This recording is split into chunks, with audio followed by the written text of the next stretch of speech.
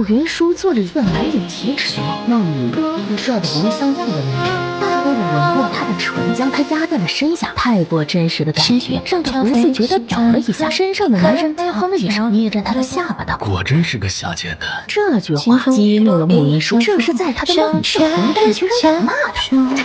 你才下贱，你全家都下贱！他腰上用了巧劲，翻身就把男人压在身下。男人有些意外，睁着一双极致妖秀的桃花眼看着他，好大的胆子！慕云舒低头就狠狠地咬上了他的唇。睡起小花白呀，你怕是小心多坏吧？男人将他推开去，桃花眼里绽出杀机，抬手欲去掐他的脖子，他一把将他的手按在了床上，凶巴巴地吼他。男人，你超自信，他里面有尸。男人叹息一口凉气，眸光加深，再一次将他压在了身下。他有几次想将他压回去，却男女体力相差太大，但没能成功。他在梦里有些憋屈，他怎么能让一个陌生男人在他的梦里欺负他？而后，他远远就有些糊涂了脑子，彻底发了疯。他半梦半醒的时候想，如果梦里的男人听话一点，这种梦多做几回也是可以的。一记低沉悦耳却不带一丝感情的男音传来，慕云舒还没有反应过来，一盆水兜头朝慕云舒泼了过来。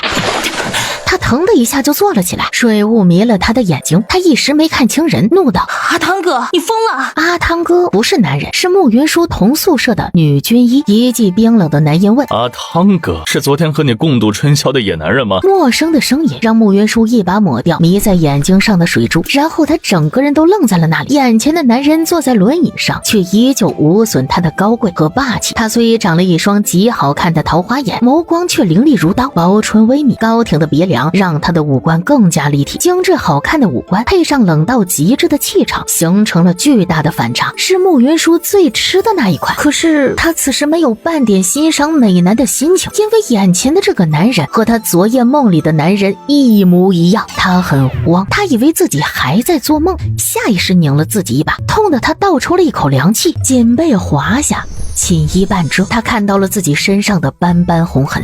昨晚不是梦，是真的。昨晚的那个男人不就是你吗？荣九思闻言轻笑了一声。昨天虽是我们的大婚之夜，但是就你这恶劣的品性，还不配让本王碰。本王昨夜要娶的人不是你，你偷换了盖头，处心积虑的嫁给本王，却在新婚夜和别的男人颠鸾倒凤。慕云舒，你这么自甘下贱，是觉得本王腿瘸了就拎不动刀了？他作为随军军医去亚马逊丛林执行任务，被食人蜂追着跳下山崖，这里明显不是亚马逊丛林。他再看了一眼房间，金丝楠木的雕花衣柜，缠枝莲的屏风，喜上眉梢的拔步床，以及面前身着古装的绝色美男子，所有的一切都在告诉他，他穿越了，而且是地狱模式的开局。当然不是。荣九思冷声吩咐：“撤下府里的红绸，挂上白帆，对外宣称王妃暴毙。”慕云舒听到这话，就知道他这是要杀他了。昨夜那个男人真的是你？荣九思连看都懒得看他，转动轮椅朝外走去。他身后的侍卫见妻，刀锋直指慕云舒的心口。喂，你真男人也太没良心了吧！这是提起裤子就不认账吗？荣九思没有回头，剑妻手里的刀离慕云舒只有不到3尺的距离。慕云舒脑子转得飞快，他虽然还没有原主的记忆，弄不明白眼前的情况，但是他感觉到荣九思的眼神不对。昨夜的那个男人虽然和荣九思长得一模一样，但是两人的气质完全不同。重点是他坐在轮椅上，腿应该是瘸的，而昨晚那个男人的腿强劲有力。天了，他该不会真的在新婚夜就给他戴了一顶绿帽子吧？他看着眼前的刀，眼泪立即就流了下来，看着拿刀指着他的侍卫道：“是你，居然是你！你昨夜睡了我，不负责任也就算了，还要杀我灭口，你还是男人吗？”已经转着轮椅走到门口的荣九思蓦然回头，见妻吓得跪在地上道：“王爷，属下没有，不是属下。昨夜王爷迟迟没有来新房，我等到半夜蜡烛燃尽了，他进来的时候，我以为是王爷。如果不是他刚才拿刀指着我，我看清他的脸，是怕都要被他蒙混过去了。虽然我昨夜认错了人，但是我对王爷却是一片真心。我早就爱王爷入骨，为王爷痴，为王爷狂，为王爷哐哐撞大墙。眼下发生这种事情，我不活了。”他他这话说完，就装模作样的就要撞墙。屋子里所有的人都用极为古怪的眼神看着他，气氛一时间变得十分怪异。慕云舒有点晕。根据穿越套路，原主处心积虑的换盖头嫁给荣九思，那肯定是爱他如痴如狂。可是现在他们为什么是这种表情？他现在要撞墙了，好歹来个人拉他一把呀！还真是个满口谎言的谎话精啊！你死在房间里，还得弄脏本王的屋子。来人，把慕云舒拖出去陈胡。慕云舒不知道哪个环节出了错，撞墙没人拉也就算了，还要将他陈胡。王爷想知道奸夫是谁？这事儿啊，没人比你更加清楚。荣九思没理他，轻摆了一下手，众暗卫就拽着慕云舒往外面拖。你不想娶我就别娶我，又何必做这种恶心的事？王府是你的王府，我从外面嫁进来，对王府一点都不熟悉，我去哪儿偷人呢？能潜入王府进到洞房的男人，只可能是王爷你自己授意的。你腿瘸了，不能人道，碰不了我，可不就只剩下让你的侍卫来做这种见不得人的事儿了？这种事你敢做却不敢认，欺负我一个手无缚鸡之力的弱女子，算什么本事啊？他这一番话说完呢，几个暗卫互相交换了一下目光。王爷不能人道，他可真敢说呀！你说什么？如果那个人不是你派来的，他却能轻易进到新房，这只能表示你是个无能的人，竟连自己的王府都打理不好，出了这样的纰漏，却把所有的罪状都推到我的身上，你还是男人吗？你知道你在说什么吗？知道啊，难道我说的不是事实吗？慕云舒只觉得他身上威压极重，要不是暗卫拽着他，他怕是已经跪下去。他就没有见过气场比他更强大的男人。昨夜我在他的胸口挠了一刀，王爷不是想知道奸夫是谁吗？不如就让王府里所有男人衣衫脱了，一验便知。堵住他的嘴，拖下去陈胡。众暗卫立即依指令行事。这个杀千刀的狗男人！众暗卫押着慕云舒出去之后，剑妻立即拉开了胸前的衣衫，以正清白。王爷英明，他的胸膛没有一丝抓痕。荣九思没理会他，退下。当屋子里只余荣九思一个人的时候，他略犹豫了一下，终是拉开了衣领，露出健硕的蜜色胸膛，胸膛上赫然有一道抓痕。荣九思拧眉看着那道抓痕，他眼里有些不解。他昨天歇下的时候身上并无抓痕，这道抓痕哪儿来的呀？他没有一点关于这道抓痕的记忆。难道昨夜外面传来脚步声？他立即将衣衫合上。侍卫领着宫里的一个太监进来，那太监行完礼之后便道：传太后旨意，宣定王和定王妃进宫，恭喜王爷娶得如花美眷。太后娘娘对定王妃啊十分满意。太后娘娘说，她盼着定王妃给王爷生小世子，她可不能有半点闪失啊。王爷，您看什么时候进宫给太后娘娘敬茶呀？公公先去花厅喝盏茶，本王换套衣衫就过来。简妻去看看慕云舒死了没，没死的话就带过来。王爷，太后一直不待见您，您的腿变成这样和她有脱不了的关系。慕云舒能够成功换下苏小姐的盖头，代替苏小姐嫁进王府，只怕有太后的手笔。太后此时要见您，八成是想羞辱您。你是想拖延时间，等着慕云舒死了，然后让太后用这事儿来问罪本王吗？剑妻脸一白，说了句不敢，便飞快地跑了出去。快速走到王府的湖边，几个暗卫正往回走。慕云舒呢？已经沉进湖里了。来晚了吗？早知道就不拖延时间了。他的面色不太好看，暗卫误会他的意思了。你放心，我们把他扔下湖的时候，除了绑住他的手脚外，还在他的背上绑了一块大石头，我亲手把他沉下去的，确认他浮不上来之后，我才离开。算一些时间，他应该已经气绝身亡了。剑妻的脸更黑了。太后要见他，他若死了，太后一定会为难王爷。别磨叽了，赶紧救人啊！他们方才将慕云舒沉湖的时候十分利索，这会儿跳下湖里救人也很利索。只是他们跳进湖里后，发现石头在，绳索也在，就是人不在了。暗卫从湖里探出头，对剑妻道：人不见了，我怕他逃走，用的是军中绑人的法子，一般人不可能解开的。我之前也没听说慕云舒会水啊，一具尸体会到哪里去啊？大白天的，剑妻后背冒出了细密的冷汗。他肯定还活着，跑不远的，赶紧找人。如剑妻所料，慕云舒确实没有跑远。他从湖的另一面爬上岸的时候，就看到剑妻来了。他觉得今天得罪了剑妻，他这会儿过来八成是来鞭尸的。他怕被人沿着水迹找来，在花丛里拧干身上的衣衫，然后就躲进旁边的花丛里。3月的春水还很是寒冷，他被风一吹，冻得直发抖。他看到旁边有一间柴房，果断钻了进去。他知道自己一旦被他们发现，就必死无疑。他打算在这里苟到晚上，然后再找机会逃出定王府。他刚松了一口气，就发现脑子剧痛无比，一堆不属于他的记忆钻进他的脑海。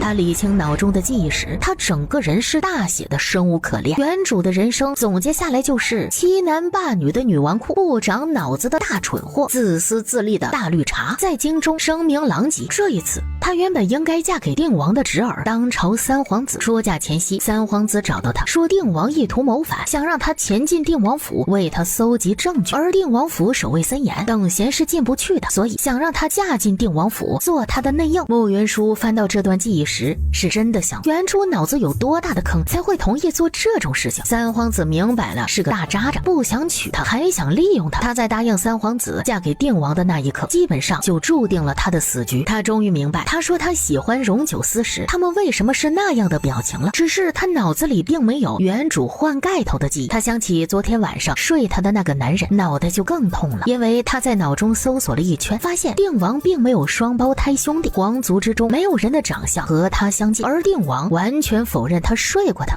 前世因为工作的原因学过微表情学，今天他试探了定王好几次，他脸上的表情都在告诉他，他对他十分不屑，不可能碰他。所以昨夜的那个男人到底是谁？穆云舒是真的替自己委屈，他前世救死扶伤，积了不少功德，穿越到这样的场景，这样一个人身上，他很想问问穿越大神，您是认真的吗？眼下这样的开局，我要如何才能活下来？他本来打算晚上想办法离开定王府回他自己的家，却发现原主早已把他娘家所有的人全部得罪光，他娘家的人就不可能会收留他。除此之外，原主在京城还得罪了很多人。门外有脚步声响起，他知道是来找他的。剑妻的声音传来：王爷，他解开了暗卫绑他的绳索，从湖里逃走了。我们在岸边发现的水刺看来他上岸了，但是我们在附近找了一圈都没有他的踪影。把柴房的门打开。剑妻应了一声，一脚把门踹开。穆云舒躲在柴垛里，天人交战。他此时有两个选择，一个是躲在里面不动，另一个是主动出来。这两个选择可能都会死，但是至少有一个稍微主动一点，也许能为自己争得一点生机。他还没有完全想好。荣九思冷声道：“把那边的柴垛搬开。”他从柴出来，对着荣九思挥了挥手：“王爷，好巧啊！”穆云舒又笑眯眯的对剑妻道：“搬柴垛挺累的，小哥哥歇一歇，别累着了。”他往后急退，抱着胸，一脸戒备的看着穆云舒。穆云舒知道剑妻没有他出来时就拿一刀劈了他，就表示荣九思这会儿没打算杀他。王爷亲自来找我，是不是有什么事情需要我做？只要我能做到，我一定全力配合。他知道这场婚事的前因后果后，就再也没有之前那么理直气壮了。毕竟荣九思原本要娶的是那位苏姑娘，和荣九思青梅竹马，两人感情极深。你还真像传闻中那般不要脸啊！他因为刚才在柴垛里钻出来，整个人看起来有些狼狈，因为寒冷而有些发白的脸，发青的唇，又有些楚楚可怜。荣九思看到他这副样子，微微别开眼。他看了一眼旁边的剑妻，脸面要是能让王爷放我愿意把我的脸放在地上，任凭王爷踩。能在水中挣脱绳索逃脱，本王还真是小看你。这不过就是雕虫小技，难登大雅之堂。王爷要是喜欢的话，我每天都可以给王爷表演一遍呢。他虽然只是军医，却也会接受各种训练。被绑架时解绳索是他最喜欢的训练。今天他被暗卫沉湖的那一刻，他就已经把绳索解开了。本王怕每天看到你会吐。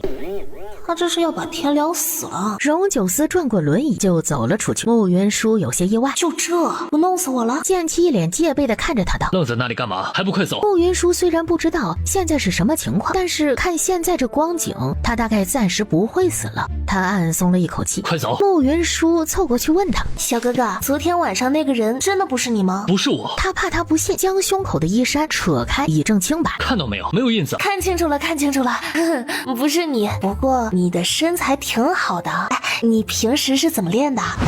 你休想打我主意。自己是着凉了，在这个缺医少药的时代，一场感冒就能要了人的性命，而荣九思肯定不会给他请医问药。等他把自己全部收拾妥当后，荣九思的耐心也基本上要耗光了。你现在可以跪下来求本王了。求什么？当然是求本王给你一条生路。穆云舒听到这话却笑了，是不是有什么突发情况让你杀不了我？他看着他的眸光更冷了几分。穆云舒却开心的笑了起来，还真是啊。他说完对着西方拜了拜。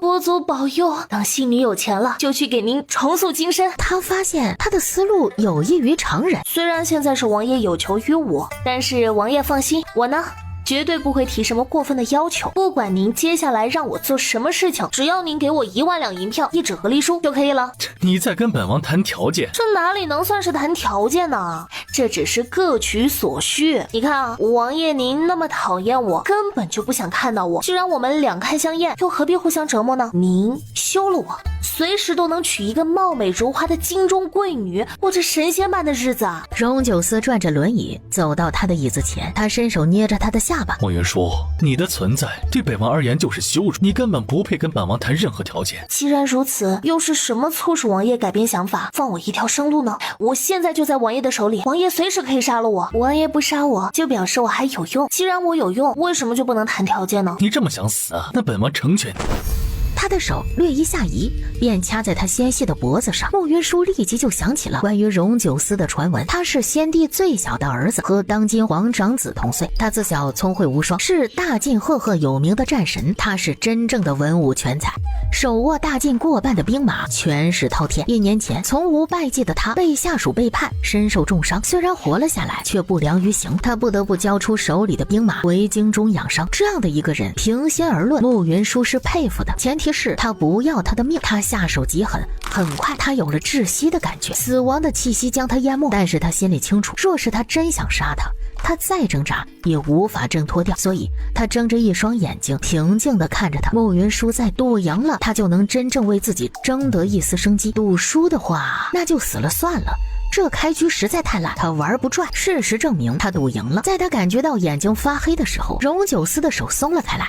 你还真是让本王意外。是王爷仁慈。荣九思看着他的眸光里多了几分打量。今天从穆云舒醒来到现在，他的应对可不是传说中蠢货该有的样子。1万两银子好说，和离书也好说，但是你得向本王证明你的价值，否则你真的没有活着的必要。王爷想让我怎么证明？荣九思的唇角微微勾起，眼里满是高深莫测。陪本王进宫见太后。穆云舒觉得只是见太后的话，不应该让他做出妥协，这里面一定还有他不知道更深一层的东西。但是他对这更深一层的东西没有兴趣，只要他拿到银子离开定王府，以后这些事情啊就跟他没有关系。见一次太后就可以吗？是的，不过见到太后之后要怎么说话，你得听本王的。穆云舒有些戒备，并没有一口答应。皇宫那种地方，太后那种在宫斗里最大的赢家，怎么看都非常危险。他要真听他的呀，他说什么他都听什么，只怕会得罪太后。他就算是今天能活着出了皇宫，拿到银子和和离书后，也不能平安离开京城。怎么不愿意？那你就真的没有活着的价值了。王爷先跟我说说，我要在太后面前说什么？万一王爷让我去接太后的短，当众辱骂太后，那不是让我去找死吗？不需要，你只需要当着太后的面承认对本王一往情深，爱本王入骨就可以了。他刚被掐了脖子，胃有些翻腾，这会儿听到这种话，一时间没控制住吐了起来。他忙压下反胃的感觉道：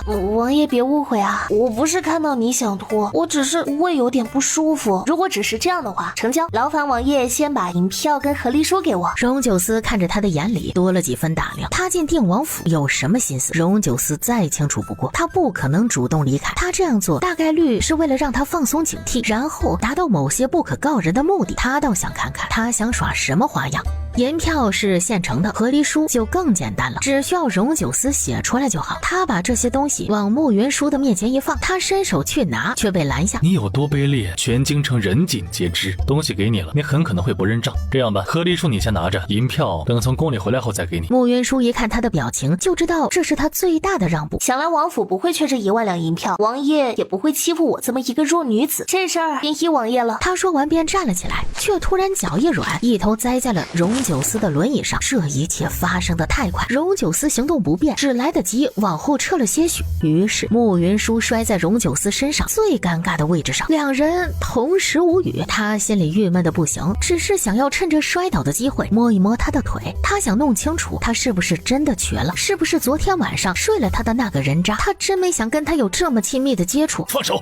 可能是今天着了凉，我刚才晕了一下，王爷别介意哈。太后还在宫里等我们，让他老人家等久了，多不好意思啊。他想起居心不良的太后，他还有些用处。来人更衣。王爷更衣，我去外面等王爷。好在他也得到了他想要的消息，他刚才趁他掐他的时候抓着他的手腕为他把了脉，他有脉象沉滞古怪，是中了剧毒的脉象，他中了这么厉害的毒还没死，真的是奇迹。他的腿虽然摸着和正常人一样，但是他的手按在他的膝盖特定位置时，他的腿连膝跳反应都没有。他那么讨厌他，刚才那样的情景，他的腿要是能动，估计会一脚把他踢飞。以此推断，他的腿是真的有问题，至少不可能站立，也不可能半夜跑来睡他。那么问题来了，昨夜睡了他的人到底是谁？他还没有想出半点头绪，荣九思已经换好衣衫出来了。方才那套衣衫不用洗了，直接烧了。是，知道我这是又被嫌弃了，这狗腿子至于这么明着暗示我吗？他洗什么手啊？有本事把我刚才碰过的手剁了呀！王爷这就换好衣衫啦，这套衣衫衬得您更加风流倜傥、玉树临风了。在本王不想听到你声音的时候，你最好闭嘴，本王怕忍不住拔了你的舌头。进宫。两人一起上了一辆马车，直接进宫。他刚才没想明白昨夜谁睡了他，却已经想出来如何解荣九思的毒。他前世是以古医世家最优秀的传人，被特招成军医的，他被誉为最有天分的军医，中西医兼修。虽然救死扶伤是医生的天职，但他不会去救荣九思。他这具身体的原主也确实一言难尽。他要说他能为他解毒，他第一反应应该是他有别的图谋，然后一刀把他给剁了。他摔下来时，脸贴在他小腹时的感觉又涌上了心头，生出了一种极为奇怪的感觉，心脏不受控制的跳得快了些。难道是我的毒提前发作了？可是这一次为什么没有之前发作时的锥心之痛？马车很快就到了宫门口，穆云舒看着庞大雄伟的皇宫，轻轻叹了口气。见妻是侍卫，进不了宫，有太监过来，欲来推荣九思的轮椅。爱妃，你来帮本王推轮椅吧。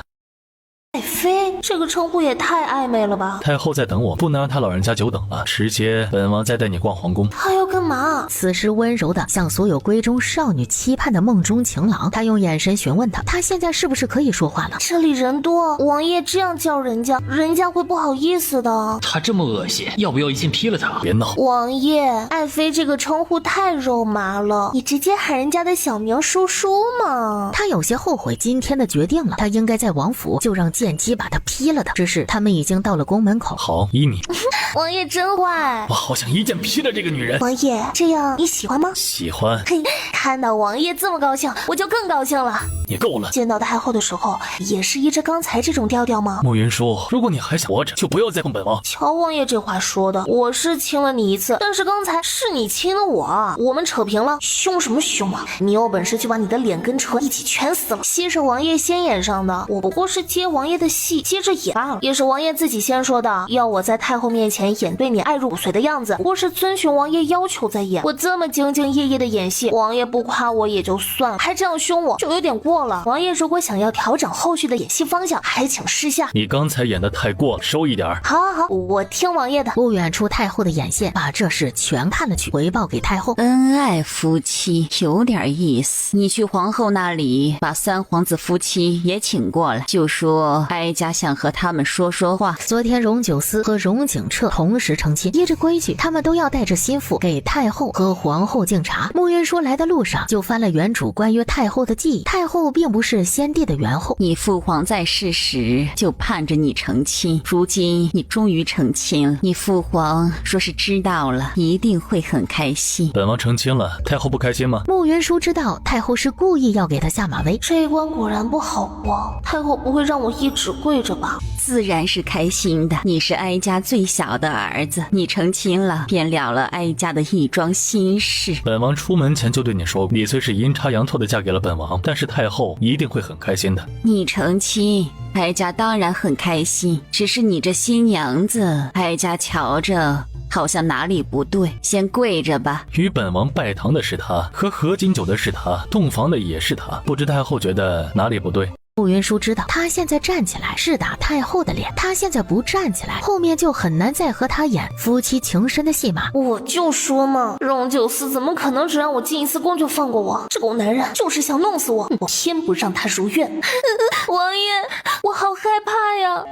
你怕什么？今日进宫前，王爷说我本不该是他的王妃，太后娘娘看到我时一定会非常生气，会让人砍了我的脑袋。你现在是定王妃，只要你不犯大错，哀家是不会砍你脑袋。你这么害怕，是做了什么错事吗？太后娘娘曾经说过，这个世上最美的东西是爱情，所有为了爱情而不顾一切的女子都是勇敢的，是值得尊敬的。这话太后娘娘还认可吗？这话是太后在她的爱女昭华公主与人私奔后，皇族又没办法遮盖下这件事时说的话。当然，但是这句话和你做下的错事又有什么关系？当然有关系了。实不相瞒，我自小恋慕定王，我自那时起便想要嫁给他为妻。只是他是文韬武略、风华无双的定王，而我只是一个没了娘亲的嫡女，我无才无德无能，根本就配不上他，却依旧不敢做嫁给他的美梦。直到昨日，我和苏小姐等在洗庙时，我知道这是我嫁给定王唯一的机会，便决定拼上一把。慕云舒，果然是你，你怎么能那么无耻？侄媳妇不要生气，这不是无耻，太后娘娘说了，这是勇敢。这一声侄媳妇真的是太扎心了，她可真敢说呀！太后有所不知，本王其实也喜欢叔叔很多年了。昨夜本王揭开盖头，发现是他，不知道有多开心。这不可能，王爷不可能喜欢慕云舒，王爷是在骗我。我虽然不如侄媳妇优秀，却胜在是真性情，王爷就喜欢我这一点。这是王爷亲出来的。王爷他怎么可能会碰你？实不相瞒，昨夜王爷要了我10回。荣九思的眉心抖了抖，用了最大的意志力才忍住没把他一把扔出去。王爷，你若喜欢慕云舒，那我呢？我们那么多年的婚约，我从15岁等你回来定亲，一等就是4年，难道我就是个笑话吗？景车，管好你媳妇儿，本王是她的长辈，她用这种语气对本王说话，太过无礼。是，玉玺，我们如今已是夫妻，我一定会好好待你。他已经和荣景彻圆房，这辈子和荣九思都没可能了。原主做下的事情，他穿越过来，原主的锅他都得背着。哀家老了，管不了你们这些年轻人的事了，这事儿往后都不许再提了。你们去御花园里赏花吧。在他们往外走的时候，慕云舒闻到了一股若有若无的香气，那香气有些古怪，他一时间却记不起来哪里古怪。王爷，是不是有人逼迫你非娶慕云舒不可？在这世上，没有人能逼本王做任何事情。我不相信，不相信王爷会喜欢他。荣九思额前的青筋暴起，心口剧痛，这是毒发的前兆，他得马上离开皇宫。你信不信不重要，重要的是本王现在的王妃是慕云舒，还有你最好也认清楚自己的身份，本王现在是你的王叔。爱妃，我们走。九思，你怎么能对我这么残忍呢？王爷刚才说了，让你喊他王叔。穆贱人，这里没有你说话的份。温柔的淑女不说脏话，有损形象的。还有，我不叫穆贱人，我叫慕云舒，你可以叫我王婶儿。侄媳妇，你挡着路了，麻烦让一下哈。我偏不让，你能拿我怎样？你喜欢这里啊？那你就站在这里呗。你今天不说清楚，不准走。走。王爷，你怎么了？九思，我不信你是真心喜欢慕云舒，你把话说清楚，否则今天我们两个死一个。你要想死你自己去死，我跟我家王爷是要夫妻恩爱，白头到老的。你不要离开我。走。王叔，你这是怎么？一言不发就动手，是个狠人。我快要呼吸不过来了，救命啊！我操！九思，你这是怎么了？快松手啊！他这是疯了吧？连自己的青梅竹马都打！哎呀，王爷快松手啊！再不松手就出人命了。三殿下，您没事吧？王叔若是对我不满，可以打我骂我，怎么能下这样的毒手？王爷，你没事，真的是太好了。你要死也得死在皇宫外啊，这样我也许还能继承你的家产呢。慕云舒，你这个贱人，放开九思！你刚才是怎么回事啊？现在怎么办啊？起开！我们刚才也算是共患难了，你要怎么做？跟我通个气儿。我答应进宫走这一趟，不是来送命的。今天摆明了有人要害你，你要出事，我也会没命的。你可能会死，本王却不会有事。早知道他这狗德行，我刚才就让他掐死荣景彻，他们一起死了，这世上就少2个祸害。很快，太后就闻讯赶来。这是怎么回事？没事，就是本王和晚辈开了个玩笑。王叔可真会说笑，这是玩笑，你方才分明是想要掐死我。那你死了吗？你还能说话，能喘气，那就是本王在和你开玩笑。现在的晚辈一点礼貌都没有，连长辈开个玩笑都接受不了，真是不孝。定王，你虽是长辈，跟晚辈开玩笑也要拿捏好度。以后那些开不起玩笑的晚辈就别在本王的面前晃，省得丢人现眼。本王罚了，回府。爱妃，随本王回府。他以为太后会出声拦他们，太后也没有发话。他们们一走，太后便让人扶着荣景彻去旁边的殿中休息。掌嘴！他们打人用了技巧，苏玉心的脸都没有红。我已经按太后娘娘交代的拦下了定王，孙行亲眼见到他此时已经毒发，眼睛全红，就要暴力发狂，不知道怎么回事，他居然就没事了。奴才已经将药引下在门口，定王今日一定会毒发的。你没做错，他也没有做错，难道是哀家的错？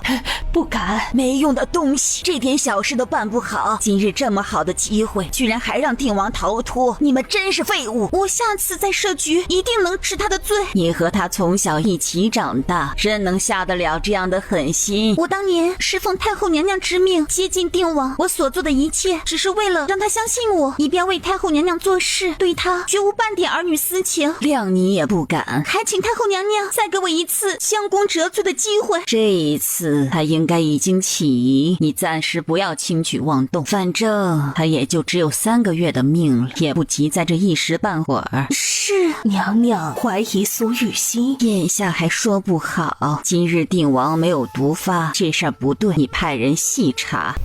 慕云舒此时已经和荣九思出了宫，他到此时也想明白了，今天从太后宫里出来时闻到的那股子香味，就是让荣九思毒发的药引。估计荣九思身上的毒和太后脱不了干系。定王府太危险了，太后和荣九思两人都不是省油的灯，我才不要趟这趟浑水。针哪来的？你好大的胆子！你竟然敢拿针扎本王！我那不是在扎王爷，而是在救王爷。他原本想说一下他中毒的事，又想起这具身体的原主是个大废物，突然懂医术，这事说不通。且荣九思中毒这事儿原本就是秘密。王爷今天的样子好吓人呢，好在我身上带了针，把王爷扎醒了，才没有酿成大祸，要不然今天我们都出不了宫了。按你这说法，你还成了本王的救命恩人了。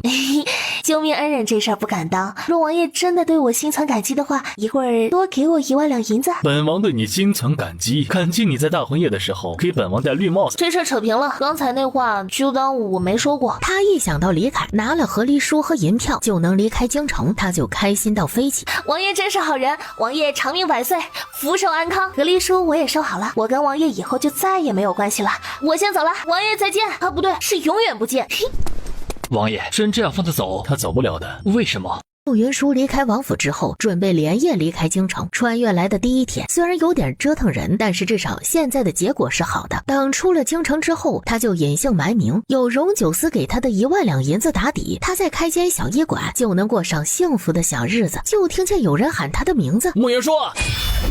多大的仇，多大的怨，是一见面就动刀吗？徐敏，他此时也认出了对方，是大将军府唯一的嫡子，是京中赫赫有名的大纨绔。两人之前并不算熟。慕云舒，你怎么能这么狠毒啊？你放着三皇子不嫁，偏要调换盖头嫁进定王府，抢走玉心的意中人，这和你有什么关系啊？难不成你喜欢苏小姐？他看到徐敏脸上的表情后，不是吧？真被我说中了。你喜欢苏玉心，你就把她娶回家呗。你娶不到她，你冲我发什么脾气啊你？老子要娶谁关你屁事啊！你破坏别人的幸福，就是个犯贱的。老子今天要替天行道，劈了你这个贱人！他说完，欲去捡被他贴落的刀。谁在放暗箭，想杀老子？回答他的是另一支利剑。慕云舒反应极快的一把将他扑倒在地。你要死也死在其他地方，别跟我死一起啊！离老子远一点！我就躺在这里不动，你要动自己动。他说完觉得这话有歧义，直接一脚把徐敏踹到了一边。你居然还敢踢老子！我又踹你了，你继续站起来骂我呀！他们好大的胆子，离特我让我爹杀了他们，只怕等不到你爹来，你就已经凉了。他们放着你这种祸害不杀，跑过来杀我，简直就是没天理。可能在他们看来，你比我更像祸害吧。慕云舒懒得理他，趴在地上，顺着脚边的阴暗处往前爬。徐敏想了想，也跟着他往前面爬。你知道是谁想杀我吗？这事儿我不知道，但是你知道。我知道，我不知道啊。领着你喝酒，趁你喝得有些醉了之后，怂恿你来杀我的人，就是要杀你的凶手。不可能，玉心绝不会做这种事情的。是苏玉心怂恿你来杀我的？他当然没有，他那么好，怎么可能会做这种事情？他比你好1000倍，好10000倍。像你这样的人才是真的该死。慕云舒懒得理他，继续往前爬。他得想办法离开这条僻静的巷子，要不然他就算不被人杀了，也得被徐敏蠢死。嫌弃慕云舒站起来想往另一边走，结果才站起来，利剑就射了过来。别舔我鞋底儿啊！身后响起脚步声，估计是在外面围杀的人迟迟看不到两人出来，决定近距离杀人了。慕云舒见这里离巷子口并不算远，拽着徐敏飞快地站起来，朝巷子口跑去。敢杀老子？你知道老子是谁吗？慕云舒要不是知道自己此时的小命和徐敏绑在一起，他真的想拿刀把他的脖子抹了。他忍了忍，捅了守在巷子口的黑衣人。你哪来的刀啊？你带过来的刀啊？所以你刚才是拎着刀往前爬的，我怎么不知道？慕云舒觉得他的话太多了，旁边又冲出了一个黑衣人。一人一边，各安天命。那些人肯定都是来杀你的，刚才不过是人锁人罢了。我们一分开，我铁定就安全了。不到10余息的时间，徐敏疯了一样的跑过来。救命啊！他路过他身边的时候，可能是觉得他在身边比较安全，拽着他一起逃。身后的追兵紧追不放，他们几次都险些被杀，都是慕云舒机敏逃出升天，竟越跑越偏，四下都看不到屋舍，一条河拦在了他们面前。他们有完没完呢？现在怎么办啊？真的是老虎不发威，他们就以为老子是 Hello Kitty 啊！什么东西啊？他听到不远处传来脚步声，可你想办法呀！少废话！现在怎么办啊？你说句话呀你！什么声音啊？我数1、2、3，你就跟着我一起跳啊！跳什么？下一瞬，一群马蜂乌泱泱的飞了过来。要不要那么刺激啊？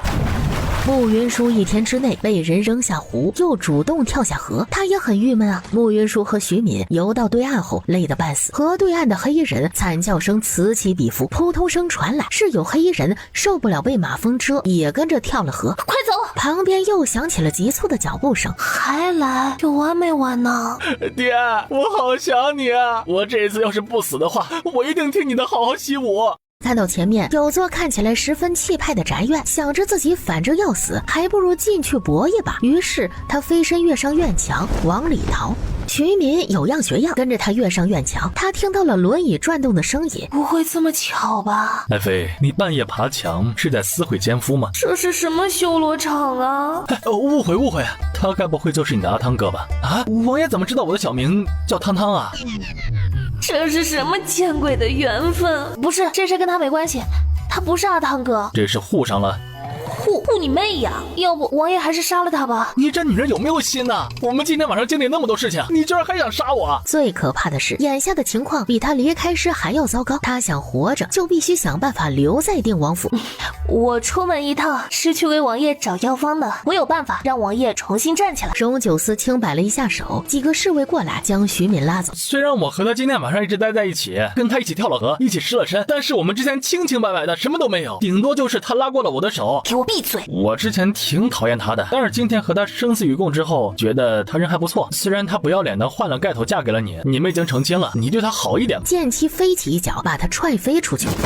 你爹没教好你，那就由本王来教你做人吧。爱妃看起来有话对本王说，我们回房说。王爷站不起来不是因为受伤，而是因为中毒了。你还知道什么？我还知道，昨天在皇宫里，王爷之所以会毒发，是因为有人故意用药引王爷毒发。你怎么知道的？我怎么知道的不重要，重要的是我知道这些，且有把握让王爷重新站起来。王爷想重新站起来吗？王爷放心，这里是定王府，我绝不敢伤你分毫。我只是想要证明我能解得了你的毒，治好你的腿罢了。王爷为了解毒，一定是想尽了办法。你如今还是这副样子，估计是束手无策。为何不让我试一下呢？王爷，能让我去泡个热水澡吗？你什么时候学的医术？这个不重要，重要的是我真的有办法治好你。你要是再不让我泡个热水澡，可能这个世上唯一能救你的人，你就要冻死了。来人，请服役。他劳累过度，又感染了风寒，治起来会有些麻烦呢。想办法救活他，别让他死。他解不了荣九思的毒，治风寒却不在话下。剑十一回来了吗？回来了，他在前院等王爷。当时那一片全都是马蜂，疯了一样的朝追杀他们的人蛰。属下长这么大都没见过这么多的马蜂，属下当时和他们隔得甚远，都被波及到了。哪儿来那么多的马蜂？不知道，但是看当时的情景，应该和慕云舒脱不了关系。不是说他是个蠢货和废物吗？他今天又是徒手解绳索，又是引来马蜂蛰人，这是蠢货和废物能做得来的事情？是他救的徐敏。是的，徐敏原本是来杀他的，而后他发现可能是对方要杀徐敏嫁祸于他，他就带着徐敏逃跑。今天在宫里，他就发现了他懂医术，他当时就想套他的话，却知道他不可能在他面前说实话，所以出宫之后他一句话都没有问他，是知道他根本就不可能活着离开京城。慕云舒再醒来已经到了黄昏，一定是我还没有睡醒，这苦逼的日子一定是在做梦，我再睁开眼睛一定能回家的。你最好能证明你有活着的价值，否则本王能立刻送你归西。老子不想穿越，老子想回家做人人爱戴的国医圣手。你的医术是从哪里学来的？老子天赋异禀，自学成才，不需要人教。老子？你是谁老子？你是我老子。好冷啊，头好晕呐，我是不是快死了？我死了不打紧，打紧的是以后没有人给王爷治腿，王爷要坐一辈子轮椅了。本王给你3天的时间，你要是解不了本王的毒，你就去门口的桂花树下做花肥去。王爷，你是在开玩笑吗？你中毒已经1年，期间至少接受过5个以上的大夫的治疗，这些大夫通通对王爷中的毒束手无策，有些一开始就路子不对，还有一些呢，一开始有点效，后面就无效了。你中毒最初的时候腿是能正常走路的，这些大夫中有人为你压制毒素，方法却没有用对，你的腿是那个时候不能走的。看来全没我猜对了，这些人给你吃了这么长时间，虽然暂时保住了你的命，却让毒素扩散到了你的全身。我想现在给你解毒的大夫一定告诉过你，你最多只能再活3个月。谁告诉你这些的？没有人告诉我呀，这些都是我根据你的脉象诊出来的。你不是慕云舒，你是谁？我不是慕云舒又能是谁啊？我娘生下我就去世了，她死后不到1年，我爹就娶了后娘。我若不表现的蠢一点，根本就活不到现在。每个人都有一张适于人前的面具，而我只是想要活着罢了。你的医术是跟谁学的？梦里跟白胡子神仙学的。他就鬼扯了。对王爷而言，只要我能替你解毒，我的医术跟谁学的重要吗？你的毒如今已经渗进5脏6腑，如果不是你内力深厚，你早就已经死了。在这种情况下，要替你把毒清理干净，至少需要半年的时间。王爷是要花半年时间让我帮你解毒，还是现在弄死我？你自己决定吧。本王凭什么信你？这我哪知道啊？我该说的都说了，你爱信不信。你要不信的话，现在来弄死我呗。你要是现在不想杀我，能不能给我弄点吃的？荣九思没理他。你先别走啊！起来！王爷，出什么事了吗？出去！王爷早上还对慕云舒厌恶至极，晚上2人就抱成一团了，这也太善变了吧！王爷，出去！慕云舒，你平时就是这样勾引男人的，只可惜你就算脱光了，本王也不会看你一眼。王爷放心，我对你没兴趣，我很饿，我快饿死了。简七，让厨房送碗粥过来。王爷人善心善，以后一定能娶个如花似玉的王妃的。很快，剑七就把粥送了过来。再看，本王就把你的眼珠子给挖了。半年之内，替本王把体内的毒清除干净。这半年，本王保你不死。再加一个条件，你没资格谈条件。我死了，你说来本王听听，不是太过分的，本王可以答应。那就再加6个条件吧。王爷，你要弄清楚一件事，现在是你在求我。一个大夫用心为人治病和不用心为人治病是完全不同的2个效果。你在威胁本王？不敢，我只是在跟王爷讲道理。毕竟舒适的环境、顺心的生活会让大夫的医术暴涨嘛。其实这都不是重点，重点是全天下除了我，没有人能解王爷的毒。你说，第一，我为王爷治病的这段日子，王爷要保证我的人身安全。第二，我要有单独的院子住。第三，诊金10万两。第四，我治好王爷之后，王爷要将我安全的送出京城。2人对彼此都不信任，于是又签下一纸合约。嚯，王爷这次不错呀，嘿，合作愉快。半年之内，如果你不能治好本王的话，你就可以去死了。我对我的医术有信心，不会有那一天的。你把徐敏杀了，心疼了。我的意思是，他要是还没死的话，我去补一刀。刚客人偷完情就要杀人灭口，当真是黄蜂尾后针，最毒妇人心呢。我就没见过比他更讨厌的男人。他才发现他的衣衫全部换过，何离书不见了。何离书弄丢的事情，他瞒着荣九思。荣九思打开用油纸包好的何离书，这张何离书是婢女为慕云舒换衣衫的时候从他身上掉下来的。门外传来脚步声，王爷，尹昌使回来了，请他进来。2人名为主仆，实则亲如兄弟啊！我不过3天没在王府，就发生了这么多的事情。早知道会有人趁乱跑进王府生事，我就留在府里了。本王又不是第一次被人恶心，多这一次不多。你这些年来为大秦镇守边关，立下赫赫战功，如今边关稳固，他们就这样对你，简直就就是。本王从未想过娶妻，慕云舒是否是真并不重要。慕云舒原本在京中就声名狼藉，他倾心的人还是三皇子荣景彻呀。就他这样的，居然还在大婚当天做出那样的事情来，简直就是……他可能没有外面传闻那么不堪。王爷竟帮他说话，你和他接触几天便知道了。赵凤，他能为我解毒。他为你解毒？他是谁？慕云舒吗？这不可能。听着是不是很荒唐？如果不是亲眼所见，本王也不会相信他有这个本事的。亲眼所见？这条腿被慕云舒挤出过一滴毒血后，能感觉到痛。会不会是巧合呀？不是巧合。你中毒之事知道的人不多，如果他不是太后的人，那就是个有真本事的。问题是，他怎么可能会有真本事？万一他是太后派来的人呢？问题是，他怎么可能会有真本事？万一他是太后派来的人呢？且他喜欢的是三皇子，他偷换了苏玉心的盖头嫁进了定王府，肯定另有所图。他千辛万苦才嫁进了定王府，如果有谋，昨天就不会离开。万一他是以退为进呢？他这样做有什么意义呢？本王已经找遍天下名医，如今最多只能再活个3个月。又有什么好怕的？你别这样说自己，你一定能长命百岁的。那便让慕云舒试试看。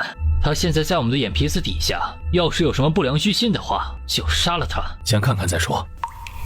第二天一早，便有婢女请慕云舒起床，说是今天荣九思会陪她回娘家。她想想原主和娘家上下差到极点的关系，能不回吗？王爷说必须得回，这是规矩。既然是王爷的意思，那就听王爷的。他见他过来，见其便推着荣九思去坐马车。犬子顽劣，多亏王爷相救，若不是王爷出手，犬子这一次必死无疑。荣九思到底对徐敏做了什么，才会让这个二货被荣九思暴打一顿之后还上门道谢？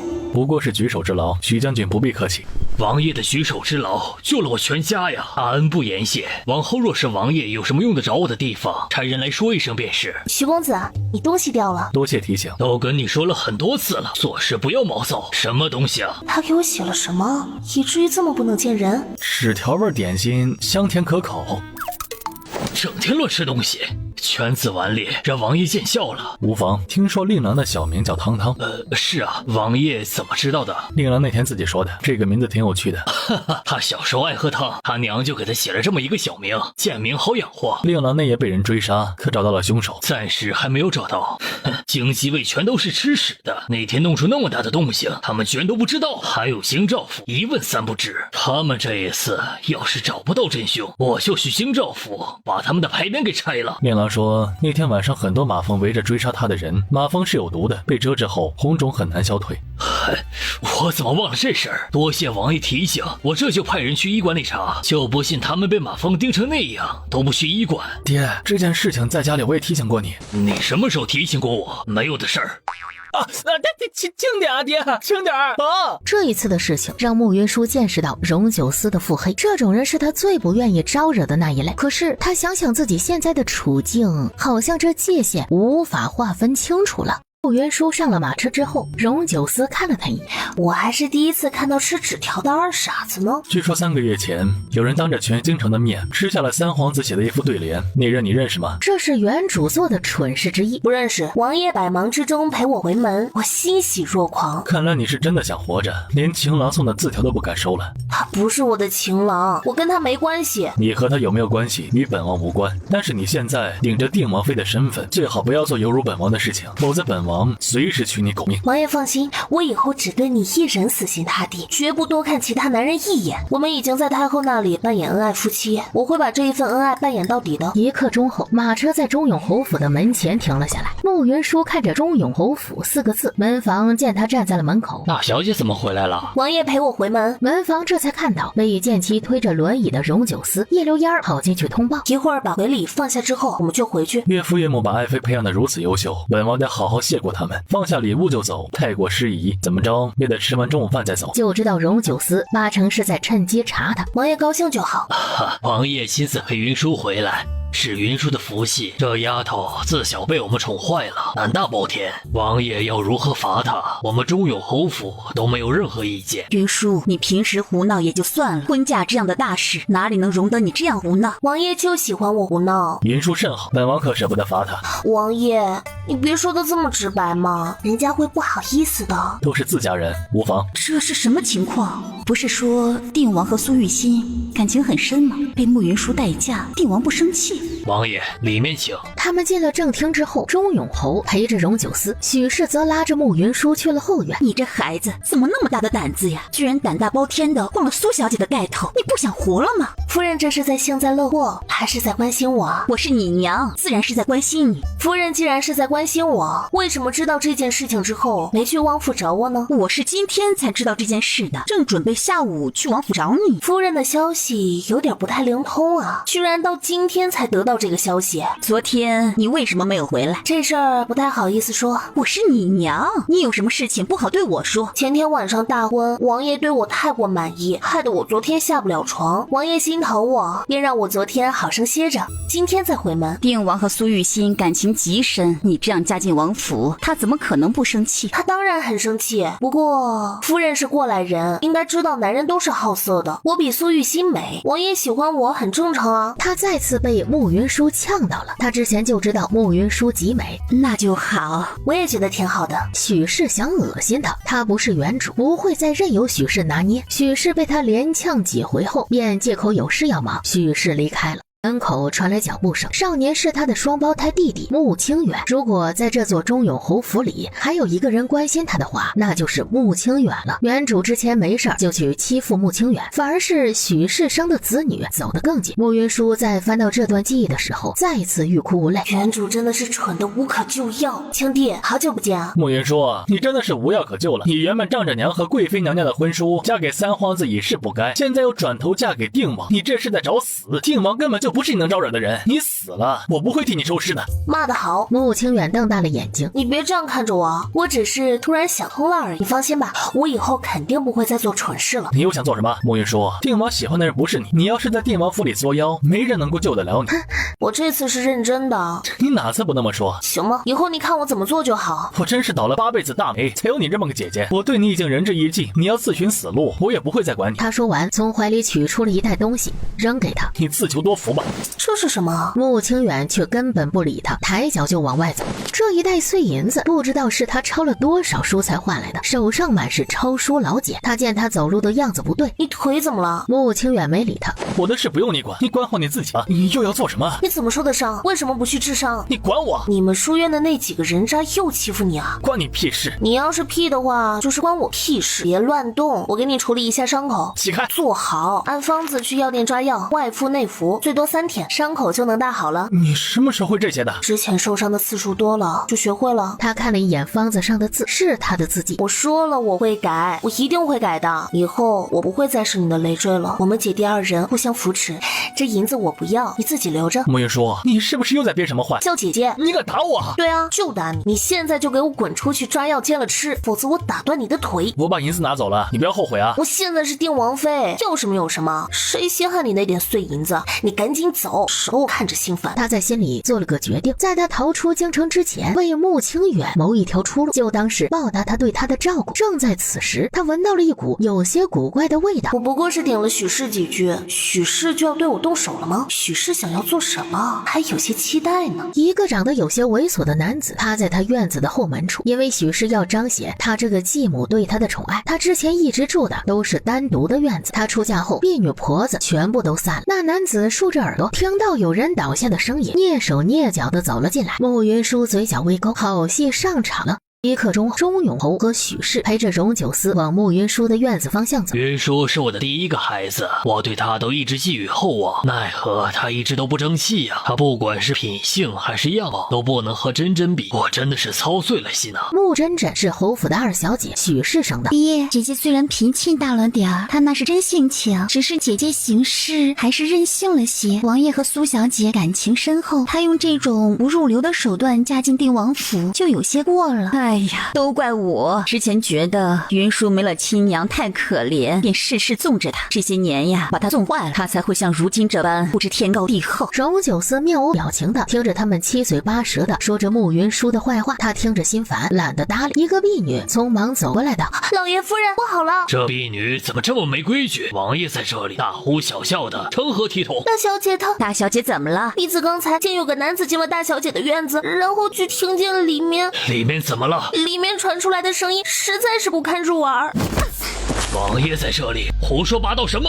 婢子不敢胡说，侯爷和夫人要是不信，去看了便知。哎呀，姐姐又犯糊涂了。姐夫，姐姐虽然有些糊涂，但是你大人有大量，别跟她一般计较。荣九思知道他们在他的面前表演了这么久，为的就是这事。他倒想看看今天中永侯府的这一场大戏会演成什么样子。带路。王爷，云舒她只是一时糊涂，她以后肯定不会再犯。这个逆女都吓人了，还如此不安分。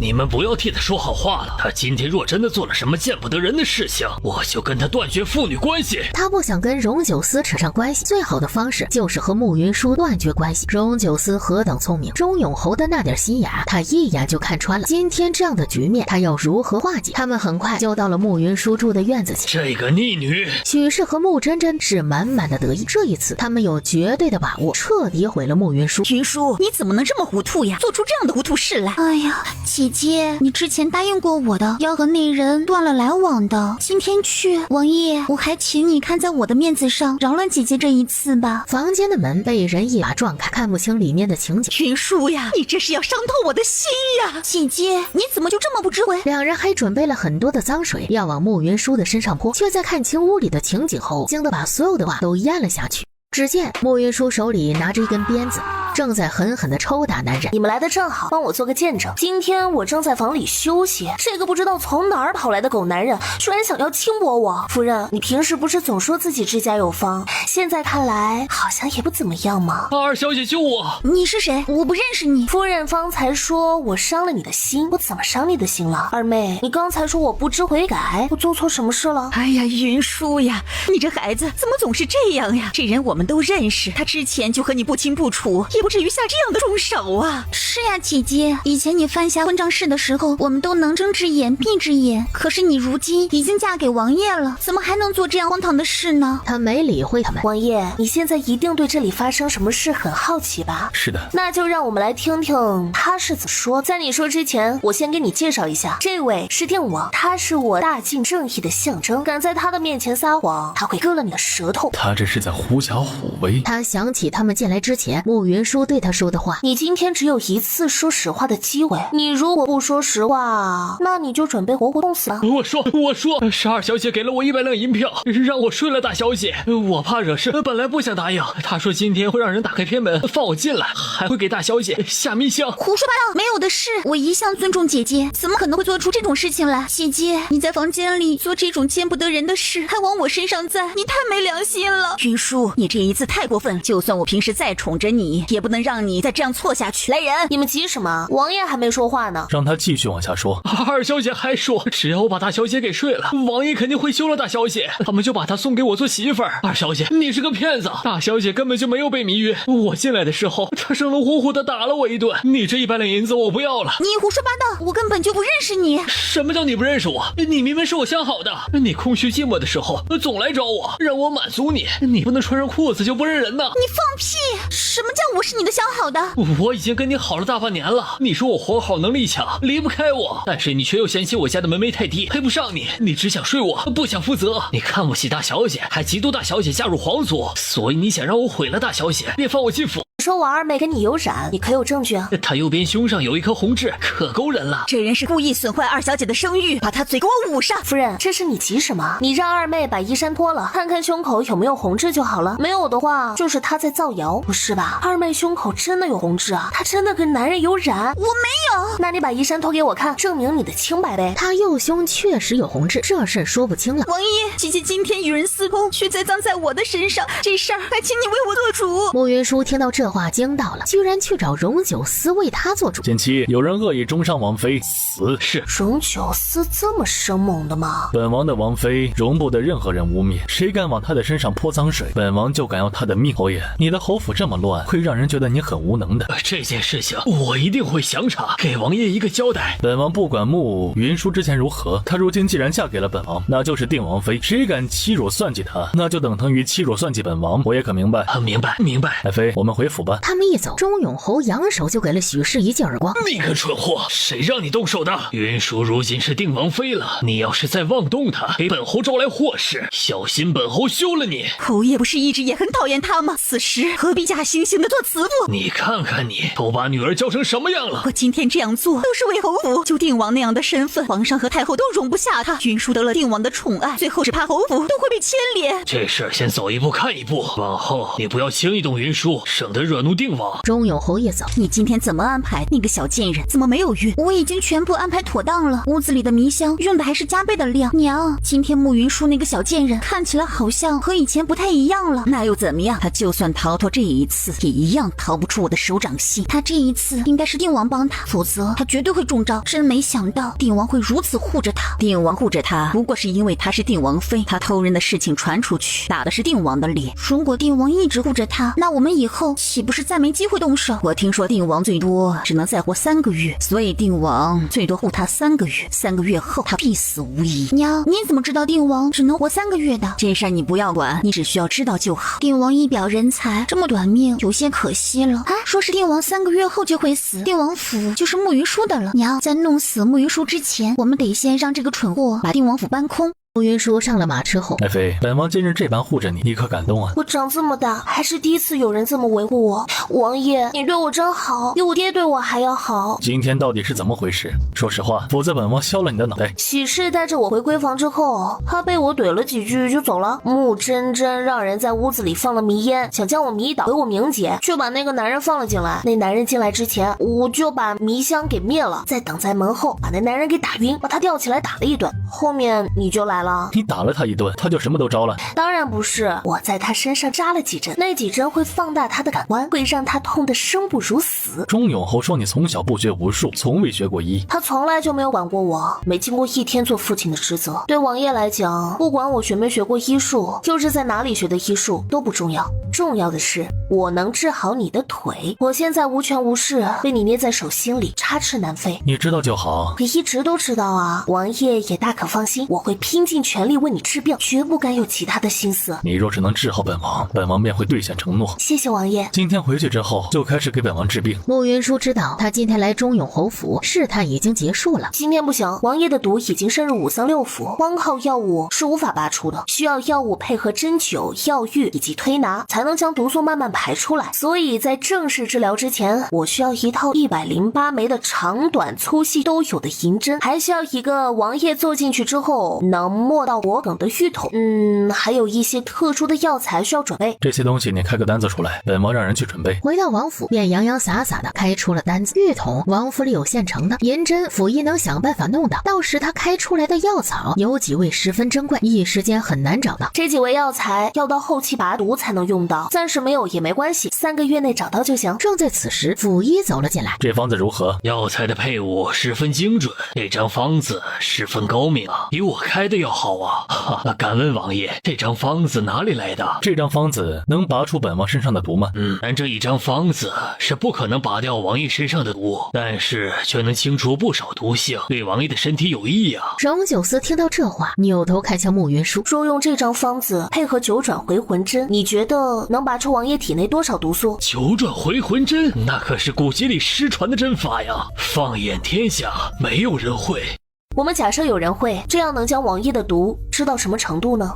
若真有人会九转回魂针，再服以这张方子，假以时日，或许真能将王爷体内的毒素清除掉。九转回魂针如此厉害？自然，传说那一套针法能活死人、肉白骨，能从阎王爷手里抢人呐。这个说法虽然有些夸张，但是根据古籍记载，如果这世上还有人会这一套针法，王爷便有救了。荣九思摆了摆手，示意府医可以退下了。你会九转回魂针？是的，这套针法没有府医说的那么神奇，但是确实有其独到之处。这套针法对使用者的要求比较高，就我现在的体质，一天最多只能施展1次。你这套针法是从哪里学的？我之前就跟王爷说过啊，我的医术是跟梦里的白胡子老爷爷学的。我知道王爷不信这个说法，但这是事实。做没做相？我只是翘个2郎腿而已，他至于这么凶吗？你以前什么样本王不管，但是你现在是定王妃，基本坐相站姿都得有，否则便是丢本王的脸。这是在王府，没有外人看见，我随性些也没什么吧？你私底下什么样子本王不管，但是在本王的面前，你得像个人样。我只是翘个二郎腿而已，怎么就是没有人样了？这狗男人也太龟毛了。行吧，听王爷的。第二天一早，银针和玉筒和最初药方里的药全部准备好了。劳烦王爷把外衫脱了，医者心中无性别。依我看，你就是想占王爷的便宜。看什么？看你啊！剑姬，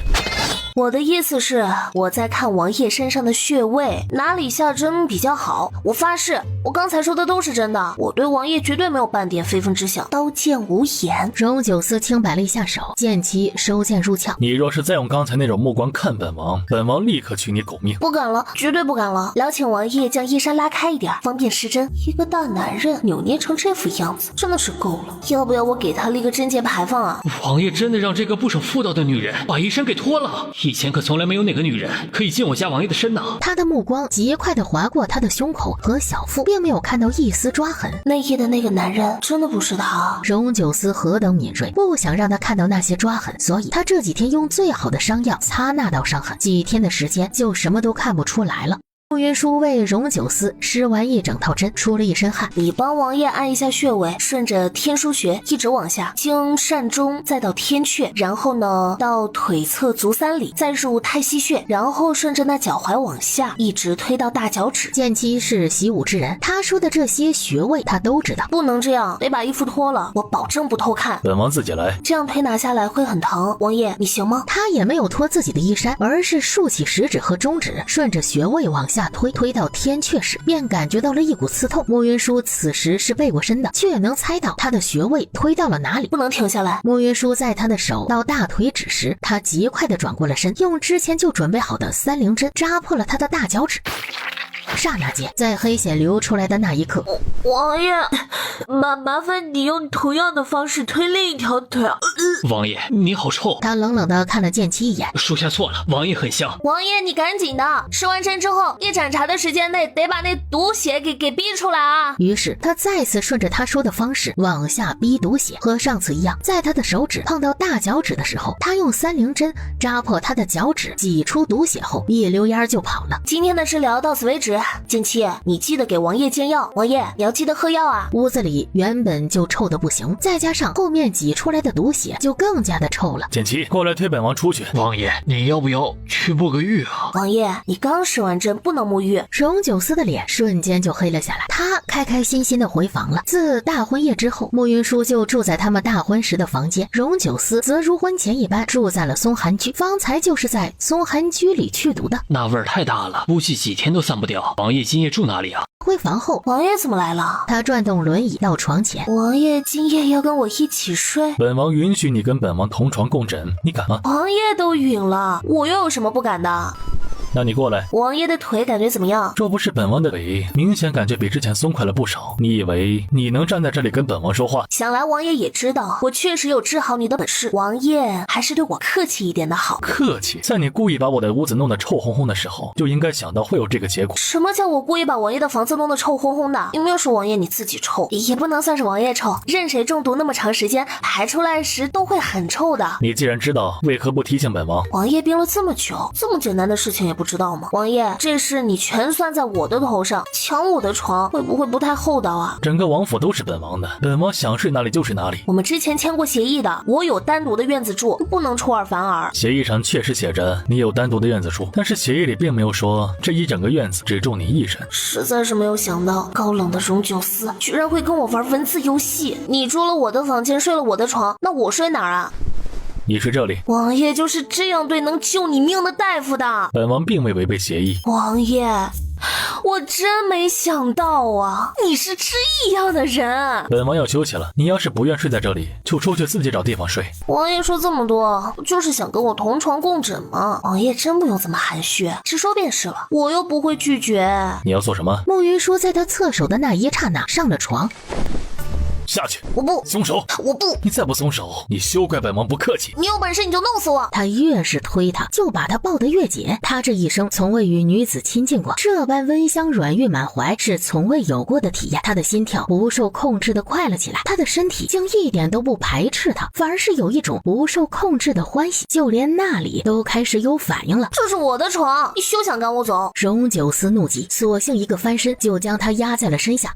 荣九思将他压在身下的时候是有些愤怒的，在这一刻他心里突然生出了一个念头，去尝一下他的红唇，看是否如他猜想的那般甘甜可口。荣九思的身体不受控制的往他靠近了些，慕云舒感觉到他的鼻息软软的，带着他身上特有的清冷雪松的气息。剑气的声音传来，王爷该喝药。他看到床上的光景吓了一大跳，我什么都没看见。他这一嗓子将慕云舒和荣九思的思绪全拉了回来，两人都有些不自在的别过了脸。眼睛往哪里看呢？荣九思当然不会对剑妻解释什么，只拿起了药碗，将里面的药一饮而尽。王爷可要密剑？不用了，退下吧。剑妻应了一声，他出门和人撞了个满怀。怎么走路的？两条腿慢慢走。隐藏时要去哪里？我有事找王爷商议。你现在不能去，为什么？因为王爷正在和慕云舒亲热，困了就回房睡觉，别在外面瞎游荡。我知道你不信，我如果不是亲眼所见，我也不信。我刚给王爷送完药，亲眼看见王爷将他压在身下，为所欲为。你眼睛是不是有问题？这怎么可能？慕云舒他，我也希望是我的眼睛出了问题，因为我也想不明白，王爷如此英明神武，怎么可能会喜欢慕云舒这种女人？这还不是第一次，之前我就见他们抱在一起，互相亲吻。尹兆峰却无论如何也不愿意相信这件事情。不知道为什么，我总觉得慕云舒很邪门。这事儿我知道了，你别瞎传，我口风很紧的，只告诉你一人，绝不外传。剑妻把药碗送回了厨房后，遇到了剑十一。我告诉你一个秘密，你不要告诉别人啊！什么秘密啊？我看见王爷和王妃。慕云舒在荣九思喝药的时候，他已经十分乖巧的睡在床的最里侧。你下去睡。我睡着了。他伸手欲来掀他的被子，忘了告诉王爷，我睡觉喜欢裸睡。王爷要是想要耍流氓的话，尽管掀，反正我又不怕吃亏。慕云舒，你能要点脸啊？脸是什么？能当饭吃吗？能当床睡吗？王爷，我今天为你施针，损耗了很多精气神，我这会儿真的挺累的。我现在需要好好休息，养好身体，才能为你继续施针。你不是说九转回魂针每天都能施展一次吗？这一套针法确实每天都能施展一次，但是连续施展的话，对身体损耗很大，而要将你体内的毒全逼出来，我至少需要施9981次。我若不养好身体，后期根本就施不了针。是他此时脸上确实满是倦容，他倒不好再强行将他扔下床。离本王远点，你肩膀哪里碰到本王了，本王就剁了哪里。第二天醒来的时候，他一睁开眼，就是荣九思那张俊得不像样的脸。只是睡一觉而已，怎么就睡成这种缠绕的样子啊？荣九思睁开眼睛，王爷，你昨天晚上主动抱着我睡，你要不要把你的手砍了？你看看你现在睡在哪里，再想想你睡之前是在哪里。这不是我的错，这叫异性相吸。你手搂着我的腰，这就是证据啊！你还有什么歪理？不如一次全说完。我只是想好好睡一觉，怎么就成歪理了？再说了，我休息好了，不是为我自己，而是为了能更好的为王爷治病。作为一个救死扶伤的大夫，我有错吗？他这话里处处都是拿捏的意思，我好想揍他。别的大夫给病人治病，病人只差没把大夫供起来，我能治王爷的病，却连个睡觉的地方都没有。我真的太可怜了。闭嘴！他穿好了衣衫后，自己转动轮椅出了院子。尹兆峰在外面等他。什么时候回来的？昨夜回来的，事情已经办妥了，就等鱼上钩了。他见尹兆峰欲言又止。怎么了？是办事不太顺利吗？不是，王爷的私事原本不是我能过问，只是慕云舒的身份特殊，除了他声名狼藉之外，还可能是散荒子的探子。就算他愿意洗心革面，好好伺候王爷，就凭他的过往，也是配不上王爷的。荣九思还没说话，你当你家王爷是配种的猪吗？我配不上，你是不是要另牵个貌美如花的姑娘来给他配种啊？我极度怀疑他是在变相的骂我是种猪。他这话也太粗俗了。王爷，他是谁啊？王府常使尹兆峰，见过。唤他王妃，不管他之前做下的事情多出格，他都跟本王拜过天地。在他正式离开王府之前，他都还是定王妃。见过王妃，我只是暂时在王府借住，尹常使不必客气。虽然王爷娶我确实有些委屈，但是这事儿是阴差阳错，我观你家王爷面相，以后一定能娶一房贤妻，夫妻恩爱，长命百岁。你闭嘴！今天王爷要泡药浴，我去给王爷准备药材。他走之后，尹兆峰开了句玩笑：王爷，他看起来好像有点嫌弃你啊。我听剑姬说了，他昨天给王爷治腿的事，王爷感觉如何呀？荣九思没有说，伸手一扔，那片树叶便嵌进了一旁的树干上。王爷这是能动用内力了？内力不能动用很多，但是能用一些。他昨日为本王施完针之后，本王就觉得全身轻了不少，腿也有了些微的知觉。那真是太好了，只要他能治好王爷，不要说喊他王妃了，就算是喊他祖奶奶都行。你不必太给他脸面，他这性子你今天也看到了，你敢叫他祖奶奶，他就敢答应。也是，都出来！他的话音一落，便从树后钻出来几个暗卫。你们在这里做什么？没什么。剑姬说王爷昨夜睡了王妃，我们便来看看。王爷饶命！我只跟剑11说了，你们怎么会知道？我也只跟剑13说过。你们好大的胆子，竟然敢探听本王的事，都给本王去刑房领20军杖。我不是跟你说了，不要跟别人说吗？剑13也不是别人呐，是出生入死的好兄弟啊。他们挨罚的时候，慕云舒刚好从旁边经过。王妃，行刑的时候有些血腥，你避让一下。没事，我不介意。你不介意，可是我们介意啊！你们为什么被罚？都是他害的。你做什么了？以至于把你的兄弟们全拖下水？没事，不能说就不说了啊！你们下次被罚的时候喊我一声哈，我喜欢看这种热闹。原来他的关注点是这个啊！接下来的几天，慕云舒一直在给荣九思治病。这天上午，门房拿着一张帖子给他，这是花生节的请帖，王爷说了，王妃可以去参加。他拿着帖子去问荣九思：王爷，我能不去吗？太后一直想拿我的错处，你是定王妃，这样的宴会你不去不行。为什么不行啊？我可以装病不去啊？你敢装病，太后就敢派人见府探病。你到时候被拆穿，太后会觉得本王怕他，你丢得起这个脸，本王却丢不起，所以你必须得进宫参加赏花宴。王爷就不怕我去了更丢你的脸？这个还真不怕，你只需要拿出在王府里对本王的架势去怼他们，一定会所向披靡的。王爷这是在夸我还是在骂我？当然是在夸你了，像你这么招恨的人可不多。忽然觉得头皮有些痒。你明天参加宴会，本王只有一个要求，不能丢了本王的脸面，坠了本王的名声。只要能维护王爷的脸面和名声，我怎么做都可以吗？不管我明天得罪谁，闯下怎样的祸事，王爷都会保住我的命，对吗？对的。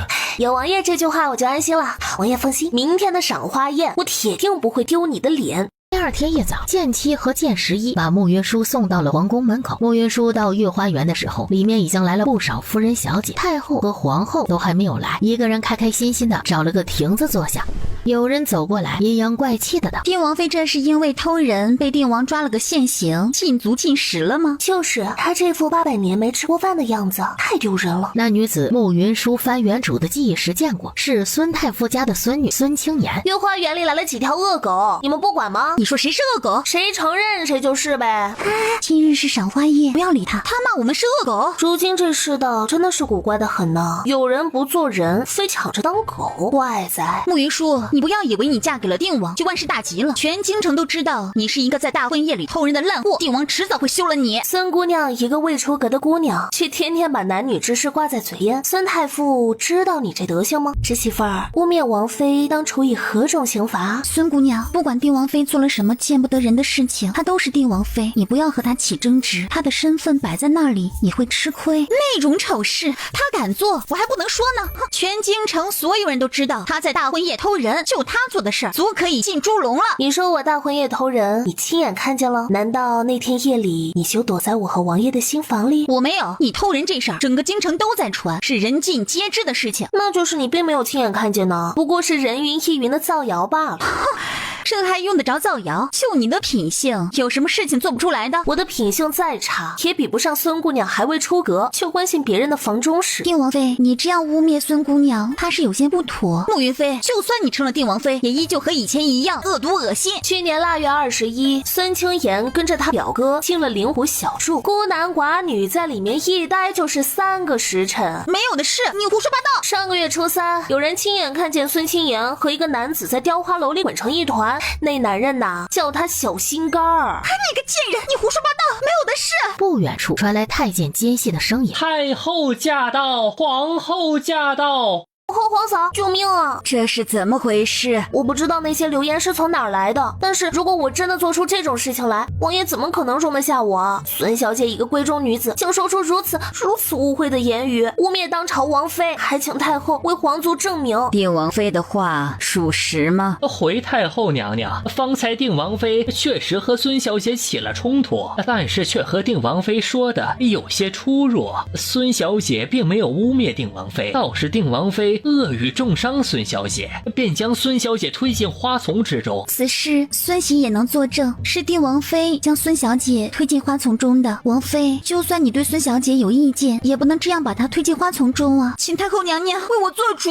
你还有什么话要说？我没有做过的事情，当然不会认了。恳请太后给我一盏茶的时间，自证清白。行，那就让哀家来看看你要如何自证清白。你若是证明不了你没有推孙小姐，哪怕你是九思的媳妇儿，哀家也一样会重罚你。听你刚才的证词，我和孙小姐起冲突时，你是从头听到尾的。那么请问，我是在哪里和孙清言发生冲突的？在那个亭子里。谁先进的亭子？王妃先进的亭子，孙小姐后进的。他们主动来找我，撇开说话的内容，我坐在最里的那个位置，对吗？那你还记得我是什么时候站起来的吗？奴才方才一直在忙，并没太过留意这件事情。你能记清楚我和孙小姐的对话，却记不清我什么时候站起来的。这位公公一直在忙，背对着亭子，听见声音，没看见王妃何时站起来，也属正常。那你一直在亭子里，总该看到我何时站起来的吧？你和孙小姐起了争执后就站了起来。我站起来之后就推了孙小姐吗？是的，我站在这里，孙小姐站在我的前面，我伸手推她，能推到最角落里，好像方向不太对啊。我记得不太清楚，你当时应该站在这个位置。你暂时扮演一下孙小姐啊，劳烦你推一下她。侍卫点头，用力地推了一下那个太监。太监被推倒在地，却离那个花丛还有至少10步的距离。我真是天生神力呀！用力一推，就能把孙小姐一下子推那么远。太后娘娘饶命啊！推人的事情她撒谎了，太后，我是不是就可以光明正大的质疑她？其他的话都在撒谎。不管我是怎么嫁的定王，我都是上了御典的定王妃。我身为定王妃，却被人如此陷害，如此欺辱。长此以往，是不是随便哪只阿猫阿狗都可以欺辱我？大胆奴才，竟敢欺主！来人，拖下去杖毙！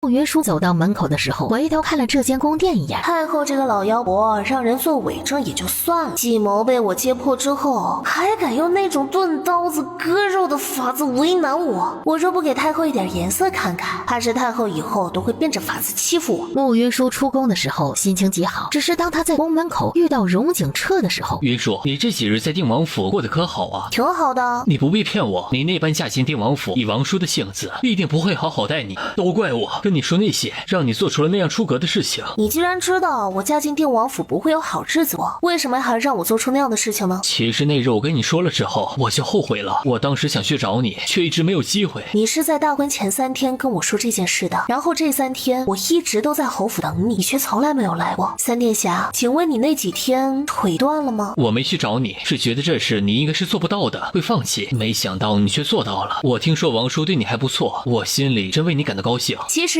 我也挺高兴的，毕竟我成了你的长辈了。以后你还是按规矩来，喊我一声王婶儿吧。我知道你这是生气了，王叔待你再好，他也是个残废罢了，都怪我。我知道前面有家店里的点心很不错，想来你也饿了，我们一起去用一些。谁要和你去用点心啊？云舒，你不要太过分了，你若是再这样的话，以后就不要再来见我了。哈，什么叫我不要再来见你啊？哎，今天是你爸爸来找我吧？滚一边去，别挡我的路，否则我对你不客气。你闹够了吗？你再这样子，以后就算是跪在我的面前，我也不会多看你一眼。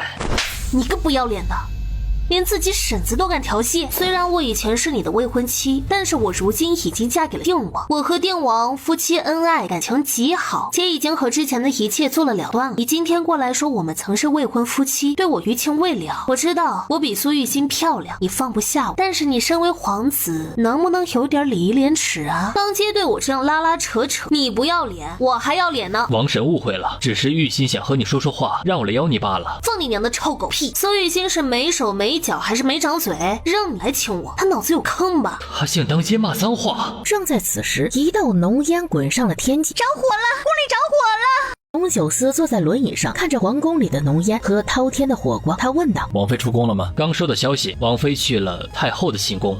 不过我们的消息有延迟，王妃也可能已经出宫了。宫里着火的位置似乎是慈宁宫，这该不会是王妃的手笔吧？放眼天下，敢在宫里放火的人屈指可数。王爷，你这个王妃了不得呀！简七陪本王进宫。简七应了一声，正要去准备马车，门房却来报：王爷，王妃回来了，让她来见本王。我来了。荣九思轻摆一下手，除了引兆峰外，门房和侍卫全部退下。司宁宫的火是你放的？不是啊，我怎么可能会做放火这种事情啊？王爷当宫里那些人都是二傻子啊！我要是真的放了火，他们会放我出宫。王爷这样看着我，可是觉得我貌美如花，对我动心了。尹兆峰的嘴角直抽，还从来都没有人敢这样对荣九思说话。我突然想起我还有事，我先去忙了。尹长史他这是怎么？你要是再不说实话，到时候宫里找上门来，可别怪本王不保你。王爷放心吧，他们查不出来。所以你这是承认宫里那把火是你放的？其实也没什么，只是我找了个能聚光聚热的东西，采集太阳的光热，引着了帐幔。王爷放心，这火呢是我出宫之后才着的，那东西引着火之后就会被烧融，不会留下半点痕迹的。且我在放置这东西的时候啊，太后正在拉肚子，整个慈宁宫里乱成一团，没人看见我动手。太后好好的为什么会拉肚子？这事儿就真的不能怨我了。上次进宫的时候，我就在她宫里闻到了某种熏香的味道，然后呢就动了点心思。今天进宫的时候，我身上弄了点特制药，她若不将我留在身边为难我身上那点药性便不会起作用。可是他今天变着法子为难我，一直将我拘在他身边，他可不就是自作自受了？我告诉你一个秘密啊，不要告诉别人。太后今天没控制住，拉自己身上了，那个味儿啊，比你那天排出的毒血还要大。王爷听到这事儿也很高兴吧？我知道你这些年来被太后欺负得很惨，但是因为他是长辈，你一直不太方便出手。我这一次不但让他痛得半死，丢尽脸面，还将他的寝宫一并烧了，是不是超级解气啊？今天进宫之前，他心里其实是有些担心的，如今他却发现他白担心了。他似乎玩得极为开心，还顺便教太后做人。我知道王爷要夸我，但是我们是什么关系啊？哪里需要来这些虚的？往后王爷若是有什么不方便动手事情，都可以喊我一声，我呢一定保护王爷。本王不需要你保护。是，王爷如此强大，自然不需要我保护了。只是我们身份不同嘛，有不同的长处，有些事情王爷不方便做，我却可以啊。慕云舒，你从哪里学来这些奇奇怪怪的东西啊？这还用学吗？不是有脑子就会吗？王爷，你就不好奇我是怎么出宫的？那你是怎么出宫的？这不是有脚就行吗？这是他去皇宫一趟就助长了他极大的底气，如今都敢来招惹我们。你不好奇那些药粉是怎么配出来的吗？你是不是想说这不是有手就行？王爷真厉害，这都能猜到啊！王爷别动不动就拔剑嘛，这东西很危险的。开个玩笑而已，真不用那么当真。再说了，人生在世不容易，开心是一天，悲伤也是一天，又何必垮着脸呢？开心一点嘛。荣九思长这么大，还是第一次被人这样教训。他拿起手里的剑，做出要扔出去的姿势。他手里的剑最终还是扔了出去，将一根树干给捅穿震落。和树干一起落下的还有剑气。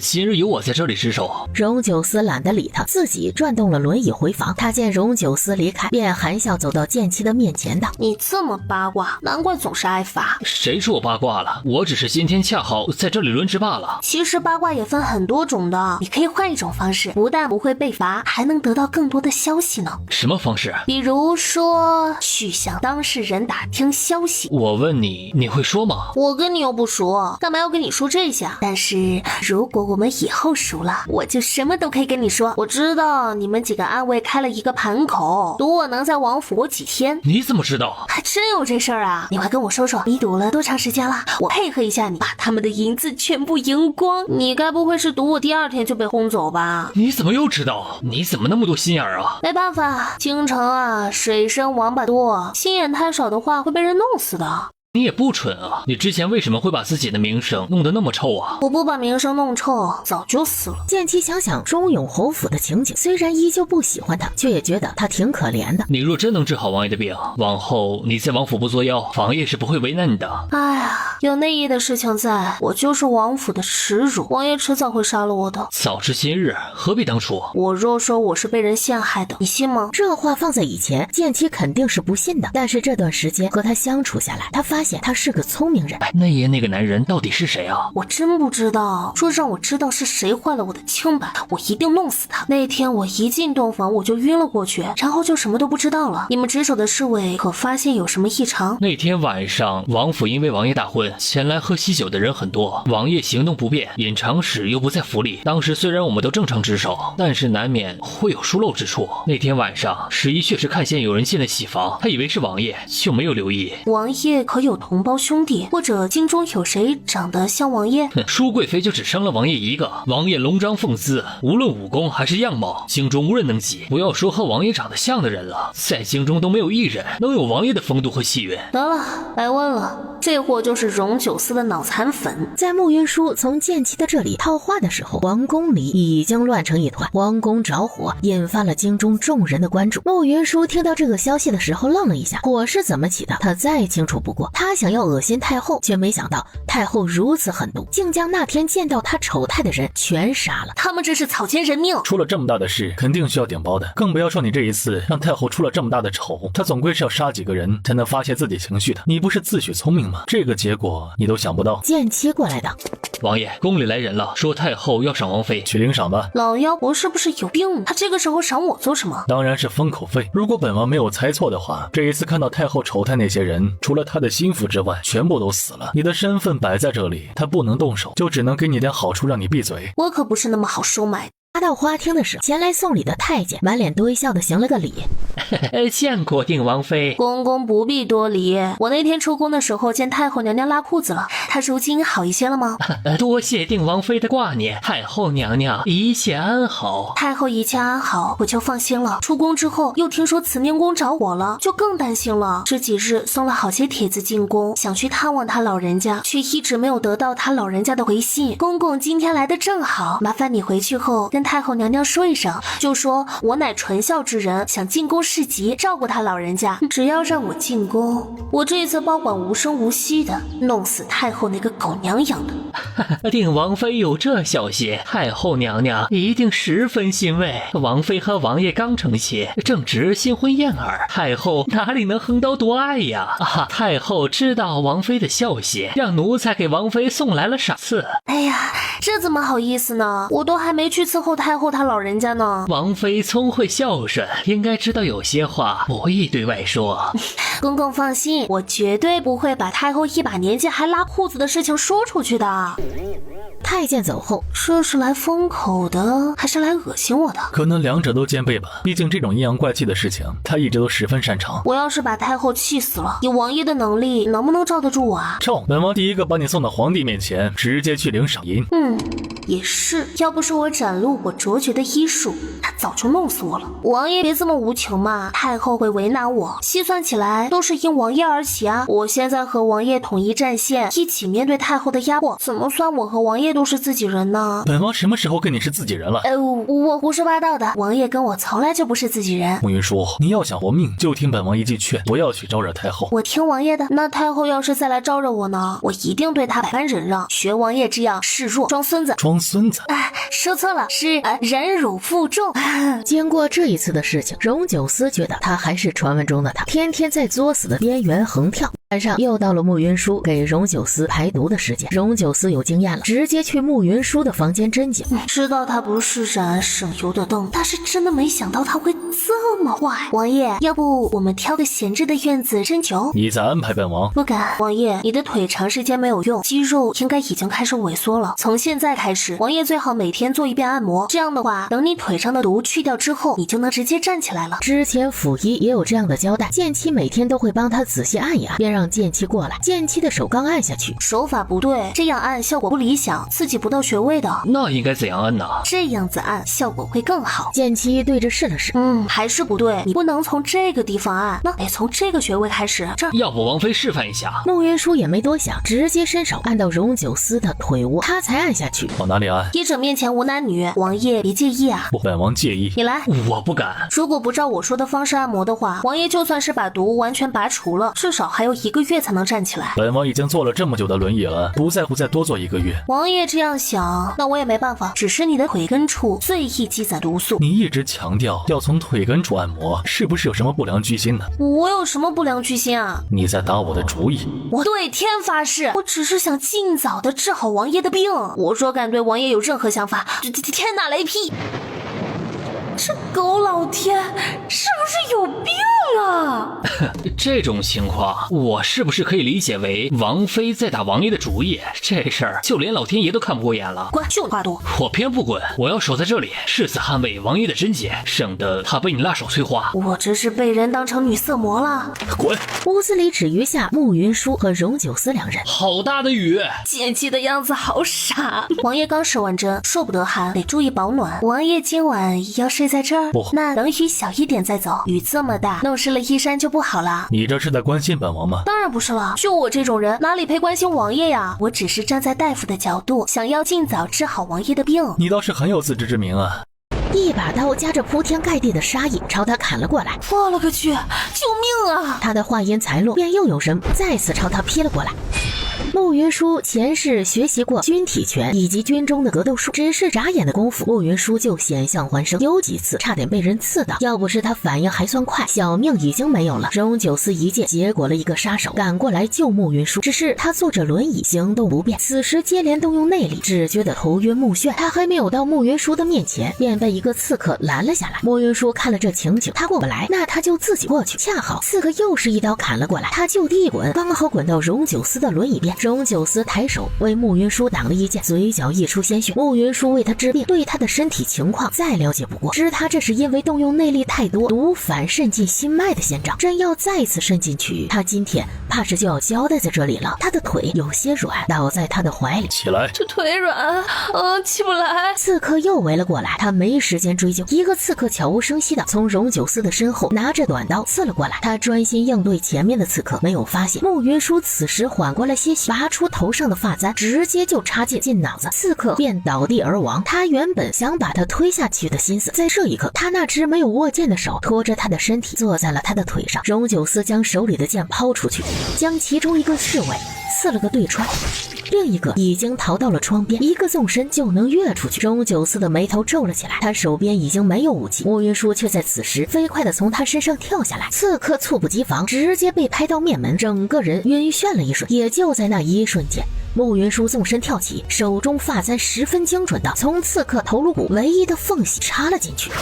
你没事吧？有事，我很害怕。门再次被人一把推开，两人齐齐看向门口。这一次来的是剑妻，不是刺客。剑妻看到屋子里的景象，吓了一大跳。属下来迟了，请王爷责罚。有事的时候你不在，没事的时候天天在本王的面前瞎晃，确实该罚。屋子里乱成一团，这屋子暂时没法住人。慕云舒便跟着荣九思去了他的住处。窗边那根绳子是怎么回事？我怕再出现大婚宴那种事情，所以我就在窗边再设了一下拉锁。我睡觉之前把拉锁系在床头，如果有人要爬窗进来的话，我能在第一时间发现。那夜的男人是不是你的相好？王爷也知道我声名狼藉，荆州没有男子看得上我。如果硬要说相好的，那也只有三皇子了。他也大婚，所以不管王爷信不信，大婚那日真不是我换的盖头。我从没想过要拆散王爷和苏小姐。我知道我说这种话，王爷是不会相信的。不是你答应三皇子来定王府做内应，然后想方设法的嫁进定王府的吗？这件事他居然知道，怎么不替自己辩驳呢？我是有答应过他，如果他真的心里有我，就不会提出这么荒唐的要求了。所以你就在皇宫门口给三皇子难堪，是想和他划清界限吗？那一夜发生那样的事情，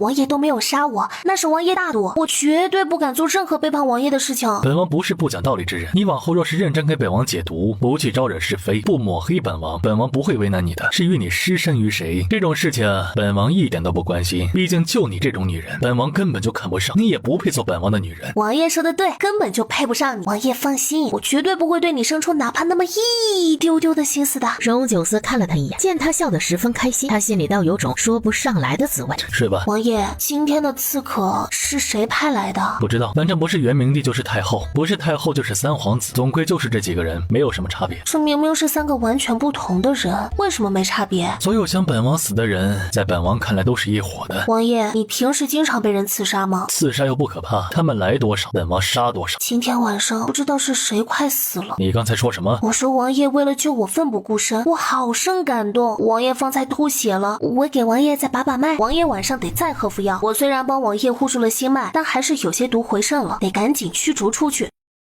说完，将剑妻喊进来，开好了方子，让他立即去抓药。我还得为王爷施几针，王爷能把衣衫拉开吗？你自己拉吧，反正你刚才已经拉过了，很熟练了。他觉得他这话里有撩他的意思呀。方才我若不及时给王爷施针，王爷怕是已经死了。事急从权，不要那么在意细节嘛。你做什么？今天情况特殊，还请王爷忍忍。他一个大男人，皮肤怎么会嫩成这样啊？好不容易施完针，他累得不行，一头就栽在荣九思的胸前。等剑妻抓完药并接好送过来的时候，看到的就是两人相拥而眠的情景。我什么都没看见。闭嘴！他晕过去了。王爷不用跟属下解释，王爷想解释也不是不可以。滚！剑妻一溜烟的跑了出去，属下就在门口守着，王爷有什么事情喊一声，属下便能听到。他此时整个人睡得无知无觉。荣九思的眉眼里染上了极淡的笑意。这一夜，慕云舒睡得其实不算安稳，他在梦里又回到了亚马逊丛林。他为了逃避身后巨蟒的追杀，眼见他就要逃出去了，他的室友从一旁跑出来，直接朝巨蟒的方向跑去。慕云舒急得不行，大声喊：“阿汤哥，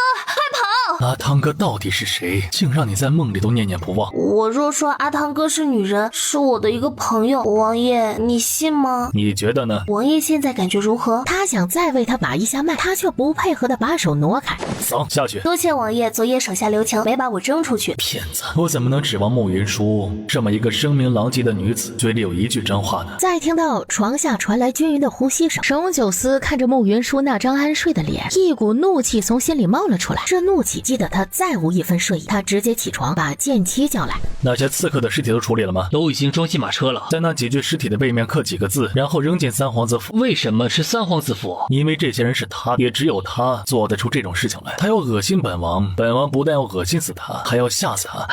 属下这就去办。京城城西三皇子府，荣九彻站在庭院前，他们还没有回来。还没有回。一个小厮匆匆走了进来。殿下，后院不知何时多了6具尸体。谁先发现这些尸体的？是小的一早打扫院子的时候发现的。侍卫呢？本王的侍卫呢？你们全是死的吗？别人把尸体扔进王府，你们居然没有人知道。昨夜当值的侍卫，每人杖30。尸体的背上用剑刺了几个字：犯本王者死。殿下不必恼怒，定王原本就是军武出身，他在这方面会更擅长。他太嚣张了，把我的人杀了，还扔到我的府上，简直就是欺人太甚。苏玉心带着婢女走了过来。帝王不过是将死之人，殿下何必跟他较劲呢？你与他是青梅竹马，这是心疼呢。殿下这是吃醋了，我和他哪有什么情分可言呀？我喜欢的人一直都是殿下，是荣九思他不要脸，一直对我死缠烂打。荣九思对爱妃情根深重，但是爱妃的心里一直只有我一人。我每次想到这件事情，就觉得他真的是蠢不可言呐。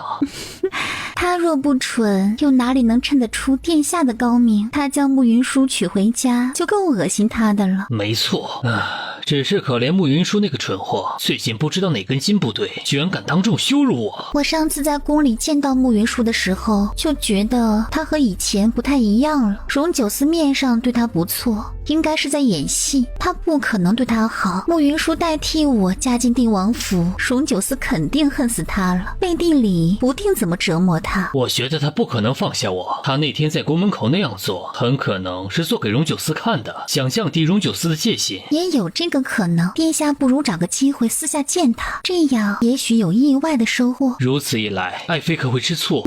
我吃谁的醋，也不可能吃慕云舒的醋，因为他不配。晚上睡觉的时候，他非常自觉地跑到荣九思的房里打地铺。出去！我那屋子里死了人，我不敢住，我怕鬼。你连人都敢杀，还怕鬼？那是因为我杀人了，才把他们变成鬼了，都不放过我。歪理！出去！王爷，我这会儿出去的话，就只能去找剑妻他们了。虽然我的名声不好，但是我不能毁了你的名声，不是？我们虽然是和离了，但是外人不知道啊。王爷，你不能这样。你需要我帮你治病的时候，你就让我跟你一起睡；不需要我的时候，就让我出去。这个不太合适吧？荣九思瞪着他。王爷，人家是真的害怕。出去！你就留我在房间里嘛，我会很乖的。那你便留下吧。多谢王爷。昨日跟王爷说的按摩之事，王爷还是要重视的。怎么按？王爷能按到的地方可以自己按，不方便按的地方可以找倩妻帮忙。你帮本王按小腿。我怕王爷嫌弃我脏。荣九思冷冷地看了他一眼，只要王爷不嫌弃，我12万分的愿意。这腿好摸又好看呐。两人相处再没有之前的剑拔弩张，反而是有一种难以言说的默契，便觉得寻常夫妻相处大概也是这样。夫妻？她这样的女子不能做我的妻。她刚刚还好好的，突然就变了脸。我刚才没做什么吧？要不是我的屋子里死了人，我是怎么都不愿意来这里和她挤的。第二天上午，慕云舒闲得无聊，发现脚边有一封信，拿着那封信去找荣九思。王爷，救命！什么事？荣景彻写信约我出去。我输了，王妃聪慧，是我小人之心了。这信是你们让人放到我身边的，我就说嘛，荣九思这里王府主治军，纪律严明。今日一早，三皇子便让人送信过来，他没做任何避讳。我担心王妃心里还有他，会做出对王府不利的事情来。王爷觉得王妃不会做这样的事情，我们便打了个赌。如果我拿着这封信什么都不说，你们是不是会杀了我？那倒不会，王妃若将这信收起来，我和王爷会看你的反应。你若后天想方设法离开王府和三皇子约会，我们也不会拦，只是你治好王爷的病之后必死无疑。若你后天不离开王府和他约会，把这事烂在心里，你治好王爷的病后，王爷会把你毒哑送给三皇子。所以我这是在鬼门关走了一圈吗？王府的这几个狗男人心思也太深了吧。那我现在这样的处理方式，是不是表示我通过你们的考验了呢？还喜欢荣景彻吗？他卑鄙阴险，手段狠辣。他这样的男人，我这一辈子都不想再见到他。那可不行，3天的庙会你准时赴约。为什么？他不是处心积虑想要打听定王府的消息吗？你去告诉他。你这摆明了是钓鱼执法，我不去。钓鱼执法就是把我当成饵撒出去，看着他上钩，在拍耍团团转。王妃的这个说法还挺有意思的。这种执法方式，被撒出去的饵一般都不会有好的结果的。到时候一个不好，你们可能就会怀疑我是不是透了不该透的消息，外面很危险，我不想出去。你不用担心，本王陪你一起去。我不去。你这一次是为本王办事，本王答应你，不管发生什么事情都不会迁怒于你，还可以额外给你1000两赏银。你治好本王离开王府后，花银子的地方会很多的，后半生的日子可能会过得很凄惨，再惨也不会比现在惨。定王府危在旦夕，京中要本王的命的人也不少，一旦定王府覆灭，你觉得你还能活？我有3个要求。说。第一，不论成败，我出场费要5000两银子。太贵了，这活只有我一个人能干，独门生意。可以。王爷爽快。第二，出门风险大，要派个暗卫保护我。好。要对荣景彻透哪些消息，王爷事先说清楚。就像上次进宫收拾太后那样。不敢了，我保证，只要他不为难我，我一定不会先动手的。好，这件事本王也答应你。先给银子后干活。事还没做就要银子，这个有点过了。要不你们先付1半的银子，尾款事情结束时付清。给他。他收到银票后，王爷敞亮，王爷大气，王爷长命百岁。我这一次保证完成任务，绝不让王爷失望的。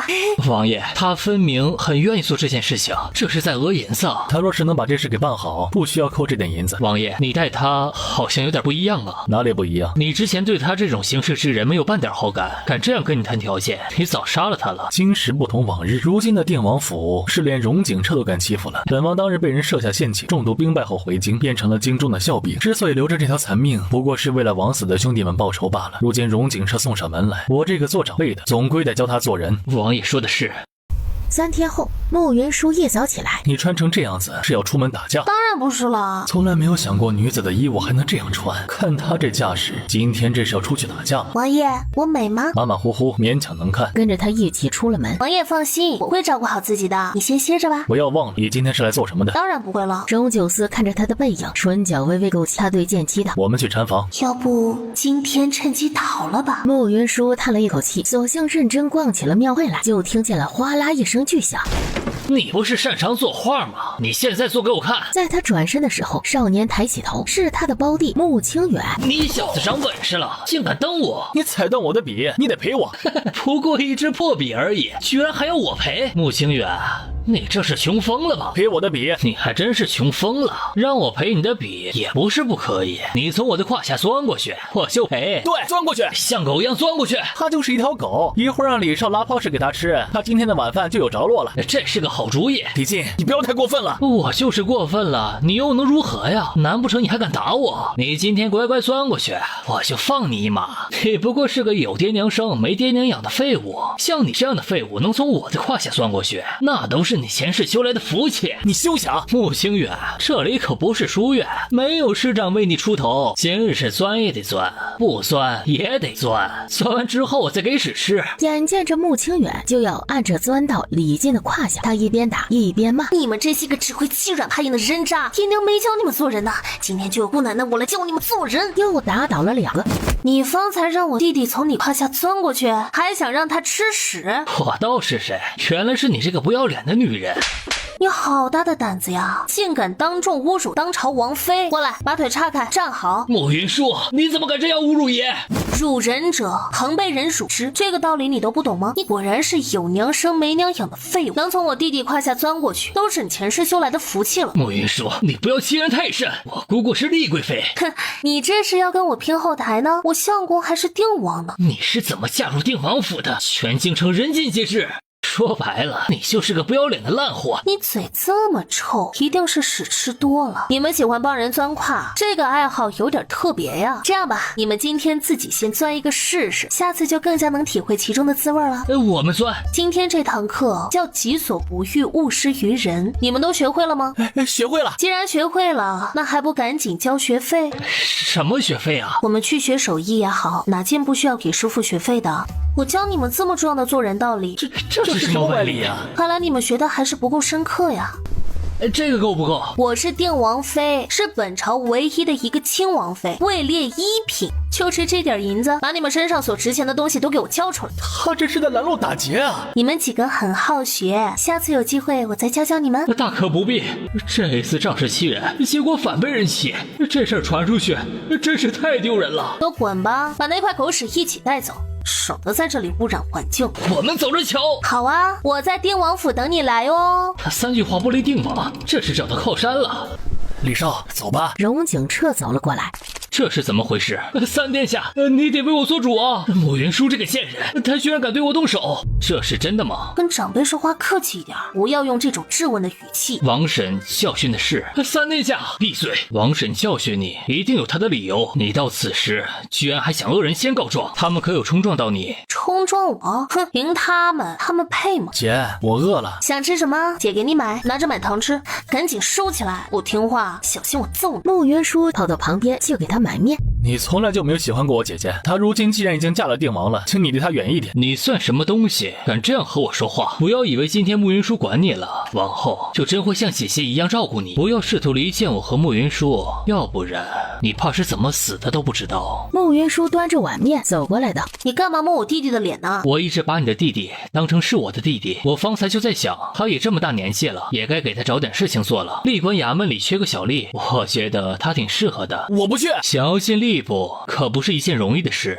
我弟是什么身份？他说是中永侯府的嫡子，却极不得中永侯的喜欢。他若进了吏部，以后不定能做个九品的小官，还能做官呢。他如果不是你的亲弟弟，我根本就不会管他的事。三殿下也管得太宽了吧？中永侯府的爵位要传给谁，和三殿下没有关系吧？我是一番好意。庄侯府嫡子去吏部做一个小吏，你也好意思说你是一番好意？你在姐心里是最棒。你好生念书，如果中永侯不让你袭爵，那你就凭本事去考科举，到时候呢考个状元出来，亮瞎他们的狗眼。好，往后若有人欺负你，就直接报定王的名号，定王是你姐夫，谁欺负你就是欺负定王。今天银子已经赚到了，你也别摆摊了，回家去吧。那你呢？我再随便逛逛。定王今天也来逛庙会，我一会儿跟他一起回王府。那你照顾好自己，我过几天去王府看你。好，我把荣景车打成这样了，这任务要怎么完成啊？定王的人在不远处看着呢，他在监视我，伤在你身，痛在我心，我这会儿心里好难过。我有非常重要的东西要交给你，一会儿约定的地方见。你记清楚了，我是你婶子，是你长辈，以后你若再这么无理话，我见你一次打你一次。三殿下要去见他吗？当然要见，这贱人今日又打我，我拿到我要的消息后就弄死他。这里发生的事情由剑妻全部复述给荣九思听，他还真会给定王府拉仇恨呢。要去敲打他一番，让他消停点吗？他是定王妃啊，是我现在就去敲打他，给他一个终身难忘的教训。回来，我当初怎么会把剑妻调在身边用的？这货实在是太蠢了。剑十一呢？他一直跟在王妃身边保护她。门被敲响，剑妻将门打开，外面站着的是苏玉新。九思，他和苏玉新的婚事还是荣景彻从中促成的。荣九思知道这件事情的时候，恰好毒发，而后陷入昏迷。等他再次醒来后，就是慕云舒给他戴绿帽子的场景。拦住他！三皇子妃，王爷不想被人打扰，请你出去。苏玉新直接用身体往剑妻的身上撞，剑妻只能让开。九思，你是不是在生我的气？没有，你走吧。你就是生气了，你气我嫁给了三皇子后没有一丝明智。没有的事。有，那天我在洗庙里，不止被人换了盖头，还被人用了迷药。因为我身体不适，所以我并没有和三皇子拜堂。在我的心里，我的夫君从来就只有你一人，所以你才约我来此相见。那天不止荣景彻给慕云舒写信相约，苏玉新也给荣九思写了信。因为苏玉新觉得，如果他不约荣九思的话，慕云舒就很难离开定王府。上次在宫里，你对我那么冷漠，我很伤心。我今日约你出来，便是想跟你解释这件事情。你是我心中的日月，是我的一切。此时，慕云舒在庙会上已经逛了一圈，他想起荣九思交代的任务，便去了庙会的禅房。三殿下，你没事吧？我真的不想对你动手的，可是荣九思盯我盯得太紧了。我猜你也是有苦衷的，只是你的胆子也太大了，居然敢对我下重手。我不下手重是骗不过荣九思的，可是我答应你的事情却一定要做到啊！这一次我冒死出来见你，你在定王府都打听到了什么？定王已经病入膏肓，你知不知道他对他的那些兵马有什么安排？他对我甚是避讳，很多事情不会在我的面前说的，还是让我想办法听到了一点儿。你都打听到了什么？打算将他手里的兵马给到和你最不合的大皇子手里，绝不能让他把兵马给到大皇子。没错，所以三殿下得赶紧想办法。这货还真把自己当回事了，只要有我在，荣九思就死不了。这件事情我知道了，我会去处理。好在有你告诉了我这个消息。三殿下不用跟我客气，能为你做事我很开心。我心里难过的是，我这辈子都不能跟你在一起了。这也是没办法的事情，我也答应你，等事成之后，我一定不会亏待你。不会亏待我？你打算怎么报答我啊？到时候我纳你为侧妃，我们就能长长久久的在一起了。只是侧妃吗？如果不是我舍弃一切的帮你，我就是正妃了。等这一次事情了结之后，你就休了苏玉心，娶我为正妃。好，放心吧，我会尽快想办法帮你弄死荣九思的，拿到他的兵权。如此就辛苦你了。两人又就以后的沟通方式做了一些商议。商议完这些事情后，我们要不要做一些有意义的事情啊？我还有事先回去了。你人都来了，怎么能这么就走了呢？我们怎么也得做一些成年男女都爱做的碰撞类游戏啊。好啊，今天我就满足你这个小妖精。慕云舒，你发什么疯？慕云舒一个纵身跳在他的身上，也不说话，一针封了他的穴位，一句话也说不出来。他对他一顿暴打，荣景彻被打得毫无还手之力，又说不了话。屋子里的碰撞声四下响起，有人一脚把门踹开。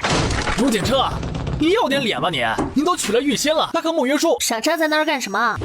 奸诈臭男人！你刚不是要找他算账吗？一起吗？我可以吗？当然可以啦。他事后会不会找我们的麻烦呢？你今天发现了他被我打，却没有帮他，他那么记仇，就这一件事情，他就不会放过你。徐敏一听这话，觉得有道理，于是两人照着荣景彻又是一顿暴打。两人打累了，荣景彻也已经奄奄一息了，徐敏还要动手。哎，别打了，再打就打死了。外面传来了脚步声，应该是荣景彻的侍卫回来了。你这是在做什么呀？慕云舒没有回答他，让徐敏在上面踩几个脚印。三殿下，时辰到了。三殿下，你这是怎么了？快来人呐！三殿下出事儿了！啊！知道他不是燃省油的灯，但是我真的不知道他这么不省油啊！他这变脸的速度，表情的转换，简直就是无缝对接。如果不是亲眼看见他做下这一切，我可能都会相信他真的和这件事情无关。刚才是怎么回事？我也不知道是怎么回事。刚才我正在和三殿下说话，一个黑衣人跳窗进来，一掌就把我劈晕了。后面的事情我就不知道了。徐公子，你是什么时候到的？可有看清凶手的模样？很想说他们的凶手不就是你和老子吗？这样编故事，老子也不是很擅长啊。是一个身材高大的黑衣人。我进来的时候和他过了招了，那人的武功很高，我打不过他，只看到他的眉毛上有一条疤。这傻货是傻了点儿，反应速度却不算太慢，编故事还知道编一点细节的，有前途。也没有怀疑是慕云舒和徐敏干的。谁这么狠毒，居然把三殿下打成这样？若是让我知道是谁干的，我一定把他打死。就是这个人太坏了。丁王妃，这里的事情我们来处理就好了，你先离开。徐公子，今日的事情还请保密，待三殿下醒来之后必有重谢。你们放心吧，我心里有数。那侍卫得到他的许诺后，便放他离开。丁王妃，请留步。丁王妃可还好啊？我没事。那个，三殿下吉人自有天相，一定不会有事的。我们真的不会有事吗？你要是想有事，就自己去招认是你打了荣景彻呗。那不能。你要是想招认的话，反正窗台上的脚印是你的。你就不怕我对他们说出实情？你去说呗。我怎么可能去做这种损人不利己的事情？我现在是你的人，什么都听你的。滚！别说这种暧昧的话，让王爷听到了能扒了我的皮。救命啊！这一集就朝那记声音发出来的地方跑去。你既然如此可怜，如此无奈，那便跟荣景彻和离。和离不难，可是我和离后也不能再做你的王妃了。这个简单，本王休了慕云舒，让她重新嫁给荣景彻，你再嫁给我。可是我已经不是处子之身，本王不介意。我就知道他对我情根深重，九思不介意我这般，三殿下怕是容不下慕云舒。你不必管他，你只说你是否愿意。你若愿意，明日本王便可和江相一起给皇上上书。可是我嫌弃我自己，我不能把最好的自己给你。和离你不愿意，跟着荣景彻你又觉得受委屈，那你到底想要什么？我心里难过，想跟你说说话。我和你已经无话可说了，你走吧。我知道九思安好的时候一定会想办法护我周全，如今的身体一日不如一日，你以后只怕连自己都保护不了，又如何能保护我？那你想怎样？九思也是皇族中人，当知道皇族里纷争不断，三殿下在宫里的身份原本就有些尴尬，大皇子对他总是百般欺压，三殿下若是出事，我以后的日子也必定会极为难过。九思能不能把你的兵马拨一些给三皇子，以确保我的安全？能。什么不能？为什么？你是本王的什么人？本王凭什么要护着你？我们自小一起长大。但是你以为这些年来也是一直你往本王的身边凑？九思，你怎么能这么说呢？你这样太伤我的心了。苏一心，你不要以为全天下就你聪明，其他人全都是傻子。若你有勇气和荣景彻和离，本王敬你是个性情中人，敢爱敢恨。可是你想从本王的手里骗走兵马给荣景彻，那就只能证明你是个十足的下贱女子，恶心至极。你怎么能这样说我？你已经成亲了，还在本王的面前说这样的话，难道不下贱吗？你都要死了，就不能成全我吗？不能。为什么不能？简七，把他扔出去。剑气应了一声，准备动手。救命啊！九思如此无情，实在是太伤我的心了。既然如此，那今天这事儿就只能往大里闹了。那你闹吧。他听到外面有脚步声过来。九思，我也不想这样，都是你逼我的。三殿下，王叔他轻薄我。那个，我不是三皇子。怎么会是你？三殿下呢？这是在玩仙人跳吗？进行到哪个阶段了？九思，你算计我！三殿下呢？他去哪里了？三殿下，今天他遇到了刺客，差点就被刺客杀了。方才他的侍卫过来把他带走了。好好的，哪里来的刺客？说得问他呀，可能是他得罪的人太多了，有人看他不顺眼啊。是你派人上的三殿下吗？我知道我们做不成夫妻，让你十分生气，但是这事儿我也是受害者，这所有的一切都是慕云舒做的，你应该找他算账。她是本王的王妃，是要和本王一起白头之人，本王找她算什么账？爱妃，过来，本王给你最后一个选择的机会，一个是现在滚，另一个就是留在这里颜面尽失后再滚。九思，你怎么能这样对我？本王数3个数，你若自己做不了选择，那就由本王来替你做选择。1、九思2。苏雨欣知道他的性子，打开门栓就走了出去。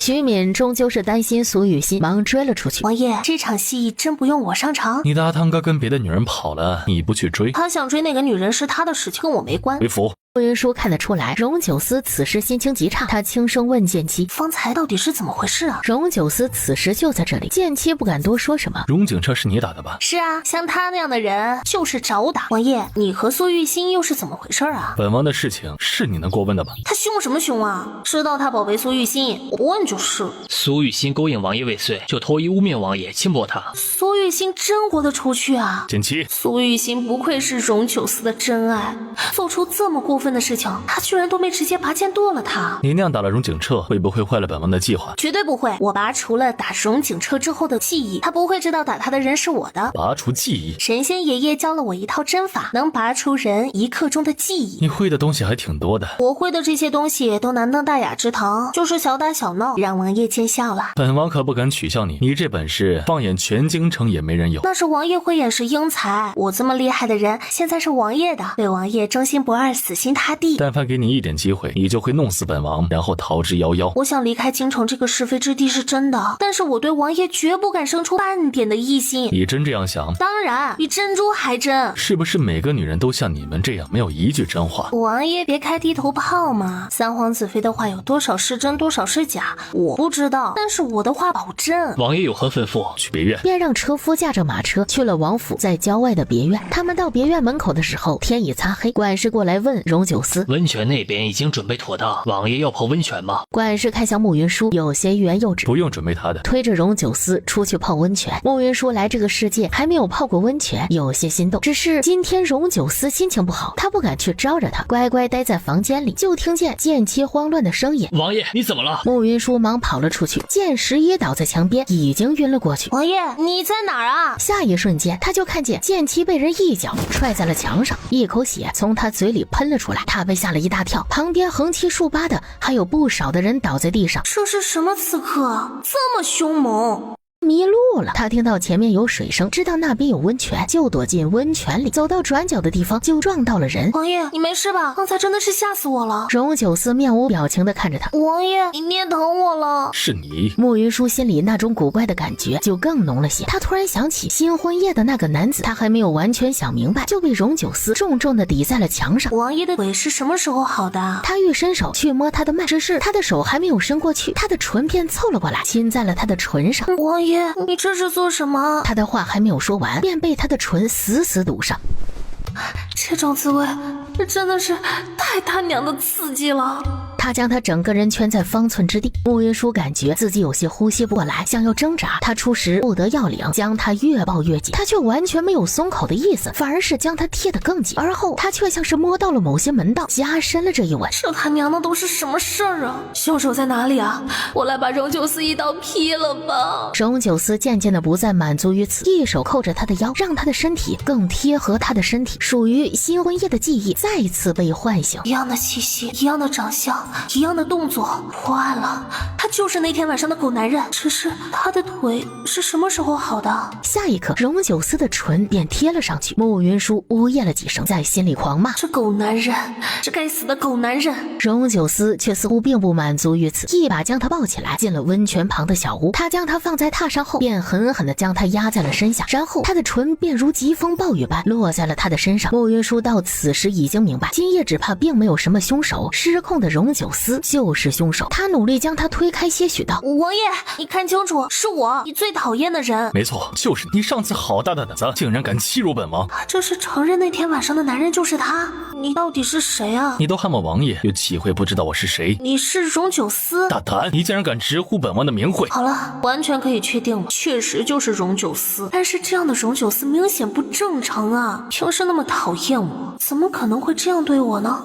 慕云舒再次醒来时，天已大亮，他却觉得他全身像是被车子碾过一般，要散架了。他看了一眼身边，荣九思不在，他撑着坐了起来，看了一眼自己的身体，满身的红痕都在告诉他昨夜的疯狂。却在下床的那一刻，脚一软，差点没摔倒在地，缓缓走到门边。荣九思坐在轮椅上。王爷早啊。不早了，已经日上三竿了。王爷可还记得昨夜发生的事情？你是指的哪一件？当然是睡我的那一件了。王爷昨夜睡了慕云舒，这么刺激的吗？荣九思眸光清冷，轻摆了一下手，剑气和剑十一心不甘情不愿地退下。慕云舒，本王已经休了你了，你要偷人也好，被人睡也好，本王都不在乎。你不需要把这些丑事往本王的身上栽，因为本王根本就不在乎。但是眼下你还顶着定王妃的身份做出这种事情，就是在丢本王的脸面。这狗男人昨天晚上对我做了那样的事情之后，居然就这样撇得干干净净的。荣九思，你敢做不敢认，你还是不是男人？只要是对本王做过的事情，本王就不会否认。你如果是为了自己放荡的行为找遮羞布，又或者是把本王杀了，那大不必。毕竟你在新婚夜就做出那么不要脸的事情，本王早已知你的品性，你遮也没用。且本王方才已经说过了，本王已经休了你，你和多少男人鬼混都与本王无关。什么遮羞布啊？那个男人就是你。你下次撒谎前先动一下子，本王何等身份，你凭什么会觉得本王会去睡一个被别的男人睡过的女人？行，那我现在就证明给你看。他说完就扑到荣九思的身边，抬手就去敲他的膝盖下方。他敲得很用力，他的腿一点反应都没有。他再伸手去为他把脉，他的脉象像也在告诉他，他体内毒素沉积，根本就不可能站得起来。为什么会这样？不可能啊！你想要证明什么？昨夜和新婚夜不同，整个过程他都十分清楚，且他还承认自己是荣九思。明明是你，是为什么？他从来没有觉得自己这么委屈过，被人睡了。那个男人明明就是荣九思，可是他却没有办法证明是他，他还觉得他撒谎在污蔑他，还嫌他脏。这他娘的到底是怎么回事啊？老子怎么那么倒霉呀？世上有种东西叫做人皮面具。昨夜本王毒发，有人闯进了别院，本王又暗卫送进了别院的地道，一整夜都没有出过地道。毒发？我最近一直在帮你拔毒，毒素已经拔出不少。你好好的，怎么可能会毒发呢？你有证据证明你一整夜都没有出过地道吗？没有，但是早上本王醒来时，地道的锁是从外面锁上的。见其他们不过来打开地道的门，本王行动不便，根本就不可能出来。谁那么无聊啊？做了你的人皮面具来睡我？这世上想羞辱本王的人不在少数。你能不能摸一下我的脸呢？他昨天晚上摸我了，你摸我一下，我自己来分辨是不是你。你把本王当成什么了？别人摸过的女人让本王来摸，太脏了。面无表情的转动轮椅，转身离开。哎呀，就一下！让开！荣九思那些耗尽，直接抽出悬在轮椅一侧的剑。让开，否则本王杀了你！就摸一下，只要证明不是你，我绝对不会烦你的。荣九思觉得今天对他的态度太好，太助长他的胆子，他竟敢来他的面前讨价还价，剑便刺进了他的胸口，鲜血直流。他原本以为他为他施了几回针，证明他的医术不错，他应该不会杀他。可是今天他却用实际行动告诉他，他宁愿杀了他，自己毒发而亡，也不愿意摸他一下。我知道王爷讨厌我，却没想到王爷讨厌我到了宁愿死也不愿碰我的地步。我现在非常相信王爷不会是昨夜那个男人。他说完转身就走，任由鲜血滚落在地。他之前让剑妻买了药材，然后自己做了一瓶金疮药，此时刚好派上了用场。刚才见你受伤了，给你送药过来。昨夜出事时，我们就把王爷送进地道里，那个人不可能是他。你以后还是不要撒这样的谎了，这样只会触怒王爷。到时候受伤的只会是你自己。慕云舒眼圈微红看向他，你要干嘛？放心吧，不会碰死你的。你自己擦药吧。剑妻送完药后，回到了荣九思的身边。王爷，药已经给王妃送过去了。荣九思轻点了一下头，示意他退下。王爷，属下有句话不知当说不当说。那就不要说。他怎样了？他在房间里哭。荣九思的眉头微拧，莫名的就想到了他刚才在他面前哭的样子。王爷，要不你去看看他，我觉得他挺可怜的。昨夜的事情不太像是他和人勾搭，他应该是受害者。荣九思看了他一眼，昨夜是王爷把他带到别院来的，他在这里出事，是我们没有保护好他，这也是别人对王爷的羞辱啊！滚！慕云舒一向自我调节能力很强，不管剑妻和荣九思如何描述昨夜的事情，他都要自己去查一遍。他先去了荣九思昨夜避难的地方，他在那里确实看到了荣九思轮椅的印记。他在地道里转了一圈后，还有一条通向外面的小道，只是那条小道十分陡峭，只容一人通过，轮椅不可能上得去。但是如果荣九思的腿能行走，那么他就能通过这条小道离开地道。昨夜是11和王爷一起进的地道，11将王爷安顿好之后，就从小道里出来帮忙了。所以小道上留下的痕迹是11的。这么巧？你听我一句劝，反正王爷不会喜欢你，你之前就那啥过，多这一个男人不多。昨夜来的刺客都是什么人呢？你们这么能打，怎么会吃亏呢？昨夜的刺客武功很高，又恰好王爷毒发，我们有些手忙脚乱了。你何止手忙脚乱，你还吐血了，总比你被人睡了强。你在打我，还手了！打女人的男人一辈子娶不到媳妇儿。剑妻嘴里叫得凶，手忙脚乱的施展轻功跑了。让你乱说话！剑妻跑得快，荣九思恰好转着轮椅过来，那根棍子直接往他的头上招呼过去。完了，早知道就不跑了，让王爷受刑是属下的错，请王爷责罚。棍子是我扔的，我也有错，王爷罚便是了。是我先出言不敬在先，不关他的事。你们都这么想受罚，本王成全你们。剑妻，你去小黑屋里面待2天，以后负责王府的洒扫，以后有剑11代替你的位置。王爷，属下。荣九思一记眼风扫来，是属下这就去小黑屋。你都查到了什么？所有的一切都和王爷说的一样，昨夜的事情确实与王爷无关，我被人骗了，今天冲撞了王爷，王爷尽管责罚便是。已经罚过了，此事本王便不再追究。王爷大度，多谢王爷。他说完扭头就走，看都不愿意看他一眼。慕云舒，王爷还有什么吩咐？往后少和那剑妻在一起厮混。王爷放心吧，我这残花败柳之身，就算我想打剑妻的主意，他也看不上的。我如今对外还顶着定王妃的名声，我绝不敢做出有辱王爷声誉之事。你知道便好。我一向很有自知之明。荣九思轻轻叹了一口气，他知道入夜后他会到他的房间，到时候再问问他的伤势。只是他夜里在房里等了很久，也没有等到他来。剑妻，王爷有何吩咐？王妃呢？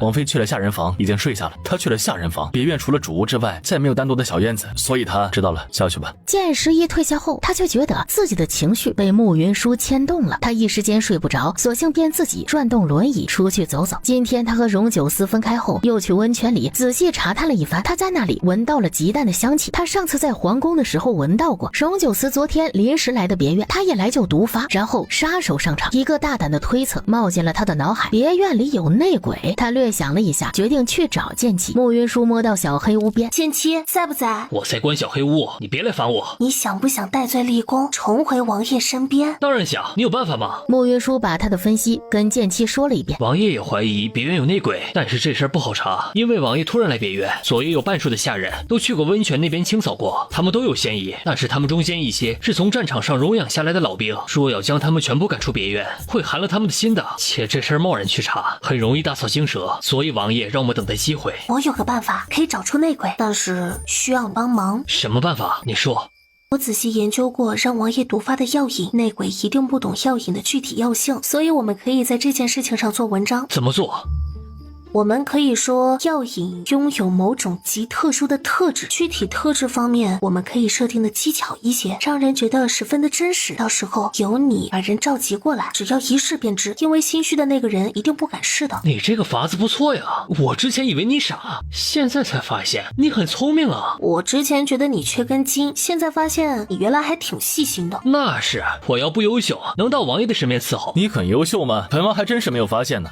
王爷，你怎么来了？本王若是不来，哪里能知道你如此关心本王，半夜都在为本王的安危操心。总觉得他这话说的有些怪怪的。我的命和王爷的命连在一起，我自然希望王爷不寿安康。这事你来找本王商议，会更加的周全有效。我怎么没想到呢？还是王爷聪明。跟本王来，你有什么计划？慕云舒便把刚才跟剑姬说的话重复了一遍。这事可行，本王现在就让人去做。现在？这事拖得越久，就越没有可信度，且半夜突然行动，会让内鬼心里不安，更容易成功。荣九思叫来剑十一，让他去找一个从未在人前露过脸的暗卫过来。荣九思便让管事把别院里所有的人全部喊醒，到他的院子前集合。办盏茶后，所有人全部到齐。昨夜本王被人算计，险些被杀，经查有人背叛了本王，那人就在你们中间。于大夫，这件事情交给你了。我仔细查过了，王爷是经过特殊的方式催发了体内的毒性，内毒十分特殊，但凡经手过的人，3天之内手指都会留有余毒，那毒性可以毒死一条狗。这个盒子里有一条狗，所有人把手伸进去，让狗闻一下，狗还活着，便证明那个人是清白的。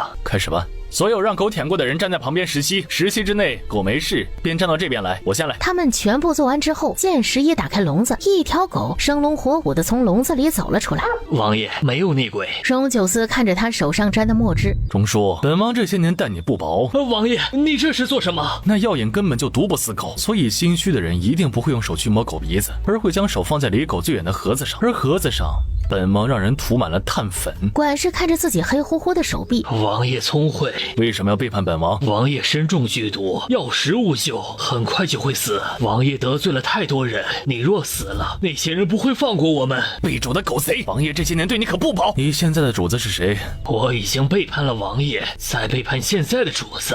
王爷动手吧！不要脸的东西，这种话你怎么说得出口？有药引还想要本王命的人就那么几个，你不说本王也能猜得到。如果本王没有猜错的话，你的家人应该都被他们控制了。你放心，本王会让人杀光你的家人，来还你今日的背叛。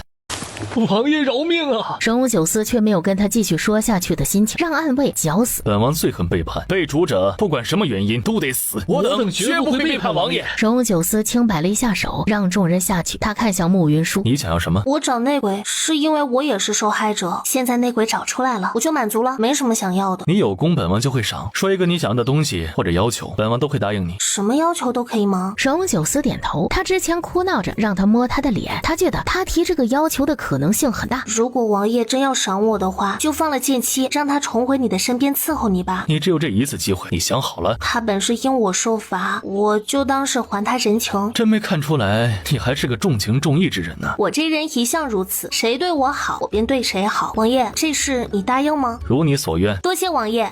第二天一早，剑妻果然从小黑屋出来了。没想到你这么讲义气，以后你就是我兄弟。你遇到麻烦事情尽管来找我，只要不是伤害王爷以及有损王府利益的事情，我都会答应。好兄弟。好兄弟。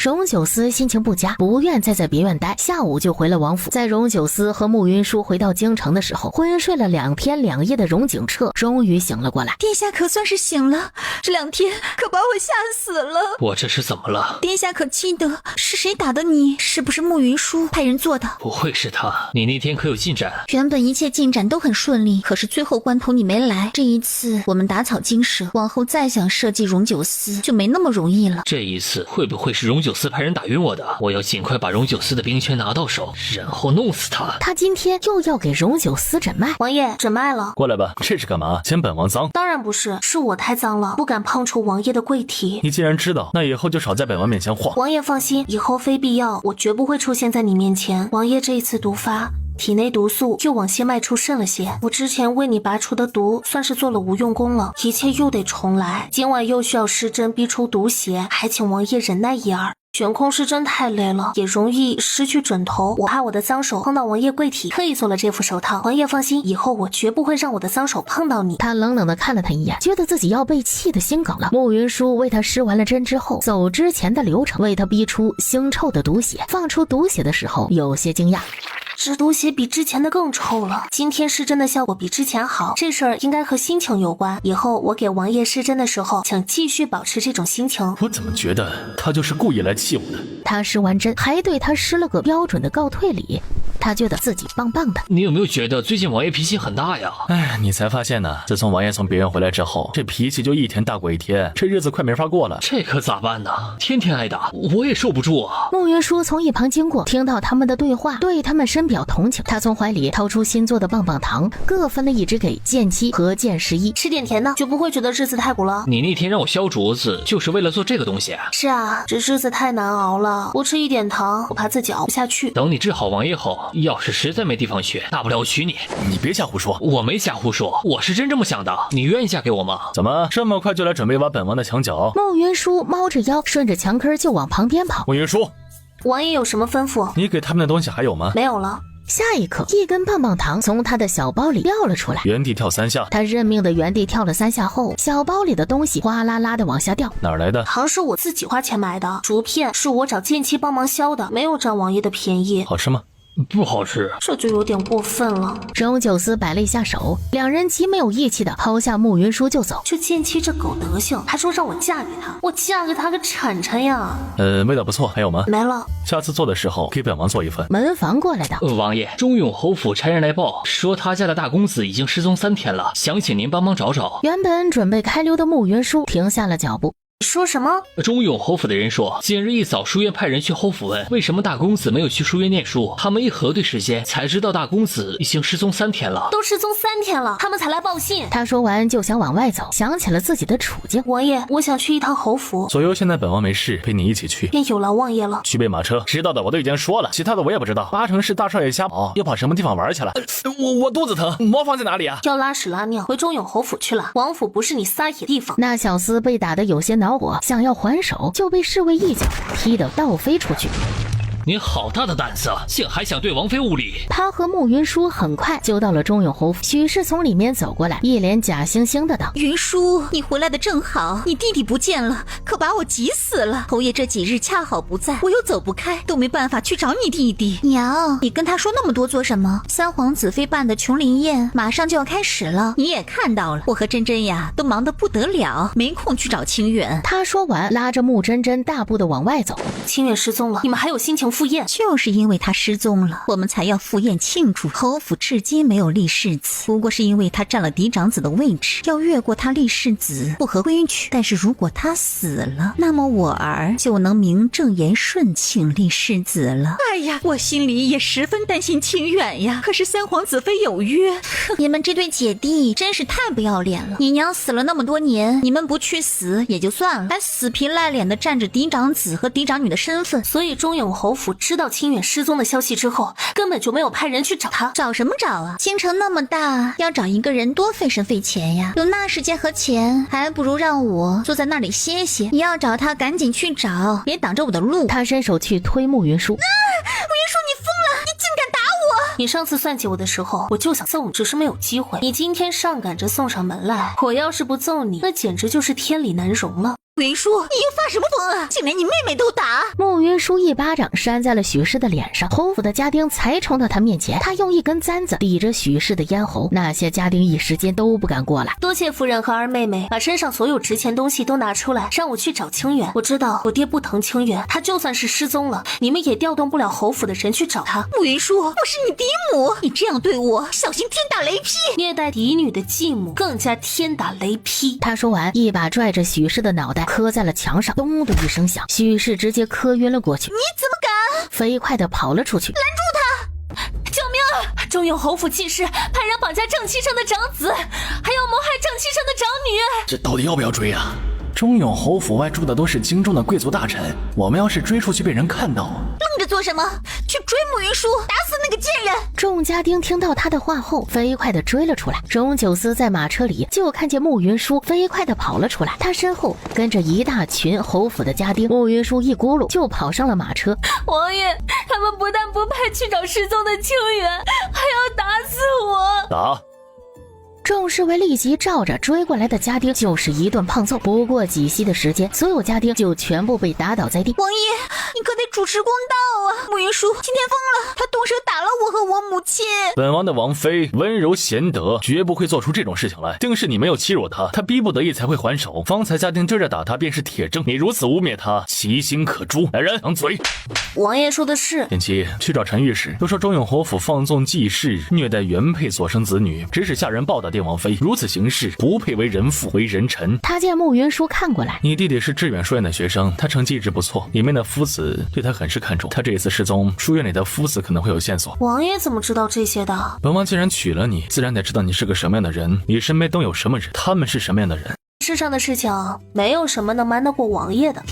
王爷真厉害。他这种不太走心的马屁听着怪怪的。他们很快就到了致远的书院，书院的山长听说他们来了，忙过来迎接。山长，清远最后一次出现在书院是什么时候？穆清远平时作息都极为规律，每天黄昏都会去新阁找他的师傅学习。书院里最后一个见过他的人便是他的师傅。师傅？上次国师来山院讲经，和穆清远十分投缘，便将他收为弟子。只是国师行事一向低调，不让我们对外说这件事情，所以整个书院只有我和极少数夫子知道这件事情。国师知道你们要来，已经在金阁等你们了，我带你们过去。山长带着他们进了金阁，他先敲了一下门，请进。石无形轻摆了一下手，山长便离开了。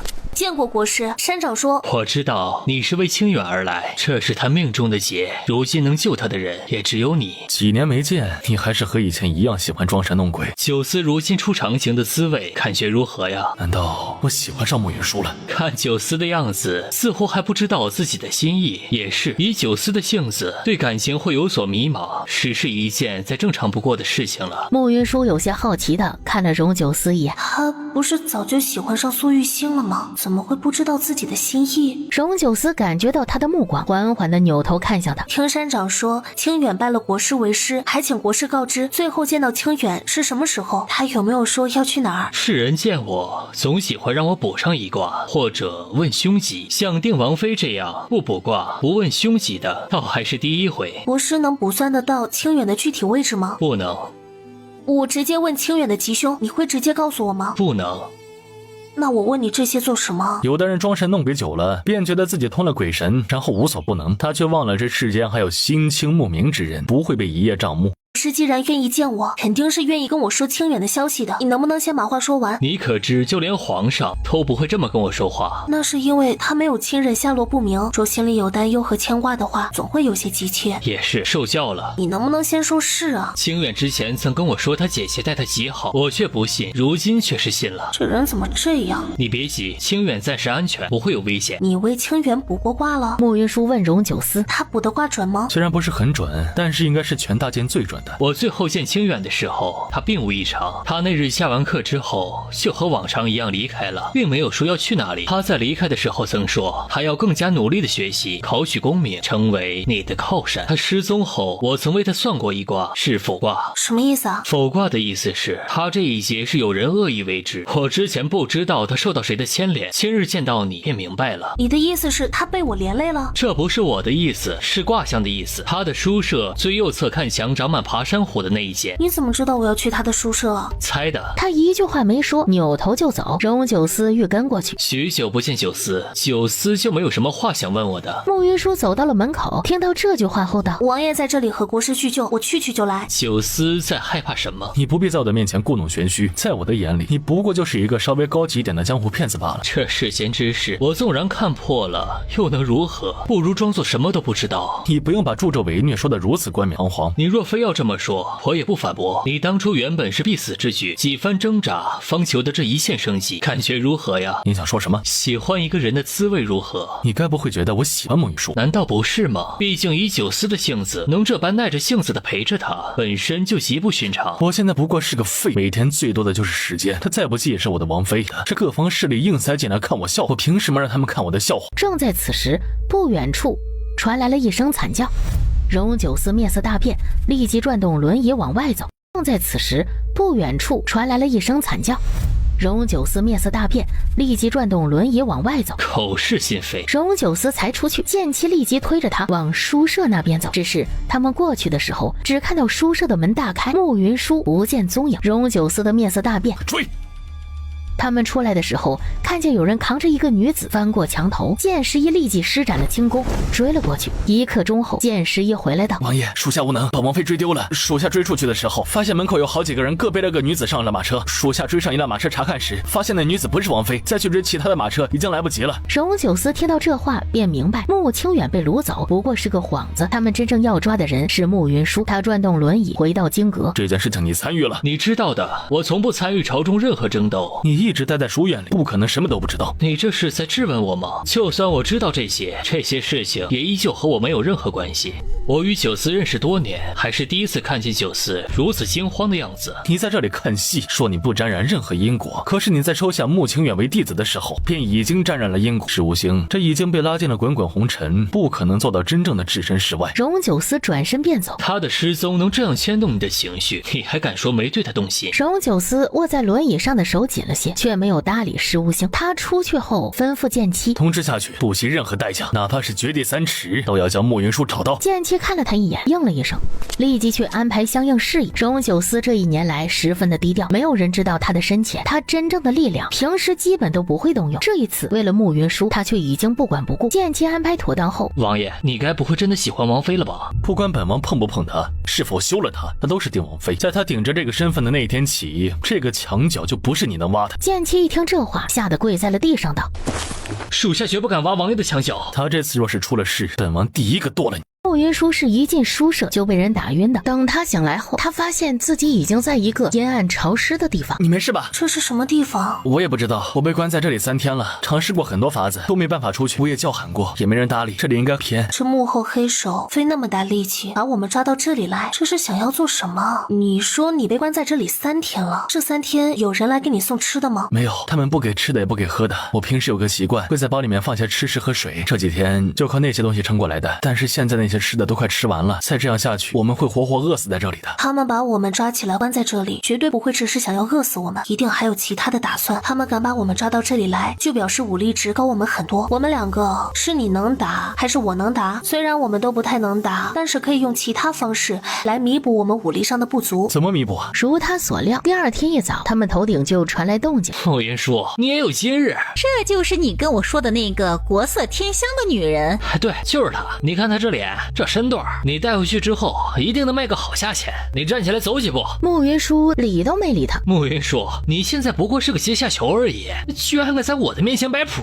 我就摆谱了，你有本事就下来打我呀！爷不跟你做口舌之争，你这次落到我的手里，我一定让你求生不得，求死不能。你别光说不做，你下来呀！哎呦，这还是个有个性，我最喜欢有个性的女人了。因为有个性的女人呀，性子够烈，在床上动静特别大，最招男人喜欢。李靖，你有事冲我来，放了我姐姐。放了你姐姐？慕云舒这个贱人，上次当街打我，害得我颜面尽失，我跟他没完，我要把他卖进妓院，千人骑，万人压。她是定王妃，你这样对她，就不怕定王找你麻烦吗？她这个定王妃虚得很，她是怎么嫁给定王的？全京城人尽皆知。定王只怕心里讨厌她，讨厌的要死。我帮定王把她卖了，定王只怕还会感激我。何必和这种蠢货白费力气？慕云舒，你骂谁是蠢货？谁承认谁就是。这对姐弟我全卖给你了，现在就把他们带走。多少银子？1个铜板。现在他们呀是我的了。这对姐弟脾气都很大，你要小心一点。再大的脾气到我的手里，我都会让他们没有脾气。他们家里人真不会来找他们。他们虽然看着身份很高，却是最不招人待见的那种人。这是什么东西啊？这是让你们兴奋的东西。你们不是亲姐弟吗？那就先在里面好好亲近。你这样坏事做尽，就不怕报应吗？报应？这世上哪里有什么报应啊？谁的手段高，谁就能过上好日子。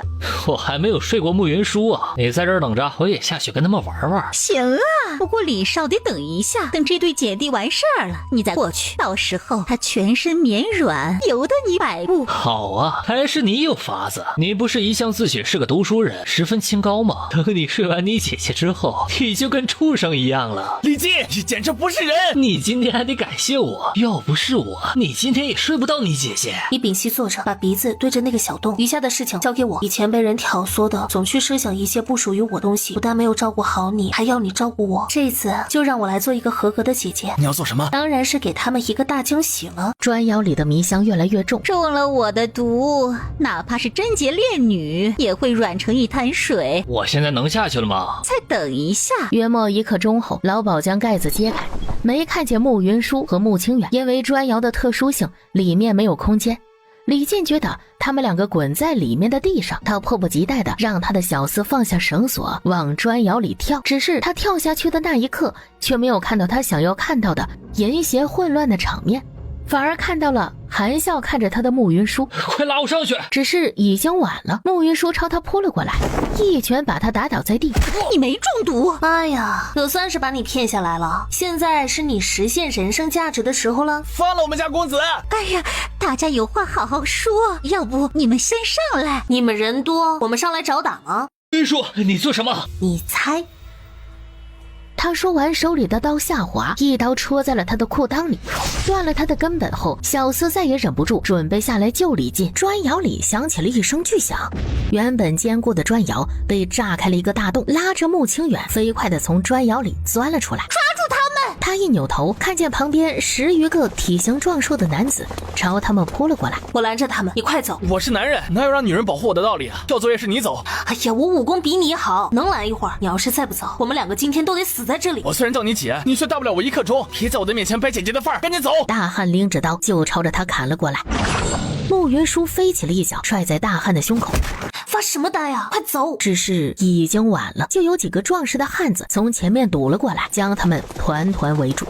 还真是够劲儿，在这样的绝境下还能从破窑里逃出来。哎呀，这小脸儿长得可真精致啊！你乖乖的跟我去江南，我保证让你吃香的喝辣。你只怕每天都要找10个8个男人来睡我吧？每天有那么多男人愿意睡你，表示你的行情好，这是一件值得开心的事情。我呸！只要我还有一口气，就绝不会让你们带走我姐姐。哎呀，这小哥长得真好啊！你放心吧，只要你跟着我，你的行情就不会比你姐姐差。这位妈妈还挺有眼光的，不是我吹牛，就我弟弟这长相，放眼天下没有几个能有的。今天我们姐弟2人落在你们手里，我们也不逃了。你是个识时务，只要你们乖乖的，我保证不会为难你们。哎，你放心，我们一定会很乖的。老鸨摆了摆手，2个大汉便拿着绳子过来绑他们。大汉过来的时候，慕云舒的手一挥，白色的粉末飞到大汉的眼里。我的眼睛！姐弟2人再次冲出了包围圈。老娘纵横江湖这么多年，就没有我抓不到的人。你们给我上！不管谁先抓到这对姐弟，都可以第一个睡了他们。那些大汉一听这话，淫笑着去追姐弟2人。慕云舒和慕清远对这里不熟，很快就被一个大汉抓住。慕清远则已经被一个大汉压在身下，他落到这些人的手里，下场一定会极惨，还不如自己做一个了结。在这一刻，他莫名想起了荣九思。也不知道我死了，他能不能找到医术比我更好的大夫？我也不知道他对我的厌恶会不会因为我的死就此停歇，以后会不会偶尔想起我呢？他掏出最后一根银针，准备扎入自己的太阳阳穴，就看见一支利剑刺穿了大汉的胸口，他砰的一声倒在了他面前。在大汉倒地的时候，就看见坐在轮椅上拿着弓箭的荣九思。他来救我了吗？剑妻等暗卫已经冲了过来，和那些大汉打了起来。老鸨一看情况不对，掉头就跑。别让他跑了！荣九思拿起弓箭，一箭将老鸨钉在了墙上。那些大汉哪里是剑妻等侍卫的对手，很快就全部被砍倒在地。王爷来了。是的，本王来了，没有人能再欺负你了。你怎么才来呀？本王想什么时候来就什么时候来。你来了就好，不算晚。他伸手一把扣住他的纤腰，将他拉进怀里。你没事就好。我没事，让王爷担心了。怎么了？没什么，就是刚才老鸨给我下了点毒，这毒有点不要脸。什么毒不要脸？上到哪里了？让本王看看。慕云舒用仅剩的意识抬头看他，剑妻朝这边走了过来。一共16个匪徒，你杀了12个，里面除了青楼的老鸨外，还有李靖和他的小厮。老鸨已经交代，是李靖通知他过来的，他打算买了王妃后，将他带去江南做清官。老鸨在撒谎，他们把我和姐姐关在了砖窑里，用了那种药，想彻底毁了我们。若不是姐姐机灵，炸开砖窑，只怕解释3，去把那老鸨的皮扒了。他应了一声，朝老鸨走过去。没一会儿，就听到惨烈的叫声，他只叫了一声，就被人堵了嘴。我姐姐她没事吧？她没事。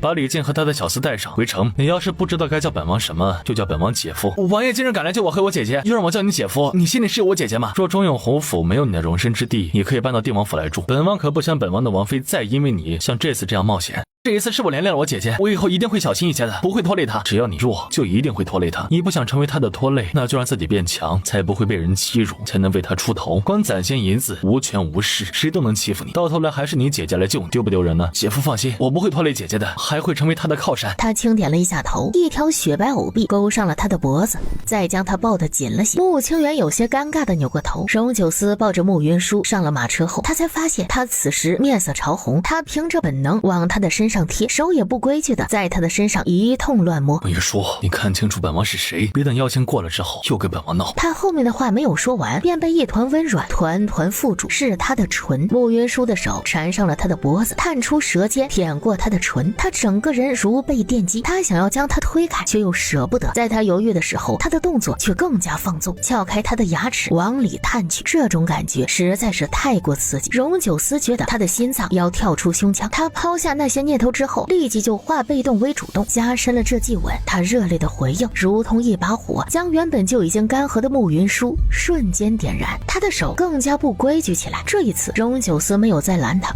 由得他的手抚过他的胸口，然后顺着小腹往下探。荣九思一向自律冷静，在他的手探下去的时候，他觉得自己要疯了，他只恨不得将他狠狠地压在身下，为所欲为。只是他残存的理智却告诉他这样不合适。他此时会如此热情，不过是因为他中了毒。他喜欢他，愿意和他行夫妻之事，却不是在这种时候趁人之危。他将他的身体和自己的身体分开些许。剑妻，去别院，快一点！这里离别院近，再这样下去，他不知道自己还能不能撑得住。他实在是太勾人。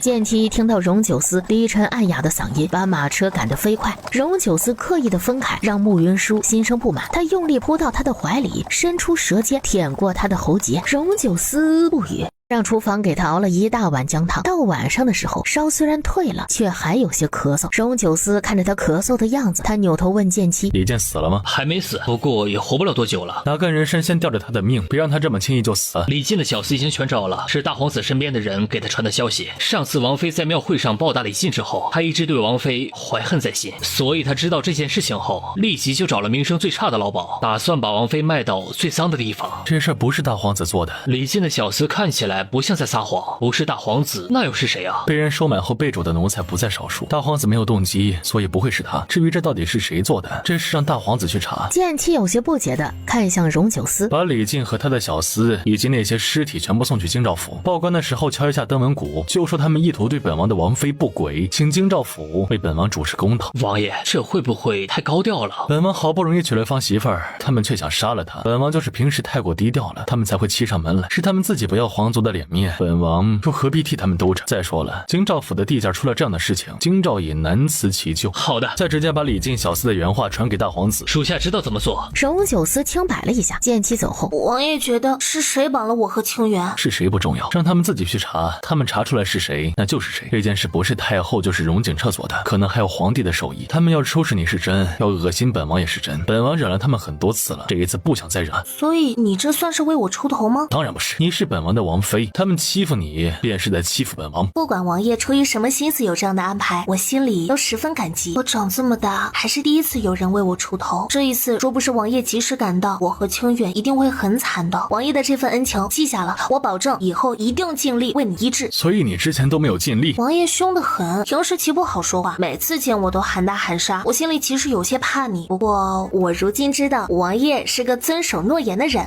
说会在治病期间会顾我周全，那就一定会顾我周全。想来等我治好王爷之后，王爷也会遵守诺言放我离开。昨天的事情你还记得多少？慕云舒不明白他的意思，却见他修长的手指将衣衫拉开，露出里面的斑斑红痕。这是我能看的吗？我做的。还需要本王提醒你其他的事吗？比如说不用了，我昨天好像还亲了他。爱妃这是害羞了，忘了昨天如火般的热情了。我昨天是中了毒，不是故意的。不是故意的，那就是有意的。王爷也知道我昨天是中了毒，才对你做了那种大逆不道的事情。我再也不敢了，我发誓以后非必要绝对不碰王爷一片一角。所以你这是想告诉本王，昨天本王白白给你摸了？要不我付钱给王爷？你这是把本王当小官打发？当然不是了，我只是觉得王爷身份高贵，不是我能染指的。昨天的事情真的是个意外，我但凡有一分清醒，就绝对不敢对王爷做那种事情。王爷要是实在是觉得不舒服，大不了我让你摸回去也行。王爷刚才说什么？荣九思冷哼了一声，转动轮椅往外走。把鼻涕擦一擦，快流进嘴里了。是不是昨天我摸他的时候，摸的不是他的胸口，而是他的脑子，把他的脑子里的筋给搭错了位？荣九思出了房间后，看着天边皎皎明月。第二天众人一起回城，上马车之前，慕云舒见慕清远一直偷偷看他。怎么了？你和王爷待我极好，否则这一次也不会费那么大的劲儿来救我了。既然王爷待你好，你往后便收收心，不要再跟三花子往来了。你说这话的语气太过老成，不知道的怕会以为你是我兄长。也许我就是你的哥哥，我们出生的时候他们认错了顺序也有可能。还有人和人之间是相互的，王爷对你好，你也对他好一些。小孩子家家管却很宽，我的事情我心里有数。对荣九思好，我倒是想要抱住他的大腿，只可惜啊，他的大腿就不可能给我抱。往后我治好他的病后，他不杀我都要谢天谢地了。这个年代的男人重视贞洁，我失身了2次，荣九思看到我只怕就会嫌弃，我们之间半点可能都不会有。你这态度，别说我了，先说说你吧。侯府的那些人原本就视你为眼中钉，这次之后他们怕是更加容不下你了。你往后若是一直住在侯府，他们一定会想方设法针对你，你得早做打算。这事我已经和王爷商量好了，往后会住在王府的。你要住在王府？王爷还同意了？这怎么可能啊？不是我要住在王府，是王爷邀请我住进王府。哦，对了，他让我叫他姐夫。虽然是好事儿，但是却哪儿都不对啊。刚好此时剑十一推着荣九思过来，荣九思感觉到他的目光朝他看了过来。有事儿？没事，就是觉得今天的王爷看起来比平日更加英俊了。他轻摆了一下手，剑十一忙退到了一边。慕云舒会推着他上了马车。王爷饿不饿？要不要先吃点点心垫垫肚子？有话就说，有屁就放。刚才听清远说王爷同意他住在王府，你有意见？这事我当然没有意见，只是如此一来会不会太麻烦王爷呢？你这次遇险是因为他而起，中影侯府的人不做人，他后续肯定还会有危险。本王怕麻烦，索性就让他在王府住下，专心念书。他还说他要参加今年的秋闱，要成为你的靠山，不让任何人看清你。他要参加秋闱？你是不是还不知道他早就过了乡试的事吧？啊，他没跟我说。你若把追在荣景车屁股后面讨他欢心的时间花一点在你弟弟身上，也不至于什么都不知道。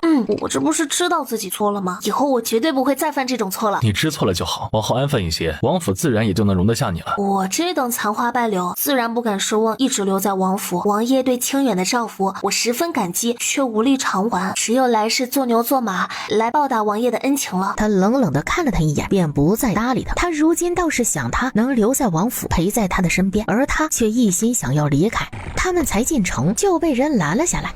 星照引黄冠宇给定王殿下请安。本王的王妃被李靖掳走之事，黄大人查出幕后主使了。这个案子还有许多疑点，需要王爷移步京兆府协助查案。见其昨天拿过来的证据不充分，还是需要本王亲自去京兆府滚钉板。依照律例，敲响登闻鼓的人需要滚钉板，以防别有用心之人的诬告。不敢，只是昨天七侍卫拿过来的证据虽然充分，却只是一面之词。李靖已经死了，他小厮的证词和七侍卫提供的不太一样。怎么个不一样法？这里说话不太方便，还请王爷去一趟京兆府衙门。你把本王堵在这里，跟本王在这里说一堆废话，不过是想把逼供这个词按在本王的身上。本王行得正，坐得直，不怕被人听。黄大人既然要审案，那就在这里审好了，也好让大伙看看，是本王逼供栽赃，还是有人觉得本王瘸了就好欺负。慕云舒之前就知道他很拽，现在发现他这拽拽的样子不用在他的身上时，那是相当的帅。王爷，这怕是不合规矩。本王已经被人骑到头上来拉屎了，还有规矩？皇族的脸面都被人踩在地上了，规矩又还值几个钱？旁边有个衙差对黄冠瑜轻点了一下头，他的心一下子就定了下来。既然王爷想要当街审案，那便当街审吧。慕云舒见这些物件和尸体送来的实在是太快，他凑到了荣九思的面前道：王爷，他们怕是早就有所备。你还不算笨，这么快就看出来了。这事会不会惹来大麻烦呢？麻烦这种东西从来就不是想避开就能避开的。再说了，本王的低调的时间长了，京中的这些阿猫阿狗就以为是个人就能欺负本王了。这一次也该让他们碰一碰钉子，以后做事的时候仔细掂量一下。他们这次也没有欺负王爷，只是在欺负我而已。你既然嫁给了本王，那就是本王的人，欺负你就是在欺负本王。他这是在救了我之后还要为我出头，我只是想要苟着。多谢王爷，只是这事因我而起，接下来就让我自己来解决吧。怎么，你这是觉得本王没能力护得住你？当然不是了，王爷是我心中无所不能的神，若是我搞不定他们，再请王爷出马。慕云舒，你记住一件事，王爷请讲。定王府不惹事也不怕事，不管是谁欺负上门来，打回去便是。本王就是你的底气。慕云舒再次意外，王爷放心，我绝对不会剁了你的威风。人群中传来哭闹声，是李靖的家人来了。儿呀，你死得太惨了！哎呀，那些仗势欺人的人不得好死呀！夫人，你儿子的尸体是那边那具。你这个贱人，你嫁给定王后不守妇道，勾引我儿子也就算了，居然还要害他的性命，你怎么能这么狠毒？黄大人，他当众打人，你不管吗？黄冠瑜就像是没有听见一样。像你这样的贱物，就算是被打死，那也是活该。我再问一句，黄大人，你真的不管吗？黄冠瑜依旧装聋，老抢大伙儿做个见证，今天是他要打我，我迫不得已才还手。他说完，一把抓住周氏的手，一记过肩摔，直接就把周氏摔了个狗啃屎。王妃这样当众打人可不妥呀！他打我的眼睛，你眼瞎了？我还手的时候，你的眼睛就好了。黄大人，你的眼睛是长在屁股上的吗？大伙儿跟黄大人说说，刚才是谁先动的手？是那个老婆子先动的手。徐敏从人群里挤出来，大声道：要我说，那个老婆子是不要脸，黄大人却更不要脸。徐英在他的身边附和：就是黄大人一会儿眼瞎耳聋，一会儿耳聪目明，这官当的可真是绝了。这个二货，他这样不尴尬吗？我知道刚才黄大人眼瞎耳聋，请问你这会儿好了吗？王妃说笑了，开始审案。众衙差喊着威武：大人，我要状告周氏当众殴打我，侮辱皇族。刚刚明明是你打的我，刚才我们都看见了，是你先动的手。当着这么多人的面动手打人，还想当众否认，哪来的脸呀？我之前不知道李靖为什么那么嚣张，感情是家传呀。徐公子瞎起什么哄？什么叫我瞎起哄啊？我说的哪句话不是事实？你会后悔的。要不是这个贱人，我的继儿怎么可能会死？有了上面的支持，今天我要让慕云舒为我儿子偿命，还有今天跟着起哄的徐敏等人，我也不会放过。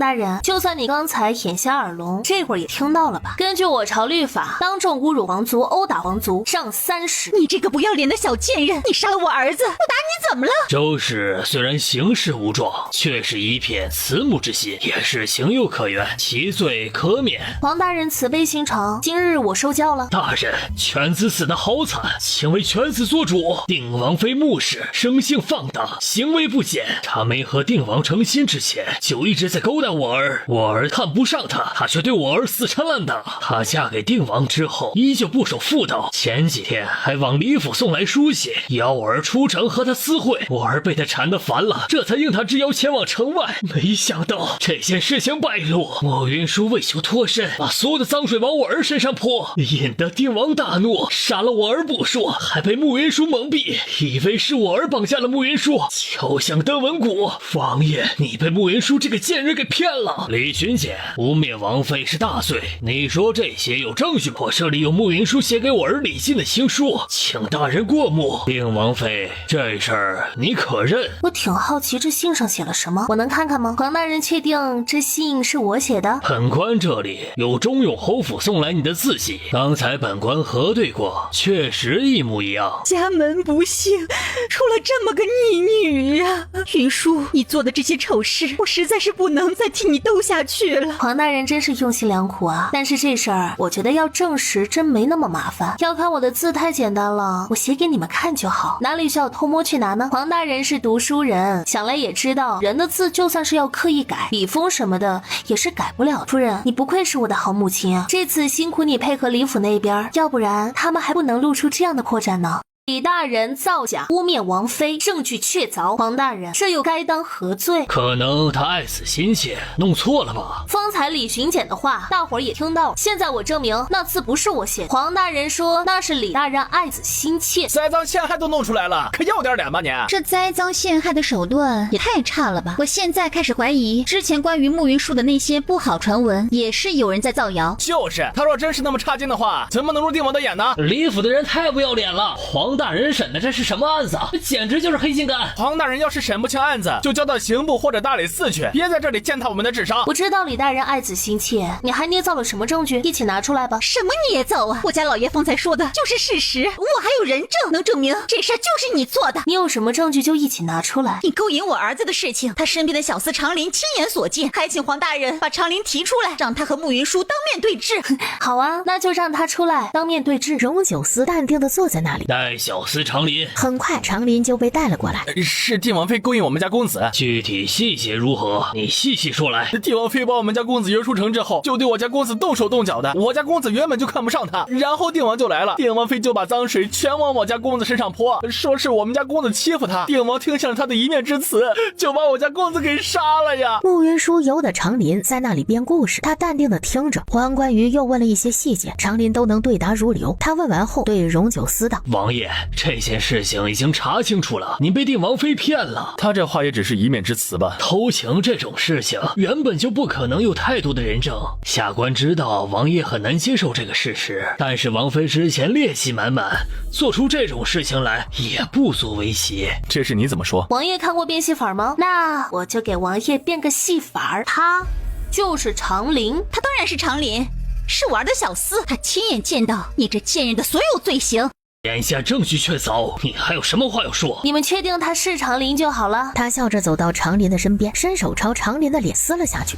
定王妃这是做什么？他的话还没有说完，只见慕云舒从长林的脸上撕下了一张皮。你是什么人？两位何必装蒜呢？这不就是你们收买了来诬陷我的人吗？李大人，这个人根本就不是李靖的小厮，他方才污蔑我的那些证词，只怕是做不得数。荣九思不愧是荣九思啊，所有可能他大概全想到了。牛！你不是长林，你到底是谁？大人的记性有点差，这么快就把小的给忘了吗？小的是你找来扮长林的，给定王妃泼脏水的人呢。还狗官，你可要点脸吧你啊！定王这些年来打败无数次大人的进攻，是我朝的英雄。你们这样污蔑他的王妃，那就是在污蔑他，打死他！不能让英雄受这样的侮辱。王爷，这事儿都是误会。他后面要说的话被荣九思一记眼神就堵了回去。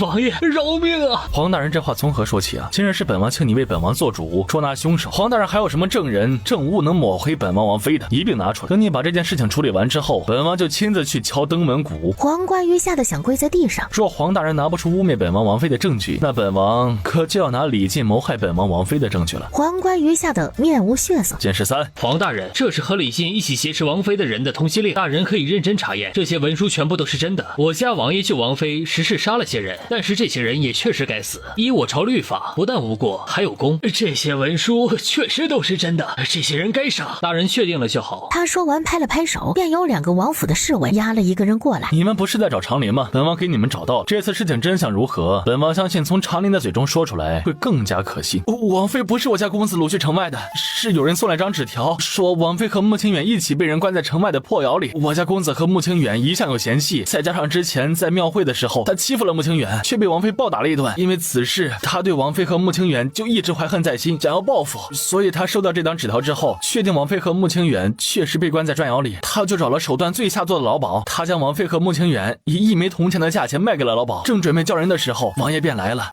这番话一说出口，黄冠瑜就知道他完了，李府也完了。黄大人，你要不要再派人验一下长林的身份？万一他也是假的呢？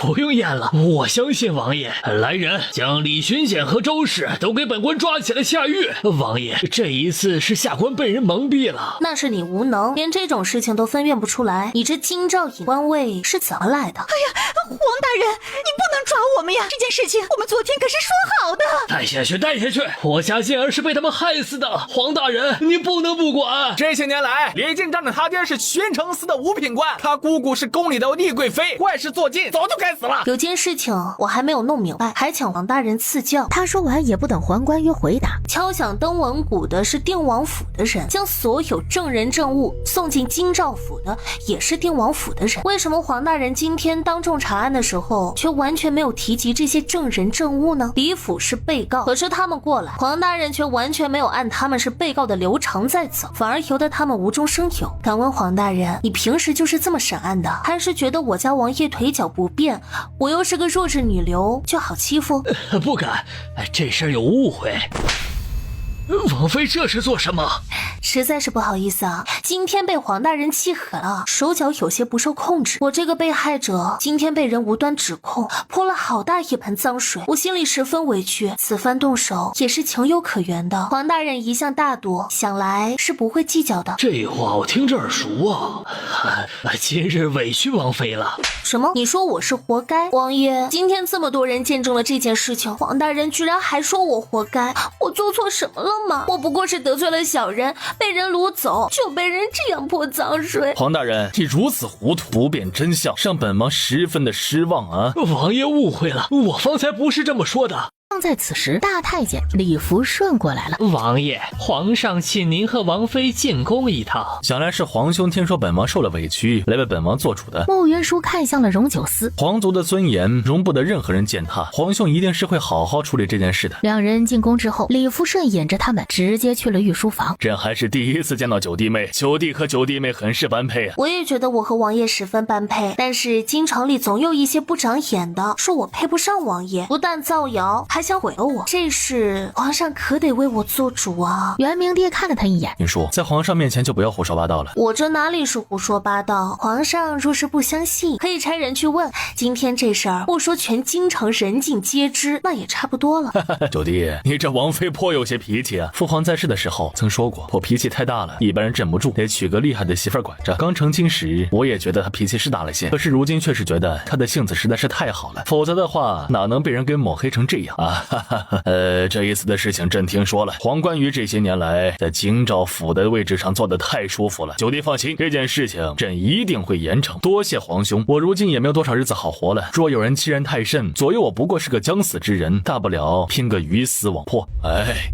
九弟别说这种丧气的话，但凡有一线希望都不要放弃。我这病怕是不太行了，太医院的院症都没有法子，就算是太医院的院症治不好你，民间还有不少隐世的神医，总有人能够治好你的病的。朕近来一直在为你找大夫，恰好找到一个擅长治你这种病的大夫，今日请你入宫，就是想请这位大夫给你治病的。多谢皇兄，你我是兄弟，哪里需要说这些客套话。他看了李福顺一眼，李福顺很快就带来了一个面色清白的中年男人进来了。这位是南疆的神医龚先生，最擅长治疗旧伤了。有劳龚先生了。龚先生规规矩矩的行了个礼后，就开始为荣九思把脉。他一离得近了，穆云舒便闻到他身上的腥味，隐约的看到龚先生的袖子动了一下，他就知道这是要动手了。他突然尖叫一声，有蛇！一条艳红的小蛇从他的袖子里掉了下来，穆云舒却一脚准确无误的踩在了小蛇的脑袋上。好吓人呐！我最怕蛇了！我刚刚是不是踩到蛇了？好恶心呐！有本王在，别怕。王爷，我还是害怕。抱抱。来人，护驾！家！你好大的胆子，竟敢携带毒蛇进宫！皇上饶命，那蛇没有毒。有没有毒，不能听信你的一面之词，得找太医来验证。再说了，你是什么大夫啊？居然随身带条蛇，一看你就不是好东西。把人带下去严查。九弟，是朕挂念你的病情，操之过急了。做了这种不要脸的事情，还要打着关心的牌子，真恶心。王爷，我好怕，好想回家。好，我们回家。出了这样的事情，元明帝再没办法找借口把他们留在宫中。他们一走，龚先生就被带到了元明帝的面前。没用的东西，这一次真的只是个意外，请皇上恕罪。定王的身体如何？毒已经进入他的心脉，但是今日他沉滞的脉象里又似乎透着生机。刚才时间太过匆忙，草民不确定有没有把错脉。下去吧，以后不要再出现在定王面前。龚先生行了个礼后便退了下去。皇上，黄冠瑜求见。他竟然还有脸来见朕！传旨下去，黄冠瑜污蔑皇族和李府众人伪造证据，性质极其恶劣，即刻罢免朝家。李靖绑架王妃，罪该万死。李府对其百般包庇，全家斩首。这罚的会不会太重了些？丽贵妃那边，这一次把柄就握在定王的手里，朕若不罚得重一些，他不会罢休。你再派人去给太后那边传个信儿，让他不要再去激怒荣九思。李福顺应了一声。你再去库房里面挑些东西送去定王府。他虽然是皇帝，却也不敢轻易动荣九思。最近太后有些浮躁，一直盯着荣九思不放，事做好了也就算了，这事还做得一塌糊涂，需要他来扫尾。荣九思和慕云舒出宫时，皇宫真可怕。他的话音一落，便听到四周传来弓弩张开的击阔声。这是禁军在换防侍弩。爱妃，走吧。在他们即将走出甬道的时候，一个身着铠甲的男子朝他们走过来。见过定王。乌统领如今深得帝宠，本王甚是欣慰。王爷过奖了，不管下官在哪里就职，永远都是王爷的兵。乌统领就不要取笑本王了，本王可带不出你这样的兵。王爷似乎对下官有误解。对你有误会，你配吗？本王说过，你以后不要再出现在本王的面前了。现在你可以滚了。下官如今正在宫里当值，若不走，王爷又能把下官怎样啊？他的轮椅突然向前滑行，慕云舒完全没有看见他是怎么出的手，他将手里的刀扔在了地上道：滚！他们一走，慕云舒忙推着荣九思离开皇宫。王爷，你和那人有仇？不过是个卑劣小人罢了，他不配做本王的仇人。本王只是看到他就想起乌岭关枉死的数万将士。皇宫这种地方真的挺吓人的，又是放蛇又是弓弩，真不消停。给乌延辉10个胆子，他也不敢在皇宫对本王动手。至于那条蛇，你刚才踩那条蛇的时候踩得十分利索，本王不觉得你真的怕那条蛇。蛇有什么好怕的？再厉害也不是个畜生罢了。我怕是皇帝翻脸，直接让外面的侍卫进来把我给剁成肉泥。虽然在御书房里他没有动手，但是他却在外面有所不知。今天那个姓乌的一看就不是好东西。元明帝是个伪君子，这种事情他不会做的。乌延辉今天出现在这里，不过是他自作主张，想要讨好元明帝，回去就得被罚。可惜了。可惜什么？我今天踩死的那条蛇是蛊王，是一位上家的药材。早知道这样的话，我们就不用那么急匆匆出来，可以先想办法把那条蛇尸顺出来。在这种时候，他想的却是这种事情，我无言以对。王爷，你神通广大，能让你的人偷出那条蛇尸吗？本王留在宫中的人不是做这种事情的，你怎么看出龚先生有问题的？这事很简单，他的脸色出卖了他的面色清白，这是常年和毒物打交道的人的一个特点。且养蛊的人常用自己的血来养蛊，血放的多了大多会贫血，所以脸色会发白，更不要说他一身的腥臭味儿，快把我熏死了。如果我没有猜错的话，王爷身上的毒应该是龚先生下的，他是个用毒的高手。往后王爷若是单独遇到他，千万要小心。为什么单独见到他的时候要小心？如果有我在王爷身边，遇到他就不用担心了。这种老毒物，我有办法对付他。我今天踩死龚先生的蛇，闹了这么大动静，皇帝会不会起疑啊？起疑是肯定的，但是他不敢轻举妄动，且还会因为这件事情，他会给些赏赐来安抚本王。至于如何打消他的疑虑，这是本王来处理，你不用管。两人很快就到了王府，徐敏和徐英在门口等他们。多亏了你们仗义直言，多谢。我们同生共死的交情，客气什么？荣九思极浅淡的看了他一眼。王爷是我心目中的英雄，英雄哪能被小人遮住啊？这货还能更怂一点？你没事吧？我能有什么事儿啊？没事就好。这几天京中的流言说的可难听了，就当他们放屁。两人在门口说了几句闲话后，我以后能来王府找你玩吗？他正打算拒绝。徐小姐若是不怕和定王府走得近，惹来麻烦的话，可随时来王府找云舒。虽然我胆子不算大，但是也不怕事儿。别人总不能干涉我交朋友吧？就是我和谁谈得来就和谁玩。荣九思看了他一眼。我和清远兄一见如故，我决定了要和他做一辈子的挚友。我是特别喜欢你这种读书读得好的人。徐公子的脑子看起来来确实不像太好使的人，多读点书，想来能改善这个状况。王爷说的对，听徐公子这么说，想来是好学之人。恰好本王在书院的山长那里有几分薄面，等手续办好之后，徐公子便和清远一起去书院念书吧。哎，好，什么去书院念书？今日徐公子为我们夫妻仗义直言，本王甚是感激，无以为报，只能是帮着徐公子成为一个更优秀的人。他扭头对剑十一道：“跟尹长史说一声，让他拿着本王的信物去找山长，再顺便跟徐将军说一声。王爷，道爷不必要如此客气啊。这个不是客气，是王爷的一番心思。书院极难进，王爷这是特意为徐公子开了后门，一定要好好学习，天天向上。这是什么人间惨剧啊！我就说不该来定王府吧。哥，之前大伯父就让你去书院里上学，却没有门路，如今王爷赏了你这个机会，您可一定要好好珍惜呀。伯父若知道这件事情，一定会很开心。徐敏想揍徐英，穆公子，到书院后，我哥哥怕是劳烦你照顾一二。徐小姐客气了，好朋友原本就是该互相照顾的。这日子没法过了。徐敏和徐英回去的路上，我还是不是你亲哥啊？你明知道我最讨厌读书了，你不帮我拒绝也就算了，还应承下来，你想让我死啊？别开口死闭口死的，多不吉利呀！徐敏愤愤地看着他，哥，你好好想想，你这么大岁数了，你会什么？你练功的时候偷懒，武功差的要死，连我都打不过。说句不好听的话，你还不如李靖那个废物了，人家至少书读的还不错。他恼羞成怒。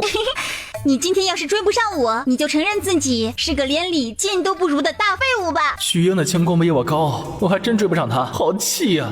王府那边，慕云舒笑着对荣九思道：“谢谢王爷。”谢本王什么？谢王爷收留清源，也谢王爷许徐英进王府来找我玩。你今天表现得不错，这是给你的奖励，往后乖一些，本王会待你更好。乖一些是让我以后对他言听计从吗？那是不可能的事儿。他们进到内院的时候，尹兆峰带着剑姬一起走了过来。王爷，我这一次做的还不错吧？下次别那么实诚，让去滚钉板就是真的去滚。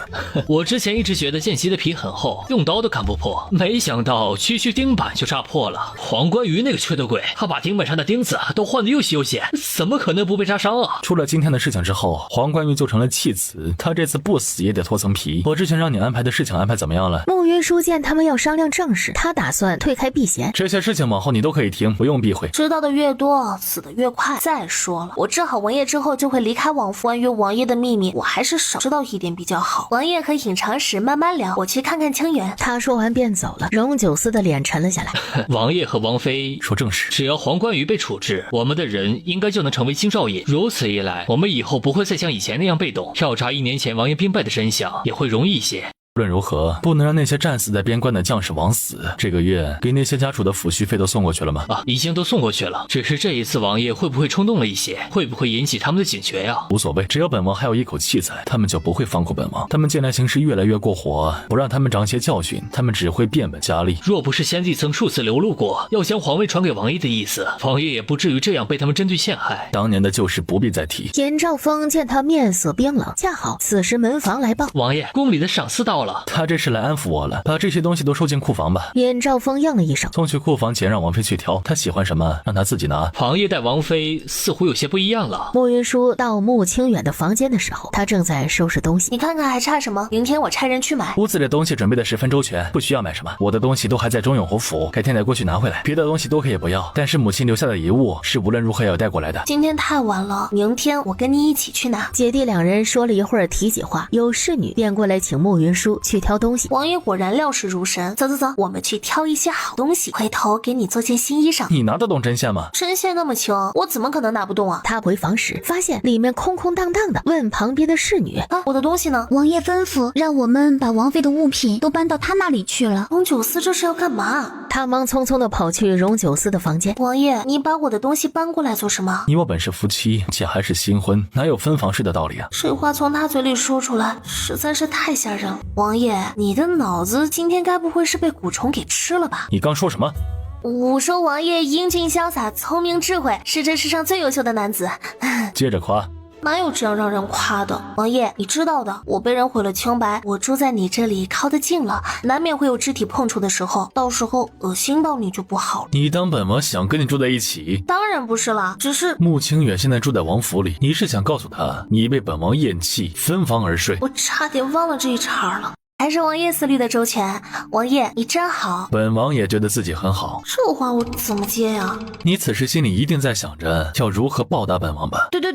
不过王爷身份贵重，什么都不缺，我也身无长物，没什么东西能够送给王爷的。往后只能约束自己的行为，少碍王爷的眼，然后倾尽全力为王爷治病。为本王治病原本就是你该做的事，算不上是你的报答。本王一向仁慈，见你如此为此事为难，便给你指条明路。我想说，我一点都不为难。王爷真是善解人意，还请王爷示下。听说你要给穆清远做套衣衫，那便也替本王做一套吧。王爷，我没想替清远做衣衫，我只是想拿着布找个绣娘给清远做。又要给本王编故事？当然不是，不让你去库房里面挑，半个月以后，本王要看见做好的新衣。王爷，我到时候若是做的不好，你可别生气啊。你去问一下剑妻，他们把事情做砸之后，本王是怎么罚他们的？你的处罚可以参照他们。他没控制住，打了个呵欠。你要是觉得累了，就去休息。他十分自觉地打算在脚踏上打地铺。你睡在这里，一会儿本王怎么上床？莫云舒完全不知道他的纠结，他铺好被子便沉沉睡去。莫云舒，闭嘴，别吵。他还真是长本事了，都敢让我闭嘴了。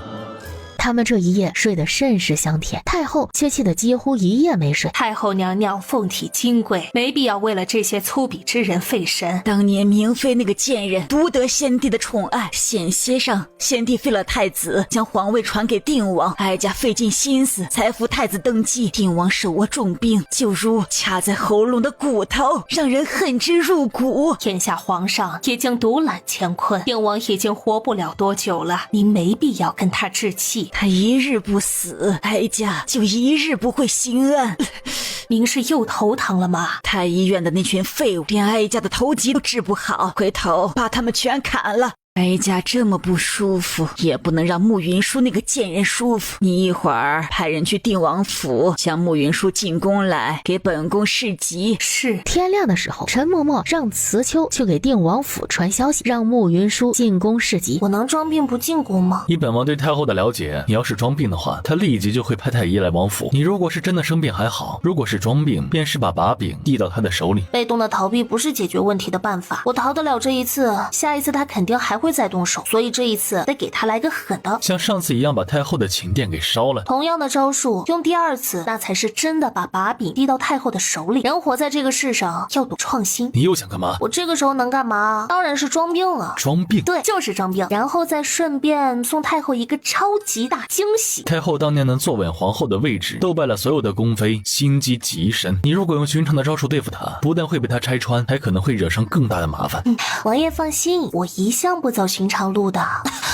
我昨日不小心感染了风寒，怕是不太方便去给太后示吉。真是巧了，奴婢就怕定王妃不舒服，出宫的时候带了个太医，说定王妃不介意的话，让太医来给你把个脉。定王妃巧吗？太医把完脉后道：定王妃确实感染了风寒，但是不太严重，并不会影响给太后娘娘示吉。你确定？非常确定。是，你得做个见证啊，别到时候我过了病期，过了病期给太后，你们还要治我的罪。定王妃放心，不会发生这种事情。王爷，刚才此处的话你也听到了，万一我传染给了太后，你可得为我作证，这事可不是我的错。明知道你生病了，太医和慈秋依旧让你进宫给太后示吉。若是你过了病期给太后，那也是他们的错，与你何干？王爷放心，等太后娘娘病好了，王妃便能回府了。慈秋只是想告诉我，太后的病不好，慕云舒就不能回来。我最孝顺了，既然进宫示吉，就一定会好好伺候太后的。荣九思看了他一眼，我只是轻微的风寒，这几天就会大好，王爷不用担心的。慕云舒十分乖巧的跟着慈秋进宫给太后示吉。慕云舒到寝殿后，规规矩矩的给太后行了个礼。哀家的腿有些不舒服，你过来给哀家按按。慕云舒迟疑了一下，怎么你不愿意？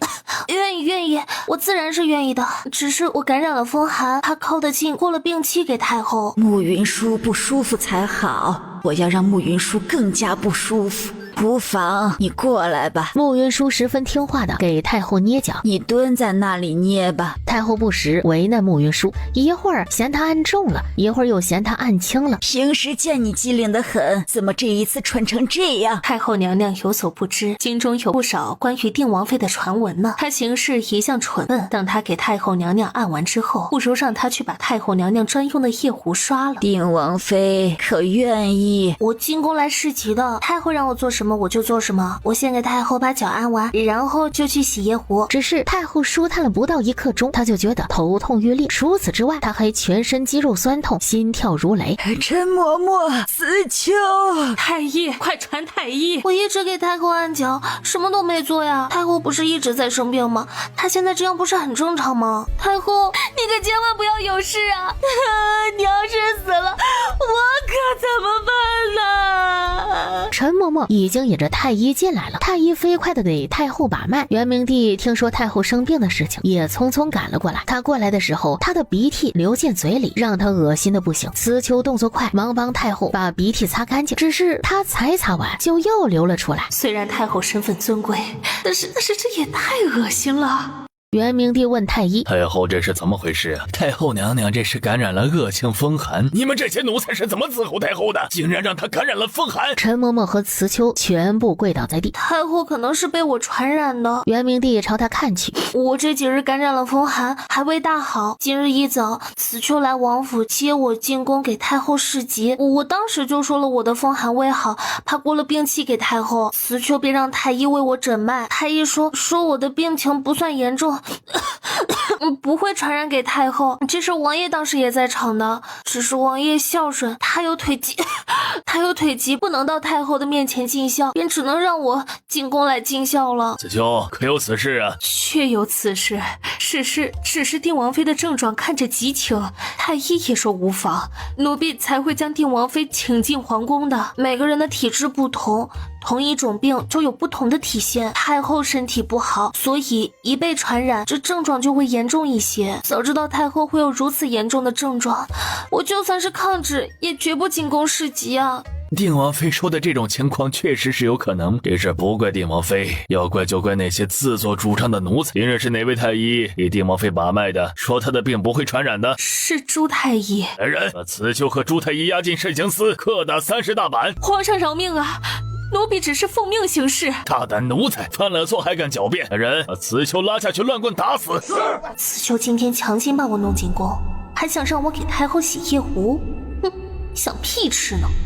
这一次不弄死个把人，怕是真的个个都敢欺负到他的头上来。都是我不好，王兄也罚一罚我吧。定王妃纯孝，朕又如何会罚你啊？你的身体不适，不用再留在宫里给太后侍疾，明日一早便出宫吧。我今晚留在这里继续给太后侍疾。不必了，你今夜好生歇着，宫里这么多奴才，不用你那么辛苦。慕云舒十分愉快的去旁边的宫殿歇着。皇帝发作，哀家宫里的人会不会管得太多？朕昨天就让李福顺来给母后说，定王命不久矣，没有必要刻意为难他。母后不要忘了，荣九司封起来是不要命的。母后听朕一句劝，慕云舒再下贱，那也是荣九司明媒正娶的王妃，欺辱慕云舒，就是在打荣九司的脸。你现在已经是皇帝了，难不成还要怕他？不说他曾经立下的赫赫战功，就他手里的10万大军，再加上有父皇留下的旨意在，朕根本就不可能在明面上夺走他的兵权。朕已经忍他多年，不介意再忍他这几个月。哀家这一次发病太过突然，得严查。朕已经让太医全部查过了，母后没有中毒，唯一的解释就是他过了病气给母后，这是他之前就说明过。单就这事儿，朕根本就治不了他的罪。他太邪门了，只要他一靠近哀家，都出事了。他既然如此邪门，母后以后便不要再将好诏进宫来。哀家真不信收拾不了慕云舒。今夜慕云舒一个人住一间宫殿，只是调一个太监过来道：定王妃，厉贵妃有请。夜深了，我想休息。这事儿怕是由不得定王妃。我想了想，觉得这会儿还不太累，便随公公走一趟吧。定王妃这边请。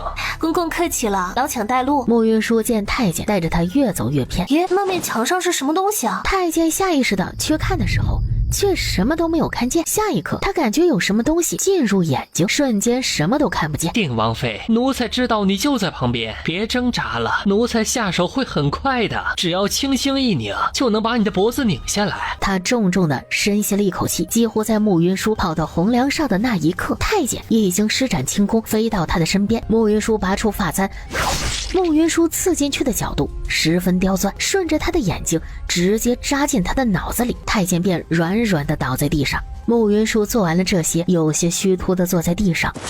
尼玛，吓死老子了！是他往回走时，他迷路了。他走了好一会儿，才看见前面有灯。请问有人在吗？慕云舒不敢乱闯，便准备退出房间。方才打开的那扇门，不知何时已经关上。这又是闹哪一出啊？姐要不要这么倒霉啊？慕云舒觉得自己反正都被关在这里了，还不如进去看看。国师今日一早卜卦说今晚会有贵客到，没想到是定王妃。国师连这个都能算到，那国师可知我今夜是因何而来？本无害人心，却被迫拼命。定王妃辛苦了。听不懂国师在说什么。定王妃喝什么茶？我名声不好，若让人看见我和国师在这喝茶，只怕国师名声会受损。这是简单，不让人看见不就好了？他说完，血色袖袍一拂，寂静的庭院里有什么东西响起，暗藏的阵法浮动，透着危险的气息。定王妃不用怕，这阵法只会阻止外面的人闯进来，你在里面不乱跑，便不会有事。还是国师会玩，不如定王妃巧施妙手，将太后治得服服帖帖。我是真会开玩笑，我对太后只有尊敬，绝不敢生出半点不敬的心思。定王妃不必紧张，这只是我的猜测，并没有证据。就算有证据，我也不会说出去，因为说出去对我并没有半点好处。他们说国师卜卦极灵，可是我看国师却觉得国师卜卦全靠猜，还猜得十分离谱。我对太后全欠孝心，到了国师这里却变成了我要害他，这样编排我会不会不厚道啊？我不过是第二次见到国师，和国师似乎并没有什么仇吧？我和王妃自然没有仇，相反，我还觉得与王妃一见如故，这是百年的普洱，王妃尝尝。我家王爷说了，宫里危险，进宫之后最好什么东西都不要碰，尤其是陌生人给。王妃精通医术，查了又没有问题，一闻便知。整个京城谁不知我不学无术啊？国师却说我会医术，别人听到会笑死的。我与九思自小相识，曾欠他一条命。多年之前，我便算出来他有一个大劫，直到1个月前，他成亲的那天晚上，他的命盘里占出一线生机。我当时就觉得十分奇怪，这一线生机在哪里？直到那天在书院里遇到你。国师该不会想说我是王爷的那一线生机吧？我身为国师，又久在玄门，能看到一些别人看不到的东西。你到底想说什么？王妃不必紧张，只是第一次见到你这种情况，有些好奇而已。你好奇什么？好奇你从何而来，你所在的世界又是怎样的？你想知道？石无星点头。实不相瞒，我其实是你祖奶奶。当年你出生的时候，我就觉得你天赋异禀，十分奇特。但是我当年也不知道你长大之后会成为信口开河的神棍，早知道我就早掐死你。放肆！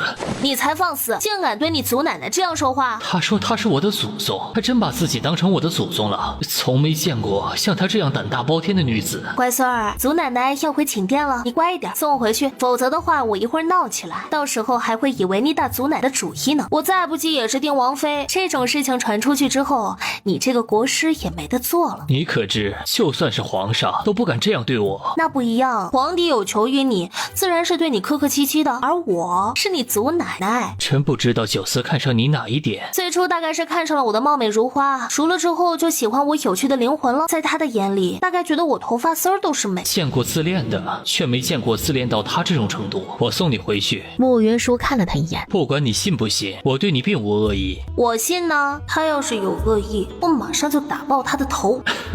他这像是信我的样子吗？他撤掉阵法，亲自送他回他住的宫殿。今夜劳烦国师了，我现在相信你不是坏人了。方才我太过紧张，失礼之处，还请国师见谅。王妃客气了，我胆子再大，也不敢记恨我的祖奶奶。国师真小气。王妃说的对。他说完，朝他拱了拱手，提着一盏宫灯，缓缓前行。他打了个哈欠，见伺候他的2个宫女震惊地看着他。你们这样看着我做什么？方才王妃去哪里呢？怎么是国师送王妃回来？我为什么会出去？你们不知道？慕云舒越过他们，直接回寝房。定王妃和国师熟吗？不熟。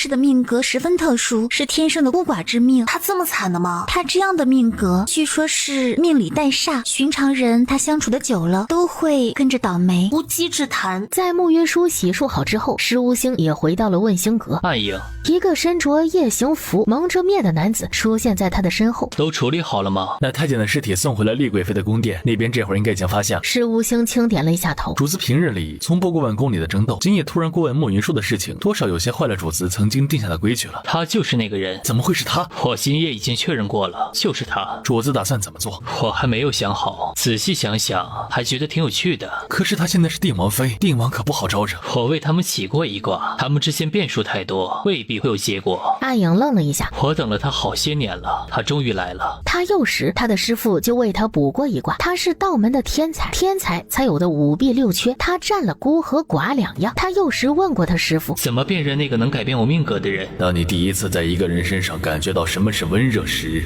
就是那个人了。所以今天他凑过来，温热的鼻息洒在他的身上，第一次体验什么是温热。沐云舒不知道石无星复杂又纠结的心情，他睡之前告诉自己要警戒一点，早上要不是宫女进来喊他，他还能继续睡。昨天袁明帝明确的说了，不需要他再给太后侍疾，他今天可以出宫，但是依着规矩，他还得去给太后那里请个安才能出宫。到太后的寝宫时，哟，这不是定王妃吗？太后让你进宫来侍疾，你却睡到日上三竿，你眼里还有没有太后？这位大娘，请问你哪位啊？我是柔嫔，你眼睛是瞎的吗？哪里看出我老了？哦，你就是柔嫔呐。不好意思啊，我没听说过你，所以不知道你的年纪。慕云舒不认识我，装出这么一副恍然大悟的表情，是在逗我玩吗？不过我看你皮肤松弛，肤色是淡，这眼角鱼尾纹得有70-80条了，看起来起码比皇后娘娘大上20-30岁，就觉得你是位大娘。怎么说话？我怎么说也是你嫂子。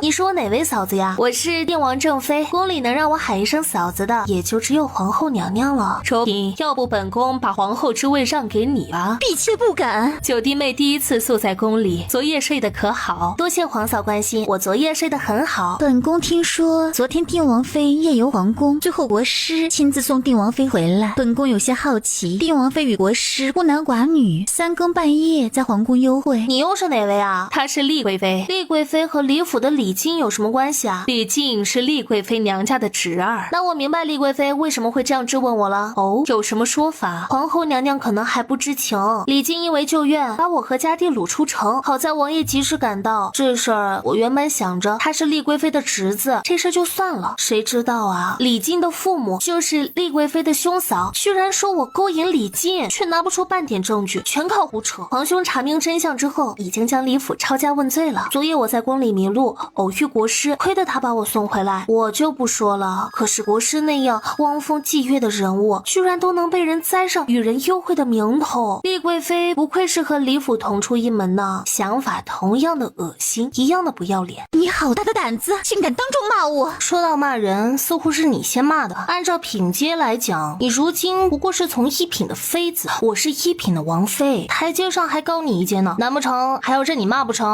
虽然正常情况下人被狗咬了再咬回去呢有点恶心，但是放任一条狗乱咬那就更恶心人了。别误会啊，我刚才说的是狗，没说你。定王妃真是牙尖嘴利。多谢夸奖，不就是吵架吗？前世我跟人吵架的时候就没输过，反正这荣九思说了，我不管闹什么事情他都能兜着，那肯定是先吵个痛快再说了。更不要说李府已经问罪，丽贵妃现在已经是只没牙的老虎了，我怕个屁呀！丽贵妃还要说什么？够了，以后得空了多进宫陪本宫说说话。好啊好啊。嬷嬷走过来道，定王妃，太后说了，你直接出宫即可，不用去她那里请安了。太后还是一如既往的慈祥体贴，我回府之后一定日日为太后祈求早日好起来。定王妃有心了，说太后娘娘以后还需要人侍疾，嬷嬷一定要来找我，我最孝顺的。太后也夸定王妃是个孝顺的好孩子。慕云舒和皇后说了几句话后，就大步往外走。丽贵妃见慕云舒过来的时候，把脚伸出去绊他。慕云舒早就看见丽贵妃的小动作，抬脚就踩了上去。下一刻，丽贵妃的尖叫声响彻云霄。丽贵妃，你的脚怎么放到我的脚底下来了？你就算想要自残，也不用找我碰瓷儿吧？丽贵妃，你这是怎么回事啊？恰在此时，元明帝和荣九思一起走了进来。皇上，你得为臣妾做主呀！定王妃今日骂臣妾也就算了，还故意踩断臣妾的脚。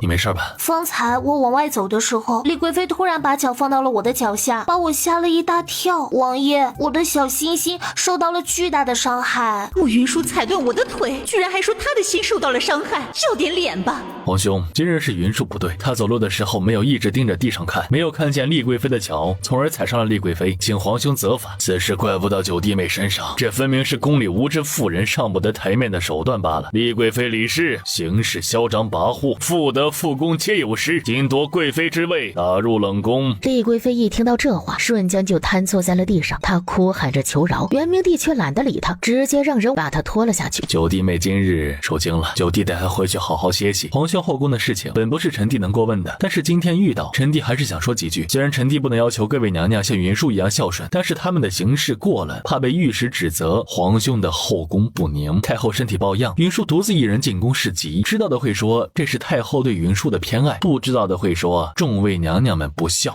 王爷给我讲了，元明帝在心里狂骂他们两口子不要脸。九弟好福气啊，娶了个贤妻，臣弟也这么觉得。演过头了哈。荣九思和慕云舒走出皇宫后，不知道太后还敢不敢喊我进宫侍疾了。只要本王不死，他就会一直为难，但若是本王死了，你马上就会死。虽然不太想承认，却觉得这行事作风就很太后。这样的话，那我下次好好准备一下，给他来个猛的，争取一次性把他搞定了，让他再也爬不起来。他觉得自己阴差阳错，好像娶了一个十分了不得的媳妇。多谢王爷请国师帮忙，要不然我昨天晚上会遇到大麻烦的。你我夫妻一体，帮你就是在帮本王自己啊！夫妻一体，他听着有点怪怪的。有他失身的事情在，他们这一辈子都不可能做真正的夫妻。想起在别院里睡他的那个男人，若再见到他，我一定把他给撕了。睡完提起裤子就不认账。渣男，想起什么事情气成这样？我与王爷顶多也就做几个月名义上的夫妻罢了，与王爷绝对算不上是真正的夫妻。我知道王爷是因为我们之前的契约才帮我，我也依旧感激。荣九思的眸光冷了下来，总有一天我要把那个睡了却不愿意负责的狗男人抓出来，然后把他撕成碎片。那个男人真的和本王很像。慕云舒看了他一眼，想起那天他不过说了他和那个男人很像，他就在他胸口刺了一剑的事情。不像，一点都不像。荣九思看向他，像王爷这样英俊的男人，不管别人怎么办，也办不出王爷的精髓。其实只要你乖乖听话，就凭你救了本王性命的事情，本王不介意养你一辈子。多谢王爷好意，但是真的不需要。怎么，你还嫌弃定王府？我怎么敢呢？王爷以后会娶新的王妃，而我不出意外的话，以后也会嫁人。我觉得我们现在这样相处就很好，互惠互利，我做定王府的过客就好。荣九思被他这样拒绝，心里憋着一口气。算你有自知之明。那是，我一向极有自知之明。荣九思的心口更堵了。两人很快就回到了王府，才到门口，王爷，多谢你把犬子送进书院读书，傻站在那里做什么？还不过来谢过王爷？慕云舒的嘴角直抽。多谢王爷，徐将军客气了，是徐公子自己上进，本王并没有做什么。王爷这一次可是帮了我们老徐家大忙啊！我之前让他去念书，像是要他的命一样，还是王爷有办法让他心甘情愿的去书院念书。哎呀，虽然他不是什么读书的料，但是多读点书也是好的。本王瞧着徐公子甚是聪慧，将来能学有所成。谢王爷吉言，王爷如此看好你，你可千万不要让王爷失望啊！我觉得我都要疯了，这都是什么事儿啊？王爷以后但凡有什么吩咐，莫想上刀山下火海。徐将军有心了，本王如今是残破之躯，本没有什么奢望，如今只求朝中武将将门后继有人。徐公子甚好，本王惜才只想尽略微绵薄之力罢了。王爷是我朝的战神，战无不胜，攻无不克，是我朝武将魂。只要王爷在的一日，鞑人就不敢南下，莫想盼着王爷身康体健，长命百岁。荣九思又和徐将军说了几句话，徐将军带着徐敏走了。他可怜兮兮的看着慕云舒，他摊手表示他无能为力。王爷，你真厉害！看上徐敏了，本王还没死，就当着本王的面眉目传情。我和徐敏眉目传情，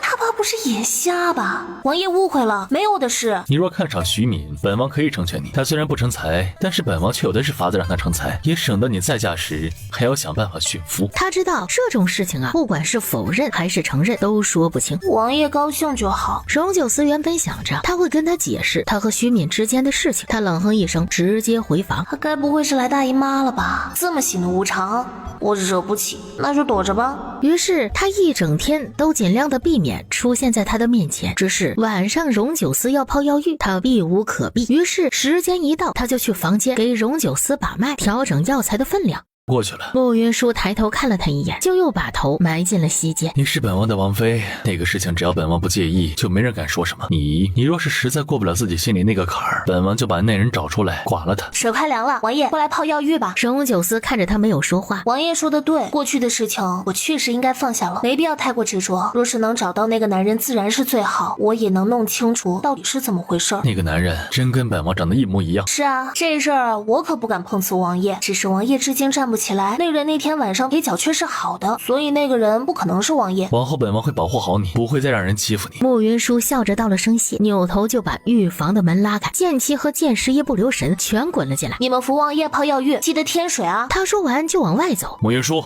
王爷有什么吩咐？他到嘴边的话却又咽了回去。没事。荣九思此时的心情欠佳，等剑十一把荣九思扶进浴桶后，便把两个人全轰了出去。他此时心里有些乱，想静一静。两人出去后，你亲眼看见王妃打的王爷？那倒没有，但是也差不多了。你说王爷会不会杀我灭口啊？我之前就觉得王爷对王妃有些不同，现在看来，王爷怕是真的喜欢上王妃了。你哪只眼睛看出来的？我两只眼睛都看出来了。你的眼睛看这些是不准，毕竟你是连两只公猫都能看出奸情的人。他正准备反驳，一盆水兜头淋下。谁？好大的胆子，居然拿水泼我！就没见过比你更八卦的男人了。剑妻被他一凶，抱着脑袋就跑了，剑十一也跟着跑了。慕云舒轻哼了一声，准备回房的时候，就看见穆清远站在了不远处。你什么时候过来的？你真对王爷动手呢？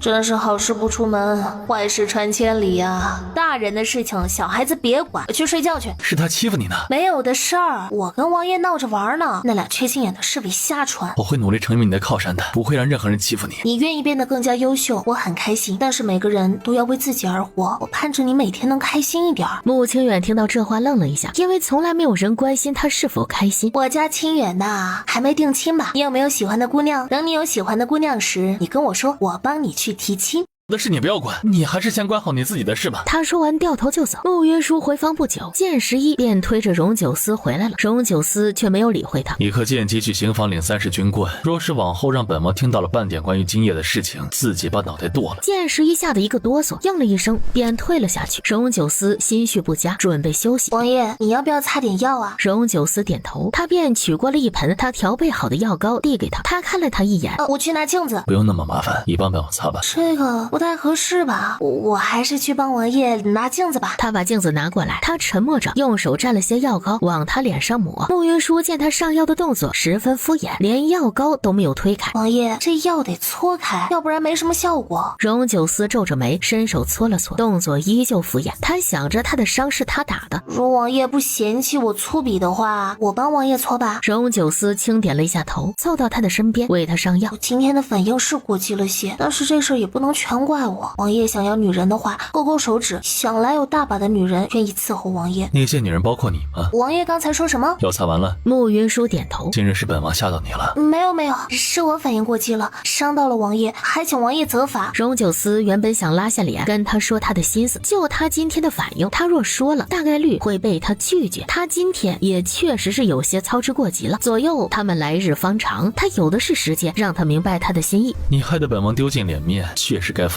我虽然有错，但是这事儿也不能全怪我一人，王爷也有错。你自己认的罚，本王还没罚你，就又往本王身上推了。穆云舒摸了摸鼻子，就罚你为本王再做一套衣衫吧。这还不如打30军棍呢，能不能换个处罚的方式啊？挨罚的人没有挑选的权利，这件事就这么定了。穆云舒瞬间如霜打的茄子，再唉声叹气的回到他的地铺上睡觉。最多给你1个月的时间，做不好就加倍处罚。我已死，有事烧纸。第二天一早，荣九思就把他喊起来，让他去库房给他挑布料做衣衫。穆云舒觉得他就是个魔鬼，只是到了库房后，打开挑几件吧。王爷要送首饰给我吗？你昨夜不是说本王也有错吗？虽然本王不觉得自己有错，但是送几件首饰给你赔罪还是可以的。既然如此，那我就不客气了。他嘴里说着不客气，却极有分寸的只挑了一根足尖的簪子。不多挑几样。王爷昨夜犯下的错，我觉得用这根簪子赔罪就够了。我们成亲以后，本王也没送你什么东西，你这么懂事，这么有分寸，那本王便将这些首饰全送给你好了。啊，不用，我们已经和离了，这些东西我不能拿，王爷还是留着送给你以后的王妃吧。荣九思斜斜的看了他一眼，王爷未来的王妃真幸福。你现在不就是本王的王妃吗？需要羡慕别人？王爷，我们已经和离了。你还顶着定王妃的名头，穿着那么朴素出门，是想丢本王的脸，还是想让别人知道我们夫妻不和？王爷，我过段时间就会离开的，可以适当的对外透一点我们夫妻不和的传闻了。来人，把这些首饰全扔了。守库房的小厮过来清理东西。好好的，为什么全扔了？本王送出去的东西就不会再往回收，既然你不要，那便扔了。你打算把这些东西扔哪儿啊？我去捡。小厮一脸为难的看着荣九思，他深吸了一口气。最后那些首饰全部被送去了慕云舒的房间。王爷，这些首饰算是我捡的，不算你送我的哈。不知道这只簪子能卖多少钱？这些都是我亲手挑出来的，他居然想着卖掉。你又不缺钱，卖首饰做什么？谁说我不缺钱？等离开王府之后，我要置办宅子，哪儿都要花钱的。之前的那1万两银子啊，听着虽然不少，但是不经花，我得多备一些银子，有备无患嘛。弄了半天，他是想把这些首饰变现，离开我过他的舒心日子。来人，把这些东西都收起来。见十一进来，便准备收东西。王爷，你这是做什么？这些都是我的。我想起来了，前几天有贼人进府偷走不少首饰。见十一，你去京兆府报案，将丢失的这些首饰的模样全部都仔细描述一遍。见十一看了慕云舒一眼，莫名就有些明白贱妻的心境了。王妃，请你让开，不要为难我。这些首饰都可以借给你戴，却不能拿出去卖。多谢王爷，但是不用了，我怕一不小心弄丢了，到时候我可没钱赔。全拿走，通通拿走。见十一看向荣九思，他轻点了一下头。你住在王府的一日，王府里所有的一切便都是你的。知道了。你这是在做什么？做些补充义气的药丸子卖。荣九思拧眉，王爷别误会啊，这可不是用王府的钱买的，这是上次贱妻出去采买物品的时候，我用自己的钱托他买的。慕云舒见他脸色不好，以为他嫌他弄脏了他的房间，他不愿跟他起冲突，下午便拿着药粉回自己的院子去搓。于是荣九思又连他的人影都看不到了。荣九思心塞，和他亲近他会动手，送他东西他会卖掉，他一时间完全不知道拿他怎么办。他心里憋着一把火，让暗卫细查那夜别院里发生的事情。当天下午，书院派了位小厮来王府报信，说穆清远在学校跟人打架了。打赢了还是打输了？打赢了，把对方的牙都打掉了一颗。还好没输，我现在就去书院。本王跟你一起去。两人到书院门口的时候，正准备下车，一盆狗血朝他泼了过来。荣九思反应极快，一把将他拽了回来。一股臭腥的味道疯狂地钻进了慕云舒的鼻子，他只觉得恶心的不行，捂着胸口就想吐。你怎么了？太恶心了。他突然想起自己最近十分嗜睡，此时闻到血腥味这么大的反应，很像怀孕的症状。他忙伸手给自己把脉，慕云舒以为自己弄错了，按在脉上的手，她居然怀孕了。他算了一下时间，是他刚穿越过来的那天怀上的。他这才想起，他穿过来之后一直没有来过月事。哪里不舒服啊？我没事。没事，脸色那么难看，那边有个医馆，本王带你找大夫看看。不用。他见荣九思的眼里有些不悦。王爷忘了，我自己就是个大夫，我自己的身体自己清楚。就是被那血恶心到了，一会儿就好了。见十一已经把泼狗血的人抓住，等他发落。慕云舒被自己怀孕的消息打击到了。你真没事？我真没事。天灵灵，地灵灵，妖孽快显形！什么鬼啊？朝那人走得近了些，发现那人他竟认识，是中永侯府的一个外门小管事。天灵灵，地灵灵，妖孽快显形！是许氏还是穆真真派你来的？你不是侯府的大小姐，你就是个妖怪。王爷，他是妖怪，你可千万不要被他骗了。老实点。慕云舒就是个妖怪，你们看，他现形了。都什么年代，妖怪？你脑子怕是有天坑啊！这不合理啊！你为什么没有显形啊？他不说是谁派他来的，揍！这事儿见十一十分擅长，他按着小管事就揍。是夫人让小的来的。夫人说大小姐自己和以前不同，性情也大变，一定是妖怪附身。中永侯夫人上次把我字拿给了李府，污蔑我和李靖有私也就算了，他今日竟还做出这种事情来，真的是太伤我的心了。所谓字迹不同，同，不过是因为我之前被他罚抄女训女诫时，让婢女喜儿帮我抄的。在我出嫁之前，喜儿意外坠井身亡，今日又让你当众泼我黑狗血，说我是妖怪。夫人这样的行事方式，恶毒的让人发指，我要告他。来人，此人受忠永侯夫人授意，恶意中伤本王的王妃，立即将他送去京兆府，请府尹大人彻查此事。王爷饶命啊！一只手握上了他的手，没事了。慕云舒吓了一大跳，下意识就甩开荣九思的手，他沉着脸，自己转着轮椅往书院里走，于是跑到荣九思的身边。王爷，刚才我没反应过来。荣九思扭头，他一时间没有反应过来，唇便贴在了他的脸上。这就是个意外，我真的没有半点想轻薄王爷的意思啊。荣九思原本不太好的心情，因为这个意外好了不少。还记得本王之前说过的话吗？王爷对我说过很多话，不知是哪一句。荣九思没有回答，便自己转动轮椅往里走。他该不会是喜欢我吧？书院的山长迎了过来。王爷、王妃，你们可算是来了，你们再不来，只怕书院都被拆了。清远性子温和，从不跟人打架，这一次到底是怎么回事呢？王爷，徐敏是我看在您的面子上才收进书院的，一来就带着穆清远打架，我让人去徐府把他父母请过来，徐夫人一来就怎样？山长还没有回答。徐有容，我看你是找死！徐夫人，别激动，千万别激动啊！你儿子打了我儿子，你连歉都不道，简直就是欺人太甚！把他们俩拉开。娘，揍死那老娘们儿！徐敏，老子骂慕云舒关你屁事儿！王爷，这事因你而起，你来解决。把他们分开。剑士一应了一声，直接拔出腰间的剑，剑气横斜，直接就把两拨人马分开。电王妃，你来的正好，这里有个大傻逼在骂你，我已经帮你把他揍了一顿了，你再来揍他一顿。这到底是怎么回事啊？他们在书院里散布谣言，恶意中伤姐姐，我听到后十分生气，就和他们讲道理，他们就动手打我，徐兄过来帮我，就成这样。什么叫恶意中伤啊？刘青山分明是在说电王妃不守妇道，可李建有染还在新婚夜偷人，还有一堆脏得要死的话，我这种粗人都说不出口。慕云舒见到姨母还不快过来行礼？你不要以为你嫁进了定王府就可以目无尊长了。庭山，我苦命的孩子，你不过是说几句实话就被人打成这样，山长，你可一定要为我们做主啊！穆清远和徐敏打人固然不对，但是刘庭山骂人也不对。山长，庭山他那不是骂人呀，他只是实话实说。慕云舒确实粗鄙不堪，之前在娘家的时候就和好些男人有往来，我带庭山去侯府的时候都撞见了好几回，这些都是事实，还不让人说不成？别的不说，山长也看到了，我是他姨母，他见到我都不理不睬。他这种一嫁进王府就不认之前的亲戚，还回娘家欺负嫡母的行事方式，根本就不配做王妃。还有那个穆清远也一样，他还是书院的学子，却同样的无礼，还请山长将穆清远从书院除名。我这人最是心善，刘府和中永侯府还是亲戚的关系，只要他们能跪下来给庭远磕头认错，再赔上10万两银子，这事儿就算。打得好！造孽呀！这一个个在书院里打架也就算了，喊了家长过来，家长还要再打好几波，真是够了。你好大的胆子，竟敢打我家夫人！那婢女说完就欲动手，剑十一手里的剑已经架在他的脖子上。谁敢碰我家王妃一根毫毛，我必让他血溅3尺。晚辈打长辈，这是犯了贱了吗？慕云舒一脚将他踹飞在地。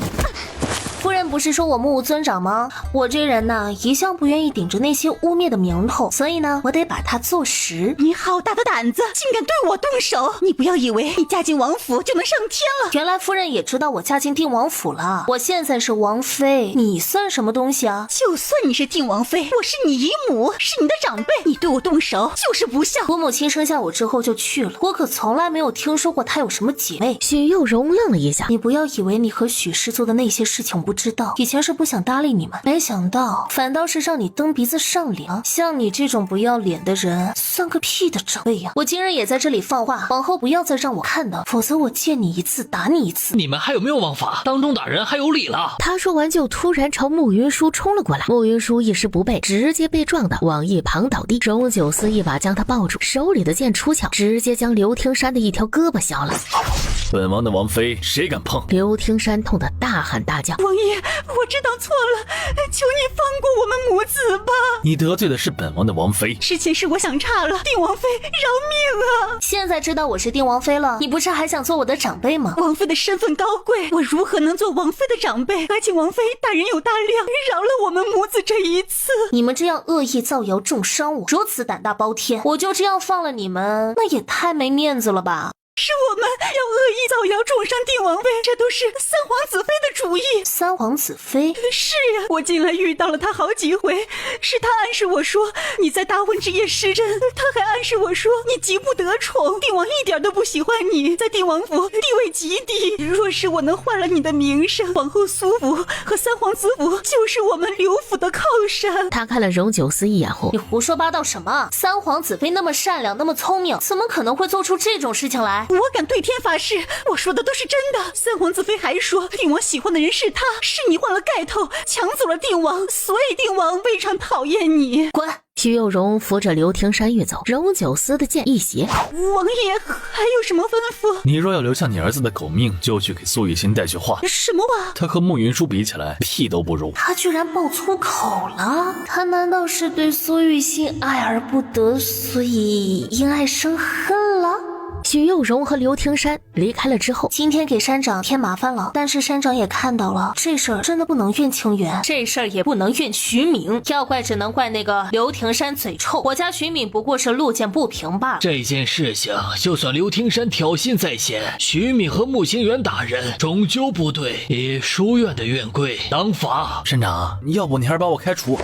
娘，你轻点疼啊！你给老娘闭嘴！你乖乖认错，乖乖领罚。要是敢不配合，老娘把你耳朵拧下来。娘啊，你儿子也是要面子的，这里很多人看着的。徐敏若是不乖，山长怎么罚都可以，只要是为他好事情，他不配合，尽管打他，只要不把他打残了，我跟他爹呀都没有意见。更加后悔当初把徐敏收进书院了。最后山长决定依着书院的规则，罚徐敏和穆清远打扫1个月的茅房。徐夫人走时，定王妃，今日多谢你了，你有空的时候啊，就来徐府玩，我有个婆子做的点心可好吃了，你来了我就让他给你做。穆云舒笑着点头，你一定要来啊！他心里有些可惜，也是穆云舒嫁人了，要不然嫁给徐敏做他的儿媳妇就好了。娘，你该回去了。王妃要是近期没空来徐府，我明日就让人做一盒送进王府。徐夫人走后，山长有事找荣九思，荣九思看了穆云舒一眼，王爷你去忙吧，我和清远说说话。穆云舒上次在书院里被人掳走，荣九思不放心他一个人在里面，便让剑十一跟着。我今天是不是给姐姐添麻烦了？只要你这一家没有输，就不算是给我添麻烦了。徐敏这个二货也有点意思，打架他是真的敢帮着打，咱们不惹事，但是也不怕事，遇到那些欺上门来的，就得给他们一点颜色。穆清远还没有说话，定王妃说的有理。我之前听说国师是京城里最神秘最难见到的人，可是我这才多长时间啊，就见了国师3次啊。这或许就是传说中的缘分吧。清远，带王妃进来喝茶。剑十一欲进去，却被暗影拦下。楼里很安全，定王妃若出意外，我把头给你。他都这样说了，你在外面等着就好。剑十一心不甘情不愿的守在了京楼的门口。你去烧壶开水。我是费这么大力气把我身边的人全部支开，有什么话就直说吧。王妃聪慧，还真是什么都瞒不过王妃的眼睛。我再聪慧也看不透国师故弄玄虚啊，所以还是国师更厉害。王妃算卦吗？没钱不算。这一卦我不收王妃的钱。我还是第一次见人上赶着给人算卦。施无星伸手拿起了龟壳，轻轻摇了起来。半晌，施无星将手里的龟壳放下，再看了一眼穆云舒，都算出什么来了？这记卦象相对特殊。哪里特殊啊？若是男子得此卦，表示他官运亨通，所求即所得，近来十分顺遂。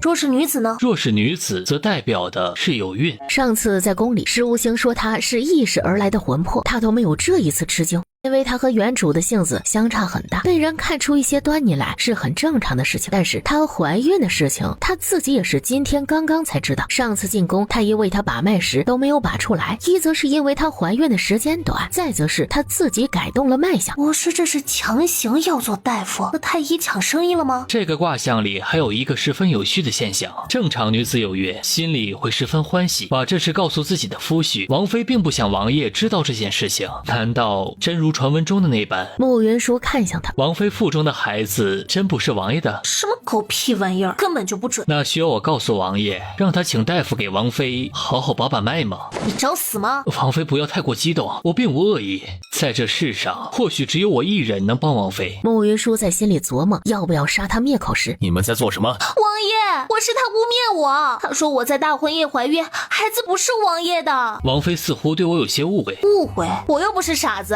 怎么可能会生出这种误会？不是，我真没想到你竟是这种人。你这种污蔑的话，王爷是不会信的，因为就在前天，我进宫的时候，太医还给我把了脉呢。王爷，不是他造我的谣，他人太坏了，你帮我打他。荣九思原本以为他们之间会有些什么，但就目前穆云舒的反应来看，他对石无星应该无感。嘿，这王妃性子真烈。还行，主要是他不太能受委屈，能动手就绝不动口，深合本王的心意。王爷似乎很相信他。我和王爷是夫妻，他自然是信我了。再说了，我是天天神神叨叨的，一看就不是什么好人，他当然不会信你了。王妃误会我了，我并没有说这样的话，我只是听到了京中的传闻，对九思的事情有些好奇。今日见到王妃想要求证一二，没想到反而挨了打。今日是我用词不当，在这里给王妃赔个不是。真没想到国师这样的方外之人竟也如此八卦，知道的是知道你是国师，不知道的怕是还以为你要转行做太医呢。你今天虽然道歉了，但是我不打算原谅你。国师最近是不是太闲了，竟然有空关心到本王房里的事情？需要本王给你找些事情做吗？多谢王爷好意，王爷若是有空，还是关心一下自己的腿吧。毕竟你一直瘸着，行夫妻之事时恐有所不便。这狗国师可真敢说。此事就不劳烦国师费心了，毕竟就算本王再不济，至少娶妻了，而国师这一辈子都只会是孤家寡人。我们回家。穆云舒乖巧的点头。今日我送王妃的那一卦，王妃若有疑问，可随时来问星阁找我。我跟国师不熟，以后也不想再见到国师了。石无星听到这句话，浅浅一笑。当他们出去后，你会来找我的。主人对定王妃并无恶意，他却动手打人，实在是有些过了。不怪他，他才知道自己怀孕之事，心里有惶恐。他为了保全自己，才做出这样的应对。我并不生气，我反倒有些开心。他是真的够聪明，反应也够快。他终究是定王妃，定王可不是个好相与的。无妨，我知道定王的性子，他也知道。正是因为我们都知道定王的行事方式，他才会害怕。不过他现在对我有所误会，这个误会我还是得想办法解释清楚。他对主人满怀戒心，他是不会再单独见主人了。这是我自有安排，不用我去找他，他会主动来找我。穆云舒推着荣九思上了马车后，今天石无星给你算了什么卦？我看不懂那是什么卦，但是他跟我说，根据卦象显示，王爷对我情根深重。他说本王对你情根深重。是的，还对我一心一意，还说什么我是王爷这辈子唯一动心之人，往后会对我千依百顺的。我当时一听到这番话就觉得好笑。你不信他的卦辞？当然不信啊，王爷是何等人物啊，怎么可能看得上我呢？更不可能对我死心塌地的。我当时就觉得他就是个不折不扣的神棍。紧接着他就跟我打听我和王爷的事情，我没忍住就动手了。他说你怀孕了？是啊，他就是鬼扯。我自己呢就是大夫，前2天太医还给我把脉呢。若是真有这种事情，我不可能不知道的。荣九思看着他的眸光里添了几分打量。王爷，你该不会是信他的鬼话了吧？他的话是真是假，本王自会分辨。该不会还在怀疑我吧？那是王爷英明神武，这世上没有人能骗得过王爷的。荣九思没有多说什么，只是在回王府后去把府医请过来。王爷可是身体不舒服啊，我来替王爷把脉。不是替本王把脉，而是替你把脉。我很好啊，我不需要把脉。你今天看起来不太舒服，让府医给你把个脉，本王放心一点。如果我真的怀孕了，王爷会怎样？荣九思没有回答他的问题。王爷如此关心我，我好开心。你真开心？那是自然，这事儿可做不得假。两人回房时，府医便来了。老大夫等我一会儿，我先去一下净房。王妃请便。穆云舒到净房后，此时若是还想要瞒住怀孕的事情，只能用特殊的手段改变脉象，于是在身上扎了几针。他扎完之后直接就走了出去。府医准备给他把脉的时候，认真把脉，不管是什么脉象都如实跟本王说。府医应了一声，认真替他把脉。好一会儿，王妃的脉象无大碍，只是胃气胀满，所以会恶心呕吐。我就说没事吧。王妃这情况需要吃药吗？王妃胀气不算严重，这几天少吃一点东西，饭后散散步就好。荣九思轻摆了一下手，溥仪便退了下去。多谢王爷关心，只是往后国师的话，王爷还是不要听的好，那人嘴里就没有一句真话。他也不是完全胡说八道。慕云舒有些意外地看向他，他伸手拉过他的手，稍一用力，他整个人便跌进了他的怀里。王爷，你这是做什么？你没有怀孕再好不过。他说完，低头亲上他的脸，他抬眸看向他，对上他那黝黑深沉的桃花眼。荣九思松开扣在他腰上的手，他忙起身站起来。今天真的是意外，王爷是真的一点亏都不吃。荣九思看了他一眼，王爷放心，我以后一定会避免这样的意外的。荣九思冷哼了一声，他总有一天会让他明白他的心意。这个孩子要不要留着？可是生孩子这事儿风险很大，只要被荣九思发现，估计就能弄死他。所以是在他没有显怀之前治好荣九思的腿，然后离开京城，找个地方把孩子生下来。十一，三皇子府那边现在是什么情况？我们的人把许攸荣和刘廷珊送出书院之后，告诉他们今天已经得罪帝王府了。这件事情就算是王妃不跟他们计较，王爷却依旧很生气。许攸荣还不算特别蠢，立刻就明白了我的意思，他带着刘廷珊就去三皇子府闹事去了。这会儿应该很多人都知道三皇子教唆他去散播王妃谣言的事情了。很好，往后本王不想再听到类似的谣言，苏野心会传那种谣言出去，必然是听到了什么。延长王府里面的仆从侍卫，本王想知道是谁胆大包天，竟敢把王府的消息透出去。剑十一应了一声，立即去查这件事情。这件事情往后不会再有人提，你安心做本王的王妃就好。慕云舒此时心事重重，他十分敷衍地轻点了一下头。你以后会知道，做本王的王妃会是多么幸福的一件事情。我现在就知道啊，王爷不但英俊潇洒，还懂得心疼人呢。你知道就好。用过晚膳后，荣九思拉着慕云舒出去散步。我的衣衫你开始做了吗？这几天一直在忙，没空做。你每天少找剑妻他们几回，少去厨房找厨子做一些奇奇怪怪的东西，就有时间了。王爷真厉害，什么都瞒不过你的眼睛。你知道便好，往后乖一些。明天开始你就为本王做衣衫吧。好。第二天一早，荣九思就让人把做衣服的布料全送到了慕云舒的面前。你要是实在不会，本王可以让绣娘过来手把手的教你。行，那就把绣娘请过来吧。你真是个废物。算了，一会儿绣娘过来好好学。荣九思见他沉下心去为他做衣衫时，他便觉得也该替他做些事情。他想了一圈，最后决定亲手为他做一只簪子。荣九思喊来剑妻，亲自去库房里选了一块金丝楠木作为原材料。尹兆峰替他寻来了整套的雕刻用的工具。王爷要做什么？女子一般会喜欢什么样的花样做簪子？王爷问这个做什么？本王最近闲来没事，想要给他做只簪子。王爷要给谁做簪子啊？荣九思淡淡的看了他一眼。王爷，我不是说王妃她不好，她确实不错，只是她失了真，配不上本王吗？是的，王爷身份何等尊贵，她就算是不食神，忠勇侯府嫡女的身份都未必配得上王爷，更不要说王爷已经跟她和离了，王爷值得更好的女子。这件事情只要本王不介意，就不再重要。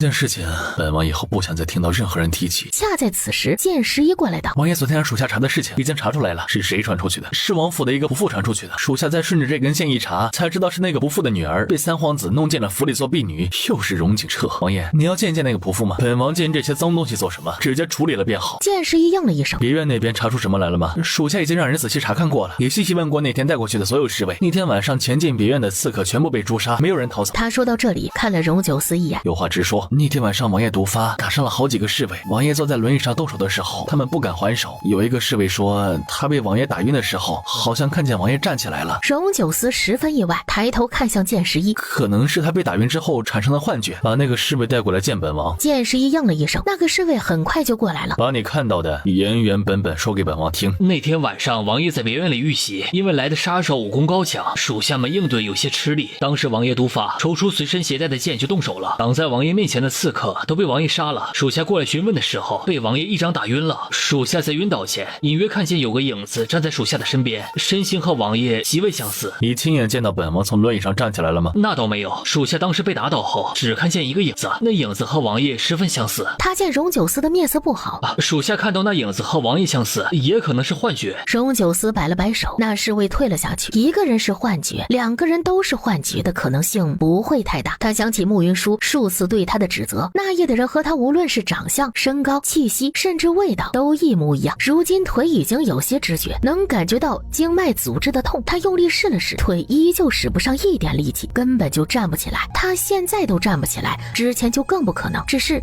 那个人若不是他，又会是谁？扭头看向在屋子里跟着绣娘学做衣衫的慕云舒。往后本王不想再听到任何关于污蔑王妃的不实消息。王爷既然已经想好了，我会安排下去。你也退下吧。燕兆峰转身走了出去。秀娘离开后，王爷看看我是不是很厉害？明天重做。这个挺好的，为什么要重做？你见过本王的哪件衣衫的针脚缝的是你这样的？王爷，你的要求能不能再稍微调低一点儿？不能，这世间的东西，本王要么不要，一旦要了，就要最好的。老子不做了。荣九思轻掀了一下眉，我明天重做。你既然是本王的王妃，女工就必须得学起来。以前本王没有王妃，本王的贴身衣物可以由秀娘来做。如今你既然是本王的王妃，这些事情就不能再交由秀娘来做了。王爷以后的贴身衣物都让我来做，这个会不会不太合适啊？本王想了想，就你天生闯祸的性子，与其放你出去枉死，还不如留在王府内，本王保你一辈子平安。王爷这话是什么意思？本王之前就说过，只要你能治好本王，本王就可以保你一世平安。所以本王觉得把你留在王府能更好的保护你。倒也不必如此，这事就这么定了。本王也答应你，只要你乖乖的，本王不会再另娶王妃。王爷这话什么意思啊？本王留你在王府护你周全，你此时应该谢本王，而不是问为什么。那我谢谢王爷。这些虚礼就免了，你好好学做衣衫，学会之后为本王多做几套，便是谢礼。学做衣衫，以后承包做他贴身衣物所有的活儿，做个屁呀！摆烂吧。不行，我还不能摆烂，我得想办法离开王府，离开京城。王爷，我天天待在王府里闷得慌，得空了我能不能自己出去玩？等你学会做衣衫之后，随时可以出去。本王不是那种不讲理的人，你学会做衣衫之后，本王也送你一样东西。是大金镯子吗？不是。是嵌了鸽子蛋的首饰或者簪子吗？也不是。不是这些东西啊。那王爷要送我什么？大约是块木头。王爷还是自己留着吧。你这人怎么这么肤浅啊？这算哪门子肤浅呢？我学做衣衫，我的手都快被扎得成刺猬了，你让我乖乖的，却拿块烂木头来敷衍我，这哪里是我肤浅呢？这分明就是你抠门。怎么这么快就敢给本王甩脸子，还发脾气？是本王太好说话了吗？刚跟王爷开玩笑呢，只要是王爷赐的，哪怕是块木头都是宝物。你知道便好，往后安分些。我亲手雕的木簪子，他未必会喜欢，要不再拿件值钱的东西哄他开心。老子给你治病，你他妈的还让老子给你做衣衫，只做衣衫也就罢了，还想保守治好病的秘密，把老子软禁在王府，美不死你！第二天一早，大皇子亲自来王府送帖子，他的正妃生了个儿子。3天后，白满月酒，荣景深在定王府待了足足1个时辰才离开。这事儿立马就传进了荣景彻的耳中。这事儿还没有眉目，殿下不必着急。荣九思的兵马只听从他的调动，他现在和荣景深走得这么近，我怎么能不着急？我之前就说了，让你不要动慕云术，你却不听。许攸荣跑到王府门前这么一闹，我的脸面都被你丢光了。殿下这样护着慕云舒，可是后悔当初替嫁的事情了，是不是对慕云舒旧情未了？你胡说八道什么？什么叫我护着慕云舒？摆明是你自己无能。你对付慕云舒我不反对，他的处境越坏，他就会越会帮我。你没把事情处理好，露出了马脚，还被人反咬一口，还有理了？是，我无能，慕云舒最厉害。你当初为什么不娶她？你既然这么嫌弃我，我们和离好了。他娶苏玉心，为的是他身后的苏府，他只能又拉下身段来哄苏玉心。苏玉心嫁给他之后，就觉得他没有婚前那么温柔体贴。3天后，荣九思带着慕云舒去荣景深的府上吃席。他们过来的时候，立即就受到了荣景深夫妇的热情接待。荣景彻也带着苏玉心过来喝酒。大殿下，国师来了，快请。荣景深今天是请施无星来为他的长子赐福的，施无星一来，立即就被请到了上座。王爷的气色看起来比之前好了不少。托国师的福，本王确实觉得最近身体情况还不错。王叔是我大燕的战神，可得好好保重身体。大皇子孝顺，本王深感欣慰。正在此时，周氏抱着刚满月的婴儿出来，请施无星赐福。赐福之前，最好有长辈编一条红绳。辛苦王婶为无忧编一根红绳。慕云舒也不好拒绝，便一口答应。皇长孙的命格特殊，寻常红绳难以承载他的福气，需用9星1月法编的红绳才有用。多谢太过见外，但是若王婶愿意帮忙，日后不管王婶遇到什么麻烦，我们夫妻2人必定尽力相帮。只是编根红绳而已，不用这么客气的。施无星便让周氏准备了一间僻静的房间。荣九思看到周氏引着施无星和慕云舒往内院走时，他想要跟过去。王叔和王婶的感情真好，这才分开一会儿就舍不得王婶了。王叔也不用担心王婶，府里甚是安全，想来红绳一会儿便能织好。他把话说到了这一步，荣九思也不好再跟过去。周氏把慕云舒带去了一间精致的雅舍。编红绳需要一会儿，大皇子妃不必陪着。在红绳没有编好之前，其他人不能越过这一道青砖。他对对施无星道了声谢走了。不是费这么大力气把所有人支开，想要说什么直说便是了。定王妃想差了，我今天过来只是单纯的为皇长孙祈福。红绳上的月指的是皇宫，九星指的是京城的9座城门。京城9座城门通向不同的方向，北可去大漠赏大漠孤烟直，南可直接江南赏江南烟雨，东可去海边看春暖花开，西可入千山绝壁。其他诸门大体位置可以大方位作为参考，唯一要注意的是位于正中的回旋门，若不慎从那里离开，绕上一圈，则可能再回到京城。国师跟我说这些做什么？王妃想来还记得，我前些日子为王妃卜一卦，是牵卦。穆云舒冷冷地看着他，牵卦本是大吉之卦，只是应在王妃身上，便多了几分扑朔迷离。那一卦里已经隐含着惬意，而怀孕之事向来不是女子一人之事，还与男子息息相关。我对九思还算了解，他眼里可容不得一粒沙子。就算之前他因为某些原因没有动王妃，不代表王妃怀孕之后他还能忍。王妃心里清楚这些，想要活着，那便只有想办法离开了。国师到底想说什么？我说这些只是想要告诉你，我对你并无恶意，只是想要帮你。我若对你有恶意的话，你应该已经死了。国师的能力我从不怀疑，但是我也有很多疑问。难道我身上有什么国师想要的东西，所以才以此要挟？你误会了，我从头到尾就没有想过威胁你的意思。我找你，一则是觉得你的命格十分特别，二则是我身患十分奇怪的病症，还一对此束手无策。我琢磨着你从异世而来，也许会有办法。你想找我看病？你听说过五弊三缺吗？我听说道门里的天才五弊三缺会占一样，我五弊三缺里占了2样，孤和寡。所有和我走得近的人，时间长了非死即伤，所以我的问星阁常年没有人来。所以如果你想要害人，只需要和那人待在一起便好了。理论上是这样。所以你今天想要害我？我之前便为你测算过，只有你不受我这命格影响。国师，就算我是个大夫，我也只能治身体上的疾病。你这命中带的孤和寡，就算我想替你治，我也不会啊。不是让你为我治孤寡的命格，而是另一件事。我自小就感觉不到温度，不管吃什么都觉得是凉的，被烫伤了也依旧感觉不到烫。你除了感觉不到温度，其他知觉有吗？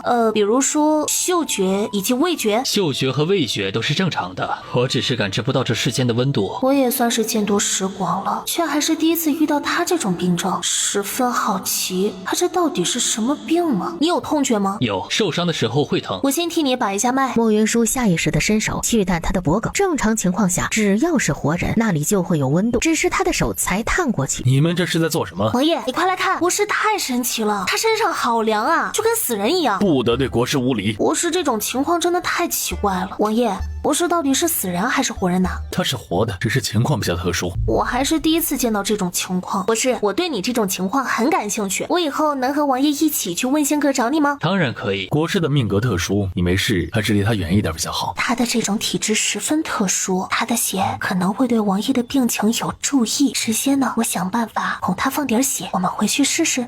国师，你这病情我很感兴趣，你能不能借一点血给我，我回去研究研究？当然可以。周氏过来问王婶，红绳编好了吗？穆云舒点头，施无对着小婴儿轻咽了几句，几乎在他念完的时候，一直在睡觉的小婴儿的脸上露出了微笑。周氏看到小婴儿笑了，他便知道祈福已经完成了，他忙向施无星道谢，再备上了一个厚厚的红封。这个红封大皇子妃用去捐给慈仁堂的孩子们吧，再给皇长孙积一些福。慈仁堂那边我每个月都会有捐赠，这些还请国师务必收下。也罢，王妃今日为皇长孙编了红绳，最辛苦的人是你，钱财与我无异，这些便当是我送给王妃的枕巾吧。他说完飘然而去。这天底下还有这等好事，我觉得我之前误会施无星了。扭头看向荣九思，他轻点了一下头，他便开开心心的收下了。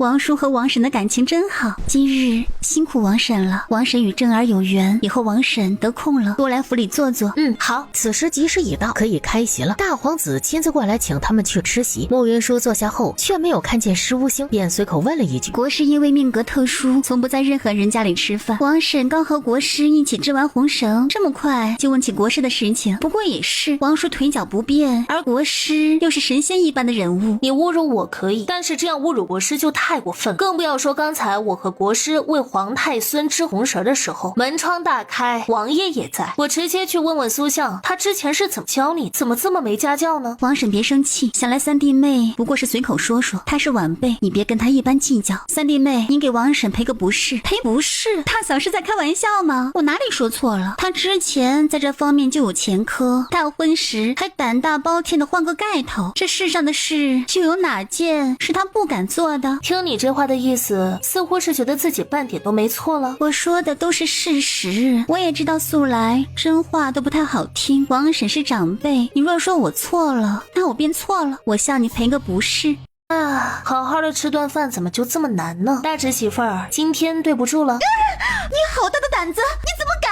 这有什么不敢的？苏相没有教好你，放你出来丢人现眼，我这个做长辈的就只能替他管教你了。你要是觉得我这种管教方式不能接受，那便算是我错了，我给你赔个不是。你把这么大一碗菜汤倒在我头上，一句赔个不是就能撇清吗？你刚才把那么一大盆脏水泼我头上，不也就赔了句不是就撇清了吗？那不一样。有什么不一样的？也确实是有点不一样，毕竟刚才是你往身上泼脏水，你是施暴者，我是受害者。当我把汤扣在你头顶上时，我们的身份对调了，你就受不了了。三弟妹，你方才的话我们都听到了，己所不欲，勿施于人，你们就是一伙的。你还是先跟我去换套衣衫吧。苏玉新就算是再不甘心，此时也知道自己的样子太过狼狈，由得周氏半拉半拽的将他带走。苏雨欣啼啼哭哭的往前走，看到荣九思坐在那里。九思，慕云舒欺负我。荣九思根本就没看苏雨欣。你先下去换件衣衫吧。九思，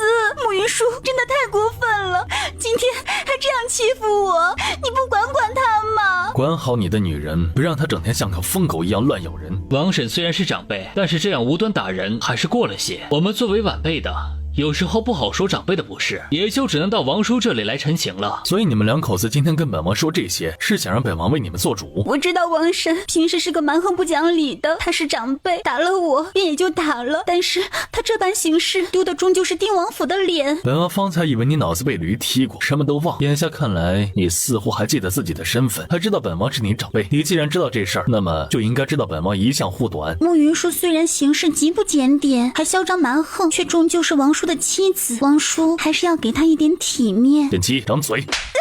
他怎么能打我？王叔这是什么意思？本王的妻子就岂容你们污蔑？要说今天云舒没有错，就算是他有错，本王也会站在他这一边。还有，摆正你的态度，本王是你的长辈，晚辈用质问的话来问长辈，那就是没有教养。本王改日进宫的时候去问问皇兄，他平时是怎么教儿子的。慕云舒把汤泼在玉心的身上，难不成还有理了？你来说说刚才那边发生的事情。国师神仙一般的人物，无人敢亵渎。当时我就怕有些人会想歪，所以当时门窗大开，还让好几个婢女守在外面。今天这事儿都是为正儿祈福而起，都是我没有安排好。你做事太不周全了，回头必定重罚你。三弟，这事儿都怪你大嫂没安排好，才让三弟妹误会了王婶。今天是玉心想差了，还请王叔别和她一般计较。管好你的女人，她下次若是再如此目无尊长，就不是长嘴那么简单了。我先带三弟妹下去洗漱。荣景彻气都气跑了，借口更衣便离席了。他刚才拿碗扣苏玉心的时候，手上沾了不少的脏污，便让婢女引他去洗手。他洗完手之后，那个婢女刚好有事先行离开。你为什么要把汤泼在玉心的身上？你难道不知道这样会让她很难看吗？是他先招惹我的。你换了她的盖头，嫁给了荣九思，她心里有些不舒服，再正常不过。她说你几句，你又不会少块肉，不会忍着吗？换盖头的事情明明是你的主意，怎么就变成我的错了？我忍辱负重，嫁给荣九思，为你探听消息，我不过是让苏玉心有些难堪，你就来凶我。既然如此，那好啊，我们一拍两散。我知道这事儿让你受委屈，但是她现在是我的正妃，她没脸，我也跟着没脸。那你应该去约束苏玉心呢，而不是跟我说这些有的没的。你回去告诉她，往后少来招惹，否则我见她一次就打她一次。你实话告诉我，你是不是喜欢上荣九思了？你让我换盖头嫁给荣九思时，你是不是就和苏玉心有一腿了？你胡说什么？我心里始终只有你一人。那你还为了苏玉心凶我？在我的心里，你永远都是最重要的，只是他现在顶着我正妃的名头，他丢人，我也跟着丢人呢。慕云舒冷冷地看着他。荣九思看起来更属于大哥，他若是把兵权给到大哥，我就没有办法跟大哥争了。父皇肯定会把太子之位给他，到时候我怕是没办法再娶你。怎么办？荣九司有一块兵符，能调动他所有的兵马。你想办法把他的兵符偷到手，然后再把这个给他服下。这是什么东西啊？见血封喉的毒药。你放心，他服下之后不会有什么痛苦。外面传来了脚步声，他便匆匆地走了出去。荣景彻这狗玩意儿想的可真美。慕云舒和荣九思上了马车之后，多谢王爷今天为我出头，我好开心呐！开心也是，你今天玩的确实开心。把东西给本王吧。什么东西啊？荣景彻让你用来毒死本王的东西。真是什么都瞒不过王爷，荣九思的掌控欲这么强，我想从他手里逃走难度有些大了。如果没办法逃走的话，是勾引他，让他对我动心，然后再一脚把他给踹了。还是直接用药把他毒死，然后继承他的王府。本王并没有派人跟踪你的意思，而是大皇子府不安全，怕你出意外，就让剑气跟着你。他这是向我解释吗？他那么霸道的人，居然也会向我解释？你是本王的王妃，本王会保你平安。我感觉到了王爷一诺千金的重量了，我对王爷也是很信任的。今天为什么那么冲动？直接用汤碗扣在苏雨欣的头上。我是王爷的正妃，出门代表的是王爷的脸面，我答应过王爷的，出门代表的是定王府，自然不能让他把这种脏水泼在我身上了。荣九思看了他一眼，我虽不如王爷那样一诺千金，却也会努力做好分内之事的。施无心的血真的能治得了本王的病？这事儿我只是猜测，至于能不能有用，我现在也不是太确定。对我而言，但凡有能早日治好王爷的法子，我都想试一试。你有这个心，本王很高兴。库房里的首饰，你回去之后可以再去挑一件，不许卖掉。不敢了。此时车帘被风微微吹起，阳光照在他的脸上，他这一笑明媚娇美。荣九思心念一动，手不受控制地摸上他的脸，他愣了一下，下意识往旁边躲去，因为躲得太急，马车又刚好过一个坑，重重地颠了一下，他的额头便磕在了马车壁上，痛得他直咧嘴。你躲什么？慕云舒还没有回答，他又道：给本王看看。没什么。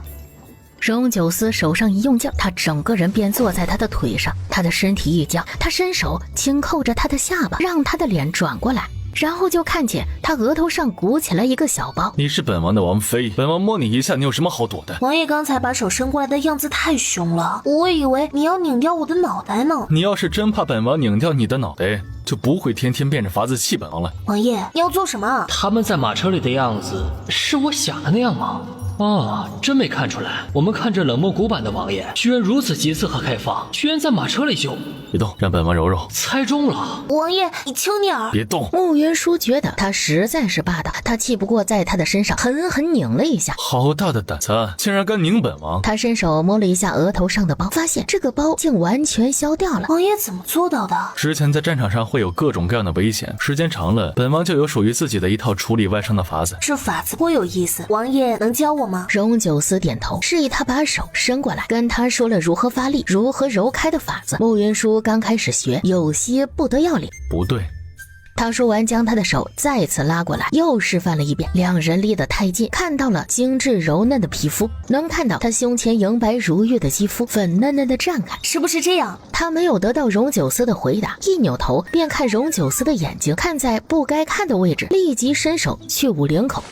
你是在勾引本王吗？明明是他在偷看我，被抓现行后居然还倒打一耙，这男人太不要脸了。王爷，你要点脸吧。他的话音还没有落，却发现他的簪子勾住了他的头发，两人这样头挨着头靠在一起，想不勾住荣九思的头发都难。你还敢说你没有在勾引本王？就连你的簪子都不安分，这种话他怎么说得出口啊？此时马车停下，王爷王妃到王府了。马车里有梳子吗？你以后可以在马车上备上一把。只是他却忘了，他此时还坐在他的大腿上，他这一动似乎碰到了什么不该碰的东西。这真的很尴尬，他对我有反应。那么我是不是可以试着勾引一下他，勾到他动心之后再狠狠地踹掉他？王爷，你到底行不行啊？本王行不行？你晚上可以来试试。他的呼吸乱了一拍，略犹豫了一下，便伸手捏住他的下巴，吻上了他的唇。王爷这是做什么？本王今天教了你治疗外伤的法子，你难道不应该做点什么来谢本王吗？要表达谢意有很多种法子啊。荣九思想要说话，他伸手竖起手指抵在他的唇间。要如何谢王爷？这事儿我觉得应该该由我自己来决定。荣九思看向他，王爷这样看着我的样子，我还真有些把持不住呢。只是马上多少有些不方便，我们晚上约。然后跳下马车。天啊，他的头发乱成这个样子，要说刚才在马车上没发生什么，我是无论如何也不会相信的。王爷，你腿还没有好，悠着点儿。荣九思看了他一眼，他飞快地跑了。荣九思已经开始期盼晚上慕云舒会给他带来怎样的惊喜。荣景彻今天和慕云舒分开之后，就觉得手上痒到极致。三殿下这是中毒了。你确定？我非常确定，这毒里所用的药材不算稀有，但是配比十分高明。下毒之人将各种药材的药性催到了极致，原本平平无奇的药材便能让人感觉到噬心的药。我没有解药，不能立即为三殿下解毒，只能暂时缓解。你能推断得出这毒是哪儿来的吗？放眼京城，能将这个药材玩到这种份上的人，全部加起来也不会超过5个，且基本上都在太医院里。荣景深他怎么敢？大皇子应该不会在皇长孙的满月席上做这种事。我听说你今天去找过慕云舒，那个贱人现在坏得要死，你今天这样，很可能也是他做的。你有完没完？之前就跟你说过，慕云舒是在替我办事，让你不要动他，你偏不听。今天还在这样的场合招惹他，简直是蠢死了。你招惹了也就算了，还去找荣九思为你出气。苏玉溪，你的脑子是进水了吗？荣九思就算再不待见慕云舒，他们都是夫妻，我的脸都要被你丢光了。荣景彻居然打我，我从小被教养着长大，何曾被人这样打过？你居然为了慕云舒打我，荣景彻，我跟你没完！苏雨欣也不跟他吵，转身就回苏府。来人，三皇子妃此时情绪失控，将他先送回主房，让他冷静冷静。没有我的命令，他不得离开房门半步。荣景彻，你竟敢软禁我！他再一次动手，只是他这一次动手，直接就把苏玉欣扇得撞在了墙上，直接撞晕了过去。太医，快请太医！相较于三皇子府的鸡飞狗跳，定王府就要和平得多。今夜他需要给荣九思施针，是不是全部脱下，施针的效果会更好？那得看王爷让不让我摸你了。摸会怎么样？不摸又会怎样？摸的话能更精准的找到穴位，这效果呢会更好。不摸的话，以我的能力也能找准穴位，但是进针的时候可能凝滞些许。这从中医的角度来看呢，这样的凝滞会让整体效果打折扣。这事儿你为什么之前不敢说？我之前这样说的话，王爷可能会怀疑是我存心想占你便宜，然后一剑就劈了我。那你为什么现在就敢说了？王爷今天占我便宜了，没理由就只许你占我便宜，不许我占你便宜。听着好像很有道理，而本王也一向是个讲道理的人。还要脱吗？他流鼻血了，只是他却没能第一时间发现。最好是全脱了。王爷还有什么吩咐？擦擦。最近有点上火，让王爷见笑了。上火是本王理解的那种上火吗？需要本王为你泻火吗？这是什么虎狼之词啊！不用，我是大夫嘛，太知道要如何为自己泻火了。为了治疗效果，王爷呢就不要扭扭捏捏了，就是脱件衣衫嘛，至于那么费劲吗？下一刻，他微微有些发凉的指尖轻轻按在了他的皮肤上，手里的银针落下，放松。他拍过来的那一下，身体不受控制的抖了一下。王爷，不要乱动，你这样乱动会影响我施针的。等他将针全部施完，脸色有些苍白。你没事吧？我没事。王爷赶紧动手，把毒逼出来。王爷这段时间恢复的不错，再这样下去啊，顶多再有1个月，王爷就能站起来了。累吗？有一点儿，不过看到王爷一天比一天好，我就觉得再累都值得。你先去歇着。王爷还没有按腿呢，刚排完毒，按摩的效果是最好的。荣九思本想说他会自己按，要不还是由我来替王爷按吧。好。他的手指轻飘飘地捏过他的大腿，他伸手一把按住他的手。还是本王自己来。好啊，王爷，期待你站起来的那一天。你给本王等着。慕云舒轻笑着，等他按完，他已经躺在了地铺上睡着了。我迟早让你乖乖的跟我睡一张床。荣九思却因为被他撩拨的心神不宁，晚上他做了一个梦，这个梦真实的让荣九思有些难以忍受，身体也跟着有了反应。清晨他醒过来的时候，感觉到了裤子的异常，他坐起来朝慕云舒打地铺的方向看了眼，他此时依旧睡得正好，他心里有些庆幸，这事若是被他知道了，还不知道会怎么笑话他。慕云舒一睁开眼睛，就看见坐在轮椅上看着他的荣九思。王爷，你这一大早的要干嘛？本王想看看要盯着看你多久，你才会醒来。我觉得他的这个行为简直就是有病。那王爷盯了我多久了？也没有太久，就1个时辰左右。更觉得他有病了。你睡得就跟猪一样。昨夜为王爷施针，实在是太累了，倒是让王爷见笑了。你还得给本王施多少针？现在差不多是3天施1次针，大概还得10来回呢。到了后期呢，王爷体内毒素少了，不需要经常施针，还需要再喝一段时间的药。这么多次，你的身体还能撑得住吗？撑不住也得撑啊，毕竟事关王爷的身体嘛。有没有什么法子能代替施针把毒逼出来？体内毒素少一些之后，王爷可以试着用内力将毒逼出来。怎么逼？用这种法子逼的话，前期可能会很痛，所以王爷不要着急，还是以施针为主。荣九思试着用内力逼了一下，果然心口剧痛。王爷是想自己把毒逼出来，是心疼我吗？心疼你是不存在的，本王只是想要快点好起来。王爷，王妃刚收到消息，三皇子府闹起来了。怎么闹的？昨天三皇子从大皇子府里回去之后，就请了太医，说是他身体不适。而后三皇子和三皇子妃便闹了起来，三皇子打了三皇子妃，并将他软禁了起来。三皇子妃便想办法让他的人把消息传回了苏府。荣九彻身体不适，他哪里不适？具体的不太清楚，太医那边守口如瓶。我们的探子说他脸上满是抓痕，属下估摸着他应该是被三皇子妃抓出来的。荣九思有些意外，他看向慕云舒，他昨天找我的时候，我觉得他挺贱的，就在他身上撒了一点前段时间制的药粉。他确实挺欠收拾的。他脸上的抓痕应该是他自己抓出来的，但是别人不会这么想，会误会是苏玉欣抓出来的，这样可能会对苏玉欣的名声有损。他的名声有损和定王府有什么关系？和定王府没关系。既然没关系，你关心这是做什么？我这不是怕你心疼你的白月光吗？毕竟最近发生了一系列的事情，苏玉欣之前在京中经营的好名声都快要毁干净了，而这些事情都多少跟我有些关系，我就随口问问。有了这件事情后，荣景彻和苏府应该会生出嫌隙来。荣景深虽然是大皇子，却被荣景彻和苏府联手压得喘不过气来。有了这件事之后，荣景深应该会对荣景彻动手，交代一下我们的人，从中帮一帮他们，让他们狗咬狗。王爷真厉害，做王爷的对手好可怕。但是做本王的人却有很多好处。老大和老三最近闹得厉害，他们再这样闹下去，怕是会手足相残。我之前就劝过你，让你早些立太子，不要再重复当年的事情，你却不听。申儿是皇后所出，是嫡子，身份最是尊贵，是太子的最佳人选。申儿虽然是嫡出，但是他的性子太过软绵，不适合做皇帝。申儿的性子是软了些，但是等他成为太子之后，他身处其位，必定会有所长进。你连机会都不给他，又怎么知道他不行？朕见母后之前对彻儿更亲近一点，朕以为母后会更喜欢彻儿。彻儿虽然看着贴心，但心里算计太多。他那个媳妇儿也只是看着聪明，却没有母仪天下的气度。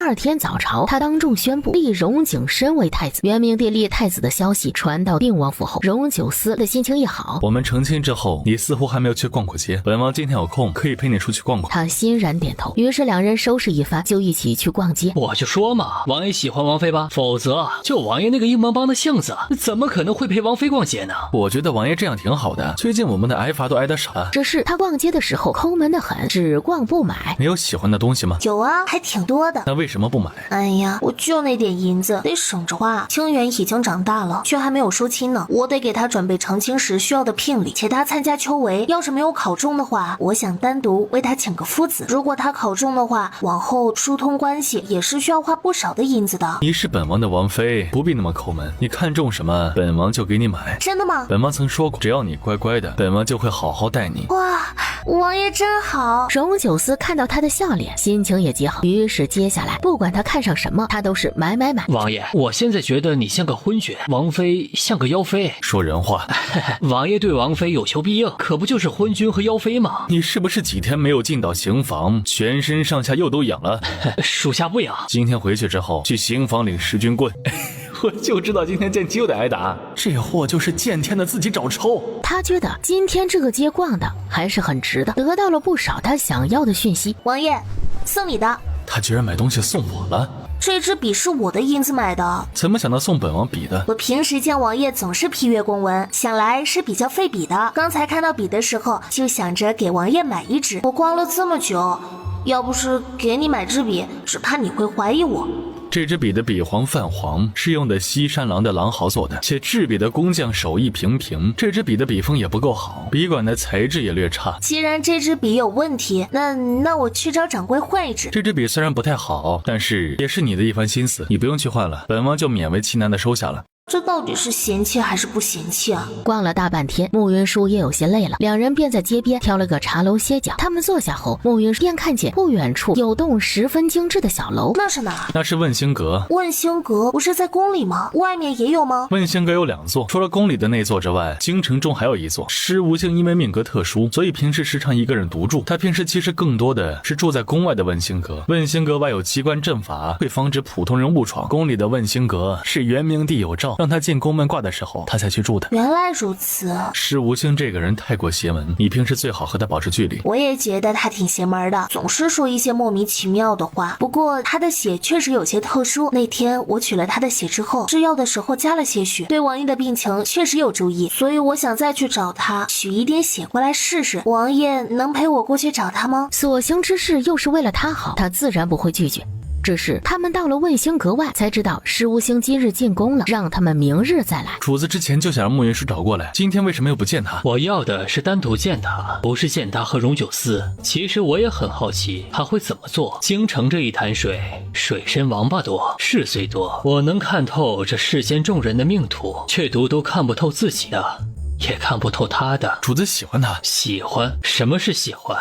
我不知道，你知道什么是喜欢吗？属下是暗卫，平时极少现身于人前，只是平时隐在楼阁里看到年轻男女相拥的画面，听了一些关于情爱的故事。根据属下的经验，那些别人说的事情和自己亲自去体验是完全不同的感觉。所以就算是属下知道什么是喜欢，那么属下体会到的喜欢也必定和主子自己亲身体验的不一样的。也是，他毕竟有孕在身，逛了一天的街，累得不轻。好在今天他不用给荣九思针灸，和往常一样，荣九思泡药浴之前，他要给他把一下脉。他把完脉后愣了一下，以为自己把错了，便又把了一回。可是我哪里不妥？不是不妥，而是太妥了。王爷的脉象比之前好多了，看这情景，王爷应该很快就能站起来了。他好起来的速度比他预期的要快得多，他好的越快，他就需要越早离开。你高兴吗？高兴啊，我简直是高兴坏了。那你跟本王说说，你哪里高兴？哪都高兴，就连脚趾头都恨不得跳舞。那你用脚趾头给本王跳个舞看看。王爷，我这是打个比方。荣九思伸手拉过他的手，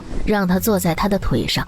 腿感还不错。腿感？什么鬼啊？你之前坐上来的时候，本王的腿没有什么感觉，但是你今天坐上来的时候，本王能感觉到你的温度，以及什么？以及你臀部的弹性。我真没想到你是这样的王爷。你紧张什么？本王不是在试其他位置，是不是也有这种感觉？耍流氓耍得像他这样理直气壮的，我还是第一次见。王爷是不是还想说，你这是在试验我的医术过不过关？是不是把你腿上所有部位全部治好了？你的总结很到位。要不要我挨着你腿上所有的部位全部做一遍？可以。我看出来了，他比我想象中的还要缠我的身子，有这一点为基础，要勾引他似乎就更加容易了。他看了他一眼，索性伸手勾住了他的脖子，直接亲了过去。荣九思有些意外，微微张开了嘴，他的舌便灵巧地钻了进来。慕云舒的脑中十分清明，他这样占他的便宜，他要不趁机占点便宜，那真的是亏大发了。再说了，就荣九思这样的长相，他也不吃亏。荣九思整个人只愣了一瞬，就扣着他的后脑勺，有些粗野的回吻了过去，手也不太规矩，顺着他的衣摆往里探去。慕云舒觉得再不能光让他摸他了，他怎么也得摸回去。他的手摸过他结实的胸肌，排列有序的腹肌，手感很好。虽然我被他占便宜了，但是我觉得这几把摸，我应该是不会吃亏了。门口响起间歇的敲门声。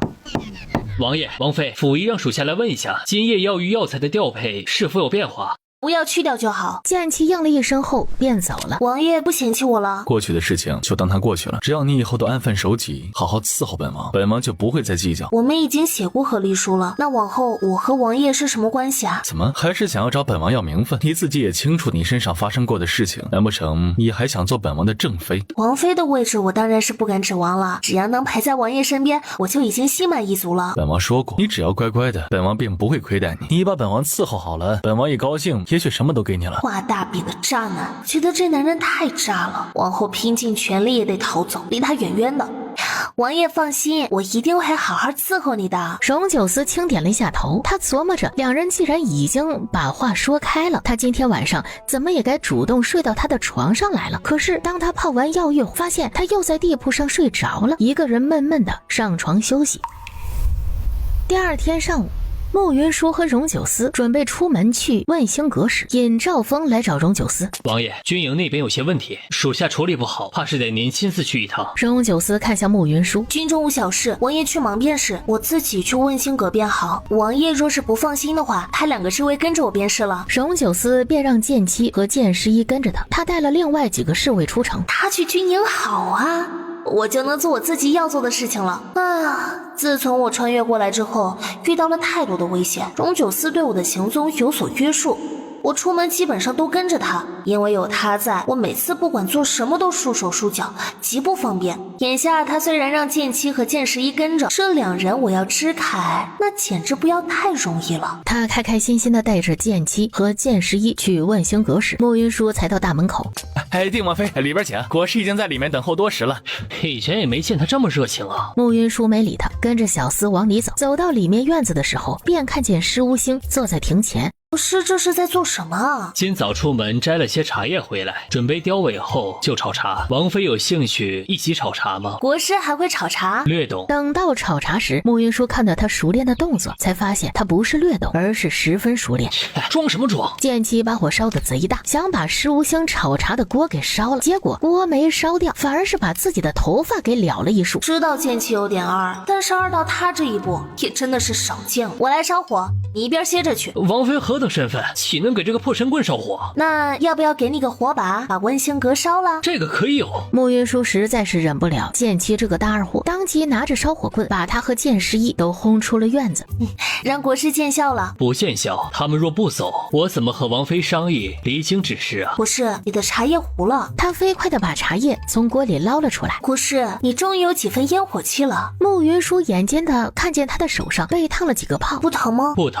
我帮你把水泡挑了，这样会好得快一些。好。慕云舒掏出随身携带的银针，指尖轻碰到他的指尖，他却像是被烫到一般，将手往回缩。他抬眸看他，好像有点疼。再忍忍，马上就好了。施无星轻嗯了一声，努力让自己不要动。他的触碰让他暂时拥有了对温度的感知。无论如何也要得到他。慕云舒弄完了这些后道，好了，多谢。举手之劳罢了，国师不必客气。施无星微微一笑，我能问一下，国师对我的事情都算到了哪些吗？只是算出来王妃有孕，再从这一点反推出来一些事情，推出来的那些事情上次也跟王妃说过了。这件事情甚大，王妃一直瞒着王爷，想来有离开的打算吧。荣九思对你有救命之恩，你们关系非比寻常，这件事情你为什么不告诉他？道门讲究因果，我身为3000道门之首，最不愿意沾染的便是因果。你有孕之事是我无意中卜算出来的，这事若有我说出去，就需承受后续的一切因果。我欠定王的，上次在宫里救你的那一次便算是还清了。你为什么又数次暗示让我来找你？你就不怕再沾染上因果？在我卜算出你有孕的事情后，我便与你沾染了因果。所以你想要帮我？不管你是想生下这个孩子，还是不想生下这个孩子，我都会帮你。国师，你平时胡乱算卦的时候，算出一些事情，都会这么热心帮忙吗？我寻常不会无缘无故为人卜卦。那为什么那天要为我卜卦呢？这或许就是我师父说的缘分吧。这事听着有些玄乎啊。不过国师一向是玄乎的代名词，那日不知道国师想要做什么，在此我向国师郑重道歉。那日我也有错，你腹中孩子的父亲到底是谁？国师既然这么会算，你来算一下。这事儿我不能算，若是算了，便又沾染了另一个因果。王妃今日独自来找我，想来心里对腹中胎儿的去留已经有了决断。这事你之前不是已经猜出来了吗？在这种情况下，王妃仍要生下这个孩子，可是因为很喜欢这个孩子的父亲。是的，我爱这个孩子的父亲入。那你和定王之间呢？国师跟他相熟，想来也知道他的性子。我若没有怀孕，他是能把我当成宠物一样养着。你都想好了？是的，都想好了。你打算什么时候离开京城？越快越好。下个月初10，依惯例我要南下讲经，到时候我可以带你出京。我能再多带一个人吗？你是想把你弟弟也带上吧？是的，荣九思性子霸道，我这样走了，他连累情缘，想把他带上。好。两人再聚在一起，商议了一些细节的问题。王妃该回府了。为了掩人耳目，我得带一点国师的血回去。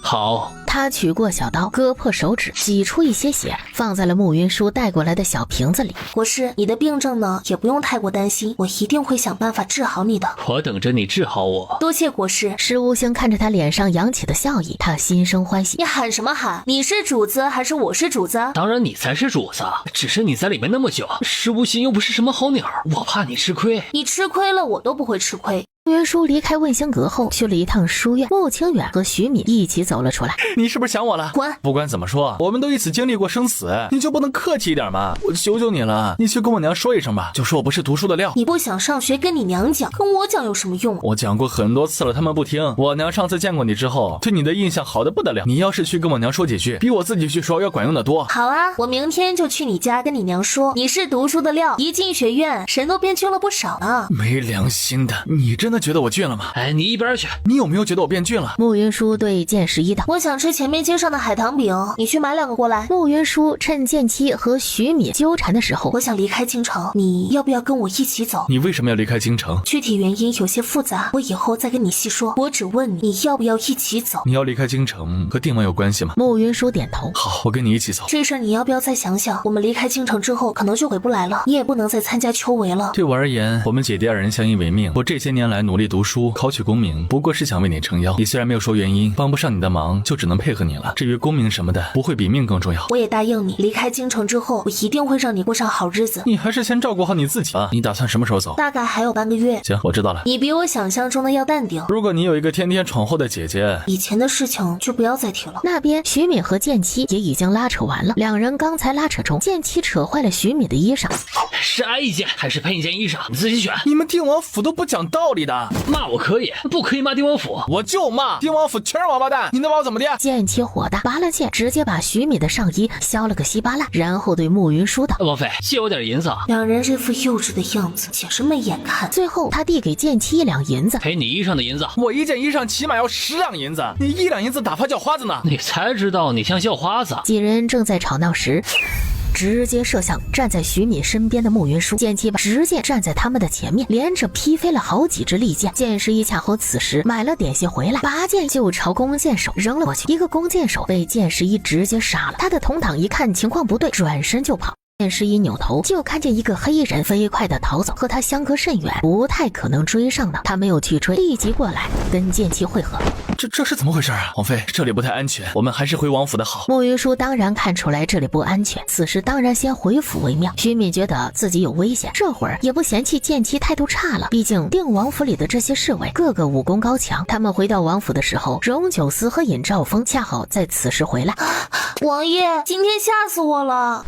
他这是怎么回事？他便把事情粗略地说了一遍。在他说到徐敏的破衣衫无意卷开了利剑时，徐敏还十分得意的：“我是王妃的福星。”说是嫌自己死的还不够快吗？他今天的表现是不是当得起阿汤哥这个称呼了？阿汤哥是女的，王爷误会了，他真不是阿汤哥。原来王妃平时都喊我阿汤哥的嘛？哎，这个叫法还不错呀，你再喊几声听听。得了，我验证过了，这货就是一心寻死的典范，拉都拉不回来的那种。徐敏后知后觉的发现气氛不对，圆圆，我有点冷，你借我件衣衫穿呗。跟你说过很多次了，不要叫我圆圆。他话是这么说，却还是把徐敏带进了他的房间里换衣衫。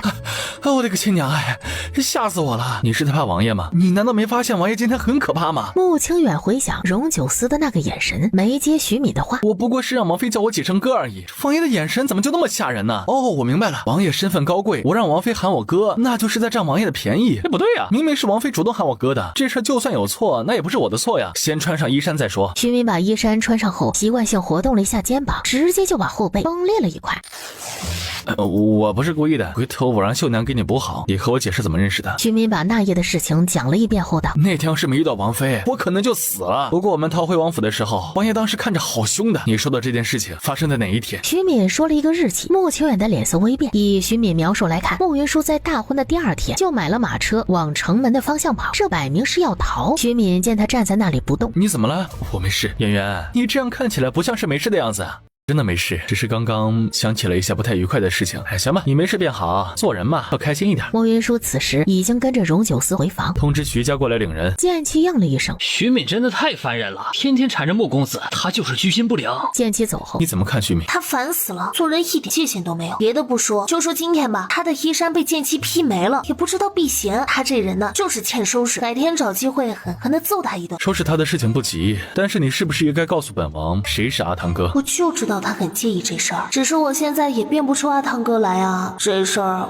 我只能给他现编故事。其实阿汤哥是我养的一条狗，我在中永侯府的处境，王爷是知道的，日子过得确实颇为艰难。我没有朋友，喜怒无人诉说，恰好街边有条无家可归的流浪狗。我初见它的那天，它全身湿透，有如一只落汤狗，便自嘲的给它取名为阿汤哥。我开心的时候是它陪在我的身边，难过的时候也是他陪在我身边，只是他在我出嫁前夕被人杀了，炖成了狗肉。我很想他。往后你在王府里，没有人能够欺负你。全天下欺负我最狠的人就是你了，王爷最好了，能嫁给王爷是我这一生最开心的事情。荣九思看到他这副样子，不再去纠结阿汤哥是谁这件事儿。这狗男人也太难搞了。他遇袭之时，荣九思当然不会就此作罢。他一方面让京兆尹去查，另一方面则亲自派暗卫去查。一圈查下来，那些人是太后的人。太后这老妖婆真的是太坏了，我上辈子又没有挖她祖坟，她至于这么针对我吗？太后的性子一向极为强势，她成为太后后还没有在谁手里吃过亏，可是她却接连在你手里连吃2个暗亏，却明面上找不到你的错处，她必定会怀恨在心。明面上不弄死你，那就只能用暗杀的方式来杀你了。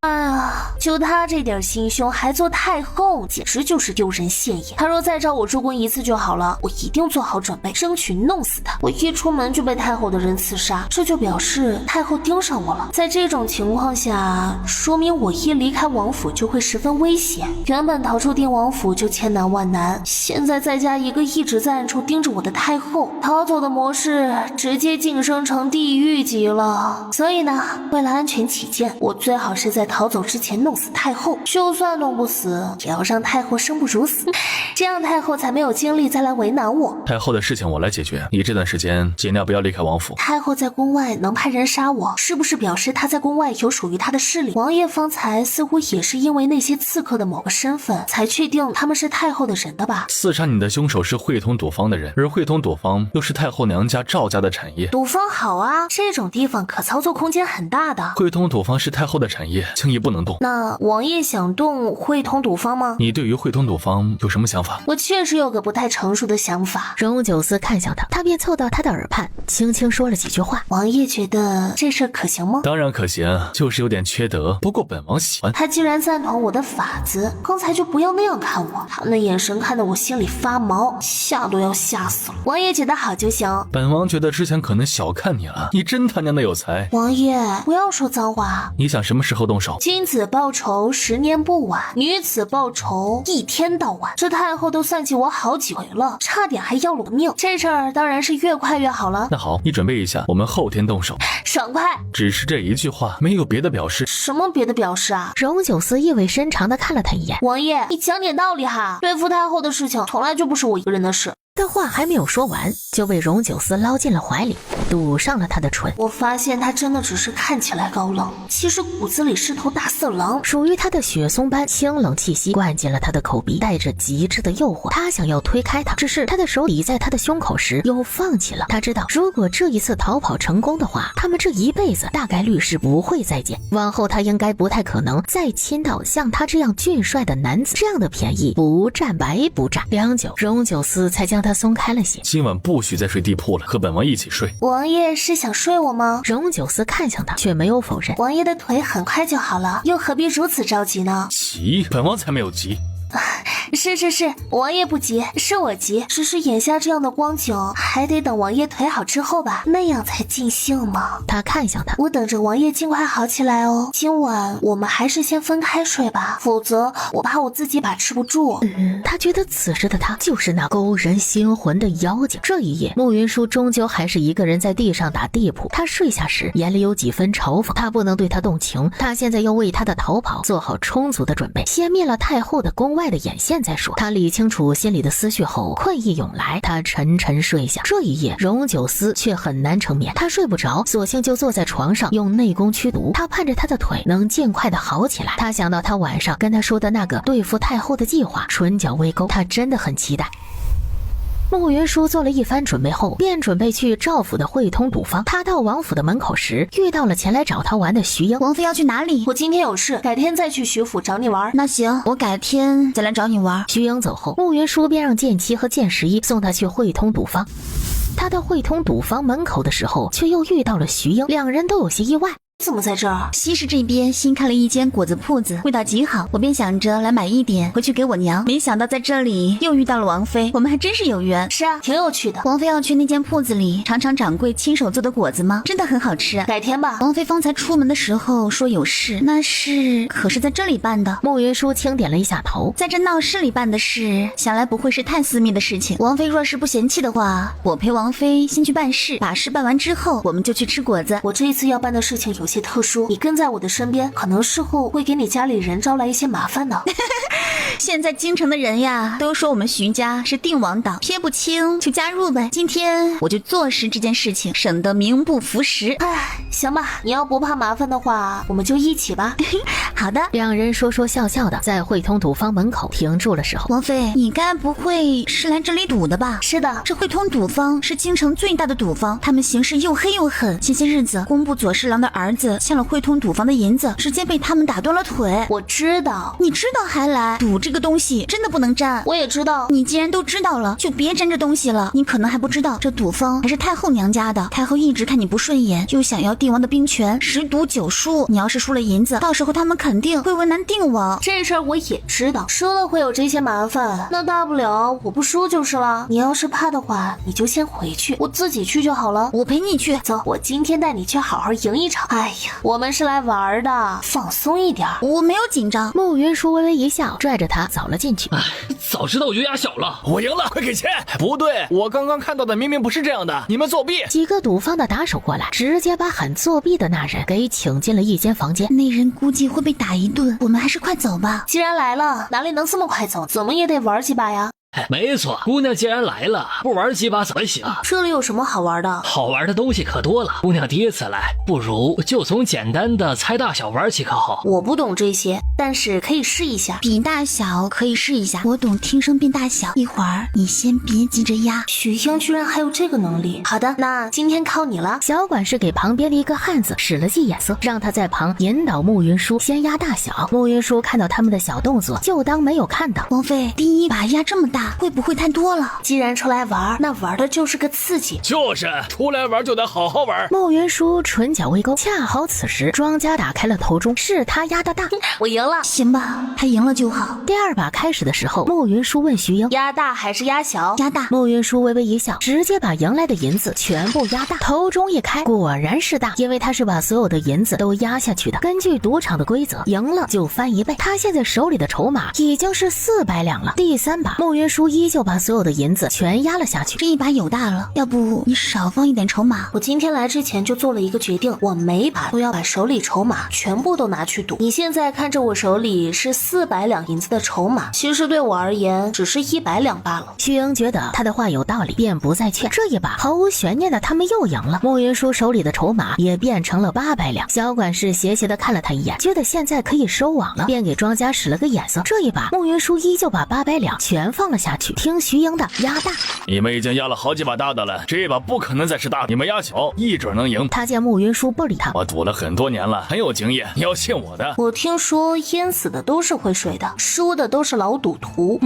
这位兄弟，你能不能离我稍微远一点啊？难道没有人告诉你，你身上有很重的狐臭吗？那边庄家打开头中，2个5，1个6，大又赢了。我现在自带新手赢的光环，你这种总是输的人呐，离我远一点，别坏了我的运气。怎么说话的？你信不信我弄死你？我就在这里，你有本事现在就弄死我呀！大家出来玩，别那么大火气嘛。他又笑着跟慕云舒说了几句好话，让他继续赌。只是慕云舒明显不是个会被他人影响的主，因为他已经连赢10把了，手里的筹码已经由原来的100两变成了现在的51200两。这个赢钱的速度破了他们赌坊开业以来的记录。我就说嘛，新手的运气就是好，新手开赌，赢钱滚滚来。对，新手开赌，赢钱滚滚来。来，继续。庄家的脸已经黑了，因为他发现一件事，慕云舒总能精准的猜中大小，赌坊这么一会儿功夫已经亏了不少银子了。我来做庄。好啊，我继续压。我这一把会让他全部输光。他拿着骰子使劲的摇了摇后拍在了岸上。可以压了，里面的骰子都破了。依着赌坊的规矩，出现这种情况，里面破开的骰子可由庄家取出一半，这一半要怎么取，那就是庄家的事儿了。突然觉得猜太小，太没劲儿了。我费那么大的劲儿才把骰子摇裂，他居然就不玩了，这不是在逗我吗？哎，姑娘玩完这一把，再去玩别的呗。快把这事上报给三公子。姑娘，我家主子有请。没看见我在玩吗？别打扰我玩。我家公子说了，姑娘今天赢了不少，他想见见姑娘。你家主子喊我去见他，我就一定要去见吗？我这样一个貌美如花的姑娘，我有理由怀疑你家主子不怀好意。还有啊，眼下是他对我感兴趣，要见也是他过来见我，而不是我去见他。姑娘知道我家主子是谁吗？我管你家主子是谁啊，就算他是天皇老子，跟我也没关系啊。人在江湖混，不要太嚣张。你听到狗叫了吗？听到了，似乎还呲着牙叫唤，凶得很。我这辈子最讨厌的就是无能狂吠的疯狗了，所有的兴致都没了。算了，你们把银子兑给我就回家了。他已经赢了160多万两银子，就算这会儿把他们的银仓搬空，也拿不出这么多的银子来。姑娘手里的筹码太多，我们库房里暂时没有这么多的银子可兑。姑娘赌术了得，姑娘方才还说玩得不尽兴，我找个人来陪姑娘好好玩玩。这位便是我们赌坊的管事赵三公子。你长得真丑，你能拿块布把你的脸先遮起来吗？姑娘真会开玩笑。我没有开玩笑，本来我还想玩一玩，看到你就没兴趣了。你来的正好，把这些筹码都兑给我，我就回家了。听说姑娘今天第一次赌就赢得这么多钱，实在难得。我这里有一个十分有趣的玩法，姑娘若是赢了，这些赌金还能翻10倍，不知道姑娘有没有兴趣？若是我输了呢？那就只输掉姑娘手边的这块筹码而已。这事情对姑娘极为有利。他来者不善，这里面肯定有坑，别和他赌。这玩法颇为有趣。好，我跟你赌。他拉了拉慕云舒的袖子，别怕，等我赢了他，我就送你一个温泉庄子。这是温泉庄子的事情吗？这是要命的事呀！也不知道慕云舒哪来的胆子跟人这样赌。为了公平起见，我们签份合约，以免到时候对方反悔。这件事情保证了我们最大的权益，姑娘也就不用担心我们会店大欺客。他说完手一挥，立即就有人送了一份合约过来。慕云舒仔细的看了看那份合约，合约写的十分规范，没有什么问题。他抬手在上面先签上他的名字，再按了个手印。慕云舒见状，便也在上面按了个手印，然后一人拿了一份合约。这个赌局太大了，他们一定会找赌术最好的人来跟你赌，一看就没安好心。赵永林更不是什么好鸟，他心黑手狠，你不是他们的对手，我们还是不要赌了，赶紧走吧。合约都签了，现在想走也走不了了。你呀，也别太担心，反正就算是全输了，我也不过是输了100两银子而已啊。他拿起慕云舒签下的合同看了一眼，这里怎么多了一行字？赌客若是输了，就留一只手给赌方，再额外赔1000万两银子。你这是什么意思啊？合约你已经签了，一切按照合约来走就行。可是刚才我们签这个合约的时候，上面可没有这行字。那是你们眼神不好，没有看见罢了。眼下这份合约，我们一人一份，可由不得你们不同意。定王妃之前就认出了我，却一直没有说破，便是想哄我在这个合约上签字。没错，现在你已经签下这张合约了，我也就懒得跟你演戏了。眼下这种情景，就算是定王亲自来了，也救不了你。你真是不要脸！多谢夸奖，定王妃，请吧。这一次我们赌方会派出经验丰富的赌王跟你赌，你这一次输定了。姓赵的一向无耻，你现在动手，他能讹死你。还是徐小姐聪明，定王妃，请。我这一次要是输了，可怎么办呢？王妃别怕，一定要冷静，想办法赢回来。想赢那是不可能的事情。实不相瞒，今天跟定王妃赌的是京城的赌王，他赌术天下无敌。王妃若是现在认输也可以，你的手可以折算成1万两银子，我就不剁你的了。我们一起去王府取银子。你们太无耻了，赌就赌，我才不怕你呢！你这人太无耻了，这里又是你的地盘，你若是输了，到时候不认账怎么办？我会输，你也太看得起你自己了。现在还没有开赌，一切都是未知数，万一我赢了呢？不行，我得去找个见证人。王妃想要找个见证人，我去帮王妃妃找。你找的人我信不过，除非是金兆尹。巧了，金兆尹就在前面的茶楼喝茶，我现在就派人去把他请过来。不过是个没用的废物罢了，竟然还想跟我斗。很快，赵永林就把金兆尹请过来当见证。行，这个见证人本官做了。他说完，又仔细的看了看合约的条款。赵三公子这个合约有点狠啊。合约这种东西，只要双方认可就能成立，无所谓狠不狠。好了，你们可以开始了。第一把的时候，穆云舒拿着骰子的手都是抖的。赵永林轻笑了一声，这一局他毫无悬念的输了。王妃要不现在主动认输，还能给彼此留一分体面。不到最后，我是不会认输的。很快就到了第9局，前面8局穆云舒全都输了。第9局了，也就是最后一局了。王妃准备好了吗？反正都这样了，我也没什么好怕的。这局你们先治。于是赌王拿起骰子，极为利落的掷了出去。这一次81颗骰子，他有5颗没有掷出6点。不错，不枉我费了那么大力气，演了那么长时间的戏。只要这局赢了，便是我赢了，对不对？没错，这个赌法历来就是这么个规矩，玩的就是刺激。定王妃有想好要把哪一只手留在赌方了吗？现在胜负还未分呢，想这事儿还太早了。万一我赢了，赵公子可得把银子准备好啊。说是定王妃赢了，我一定立即把银票奉上。大人，这话你也是听到了，还请你作证。京兆尹轻点了一下头，却没有接话。现在就是见证奇迹的时候了。他在掷出第一把的时候，所有人都愣在了那里，因为他掷出去的9枚骰子全部都是6点。王妃真棒！赵永林眼尖的发现他的手法比之前比起来一下子就娴熟起来。他一把抓9颗骰子，连掷8把，8把都是全部6点。等一下，穆云舒才不会听他的，直接一把掷了下去。赵永林使了个眼色，离头台最近的打手小将头台掀翻，虚一脚就把人踢飞。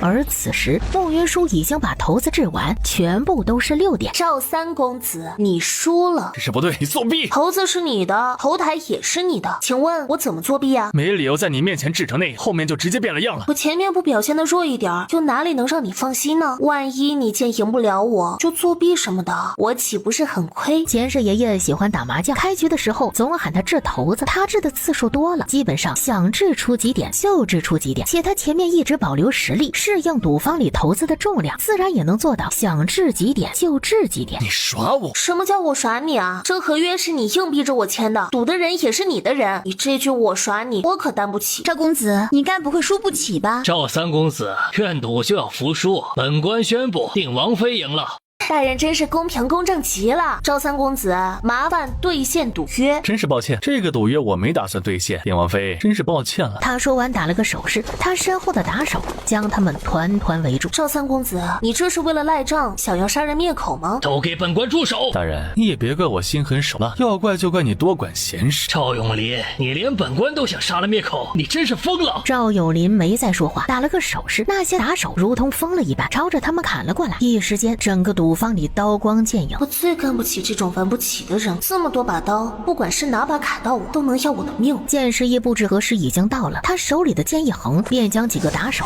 抹了脖子。最让穆云舒意外的是，看起来大家闺秀一般的徐英，居然也十分凶悍。他没用武器，一脚踹过去，直接能把人踹到墙上。哇，英英好厉害啊！穆云舒这边能打的也只有剑十一和徐英2人而已，这2人却愣是打出了千军万马的气势。赌方的那些打手一时间根本就进不了他们的身。你们都插在那里干什么？都给我上！把他们全给我杀了！杀了他们，我一人赏1万两。原本被打得有些心切的打手，在重赏的刺激下，如同打了鸡血一般，朝穆云舒4人砍去。剑十一和徐莹就算是再能打，这样高强度的打斗下，他们也会累。剑七这个狗东西怎么还不来？今天出门时，荣九司派了剑十一和剑七保护穆云舒。当穆云舒答应和赵永林赌的时候，剑七就觉得事情有些不妙，这事他们可能兜不住。于是剑七和剑十一商量一番后，由剑七回去搬救兵，剑十一留下来保护穆云舒。快顶不住的时候，激怒的破空声传来，那些靠近他们的打手直接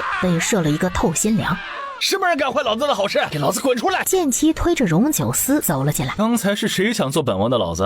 王爷怎么也来了？王爷，属下听出来了，那这货就是刚才要做你老子的那个人。他这么喜欢做人老子，那就先挑他做人吧。剑七应了一声，一拳就打向赵永林的腹部，透了他的身体，直接弯成了虾形。剑七一又在狂揍赵永林，别打死了，他还欠我1000多万两银子呢。之前只说好了，他一天过来赢个10余万两，然后少赢多来几趟，怎么一下子就变成1000多万两了？我不过是回一趟王府搬个救兵，我家王妃就赢了这么多。荣九思轻摆了一下手，剑七将赵永林一脚踹在了地上。王爷，我赢了好多钱。你真厉害。但是他好坏啊，输了不认账也就算了，还想杀人灭口呢。要不是王爷及时赶来，我只怕已经被他杀了。王爷，这都是误会。死了这么多人，都能说成是误会。赵三公子，你脸皮挺厚的嘛。我不管你是不是误会，先把这合约上的银子付给我。这件事情，本官是见证人。定王妃确实赢了，依这合约，赌方一共输了1630万6400两银子。方才赵三公子说了，他若是输了，就会第一时间把银子给我。赵三公子，麻烦你把银子结一下。银子的数量实在是太多了，赌方里没那么多银子，还请王妃给我点时间抽银子。刚才还在我的面前吹牛，说我要是赢了，你就能立即把银子给我。这才多长时间呢，就推翻自己的话？你说话是放屁的吗？1000多万两银子，数额确实不小。赵三公子若是一时拿不出来，他也要给个付银子的期限呢。比如说，你今天先付200万两，3天内付一半，余下的10天之内付清之类的。定王和定王妃都是讲理之人，只要你把话说清楚，他们应该会同意的。既然金兆尹大人这样说了，我自然要给他这个见证人面子，就依他的话。于是他只得打开宝库，让定王府的人把里面10余万两的现银全部取走。他又打开宝库的夹层，从里面取出150万两的银票，并将他之前收藏的珠宝首饰全部拿了出来。穆云舒看到这些东西，笑意浓浓。我收回刚才的话，赵三公子果然是个爽快的，不过再爽快的人也得立个字据啊。来，请在这个还款方案上签个字儿。最喜欢的就是赵三公子这种爽快人了。等时间一到，我就会去赵府拿银子，这段时间就辛苦赵三公子了。事情办完了，他便准备离开了。等一下，穆云舒看向他，欺负了本王的王妃，怎么可能一点代价都不付？剑七，打断他的2条腿。剑七应了一声，一脚就将赵永林踹倒在地，取过旁边的大铁秤砣，重重砸在他的腿上，将他的腿骨砸得稀碎。念你是初犯，今天留你一条狗命，若是下次还敢犯，本王就送你归西。我们回家。上了马车后，打断他的腿会不会有事啊？打不打断他的腿，他都会去太后那里告状。那为什么不打断他的腿？有道理。你这搞事的本领也让本王大开眼界。一局1000多万两银子，你可真会玩，就不怕输了？我只是觉得之前那个方案不够刺激，还会给时间给他准备。他刚好想要坑我，那么为什么不能一劳永逸玩个大的？至于会不会输这事儿，那就想办法不要输就好了。今日若不是本王及时赶来，你必死无疑。王爷这不是来了吗？我还活着呢。以后不许再冒这样的险了。好的，我听王爷的。赵三肯定会去太后那里告状，王爷可想好应对的法子呢？你这样问本王，是不是已经想好了应对方案？那倒是没有，只是我们这一次事闹得有点大，我怕太后会为难王爷。之前本王就说，赌方这边你尽管闹，后续交给本王就好。若太后为难王爷的话，我想和王爷共进退。你又想干嘛？我能有什么坏心思啊？只是怕他们害王爷。你能这样想，本王很开心。我与王爷夫妻一体，自然是要与王爷共进退的，因为我知道只有王爷好了，我们以后才会有好日子过。你的心意本王知道了，等本王的毒解了之后，一定会好好待你。你若一直如现在这般乖巧，想要本王正妃的位置，本王也不是不可以给你。穆云舒有些意外，抬头看向他，毕竟你是本王明媒正娶的正妃，换来换去，本王嫌麻烦。穆云舒便在他的脸上亲了一口，多谢王爷。他扣住他的后脑勺，回亲了过去。他轻笑一声，勾着他的脖子，气息不稳地回应着。赵老太爷得到消息时，来人，我要进宫。赵老太爷出门前对管事的，立即派人带大夫去京兆府。灵儿此时带不回来，但是不能耽误他的病情。太后倒是见了赵老太爷，只是他一听到这事儿就气得头晕眼花。好在太医为他施了针后道，太后娘娘如今身体还没有大好，不能受刺激。今日她隐约有中风的前兆，往后不能再让她生气了。元明帝闻讯而来，刚好听说了这番话，当即把赵老太爷骂了一顿。他等元明帝骂完之后，快速地说了事情的原委，请皇上救一救赵府。赵府可真厉害啊！不但敢杀朝廷命官，还敢杀王妃，简直就是活该。这事儿是灵儿想差了。眼前定王妃手里有那张1600多万两银子的合约，这就是把赵府赔空了，也赔不起那么多呀。朕之前就敲打过你们，让你们不要对定王府的人动手，你们都不听。眼下出事儿了，就知道进宫来求朕了。定王是什么性子？他滚起来连朕的面子都不给。他要是用这事来灭赵府，功，那朕都拦不住他。那现在怎么办？就算把赵府全卖了，也筹不出那么多银子呀！赵氏列祖列宗在上，老夫无能，保不住赵府，只能以死谢罪了。他说完就要去撞柱，给朕闭嘴！你再吵，朕就下旨抄了赵府。赵老太爷听到这话，知道元明帝这是要帮赵府了。正在此时，外面有太监进来道：皇上，定王和定王妃求见。这是最后一次。赵老太爷忙谢恩，元明帝却看都没有看他一眼，直接去了前面的大殿。很快他就看见慕云舒推着荣九思走进大殿。荣九思马上就要死了，只要荣九思一死，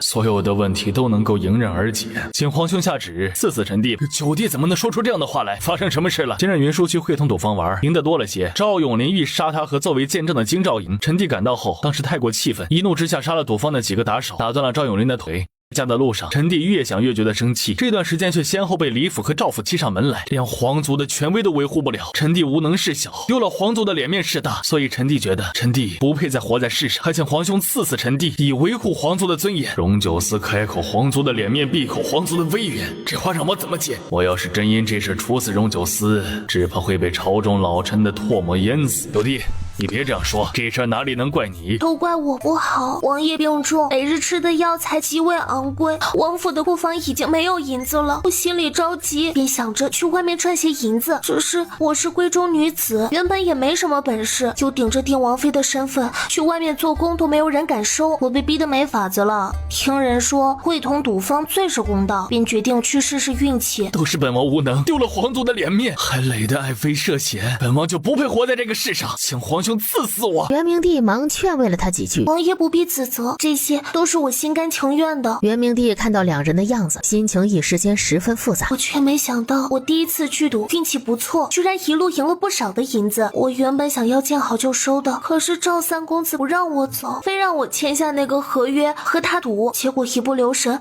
我又赢了，他就想杀我灭口。我什么都没做错，赵三公子为什么要杀我？银子是我按规则赢来的，合约也是他逼我签的，我只是想赚点银子为王爷治病，这难道有错吗？这张合约上的金额为什么会这么大？那是因为赵三公子让我和他赌落玉盘，我最后若是赢了就能获得10倍的赌金。可是他心怎么那么黑呀？我赢了，他居然要杀我。若不是我带过去的侍卫见机快把王爷请过来了，我如今只怕已经死了。理解赵府是外戚，嚣张一点也没有问题，但是他们居然明目张胆的杀皇族，他们今日敢杀皇族，明日是不是就敢杀进宫里来了？他们如此嚣张，简直就是目无王法，没把皇上以及皇族放在眼里。臣弟是将死之人，死不足惜，却无法看着皇族被人这般欺辱。你九弟没有吃药的银子，怎么不跟朕说呀？臣弟本是将死之人，都已经放弃治疗了。云舒对臣弟情深意重，不愿意放弃，找人买1000年人参、万年灵芝、100年手无。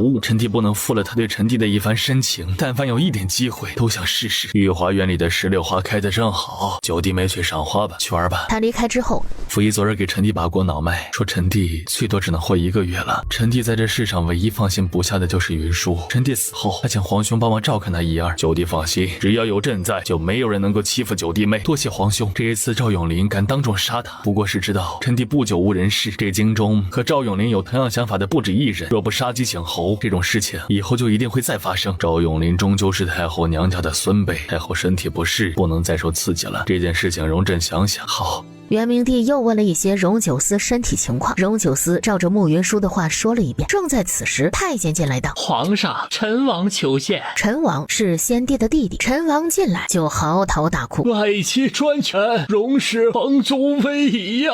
元明帝刚要说话，先帝呀，臣弟无能，朕有奸邪在京中横行啊！外戚欺压良臣，眼里没有皇族，这大晋的江山到底是姓荣还是姓赵啊？元明帝听得额前的青筋突突直跳。若是姓赵的话，那臣弟也就没有活着的必要了，直接撞死这里好了，也省得被外姓人杀死。皇叔，事情没有那么严重。皇族被人欺到这一步，皇上竟毫无所察。老臣之前就说过，赵韶华就是个大祸害，有他在，赵氏一族就会想上天呢。皇上趁早把我们这些姓荣的脑袋全砍了，送到姓赵的手里，把这天下改姓赵好了。兄长啊，我后悔呀，后悔你当初走的时候没有跟你一起走啊，至少不用见到如今赵氏骑在荣氏的头上作威作福啊！我不活了，一会儿就去找根绳子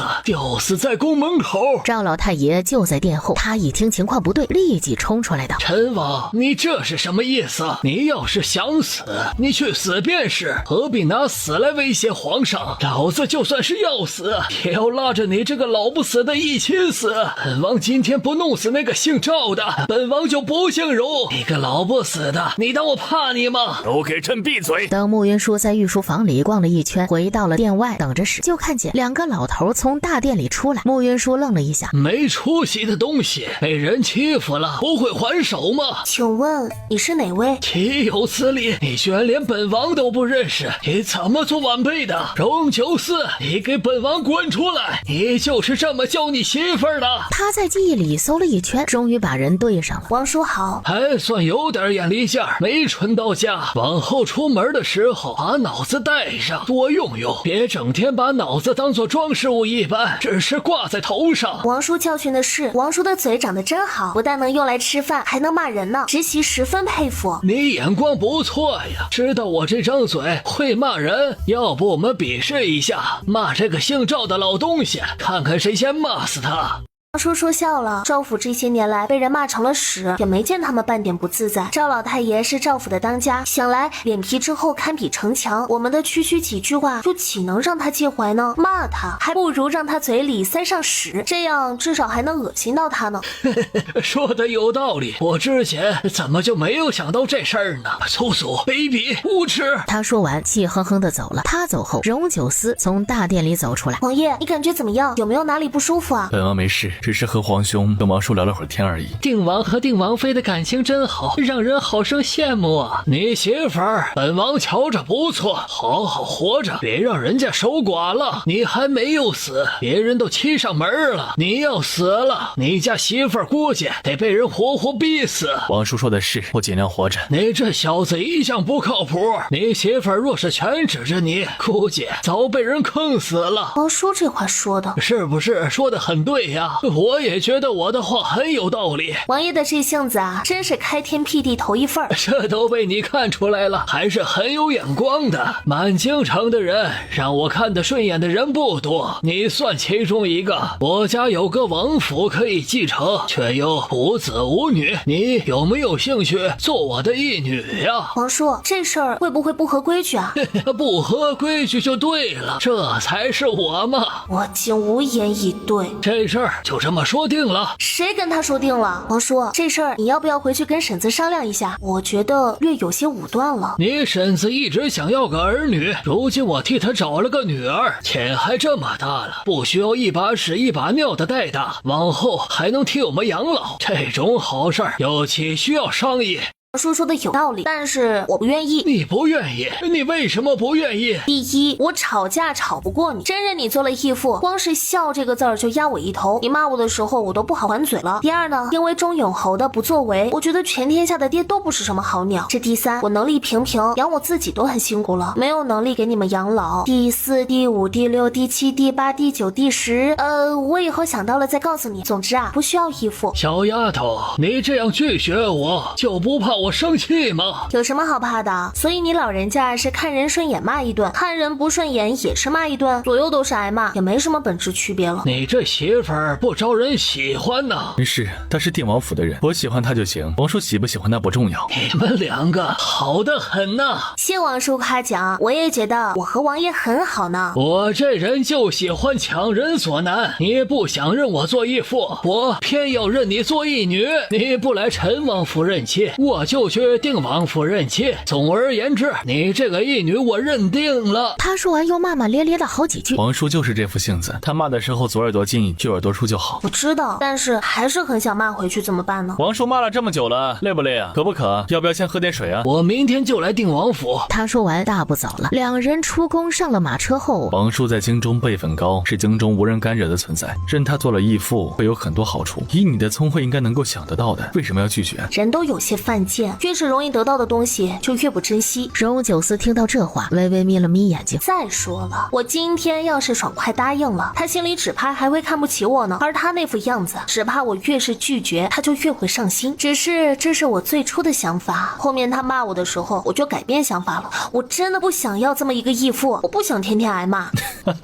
王叔就是这么一副性子，其实他人很不错的。慕云舒想起另外一件事情问赵府那边皇上怎么说？他自然是护着赵府，不过这一次既然已经动手，那么赵府就算不覆灭，那也得脱一层皮。王爷一出手，赵府就成狗。荣九思没忍住笑了起来。正在此时，马车突然停了下来。赵老太爷，你这是做什么呀？王爷，不知你此时是否有空，一起去前面的茶楼里喝杯茶吧。本王和你没有什么好谈的，依着合约上的条款，3天内要付合约上的1半的银子。你听本王一句劝，回府筹一下银子，后天一大早，本王将会亲自登门收账。王爷，做人留一线，以后好相见，何必把事做绝呢？王爷听老夫一句劝，王爷把那张合约给老夫，这件事情便算是接过去了。你们赵府的人欺负了本王的人，竟然就想这么接过去？你们该不会真的以为本王从战场上退下来后就真成废物了吧？赵老太爷看向他，本王是快要死了，但是本王现在还没有死，且本王有把握，在本王死之前先灭了赵府。赵老太爷，你要不要试试？王爷，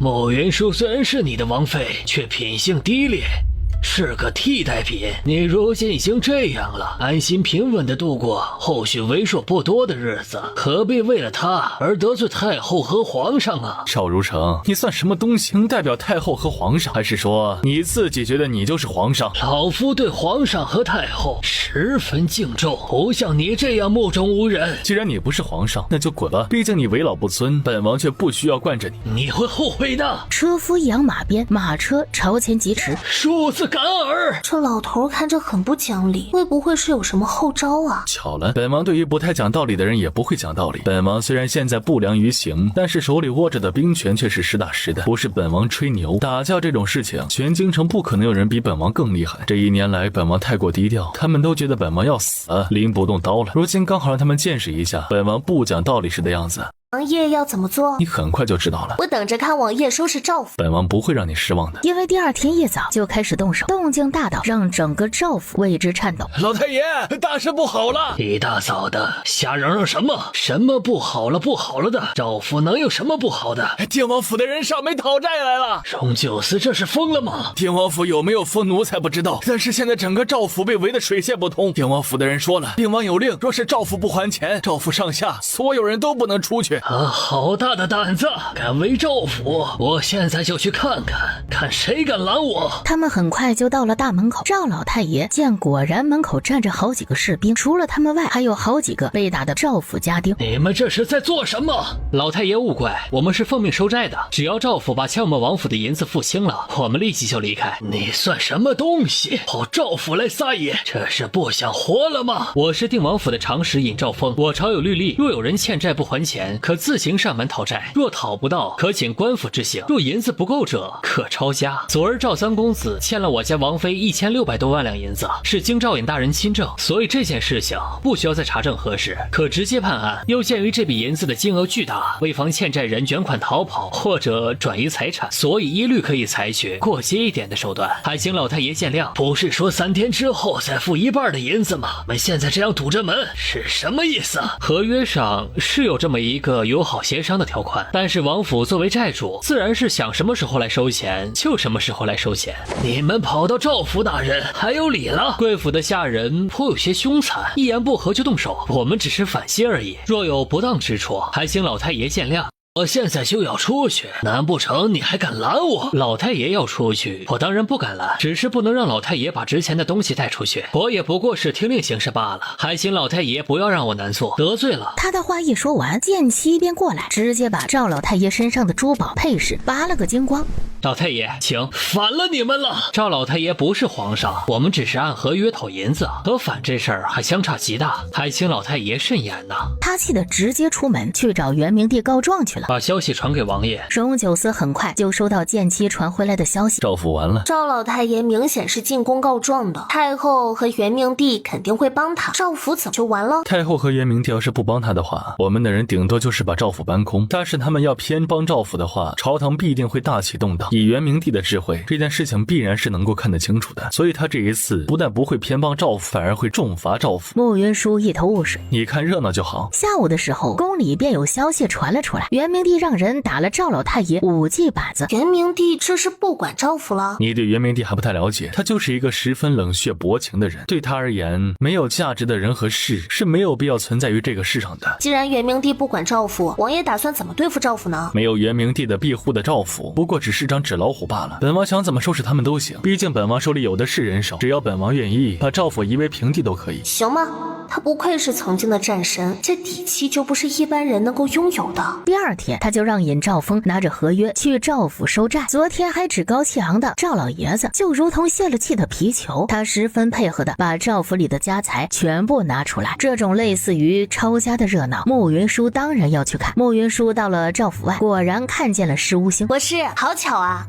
是啊，好巧。王妃有空一起喝杯茶吗？这货太不要脸了，天天围着我家王妃转。慕云舒无视剑妻，和石无星进了斜对面的一间茶楼。慕云舒随便找了个理由，把剑妻从茶楼里支了出去。剑妻一走，我南下的日子提前了些许，改到了下个月除夕，行程已经完全定下来了。从清塘渡出发，顺流而下。你到时候寻个机会上船，余下的事情我来处理。为了防止有人生疑，麻烦国师把清远以游学的名义带上。好，书院那边由我来处理。多谢国师了。王妃客气了。慕云舒的唇角微微上扬，随口跟他聊和赵府有关的事情。剑妻进来的时候，就听见慕云舒骂赵府的人。初6的晚上，慕云舒将所有的一切准备妥当，只待时机一到，就立即逃出王府。怎么了？没什么，就是觉得王爷很是英俊。他明天一早就会离开京城，在这个时候多夸荣九思几句，他高兴了。明天一早他出门时也会更好的说话。他这段时间一直努力用内力逼毒，就是为了能与他早日亲近。他觉得再过1-2天，他也许就能站得起来了。你眼神是不是有问题啊？本王什么时候不英俊了？那是，王爷不管什么时候都很英俊。油嘴滑舌。王爷，明天一早我想去一趟静安寺。去静安寺做什么？我之前在静安寺许过一个愿，若是我能嫁个如意郎君，就去那里还愿。荣九思抬眼朝他看了过来，我觉得我如今已经达成了心愿，该去还愿了。女人就是麻烦，丁大点的事都还要去佛前许愿，还要还愿。在王爷看来这是小事儿，但是对我而言这可不是小事儿。女儿嫁人无异于2次投胎，十分重要。我一出生便没了母亲，父亲又是个不负责的，出生于谁家之事我不能决定，嫁人却能自己努力一回。王爷待我这般好，我往后不会再被人欺辱，这是佛祖显灵了。这事儿本王觉得你去求佛祖，还不如来求求本王。慕云舒轻扁了一下嘴。行了，你若想去那边去吧，把剑妻和剑十一带上，注意安全。王爷不一起去吗？明天本王有事要忙，没空。你最近太粘人了，本王不太喜欢粘人的女人。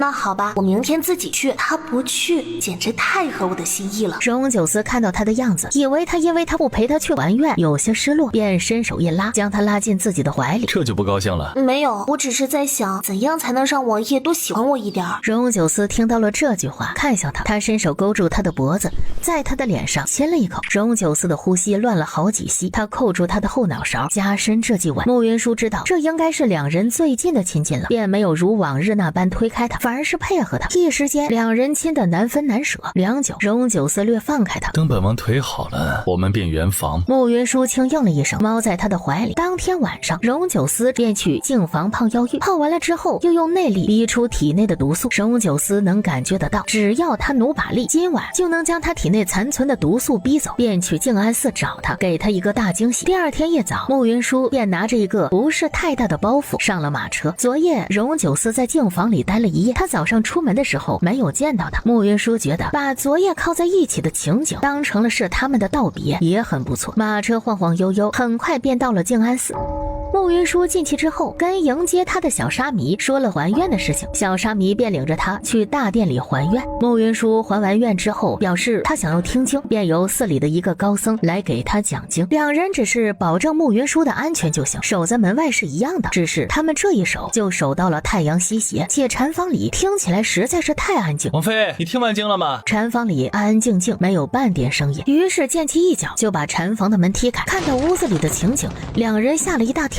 给慕云舒讲经的那位高僧此时倒在地上，而慕云舒已经不知去向。剑气使劲摇晃，把那高僧摇醒。里面发生了什么？我家王妃哪儿去了？王妃，贫僧方才就是在给王妃讲经啊，王妃不在吗？王妃不见了，现在怎么办？剑师爷在蒲团上发现了一封信，上面赫然写着定王亲启。剑气一把抢过来，他看到信上的内容时，整个人呆在那里。信上写了什么？信的内容大意是荣九思的病已经治得差不多了，合约已经达成，他非常感谢荣九思这3个月来对他的照顾和保护。他真诚的建议他离开之后，荣九思如他们新婚第2天早上说的那样，对外宣称他暴毙就好。他还在信末用十分真诚的语气祝荣九思山高水远，祝君安好，永不再见。王妃这是不要王爷了。现在不是纠结这件事的时候，王妃在我们2个人手里丢失，我们要是不能把王妃找回来，不死也得脱层皮。剑气知道他说的是事实，两人忙四处找人，他们把静安寺翻了一遍，也没能找到慕云舒。只有一个和尚看见慕云舒拿着包袱下了山，往河边走了。剑气和剑十一吓了一大跳，忙顺着山路往下跑。两人一问才知道，中午的时候有个女子包了一艘船走了。完了，这一次死定了。你就别喊了，赶紧通知王爷，想办法把王妃找回来，否则这一次我们真的死定了。他中午走的，这都过去好几个时辰了。一看这情形，摆明了他是早就计划好的，他是有计划的离开，只怕现在人已经跑远了，我们去哪里找人呢？他真的是太没有良心了，这样离开都不跟我说一声，这是没有把我当朋友啊。行了，别嚎了，赶紧去做正事儿。你说王妃是不是从来就没有喜欢过王爷啊？如果能把王妃找回来，你去问他吧。就算找不回来了。剑十一不想搭理他，立即飞快地发出消息，动用他现在能动用的一切资源找人。他在定王府的日子是不是过得不开心啊？他是不是一点都不喜欢我们的王爷呀？别发愣了，赶紧干活。可是他这样逃走，以荣九思的性子，真要找到他，只怕会十分生气。剑气的心里又开始纠结了，我到底要不要找到他呀？荣九思将体内的毒素全部逼出体外的时候，整个人感觉到前所未有的轻松。他想起他昨夜黏他的样子，唇角微微勾起，他轻轻踩在地上，因为他长时间没有走路，脚踩在地上的感觉十分不真实。尹兆峰恰好进来，看到这一幕，王爷能站起来了。是的，但是还走不太稳。王爷能站起来就是件天大的好事儿，这表示王爷体内的毒已经解得差不多了。之前王爷说王妃能解毒，我还不太相信，如今看来王妃的医术果然极为了得呀。他确实处处让本王感到意外，往后你不可再对他无礼。无礼？怎么会？往后我把他当菩萨供起来都行。倒也不用那么夸张，这不是夸张的话，他治好了王爷，等同于救了整个定王府的命，我愿意供着他。本王腿好了，他应该会很开心的。赵峰，也请本王去一下建安寺接一下他。好的，王妃若是知道王爷现在就能走路了，只怕会很开心的。那是当然，他对本王情根深重，一心盼着本王好。如今本王已经好起来了，他一定是最开心的那个人。王妃对王爷确实喜好，虽然他有些不足之处，但是这番心意实属难得呀。荣九思笑了笑，外面的侍卫过来喊：王爷，马车套好了。荣九思虽然现在能走了，但是还得麻痹那些别有用心的人，所以出入依旧坐轮椅。两人出门的时候，听到有人在议论今天施无星南下的事情。荣九思知道施无星作为3000道门之首，每年都会南下巡视。马车驶过春营大街的时候，荣九思想起慕云舒喜欢吃前面一间铺子的点心，便让尹兆峰去买一点。尹兆峰听到荣九思的吩咐，都愣了一下。怎么，哪里不妥吗？没有不妥，只是有些意外罢了。王爷如今竟也会体贴人了。他对本王好，本王总归要回馈他一二，不过就是一些不值钱的点心罢了，没什么。他买点心的时候遇到了徐敏。今日书院并没有休幕，徐公子怎么不去书院里上课呀？清远今天也不上课，我一个人在书院里待着无聊，就爬墙出来玩。我逃课这事可不能让我爹娘知道啊，否则的话他们会打死我的。顾清远今天也没去学校上课，那他去哪里了？你们不知道吗？他跟书院请了假了，跟国师南下游学去了。山长虽然觉得只有几个月就修为了，不太适合去游学，但是有国师亲自作保，山长便同意了。这事儿他没跟王爷说吗？他那么乖，如果要是没说的话，应该是怕你们担心。徐明，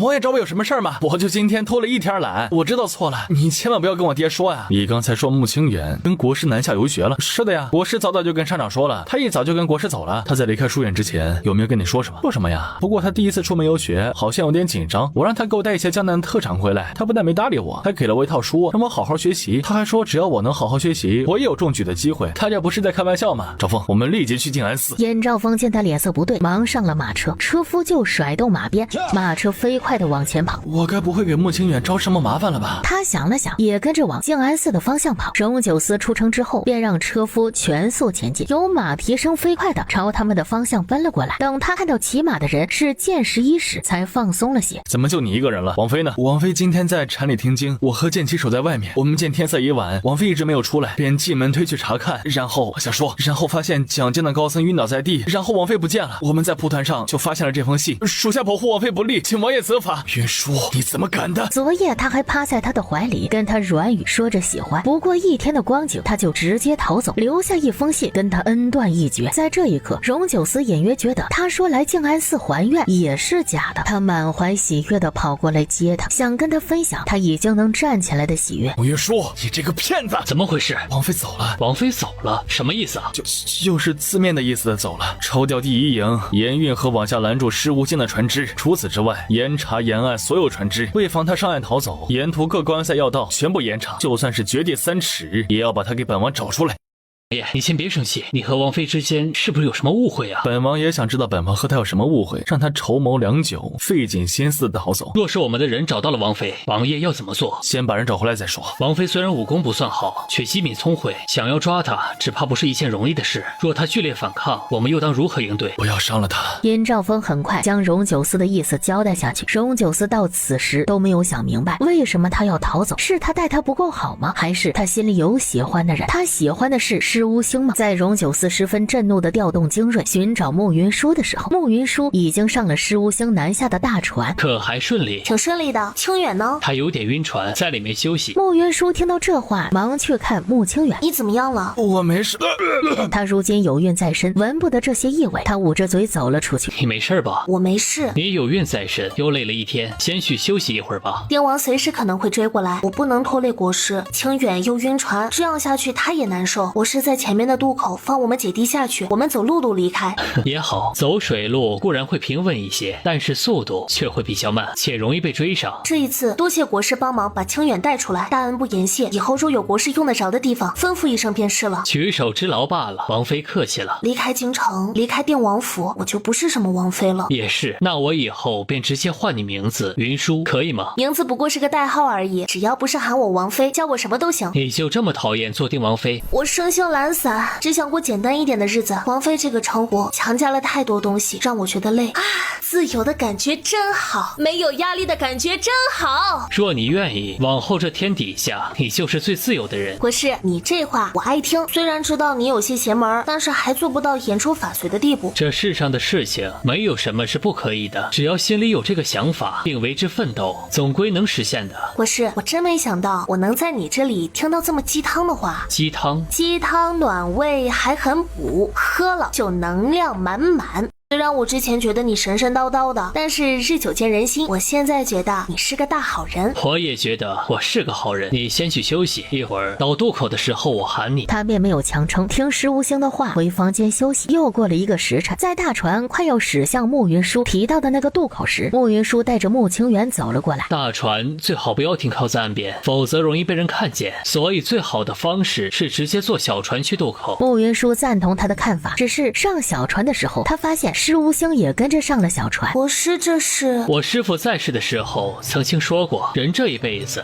不管做什么事情都要有始有终。国师，定王不是省油的灯，他虽心里没我，但是我毕竟是他名义上的妻子，我这样逃走对他而言是奇耻大辱，所以他一定会动用很多人马来找我，后续可能还有大麻烦呢。你帮我把清远带出来，我已经很感激你了。我和清远不在你身边，他往后找到你，你也可以推说被我骗了，把自己摘出来。施无星听到了这话，轻笑一声。你笑什么？我的样子看起来像是那种很怕麻烦的人吗？慕云舒愣了一下。我生来命格特殊，是3000道门之首，是受人尊崇的国师，却没有亲人，没有朋友，也没有麻烦，这种日子我过腻了。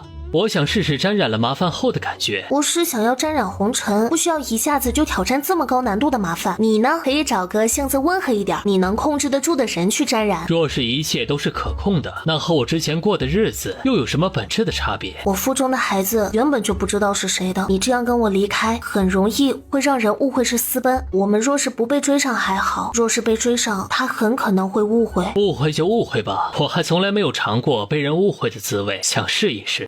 是你这里是不是有问题啊？用你们的眼光来看的话，我脑子应该是有病吧？毕竟没有一个正常人会像我这样活着。荣九思很快就会追过来，我们别在这里耽搁时间了，走吧。他的话一说完，渡口那边有一辆马车驶来，慕云舒吓了一跳。别担心，这是我之前让人在这里备下的马车。你算出来我们会在这里上岸？那倒没有，我要是什么事都算卦的话，可能早就把自己算死了。我只是怕出意外，之前便让人在出京城后的200里内，每个渡口都备了一辆马车。姐，你能不能跟我说一下你和定完之间到底是怎么回事啊？慕云舒也不瞒慕清远，粗略的说了一下他和荣九思之间的事情。所以你真的怀孕了？是啊，要是没有怀孕的话，我还能在定王府再混一段时间。一怀孕就没法混了。荣九思能容忍我失贞的事情，却绝不会愿意喜当爹的。而我呢，却想要弄清楚那天晚上的狗男人究竟是谁。所以我想把这个孩子生下来。发生了这么多事情，你之前怎么不跟我说呀？这也不算什么了不得的事。再说了，那些事情都过去了，我们如今已经逃出来了，以前的事情没有追究的必要了。做人呢，得向前看。之前就跟你说过，让你不要嫁入皇族，你偏不听。我错了。三皇子虽然不是东西，却也不至于像电王那样危险，你居然还敢换下苏雨欣的盖头。我错了。发生这么多事情，你什么都不跟我说，你真以为自己无所不能吗？我错了。一说你认错倒挺快的，可是你看你做的都是些什么好事啊？这中间但凡哪个环节出了问题，你怕都是会死无葬身之地的。你若出事了，我如何向娘交代啊？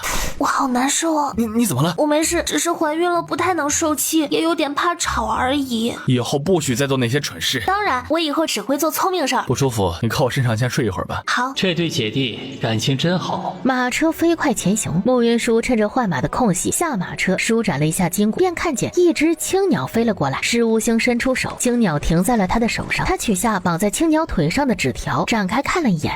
九思来得好快，他已经追过来了。他调了第一营的兵马来追你，如今离我们大约还有50来里。第一营很厉害吗？很厉害，算是大晋最厉害的斥候。刺探消息和追踪是他们的强项，不愧是第一营，追踪的本事果然厉害。他这一路过来，为了扰乱荣九思的视线，放了不少的小船出去，沿途还安排了一些马车往不同的方向离开。但是这些干扰在擅长追踪的第一营面前效果平平。看来他这一次是下定决心要把我抓回去了。国师，你把我送到这里，我已经十分感激了。余下的路我想自己走。其实之前我一直很好奇大晋战神的真正实力，却没有机会见识。这一次难得有这么好的机会，我又岂能错过？世人只知我算卦还不错，你不想见识一下吗？不想。可是我想看看到底是荣九思厉害还是我厉害。慕云舒还想拒绝，马已经换好，我们走吧。接下来2天他们一路狂奔，他因为有孕在身，刚开始还好，连着3天这样没日没夜的逃亡下来，身体便有些撑不住了。你再忍耐一下，我们再往前走50里地就好。再往前走50里是什么地方？是一个非常有意思的地方，你到了就知道了。你怎么样？我没事，就是有点累而已，迟些找个地方休息一下就好。正在此时，他们的身后传来马蹄声。慕云舒撩起帘子往后看，便看见一队身着黑衣黑甲的骑士骑着骏马朝他们奔了过来。是第一营的人。如果我不是被追踪者，我真想蹲在路边看他们骑马。这身形，这气势，真的是一绝。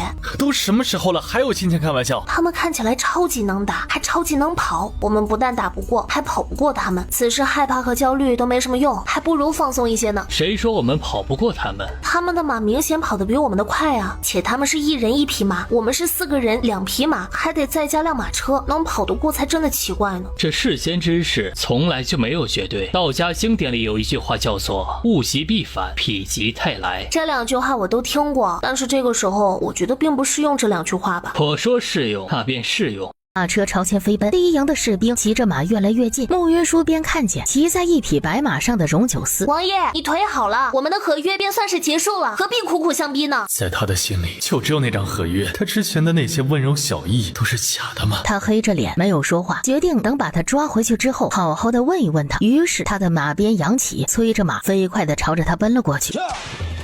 他这是一点道理都不讲吗？王爷，咱们就不能好聚好散吗？他这样一声不吭的跑了，居然还想跟我好聚好散。再说了，这世上的男男女女哪里有什么好聚好散的？我们之间没有好聚好散。荣九思，你他妈的怕是脑子有病吧？老子救了你的命，你却想要老子的命，你简直就是缺德、恶心、无赖、不要脸！他居然敢骂我！开眼了，这世上居然有人敢骂我们家王爷！穆云舒，你现在给本王滚下来，本王也许还会饶你一命。抓稳了。荣九思，你丫要点脸吧！老子救了你的命，你一句谢谢没有也就算了，还让老子给你跪下！你当你是天王老子吗？就算是天王老子，也没你这样不讲道理。我就是不下马车，你有本事来咬我呀！荣九思不，他觉得自己要被他气死了。他将马速催得最快，风一样的朝着他扑了过去。下一刻，马车便如同疯了一般冲进山谷之中。一进山，莫云舒便觉得有些头晕目眩。穆云舒，你给本王回来！你当老子是傻子吧？老子不会回去的。等马车停下来后，穆云舒和穆清远吐了起来。好了，我们安全了，他们追不过来了。这是怎么回事啊？这是道门的阵法，我幼时曾在这个山谷住过一段时间，闲着无聊，便按照道门经典布了一个阵。那时年纪小，布的阵法不算完整，后面下修时也会来山谷里面住上一段时间。我基本上每年来的时候，都会对阵法改进一二，或者添加一些阵法进去。时间长了，这个阵法里的东西就有点多。荣九思的第一营再厉害，他们不精通阵法是破不了阵的。这是杀阵还是困阵啊？最外围是困阵，里面是杀阵，只要他们不硬往里面闯，在里面待上几日便能出去。可是我刚才听到了惨叫声，外围听着不太像是困阵的样子。他们跟得太紧，我在调整阵法的时候会出现一道深坑，你听到的惨叫声应该是他们摔进坑里发出来的。坑不太深，杀不了人。第一营的将士保家卫国，我不会杀他们。国师不愧是国师啊，大是大非面前不糊涂啊。你今天这样激怒荣九思，就不怕他发疯？他调动第一营千里迢迢追过来，已经是疯了。多这件事情不多，其实我当时想着，反正都逃不掉了，这几天这么憋屈，先骂几句解解气。万一把他气狠了，他一时间没有控制好马速，从马背上摔下去，我们也能多一点逃跑的时间嘛。可是我也没有想到，他这人是越生气做事越稳，马还骑得飞快。刚才他隔空挥出去的那一鞭子，真的是太吓人了。他能成为大晋的战神，自然不是一般人能比的。他是很厉害，不过我觉得我是更厉害。这个阵法一看就十分的高明精妙，我是只用一个阵就拦住了大晋的战神，厉害！也不用这样夸我，这里拦不住荣九思太久。荣九思之所以能成为大晋的战神，不仅仅因为他能打，还因为他脑子好使。他曾跟我师父学过一段时间的阵法，因为时间的原因，他学的时间并不算长，但是我记得他学的还不错。这个阵法虽然繁复，以他现在的能力还破不了，但是只要他沉下心去琢磨，迟早能破阵。他这么厉害啊！他比你想象中的更厉害。你这一次能逃出京城，全凭他对你没有防备。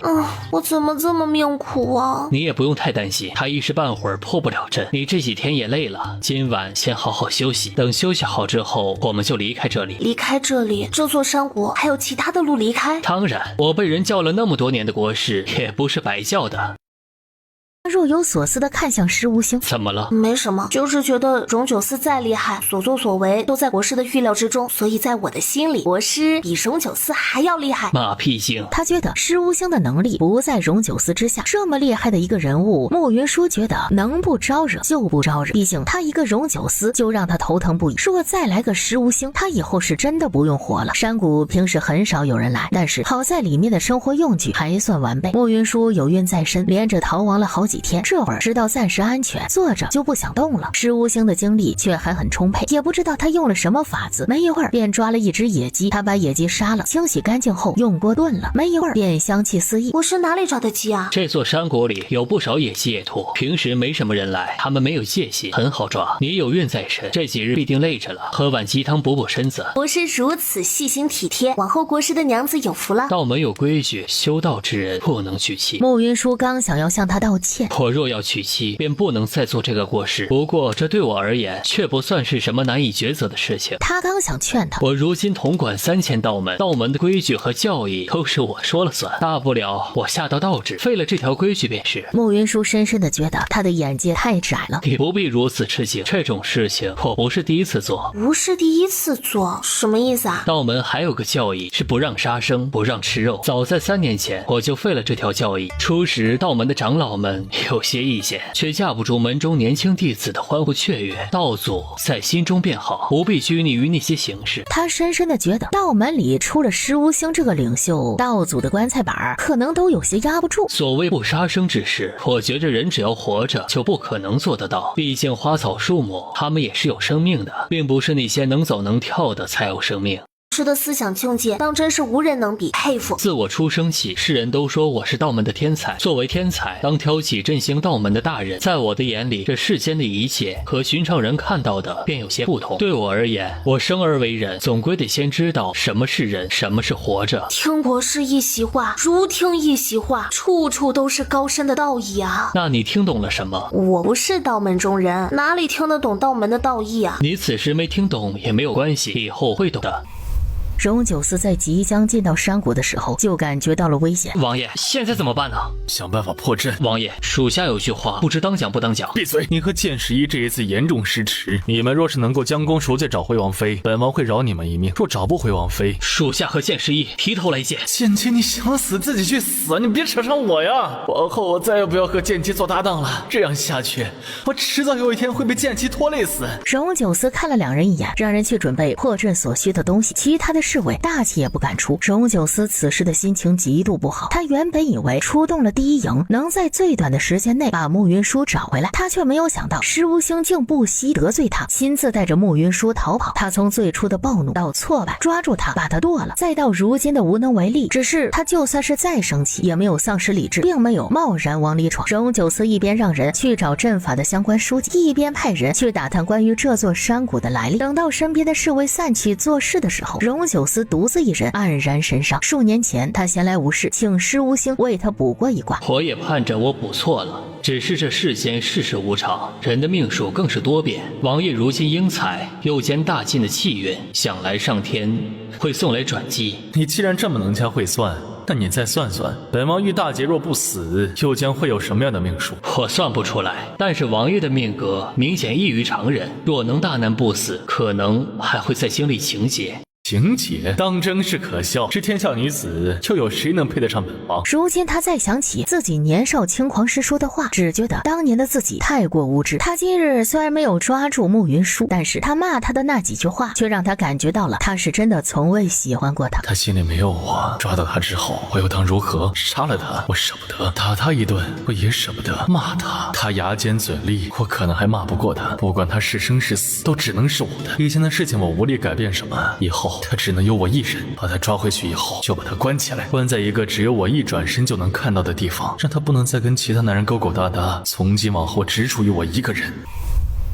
慕云舒这几天累到极致，他再想来，天已经大亮。石无星过来的时候，他刚好在伸懒腰。你这几日累到了，今天在这里再休息一天，等休息好了之后，我们再离开。他想要破开这个阵法，至少也要10天左右。我们离开不急在这一时，山谷里风景秀丽，迟些我带你和清远逛逛。多谢国师。国师这一次帮了我们姐弟两人许多，我们都十分感激。我们姐弟二人无权无势，此时很难报答国师。清远说的对，国师病情我也知道了，我一定会想办法治好国师的。石无星听到姐弟两人欲和他撇清关系的话，他正欲说什么，就听见山谷外传来巨大的动静。荣九思闯阵了，这么快？他是用暴力的方式破前面的困阵，不愧是大晋的战神呐！在暂时找不到阵眼的情况下，暴力破困阵是最好的方式。荣九思是不是要追过来了？没有那么快，后面的阵法用暴力是破不了的。他想要越过阵法闯进来，还需要几天。国师是怕后面的阵，荣九思也有破阵的法子吗？我和清远已经连累了国师，国师不如他就算是再厉害，也至少还需要5天才能破得了后面的阵法。今日天色已晚，我们再休息一晚，明天一早离开这里。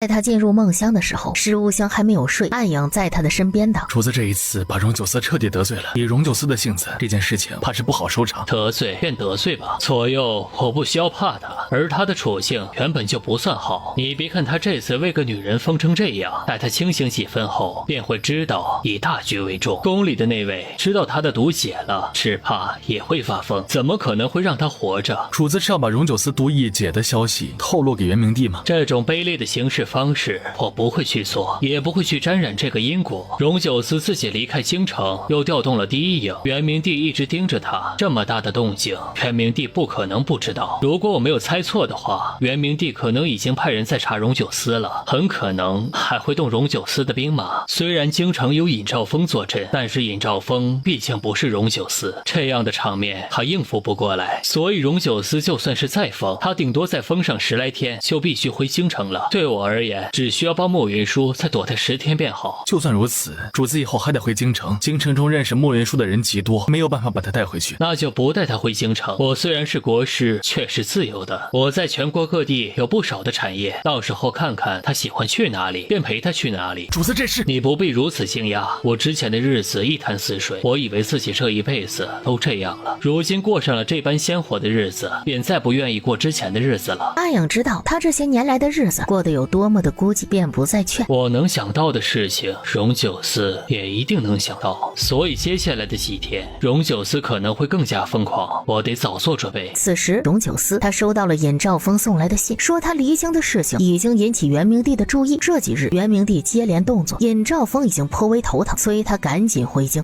你觉得本王是个什么样的人？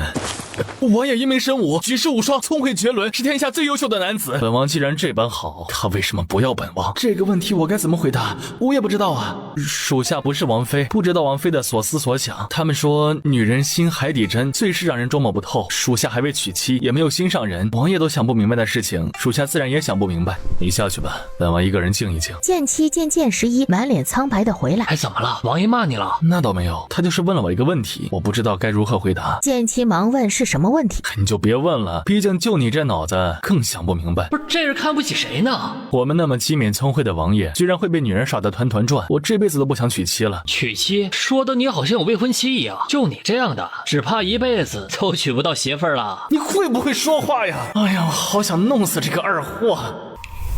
第二天一早，石无星便带着他们驾着马车往石无星预定的方向前行。只是马车才出小镇，前面的路便被人拦了。拦路的不是别人，正是荣九思。好巧，竟在这里遇到了王爷。不巧，本王就是来堵你们的。这一次，石无星带着慕云舒躲进了阵法重重的山谷里。荣九思知道，给他足够的时间，他确实能破阵，但是江城那边拖不了太久，他得尽早回去。于是他故意让侍卫弄出巨大的动静，用最粗暴的方式将最外围的困阵破掉，让石无星产生错误的判断，从山谷的另一个出口出来。堵我们？我不过是带着暗影出来游玩，这有什么好堵的？王爷的腿好了，这可真是一件可喜可贺的事情。荣九思没心思再跟他废话，直接往马车的方向冲。只是他才靠近暗影，便拔了剑。在暗影拔剑的时候，他也拔了剑。住手！王爷这样一言不合就动手，是不是太无理了些？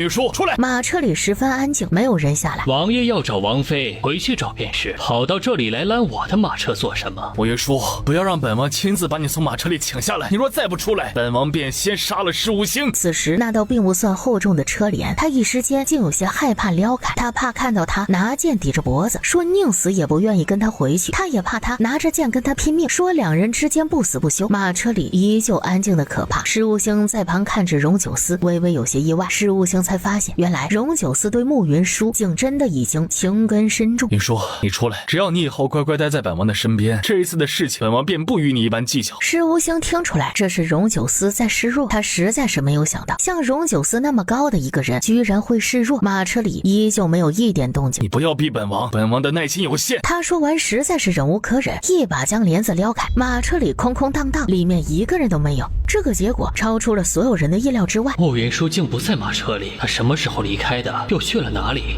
马车里有一张布条，已拖累国师良多，不敢再给国师添麻烦，望珍重，有缘再见。给你的。石无星接过布条，看到上面的字时便轻笑了一声。这一路过来，慕云舒不止一次表示他不想再拖累他。石无星从没觉得他是在拖累他，想好以后带着他游山玩水，过自由自在的日子。只是他真的没有想到，他从来就没有想过要跟他在一起。荣九思没能在这里堵住慕云舒，知道他还没有走远，当下也不跟石无星废话，扭头就走。王爷别追了，强扭的瓜不甜。本王就喜欢吃强扭的瓜，至于甜不甜甜，不需要你来评判。你这样只会让他更加讨厌你。那又如何？与你无关。你费尽心思想要得到他，结果他却不告而别，感觉如何？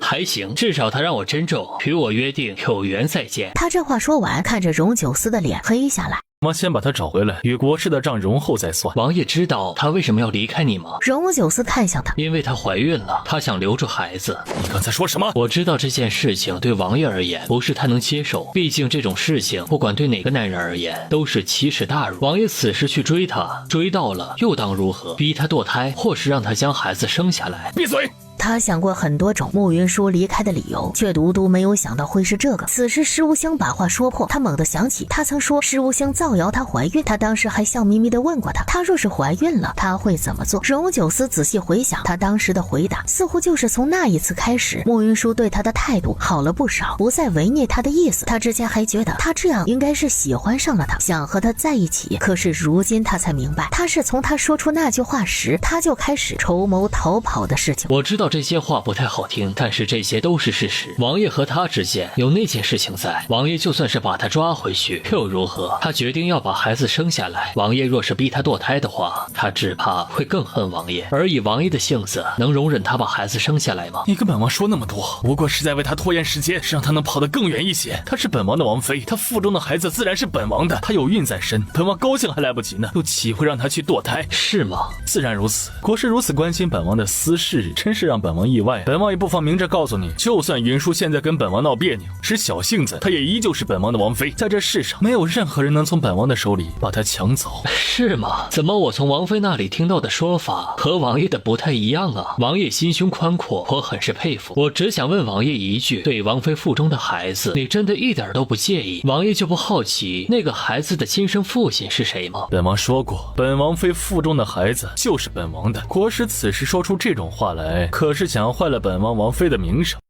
本王不想再听到类似的话，若是下次再听见，不要说你只是国师，你就算是皇帝，本王也能杀了你。王爷放心，我心里有分寸，我敬重王妃，不会做任何伤害她的事。荣九思冷冷地看了他一眼，扭头便走。只是他在骑上马时，心情和方才终究有些不同了。他失真之事，他要说一点都不介意，那是不可能的。但是他可以选择忽略，只要他在他的身边就好。可是他若是有了身孕，整件事情就变得不太一样了。可是他在发现自己怀孕之后，直接决定把孩子生下来。他甚至为了生下这个孩子，不计一切代价从他手里逃走。这是不是意味着他之前在他的面前撒了谎？他其实知道孩子的父亲是谁，还喜欢着孩子的父亲。荣九思一向杀伐果断，可是这一次他却不知道自己要怎么做，因为他发现他的心已经许给了别人，把他追回来，他将面临着两难的选择。可是他如今只要想到他以后的日子没有他，他就觉得心口一阵绞痛。原来在他和他每天的相处中，他不知不觉的就对他动了心。剑气和剑十一跟在他的身后。王妃有孕的事儿是真是假呀？我瞧着八成是真的。王妃肚子里的孩子是谁的？我哪知道，但是肯定不是王爷的。那现在怎么办呢？不知道，你想知道你去问王爷啊。我不敢啊。两人都知道荣九思此时的心情极差，于是他们都老老实实的跟在荣九思的身后。他们很快就进到了镇子里。剑七和剑十一看着发呆的荣九思，哎，王爷这是怎么了？不知道，他看起来好像有点不正常啊。这不是废话吗？遇到这种事情都会不正常的。你觉得王爷还会不会去追王妃啊？不知道，你好奇你去问去啊。剑七，你去把第一营的人全部都调过来。是。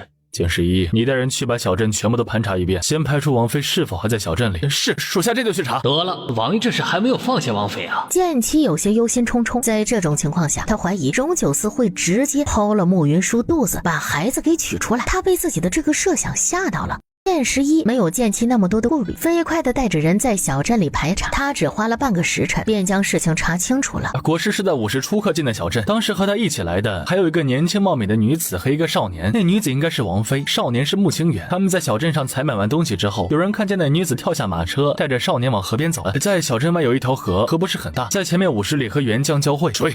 剑十一应了一声，立即往河边追去，将船拦了下来。你是什么人？光天化日之下想要打劫吗？荣九思没理会他。穆云舒，自己下船，不要让本王亲自来请你。本王数3下，你再不出来，本王就要动手。他这句话说完，便看见一个女子带着一个少年走了出来。你们是什么人？要做什么？荣九思看到两人的时候，眼睛眯了起来，因为那两人根本就不是穆云舒和穆清远。你们为什么会在船上？我们要去前面的市集卖东西，为什么不能在船上？你们是镇子里的人？是的。荣九思看向剑十一，是属下判断失误，属下以为有女子和少年离开镇子，便以为是王妃和穆公子。他看了一眼小船，那船不大，里面便一览无余，空空荡荡。我们中了他的调虎离山之计，他还在镇子里。荣九思当即便带着一众侍卫往镇子的方向赶。在他们走远之后，艄公便过来，把船板掀开，露出躺在里面的穆云舒和穆清远。你这仇家也太凶了，刚才吓死我了！不行，得加钱，只有10两银子，对不起方才我们说的惊吓呀。今日多谢诸位相助，否则我们姐弟2人必死无疑。原本救命之恩，给多少银子都是不够的，只是我们姐弟一路过来，手边银子已余的不多了。算了，看在你们可怜的份上，不多收你们的银子了。你们快走吧，你们真要被抓走了，就太惨了。多谢你们，你们都是好人，你们以后一定会有好报的。妹子，你赶紧走吧，那些人一看就极不好惹。穆云舒再次向他们道谢。今天他和穆清远跟着施无星从山里出来之前，他便决定带着穆清远离开。只是他知道，若是和施无星道别的话，他大概是不会让他走的。上次在渡口的时候，便是最好的佐证。穆清远方才惊出了一身冷汗。你呢也别太担心了，我是分析过，荣九思顶多出来20天，我们只要撑过这段时间，他就会离开的。你可后悔你当初的选择？这有什么好后悔的？人不轻狂枉少年。再说了，若不离开定王府，哪里能过上这么刺激的日子呢？你别这么紧张，就当是我们在玩一场大赌猫猫的游戏。谁家游戏玩成这样？荣九思这一次看起来像疯了一样，真要被他抓住了，他只怕会……别太担心了，虽然我没有国师那样的本事，但是巧了，躲猫猫这种游戏啊，我真的很擅长。那我们现在去哪里啊？最危险的地方就是最安全的地方。我们现在先找个地方躲起来，等荣九思回过未来的时候，我们再回到我们刚才离开的小镇。这叫虚虚实实，实实虚虚，走最不可能走的路。可是我们怎么知道荣九思何时搜查完小镇，怎么和他们错开？这打的呢也是一场心理战。我赌荣九思不会觉得我们还会回到小镇，不会去查回到小镇的人。我们此时要做的事情其实也很简单，换装，然后找个地方先苟着，然后呢再伺机而动。我以前怎么没发现你那么聪明啊？我以前就很聪明啊，只是你没发现吧。你差不多就够了啊。姐弟2人没再斗嘴，商量好之后，穆云舒换上了男装。他装扮好之后，他仔细观察了一下地形，发现前面有一片不是太大的林子。穆云舒果断带着穆清远去了那座林子，和他一起爬到了树上，尽量避开附近村民的目光。荣九思已经几天几夜没有合眼了，他靠在椅子上就睡着了。他睡着的时候梦见了穆云舒。为什么要离开本王？你腹中的孩子到底是谁的？你个没良心的女人！本王对你掏心掏肺，你却始终对本王没有心。眼下只要你把孩子打掉，你就还是本王的王妃。他猛然惊醒，发现脖子有些疼。原来他方才睡着的时候，脖子靠在椅子的边缘，被硌疼了。穆云舒，你到底在哪里？可能是睡醒的缘故，他此时思路比之前要清晰一些。不知道为什么，他突然就想起他们追着那条小船出小镇的情景。他在脑中仔细地回想了那艘船，他终于明白了是哪里不对了。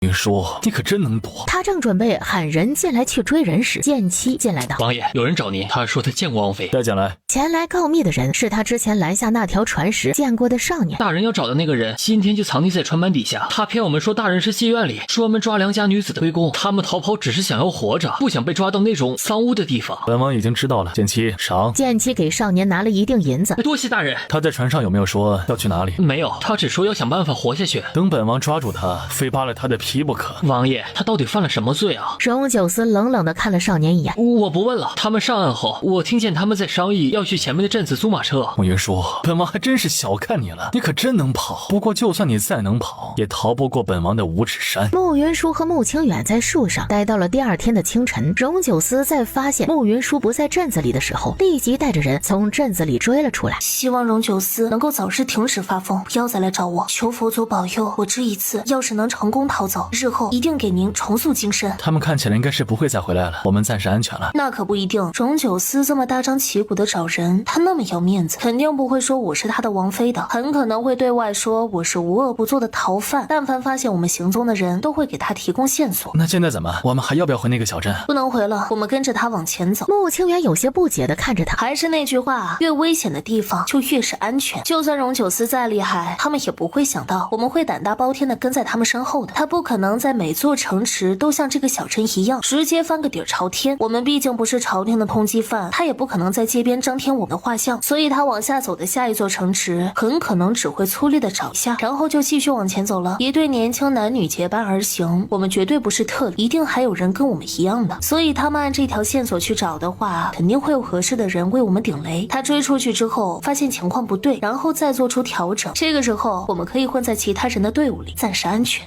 到第二天黄昏才到下一座城池，这座城池比起之前的小镇要大得多，往来的商船不少，每天都有不少的外地人进出。外地人多的地方便利于他们藏身，且城池越大，荣九思想要找到他的难度也就更大。他们过来的时候，荣九思一行人刚在城里做完排查，刚刚出城，只是在连追了2天后，就发现情况不对。如今的慕云舒没有施无星的帮忙，他们的脚程不可能太快。荣九思的心里有了这个推断之后，轻笑了一声。剑七和剑十一看到荣九思这样想，这是气疯了吧？回去。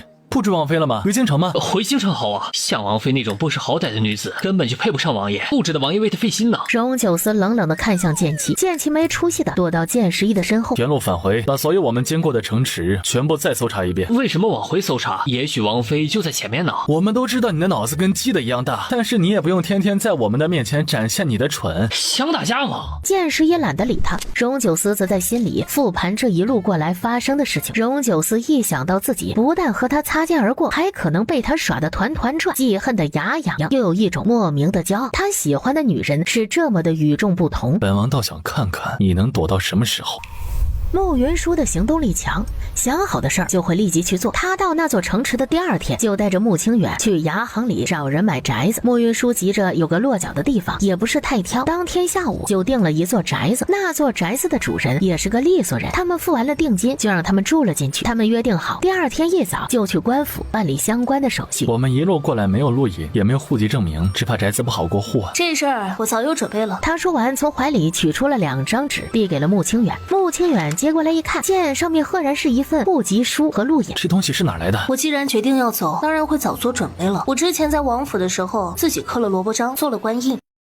官印上的人名若是对不上的话，我们就麻烦了。作假嘛，当然是要做全套了，否则很容易露馅的。我之前在荣九思的书房里看到过关于这个县的官员的名字和他的官印。你什么时候学的雕刻术？这东西还用学吗？不是有手就会吗？天天就知道吹牛。这个户籍书上，我们2人的关系是夫妻。清源得委屈你一段时间了。慕清源想到这里，冷哼了一声，去收拾房间去了。他要去帮忙。你有印在身，这几天又劳心又劳力，先去歇着。这些力气活交给我来做就好。慕云舒觉得他这性子挺有意思的。他去衙门办理宅子过户手续的时候，就听外面有一群人涌进了衙门。他从办理过户的文书房里往外看了一眼，就看见荣九思走进了衙门。荣九思若有所感，朝文书房的方向看了一眼，却只看见办差的文书站在门口。他收回目光，直接去了大堂。他们又来了。他们是什么人呢？看起来好凶啊！说是京城里的大官来找什么犯人，但是他们找人一不写通缉令，二不发海捕文书，三没有画像，这哪里像是在找通缉犯呢？更像是在找偷情的妻子，没完没了啊！那些人看起来怪吓人的，您能不能快点帮我们把手续办了？我想早点回家啊！快了，等大人用个印就好。恰好此时有人喊文书，大人喊你过去一趟，今天不对外办公了，让前方的人都回去吧。今日办不了手续了，你们先回去吧。这得多久？这我哪知道啊，你们过几天再来吧。他说完就让慕云舒赶紧出去。慕云舒见剑十一带人守着府衙的门口。大人，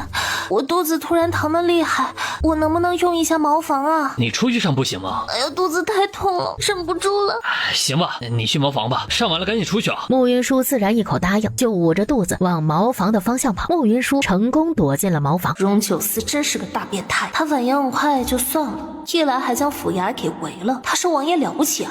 是他一边疯狂地骂荣九思，脑子却没有停下，飞快地想着脱身之计。他沿着府衙的院墙走了小半圈，便看见了一扇门，忙走过去，发现那扇门应该是不常用，只是他将门打开的时候，却和一个人猝不及防地打了个照面，吓得他魂儿都要飞出去了。王妃，你怎么在这里？小声一点，剑七，我们是不是朋友啊？我们虽然是朋友，但是你走的时候连个招呼都没打。我走的时候不跟你打招呼，是不想连累你。你说我要是跟你说了，你告诉王爷了，那是背叛朋友。你要是不告诉王爷，那就是背叛主子。不管是哪一种，都是陷你于不义。我们是朋友，我又岂能让你陷入这样的境地呢？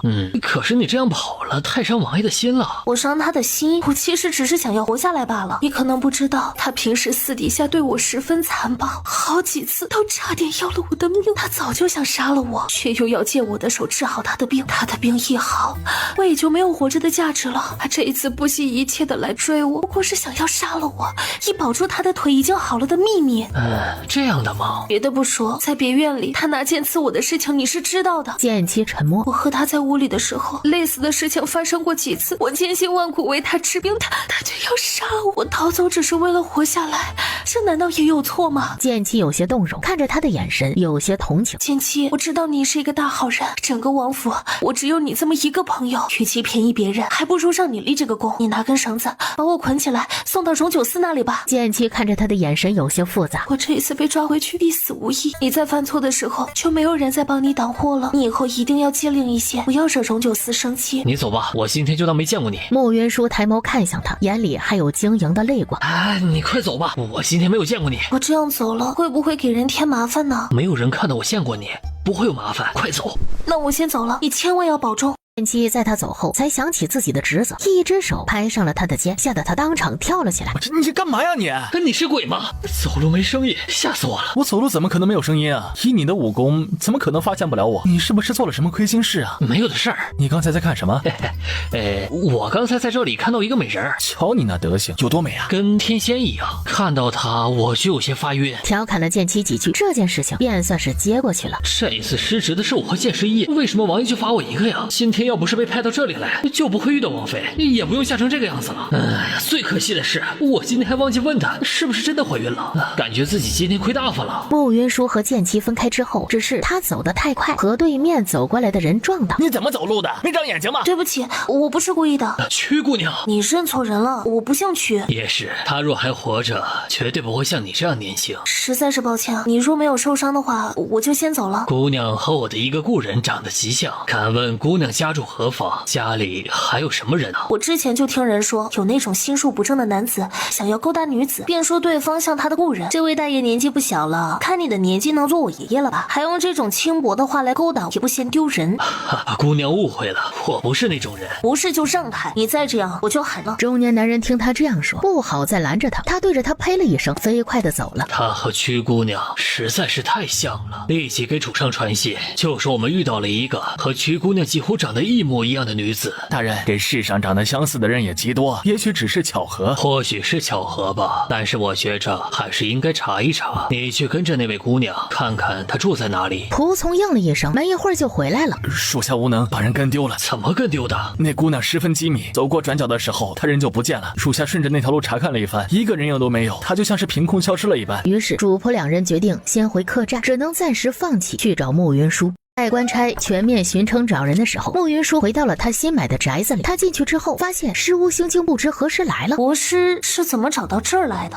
算出来的。你们刚到这里，想在这么短时间内买到宅子是不可能的事情。施无星看到他的表情，微微一笑。你别担心，这座宅子明面上看来就是普通老百姓的宅子，荣九司就算是再厉害，也查不出问题来。国师真是深谋远虑啊！我这一次过来是想告诉你一件事情，说完我便离开。毕竟我在，目标更大，更容易引起荣九司的注意。什么事？我把你有孕的事情告诉了荣九司。我原本想让他知难而退，放弃找你，没想到他……这事儿我知道了，国师还是尽快离开吧。荣九司已经开始全城搜索了。我来还有另外一件事情要告诉你，这座宅子里另有玄机。院子里的那口井的井壁上有暗道，如果荣九司真的找过来的话，你们可以躲进去。还是国师思虑周全呢。施无星看了他一眼，带着暗影离开了。慕云舒轻轻叹了口气，国师并无恶意，你也别太担心了。就是因为他没有恶意才可怕呀。施无星从他的宅子里出去之后，主子他也太不识好歹了。施无星摆了摆手，示意他不要说话。两人很快就到了他们落脚的客栈，看见荣九司站在客栈前。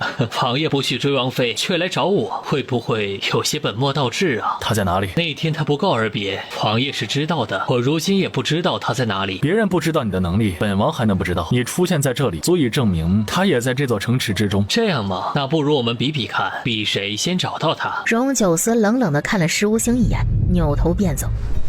石无星扭头对暗影道：“收拾一下，我们南下。”暗影有些意外地看着他。我作为道门之首，讲经是我的职责，不能让我的门徒等我太久。暗影听到了这话，暗暗松了一口气。石无星没有对暗影说的是，他之所以会离开，是因为慕云舒的态度。上次慕云舒的不告而别，其实是在告诉他，他不想拖累他。今天再见到慕云舒时，他能感觉得到他的戒备和疏离。知道他大约是猜到他对他的心思了。石无星觉得他都会尊重他的选择，他知道他要的是什么，也已经等了那么多年，不在乎再等一段时间。石无星一离开，荣九思就收到了消息，当即就带着剑十一把石无星的马车翻了个底朝天。王爷若是看上这辆马车，我可以把马车送给你。国师还真是让人意外，最让人意外的不是我，而是王爷。荣九思见慕云舒不在，便准备离开。王爷可还记得我之前为你算的卦？你想说什么？情节重点是在劫这个字上，既然是劫，不如放手。若是强行做些什么，很可能会伤人伤己。这话我也想送给你，毕竟你的命格根本就不宜与人亲近，更不宜动心。他是这世上唯一能破除我命格的人，你放心，我和你不一样，就算他是唯一的那个人，我也不会强迫他做任何的事情，更不会强行将他留在我的身边。石无星走后，荣九思站在城门口，心里有些茫然。他如此决绝地离开他，是不是就是因为他的性格太过强势？王爷要派人盯着国师吗？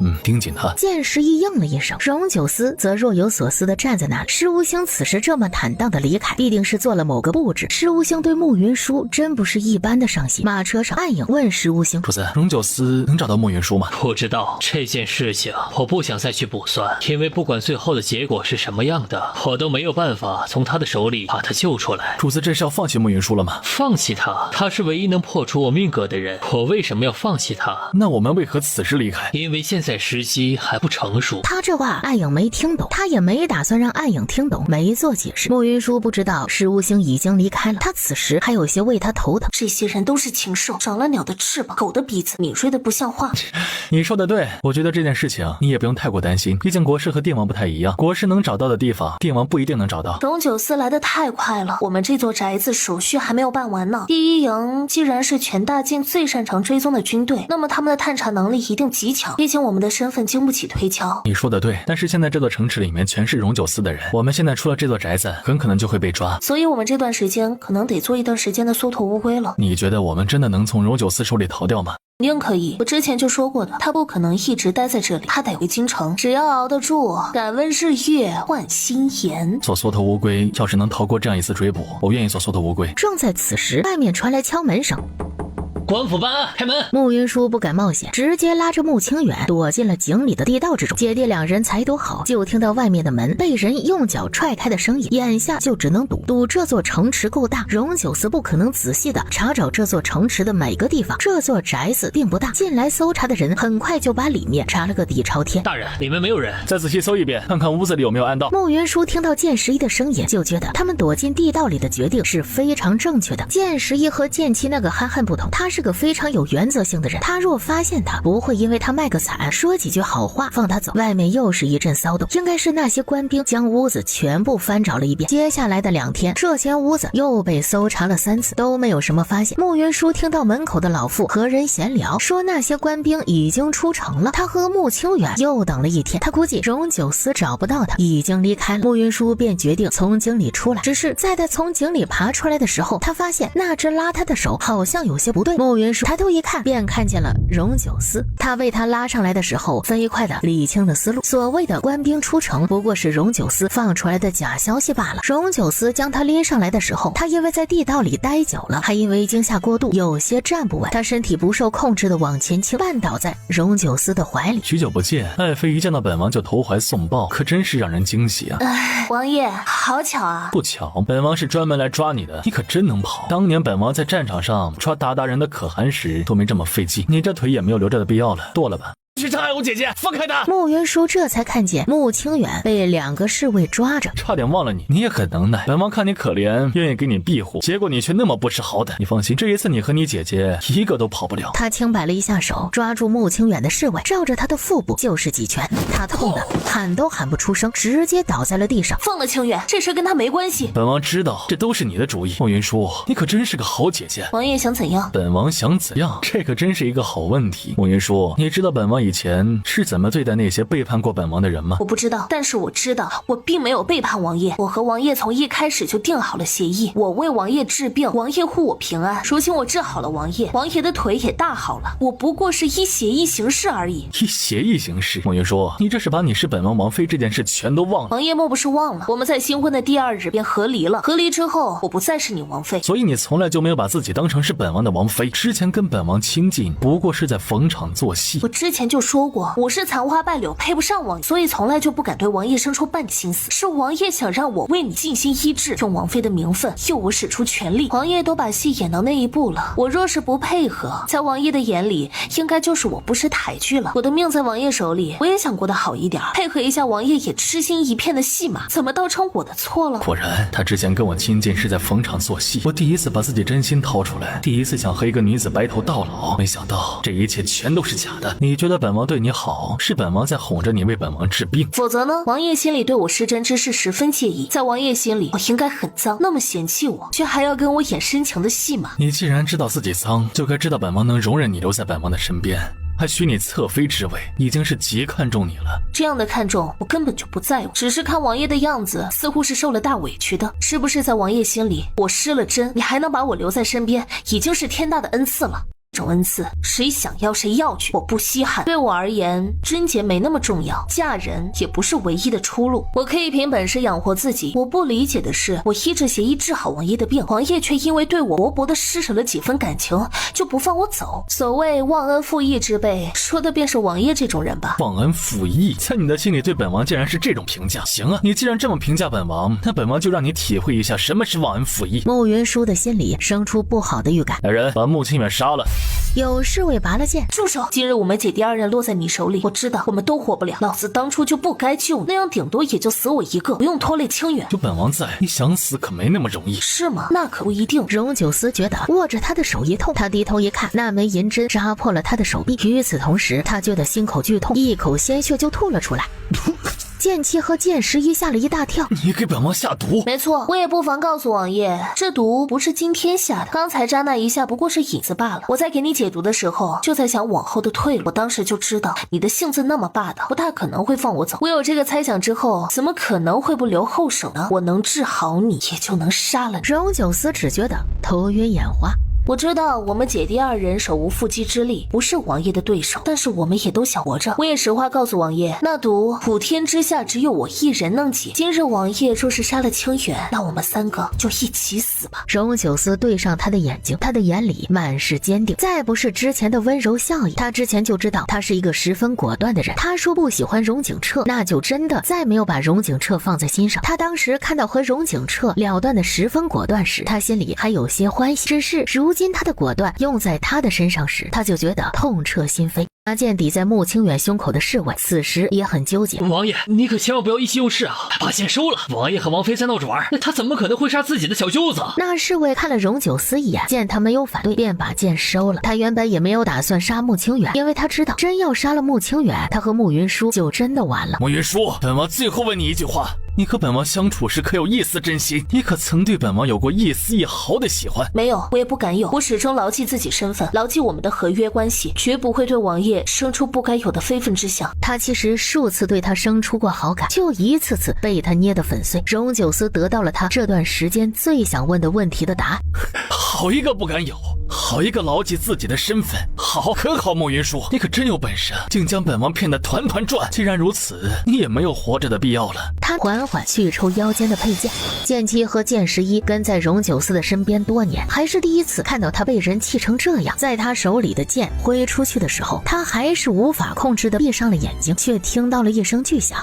穆云舒哆嗦着睁开了眼睛，见荣九思一剑将他身边的一块石头劈成了2半。把他们给本王带走。穆云舒轻轻地舒了一口气，他赌赢了。他知道他这会儿没有动手杀了他，那么短时间之内他应该不会再杀他。他这段日子折腾的厉害，在地道里待了3天，又被荣九思这么一下，他便觉得身体有些不舒服，往地上栽去。在他即将栽倒的时候，荣九思一把拽住了他。怎么跳井不成，还要给本王表演触地而死？他只觉得眼前一黑，便什么都不知道了，自然也就没有看见荣九思那双担忧的眼睛。等他再次醒来，他躺在一张柔软的床上。醒了。慕云舒听到他的声音，打了个激灵，他下意识的就去摸自己的脉。他的脉虽然有些虚弱，却还是孕脉，腹中的孩子还在，只是情况不算好。云舒，本王在你心里就那么卑劣？王爷这次为了追我，费了极大力气。我知道王爷一定很生气，我见识过王爷的手段，就算王爷迁怒于我腹中孩子，也是再正常不过的事情。原来你还有自知之明啊！本王现在的命捏在你手里，可不敢动你。王爷这话谦虚了，如今是我和清远的命都在你手里，我拼了命的想要摆脱仰人鼻息的日子，没想到兜转了一圈，最终还是落在王爷手里。多谢王爷手下留情，留我一条小命。荣九思冷冷地看着他，想听听他还想说什么。如今我人在王爷手里，王爷不妨明着告诉我，你想要怎么处置我？你肚子里的孩子是谁的？我不知道。不知道？你到现在还要护着那个野男人吗？王爷非要这么想，我也没办法。你为了不被本王发现你怀孕的事情，不惜一切逃跑。可是事到如今，那个男人都没有站出来，你为了这么一个男人，如此触怒本王，真是蠢不可言。慕云舒比谁都想知道那个男人是谁，只是类似的话他曾对荣九思说过，他不相信。看你的样子，似乎是要护那个男人到底了。王爷硬要这么觉得，那便是吧。那个男人就这般好？明明是王爷觉得那人很好。他愣了一下，被堵的一句话都说不出来。我要生下这个孩子，跟我觉得那个男人是好是坏一点关系都没有。我不知道那个男人是谁，但是我想知道他是谁。说让我知道那狗男人是谁，我一定要把他给阉了。荣九思在思索他这话是否是真的。你有没有想过，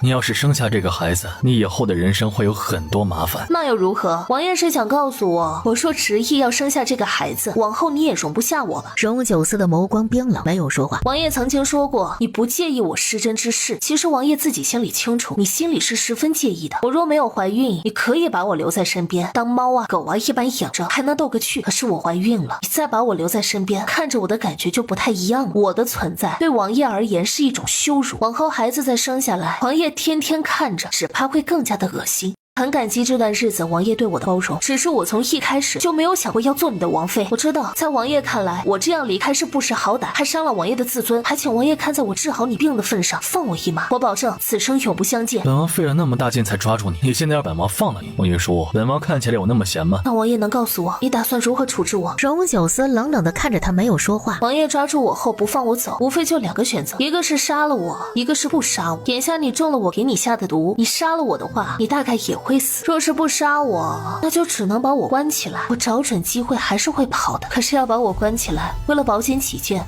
王爷只能把我关在你眼皮子底下。这样的关法，王爷时不时就能看到我，每看到我一次，就会让王爷恶心一次。他说到这里笑了起来。王爷又何必因为一时怒气如此自虐呢？荣九思他这一生杀伐果断，从来没有过未做决定为难的时候。他方才的这番话基本上全是对的，只有一个是错的，那就是他看到他不会觉得恶心。相反，他想每天都能看到他。若是本王再给你一次机会，只要你把孩子打掉，这一次的事情本王就既往不咎。这个机会你要不要？王爷真能做到既往不咎？本王尽量，毕竟你这段时间做本王的王妃做的还不错，换个女人做未必比你做的更好。你不喜欢本王更好，本王对你也没有感情。多谢王爷好意，但是我却不愿意再想过之前的日子。这个孩子我没有打掉的打算，我是一定要把他生下来。你若执意要生下他，本王就只能杀了他。你好好想想，想清楚了再给本王答案。他说完转身欲走。这件事情不用想了，不管王爷问我多少次，又给我多少次机会，我都是这个说法。说王爷强行要将这个孩子打掉的话，那大家就一起死好了。他怕他回头会忍不住掐死他，大步走了出去。两人重逢后的第一次谈判以不欢而散告终。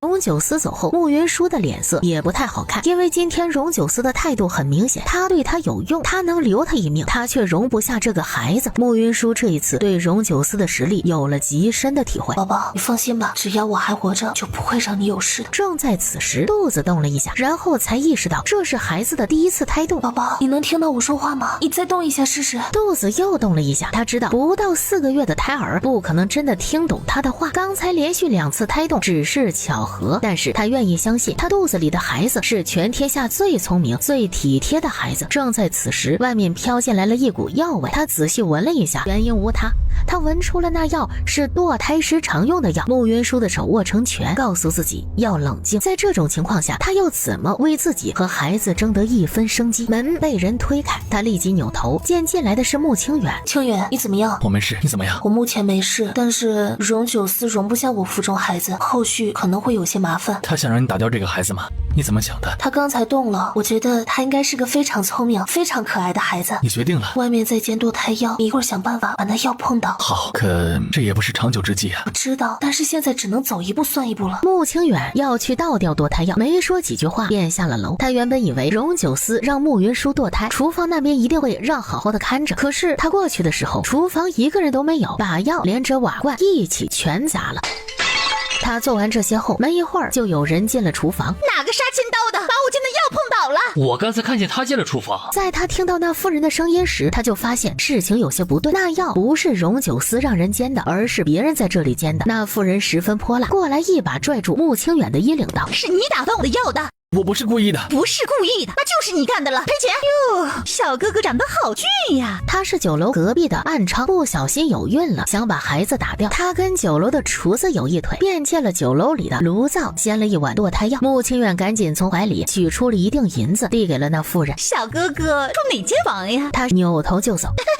小哥哥别走啊，我们聊聊天嘛。你陪我聊开心了，我也可以不用你赔钱的。穆清远听到了这话，走得更快了。看见荣九思，他只觉得尴尬的不行。荣九思看到他的样子，眸光幽冷。他原本不知道那药是什么药，在听完穆清远和那女子的对话后，便猜了出来。原来在穆云舒的心里，他是如此的卑劣。他感觉到对面有人在看他，便看见一个中年男人。久闻大晋定王的威名，今日得见，果然不凡。苏相不必出言试探，本王知道你在这里，本王对你为什么在这里的事情不感兴趣，也不想追究。我不是来试探王爷，只是来和王爷打个招呼。我此番来大晋，纯粹是因为个人的私事，与南诏无关。本王知道了，今日本王就当没见过苏相。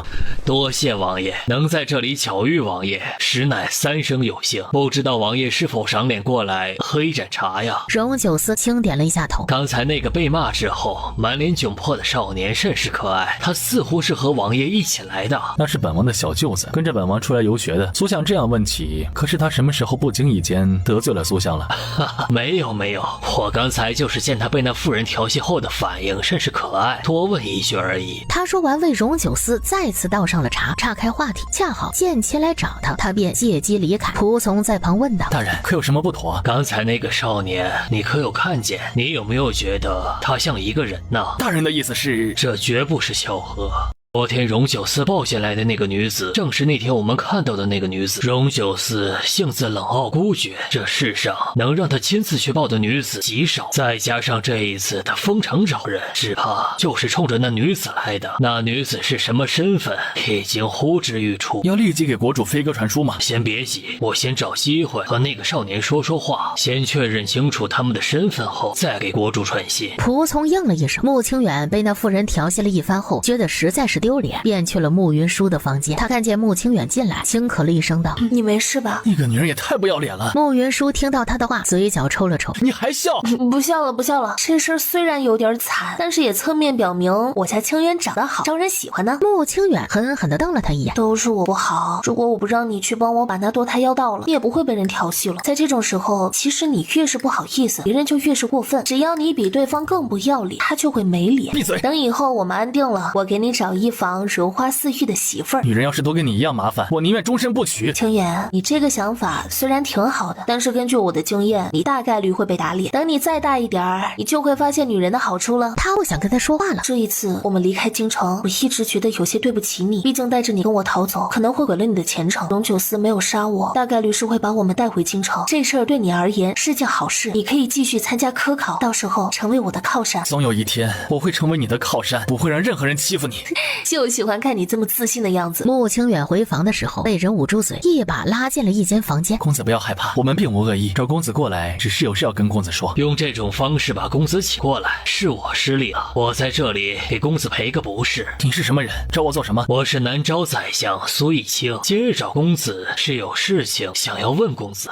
南诏宰相苏义清，你要找我问什么？实不相瞒，我前几日曾见过你姐姐，发现她和我的一位故人长得极像。今日见到公子的时候，也觉得十分眼熟。我原本想着找机会跟公子聊一聊，只是方才看见定王的侍卫在收拾东西，你们明天就要离开，我怕是再难找机会跟公子说话了，便只能出此下策，还请公子见谅。你见过我姐姐？苏义取出了一张泛黄的画像，递了过去。这是我姐姐？不对，这神情和我姐姐完全全不同。我姐姐的红角也没有这颗痣。这画像确实不是公子姐姐的，而是我那位故人的。她是谁？她姓屈，名嫣然，曾是名扬天下的才女，聪慧绝伦，风华倾城。敢问令堂尊姓大名？她可安好？我娘不姓屈，她姓于，生我姐姐的时候难产去世了。什么？她去世了？我和我姐姐是双生子，我们都没有见过娘亲。我能冒昧的问一下关于令堂的事情吗？我知道你想问什么，但是我觉得我娘应该不是画像上的人，她也不姓屈，也不是才女，她是玄威将军府的庶女。她嫁给我爹钟应侯之后，玄威将军府因为通敌被先帝下旨全家斩首。旨意下达时，我娘因为这个消息情况激动，提前生下了我和我姐姐，然后她……对不起，勾起了公子的伤心事。无妨，虽是伤心事，却因为我从未见过我娘亲，真要说有多伤心也不至于。如今在这世上，她是只有我和我姐姐还记着她。苏逸清看向他，在他的脸上看到了有些熟悉的表情。敢问令尊他是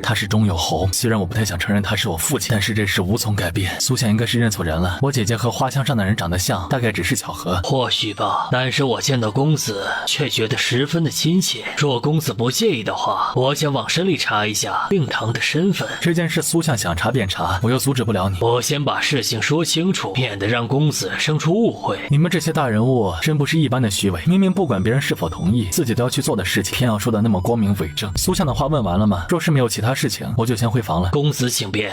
穆清远站在走廊之后，他回想起苏逸清的那番话。难道我娘亲的身世另有隐情？穆清远第一次对这件事情生出了好奇和怀疑。此时穆云舒知道堕胎药不是荣九思派人将给他喝的后，他便松懈了下来，整个人便困得不行。在他即将睡着的时候，房门打开，他瞬间惊醒，便看见荣九思走了进来。他和荣九思算是已经撕破了脸，他也懒得再掩饰自己的情绪，转过身就当没看见他。他现在动不动就给我甩脸子，是吃准了我不会伤害他。转过身看着本王，王爷有什么吩咐啊？穆云舒，在你心里本王是个什么样的人？是个男人。他冷冷地看着穆云舒，我说错了吗？难不成王爷不是男人？你试一下不就知道本王是不是男人了？谢谢，但是不需要，我相信王爷是个男人。明天回京，本王虽然极度不喜欢你肚子里的孩子，也不至于强行给你灌堕胎药。本王现在急着回京，不会因为你在路上耽搁。这一路上你若是小产，本王概不负责。他说完扭头就走。王爷是要把我带回京城关起来吗？否则呢？本王把你当成座上宾供起来。那不能，只是我个人觉得王爷没有必要这么难为自己。明明看到我就恶心，却要把我放在眼皮子底下，这事儿多少有些变态了。本王要怎么做，不用你来教。难不成你觉得你给本王下了毒，让本王丢了这么大的脸，本王就这么轻飘飘的把你给放？其实只要王爷放了我，解药我随时可以奉上。我逃出王府这事儿，京城也没什么人知道，王爷可以对外说我暴毙了，这事儿就能接过去了。这事在本王这里接不过去。我知道这事儿确实会有些伤王爷的自尊，但是正常来讲，以王爷的性子，我落在你手里，你要弄死我跟捏死一只蚂蚁一样简单。可是王爷却没有第一时间杀我，这事儿不太符合王爷一贯的行事作风。你想说什么？王爷，你是不是喜欢我？荣九思脸上的表情没有任何变化。王爷不回答，那应该就是对我动了心了。可是在王爷眼里，我是配不上王爷，所以王爷要求我听话，而我这性子也惯了，这一辈子都不可能真正听话。于是在王爷看来，我这样子就是不识好歹。你觉得你已经对我很宽容，可是我却完全不配合，所以王爷很生气。不知道我的这番话说的对不对，如果说错了，王爷就当没有听过吧。今天把话说到这儿了，我也跟王爷说一说我的心里话。你要说什么？我想要告诉王爷，我们之间存在哪些问题。荣九思的眸光深了些。王爷嫌我脏，我自己却不觉得自己脏。我们新婚夜里发生的事情，细算起来，我其实是受害者。我进了王府却出了事，这事是王爷失职，是你没有保护好你的妻子。所以在我看来，王爷与其嫌弃我脏，还不如先嫌弃自己无能呢。他可真敢说。我知道这话不好听，发生了这样的事情，凭什么都怪在我头上？我又做错了什么？他一时间竟不知道如何反驳。王爷昨天问我是否喜欢过你，是否一直跟你逢场作戏，我的回答是从未喜欢过你。我今天要纠正一下这个答案，我不是完全没有喜欢过王爷，平心而论，王爷很优秀，还长得很俊逸，天底下没有哪个女人在遇到王爷的时候能完全守住自己的心，我也一样。可是每次在我心里对王爷生出一分好感的时候，王爷都用实际行动告诉我配不上。在我看来，王爷既然觉得我配不上，那就没有必要再留我在王爷身边。可是我走了，王爷却不惜一切代价追过来。王爷这样做固然有你的自尊心作祟，但是如果只是自尊心驱使王爷这样做的话，见到我的时候应该是杀了我。可是王爷不但没有杀我，还问出了我是否喜欢王爷的话。这事儿从某种角度来讲，表示王爷心里是想要让我喜欢你。继续。王爷，喜欢一个人不是你这样做的，你这样只会把我越推越远。你这是要教本王做事？我哪里敢教王爷做事啊？我现在可是王爷的阶下囚，但是就算我是阶下囚，我也依旧是个活生生的人，我有自己的想法。今天我也不妨明着告诉王爷，往后我不会再像以前那样对王爷曲意迎逢。王爷能容得下我便容，容不下我大不了杀了我。你这是在挑衅本王？不敢，我只是觉得往后我又要在王爷手里讨生活，索性把丑话说在前头。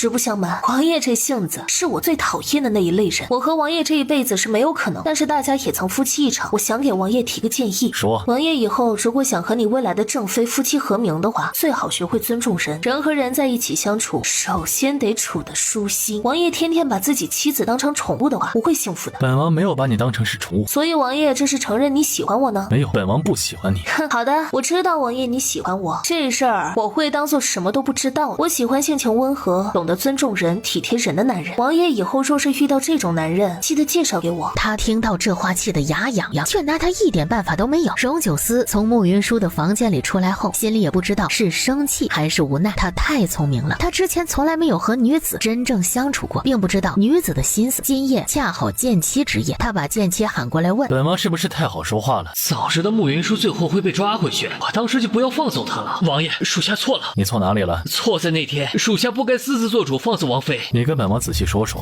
你那天是怎么放走他的？剑妻一股脑的把那天的事情全说了。属下无能，上了王妃的当。荣九思听剑妻说完，是真的想把这个蠢货一刀给剁了。属下知道错了，这些天一直十分的后悔。只是王妃是我的朋友，她当时说的那么可怜，属下一时心软就放走了她，还请王爷看在属下主动坦白的份上，饶属下一条狗命。荣九思对他实在是忍无可忍，一脚就把他从房间里踹了出去。剑十一，剑十一匆匆走了过来，剑妻上寒冰锁。剑十一吓了一大跳，寒冰锁是定王府里最重的惩罚。多谢王爷。王爷，这一次出门太急，没带寒冰锁，待等回到王府之后才能对剑妻上寒冰锁，那就先给他锁上铁链，回去之后再换上寒冰锁。剑十一应下，带着剑妻去锁铁链。你又做什么蠢事了？剑妻粗略的说了一遍。你简直就是找死啊你！哎呀，你别说了，我也很后悔。王妃要是没被抓还好，她现在被抓回来，还把我供了出来，倒霉的就是我了。剑十一觉得这事儿有些不对，便仔细问了一遍，有没有一种可能，不是王妃出卖了你，而是你自己做贼心虚，自己把自己给供了出来？剑妻愣了一下，如果王妃把你供出来，以王爷的性子肯定是直接罚你，而不是那么温和的问你那个问题。所以我这是不打自招了吗？否则了，你这次回去以后多吃点猪脑子，好好补一补。不要，猪那么笨，我吃他的脑子，很可能会越吃越笨。你说的好有道理。第二天一早，众侍卫已经收拾妥当，他们准备出发的时候，苏逸清过来了。苏相有事吗？我与王爷一见如故，听闻王爷要走，特来送行。苏相有事不妨直说。南诏和大监在去年的时候就曾商议过要护市，只是这件事情到如今都没有太大的进展。南诏最近想派使团来大晋商谈具体细节，此番遇到王爷，便跟王爷先说一声，随后会送上国书。本王从未问过我朝与南诏护市之事，这件事情本王也不便过问，苏相无需提前跟本王说这些。若是南诏想要护市，送国书来，走正常流程即可。我明白王爷的意思了，我从未在此见过王爷。本王此番出来，也从未见过苏相。恰在此时，慕云舒从楼上走了下来。上次唐突了姑娘，还请姑娘不要介怀。慕云舒还没有说话。她是本王的王妃，苏相之前见过她。她竟是定王妃，在下不知夫人是定王妃，有失礼之处，还请见谅。苏相，我是南诏的宰相苏逸清。有事吗？没什么事，只是那天撞到王妃了，我心里一直有些过意不去，想当面道个歉，抱歉。苏相客气了，当时你也是无意的。在他扶起苏逸清的时候，他感觉到他往他的手里塞了点东西，他的眸光深了些。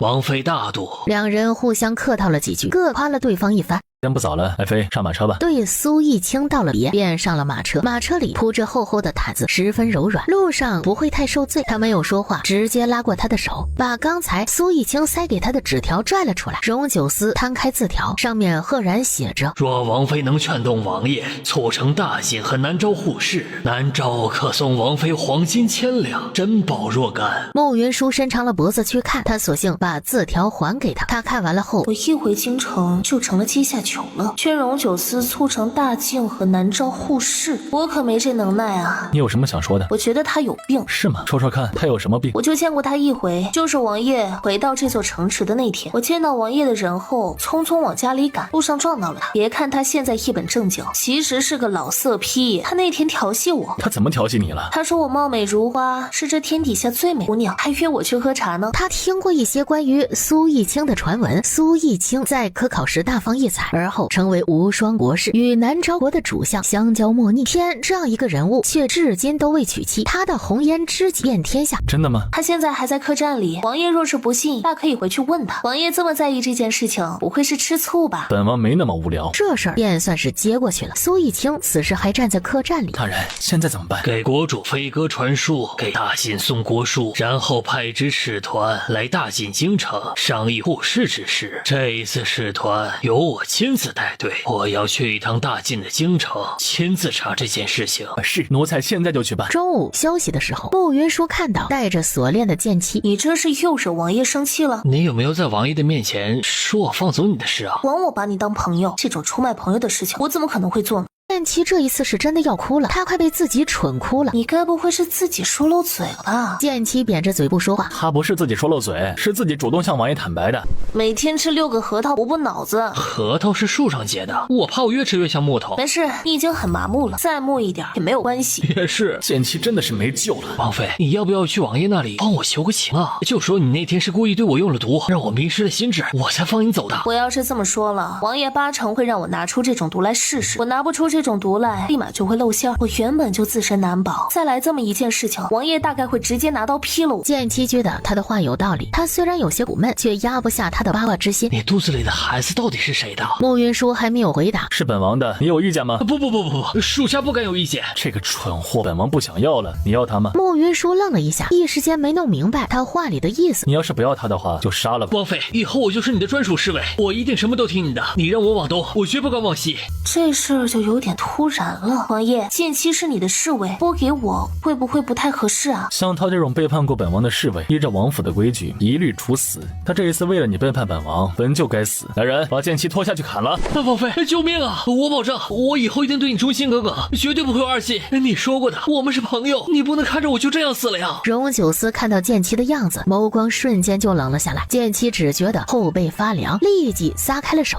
我真的会很听话的。王爷把他培养到现在也不容易，说是王爷真要处死他，那不如让他将功赎罪，留下来看着我。就他这蠢样，他看得住你？只怕你不用几句话就能把他哄得都找不着北。王爷这话过了，他又不傻，在我这里吃了这么大亏，肯定不会再做这样的蠢事了。我只是觉得杀了他太可惜了，总归得废物利用嘛。那还真是废物利用了。来人，将剑妻从侍卫名单中除去，归王府后待1个月的寒冰锁。他若是还活着，就去看守王妃；他若是死了，就扔乱葬岗。谢王爷。1刻钟后启程。刚好有信鸽飞来，有京中的消息传来，他却忙了。你真是找死啊！我这次差点要被你害死了。我早就害到你了，你方才为什么不直接让我做你的侍卫啊？你是猪脑袋吗？我之前说过你是我的奸夫，这一次又是你把我放走的。我要直接把你要过来的话，你这块脑袋已经在地上了。应该不至于吧？往后离我远点。他们回京的路途十分顺利，只是这一路过来，荣九思至少收到尹兆峰寄过来的5封飞鸽传书，每收到1封，脸便黑了1分。慕云舒猜测京中的局面不算好，他还劝过他，让他先骑马回京，却被他好一顿冷嘲热讽。荣九思见他沉默，还想逃？行啊，本王给你一个机会，那有匹马，本王允许你骑马先走2个时辰，再来追你。他心动了不过一息，就把内心的蠢蠢欲动给掐灭，让他骑马跑，可能不到2个时辰，肚子里的孩子就没了。现在看来，荣九思没有杀他的打算，也没有强行灌他堕胎药，一路上对他还算照顾，他没必要再给自己找罪受。皇爷说什么呢？外面的世界界那么危险，跟着王爷有吃有喝，我才不走呢。我不够好吗？权力不够大吗？能力不够强吗？他为什么不喜欢我？赶路的中途，穆清远趁荣九思忙的时候过来跟穆云舒说了苏逸清的事。穆云舒听完之后，就和最初遇到的苏逸清的事情串了起来。我之前其实一直不太明白钟有红为什么一直不太待见我们，现在好像明白了几分。穆云舒眸光深了些。我是侯府的嫡长子，我的书念的也不算差，不算特别有出息，但是比起侯府的另外几个要强一点。可是我做的越好，他就越不喜欢我，每次见到我非打即骂。如果我们不是他亲生的，那么就能解释他的行为了。他说完，荣九思就回来了，他便岔开话题。我母亲到底是不是宣威将军的女儿？我的父亲又是谁？穆云舒觉得回到京城后有机会还是得查一查这件事情，只是他回到京城后，荣九思一定会对他严加查看，连王府的大门都出不去。荣九思这狗男人实在是太霸道。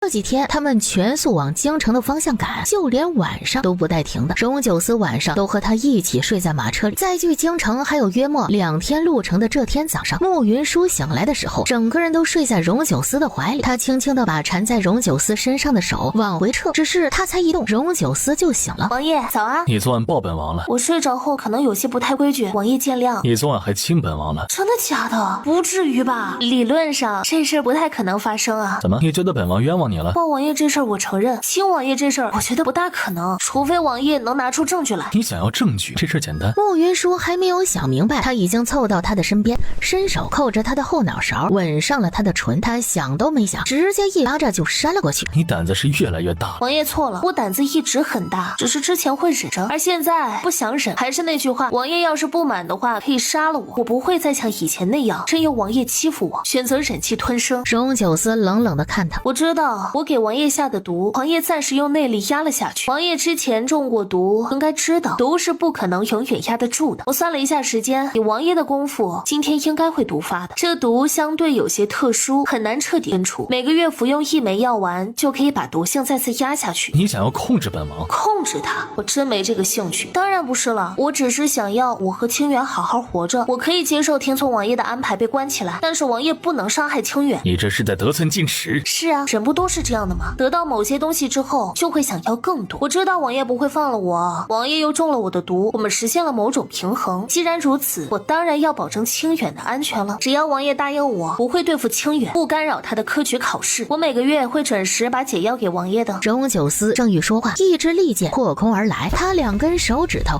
夹着一支利剑，如果不是他及时夹着那支剑，穆云舒已经被人射了个对穿。果然来了。谁来了？在马车里躺好，不要出来，保护王爷和王妃。荣九思飞快地下了马车，穆云舒往外看，看见一大波黑衣人朝他们围了过来。穆云舒之前就知道荣九思的处境不算好，之前他们以为荣九思快死了，所以一直没有下死手。如今荣九思毒已经解掉了，看这架势，他们根本就不会让荣九思活着回到京城。他知道自己的武功不好，又有孕在身，打斗这事儿明显不适合他。对他而言，最好的方式就是躲在马车里苟着。只是外面的黑衣人根本就不给他苟的机会，有人一箭射在马屁股上，马长嘶一声朝前飞奔。穆云舒猝不及防，差点没从马车里飞出去。荣九思此时被一群黑衣人围杀，他原本就是最大的目标，一时间根本就没办法追过去。他有些急，因为他知道穆云舒的武功平平，剑气一直守在穆云舒的身边，纵身跃了过来，欲去拉马缰，只是马受了惊，力气极大，他一个人拉不住。王妃小心，我日你大爷，一群疯狗！与此同时，有黑衣人跃上了车顶，顺着车顶往下刺。穆云舒差点就被他刺中脑袋，剑气跃上车顶，马车此时刚好撞在一块石头上，车身巨颠了一下，剑气和黑衣人站不稳，他直接勒着黑衣人从马车上摔了下来。此时马车上再没有黑衣人了，穆云舒走出车厢，想把马车勒停，只是他走到车厢后，看到眼前的情景，我勒个去！在他的前方不到20丈的地方是一个悬崖，马车这样冲下去，他不死也得残。他现在最好的选择就是跳马车。穆云舒的脑子里飞快的做权衡，这种情况他要不要跳？他决定拼一把，不到最后关头，他不会放弃肚子里的孩子。他决定跳马车的那一刻，一只强有力的手揽住了他的腰，便看见荣九思。荣九思抱着他，施展轻功，轻轻地落在了地上，两人的脚才落地。荣九思的面色一变，身体迅速的和慕云舒换了位置，便看见他的后背插着一支剑。他居然用他的身体为我挡剑，你怎么样？躲到本王的身后。慕云舒应了一声，荣九思拎着手里的剑往前冲杀。这一次，慕云舒看到了荣九思真正的实力，他这一次不需要再依靠轮椅，手里的剑便似有了生命一般，收割着黑衣人的头。不过几息的时间，和他打了照面的黑衣人便基本上全倒了，让躲在他身后的他感觉到极强的安全感。荣九思脸上浮起黑色，慕云舒大吃一惊，知道他这是毒发了。他之前就已经治好了解毒的药丸，可是药丸在马车上，而马车此时已经被马拉着坠下了悬崖。你没事吧？放心，死不了。只是他毒发后又强行催动内力，身体再也撑不住，手握着剑单膝跪在地上。不行，我得去把药丸找出来。他转身欲走，荣九思一把拉住他。你又想跑？不是的，药丸在马车里，我想去找药丸。借口。我这次说的是实话。荣九思冷哼了一声，慕云舒有些后悔给他下了这么厉害的毒。不管王爷信不信，我说的都是实话。我之前就治好解药，就放在马车里。你这次若是还敢再跑的话，本王一旦抓到你，必将你碎尸万段。王爷今日是为了救我受的伤，我不会弃王爷不顾的。本王今日若是死，你会有一点点的伤心和难过吗？什么死不死的，太不吉利了。有我在，王爷就不会死。荣九思听到了他这句话，轻笑了一声，他飞快地往前跑。只是他走了11步后，又回头看着他。王爷，你在这里等我。荣九思看着他的背影，他知道他此时离开不过是2个结果，一个是一去不复返，一个是一会儿就回来。换作是以前，他就算是死也不会放他走。可是上次他跟他聊过之后，他意识到他若是太过强势，只会激起他的逆反心理。他或许应该相信他这一回，相信他虽然讨厌他，却有心里的道义，不会抛下他不管。慕云舒顺着那马车的轨迹前行，好不容易走到马车卡从里面，顺利的找到了药丸。他拿着药丸往回走的时候犹豫了一下，因为这也是逃走的绝佳机会。慕云舒想起荣九思之前为他挡剑护着他的情景，他这一次若是不回去，他可能会死。拿着解药往上爬，荣九思在山崖上等他的时候觉得时间十分漫长，他若不是因为中毒根本走不动的话，此时已经去找他了。人在不确定的事情面前还会患得患失，他也不知道等了多久。他看见慕云舒满头大汗的爬了上来，下去的路有些不好走，让我也久等了。他刚才下去的时候扭到了脚，此时走路一拐一拐的。你的腿刚才不小心扭到了，小伤，过几天就好了。这是我之前做好的药丸，1个月服1颗，准时服药就不会毒发了。这里没有水，王爷直接吞下吧。荣九思轻点了一下头，一双眼睛一错不错的看着他。王爷这样看着我做什么？荣九思没有回答，而是伸手一把将他抱进怀里。王爷服下药丸之后，我感觉好了些。荣九思没有回答，只伸手将他抱得更紧了些。不远处传来脚步声，是剑十一等人。属下来迟，请王爷责罚。荣九思没理会他们。你今天为什么没有走？王爷是因为救了我才毒发的，我这人一向讲道义，这个时候抛下王爷逃之夭夭，不符合我做人原则。你应该知道，你回来后，本王会把你带回京城，你以后想走就没那么容易了。我知道啊，我还知道我回来救你，可能还会成为你的阶下囚，但是丧良心的事情我是不会做的，所以我就回来了。你会回来是不是因为穆清远还在这里？王爷，看破不说破。荣九思听到这话愣了一息。清远呢？他没事吧？他受了点伤，不方便走动，我留了几个侍卫保护他。他没事就好。王爷，属下帮你把箭头取下来吧。荣九思点头，剑十一取过了一把小刀，割开他的衣服，手一转便将箭头取了下来。慕云舒见剑十一取箭头的动作十分娴熟，而荣九思则全程哼都没有哼一声。不疼吗？远不及刚才毒发时疼。查清楚这些人是谁派来的吗？他们的身上没有明显特征，武器也没有任何印记，看他们的劫杀手法应该是京大营的人，但是属下没有证据能证明这件事情。没有证据那就制造证据，反正他们都死了，我们从死人身上搜出什么来都不稀奇。再说了，这件事只要我们认定了是京大营的人做的就行，属下这就去准备。这事儿很有荣九思的风格，他们这一波没能成功杀了我们，后面还会不会再派人过来？他们肯定还会再派人过来，但是他们已经没有机会了。正在此时，有马蹄声传来，慕云舒心里一紧，怕又来一波刺客。一队骑兵跑了过来，为首的人快步走到荣九思的面前。剑三救驾来迟，请王爷责罚。敌人提前行动了，这事不怪你们，起来吧。剑三应了一声后站了起来。京中现在是个什么局势？跟本王说说。剑三看了慕云舒一眼，我去找清远。他说完欲离开，荣九思一把拉住他的手。你不用避讳，她是慕云舒，本王的王妃。属下见过王妃。将军不用客气。自王爷离京之后，京中就流言四起，有传闻说王爷病重，元明帝还派人过来查看军营，因长史从中周旋，对外放出出的消息是王妃陪王爷去外面找神医为王爷治病。这个说法并没有制止那些别有用心的人往军营里的渗透。属下巡营的时候杀了好些探子，如今军中已经传遍了王爷的死讯，说王妃带王爷出京城找的神医是个江湖骗子，王妃害死了王爷。这种传闻真的是离了大谱。重点是尹兆峰针对我逃出定王府，荣九思千里追我的事情说成是去江湖上找神医治病，真不是一般的有才啊！他还真是迫不及待地盼着本王死。既然如此，那就给他一个惊喜。王爷回京城的路可能不会太平，属下这一路过来已经遇到好几波人马，阴谋诡计在绝对的实力面前都不堪一击。通知下去，将这一路上阻拦本王回京的人马全部平推，谁敢阻挡，格杀勿论。穆云舒听到格杀勿论这4个字时，身上的汗毛竖了起来。他想起他那天找到他时暴怒的样子，不管他是否愿意承认，荣九思在他的事情上绝对是手下留情了。剑三得到荣九思的命令后，立即去执行。荣九思看了穆云舒一眼，能走吗？可以的。他试着走了2步，发现脚比他预期的要疼得多。他没忍住轻嘶了一声，就觉得身体一轻，是荣九思一把抱起了他。王爷，我能自己走，你肩上有伤。小伤而已。方才见11给荣九思举箭头的时候，我分明看到那箭头深入骨，这样的伤他居然说是小伤，是不是对小伤这事儿有什么误解啊？剑11看着荣九思抱着穆云舒的样子，他的眼里有几分不可思议。剑11跟在荣九思的身边多年，知道他是一个原则性极强的人。穆云舒这一次逃跑，对荣九思而言是等同于背叛的大罪。可是不但没有罚他，还为他请来了大夫，甚至因为他身体不适，在客栈里多住了1天。他们回城的路上，原本应该要快马加鞭的赶往京城，他为了他故意放慢了行程，且这一次他还为他受了伤，还让剑三叫他王妃，还亲自抱他。剑11和剑7会合，就把这事跟剑7说了。这难道就是传说中爱情的魔力？我突然觉得跟着王妃以后可能会有更加光明的前途啊！前途这种东西，活下来才会有。你跟着王妃，秀她唯恐天下不乱的镜子。她若弄出什么事情来，王爷不会罚她，只会罚你。她要是再逃跑一次，你也就可以升天了。换个角度想，我这一次原本就会被处死，王爷因为王妃留了我一条命，那么我往后的日子全是赚来的。所以对我而言，现在多活1天都是赚的。你说的好有道理啊！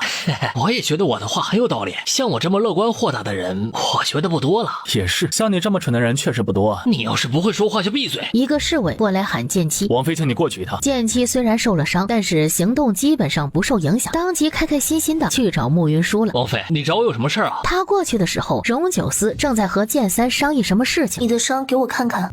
这只是小伤而已，王妃就别看了。你是为救我而受的伤，我不能不管你。让你给我看伤就把伤口露出来，这么扭扭捏捏的，当自己是大姑娘啊？是你让我给你看的啊！王爷要骂我，你得帮我顶上。穆云舒白了他一眼，他笑了一声，便撩起了袖子。穆云舒看到他的伤口，愣了一下。是你自己要看的啊？你们都不怕疼吗？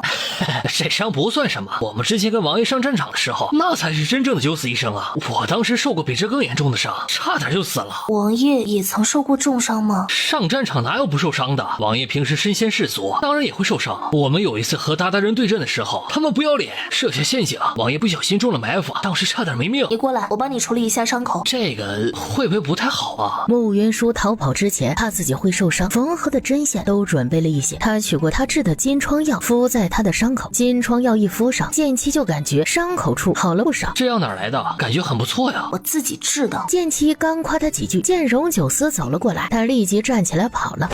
这二货原来也有怕的时候啊！荣九思看了剑7一眼，伸手拿起穆云舒制的药膏。这药啊是我制的，造价不高，效果嘛还不错。你想说什么？王爷今天舍身救我，我无以回报，只有献上这张药方了。你这是想和本王撇清关系？当然不是，我这叫知恩图报。觉得王爷你此时应该夸一下我品性高洁。本王还是第一次见到有人这样自己夸自己。那王爷以后可能会经常听到。你这是在告诉本王你以后不会再跑，还是在用这种方式来麻痹本王，再找机会逃？王爷这是对自己没信心呢。这一次的事情已经证明，我就算再能蹦跶，也逃不出王爷的五指山。王府的生活过得舒坦了，我为什么要跑啊？你这是怪本王对你不好，还是你自己做贼心虚？我哪里改怪王爷呢？要怪就只能怪我自己了。过来，给本王上药。王爷，刚才剑11给你拔剑的时候已经上过药了。知恩图报的人应该对自己的恩公千依百顺，而不是连上个药都不愿意。往后除了本王之外，不许摸其他男人，哪怕是智商上药都不行。王爷，你这样会不会太霸道了些？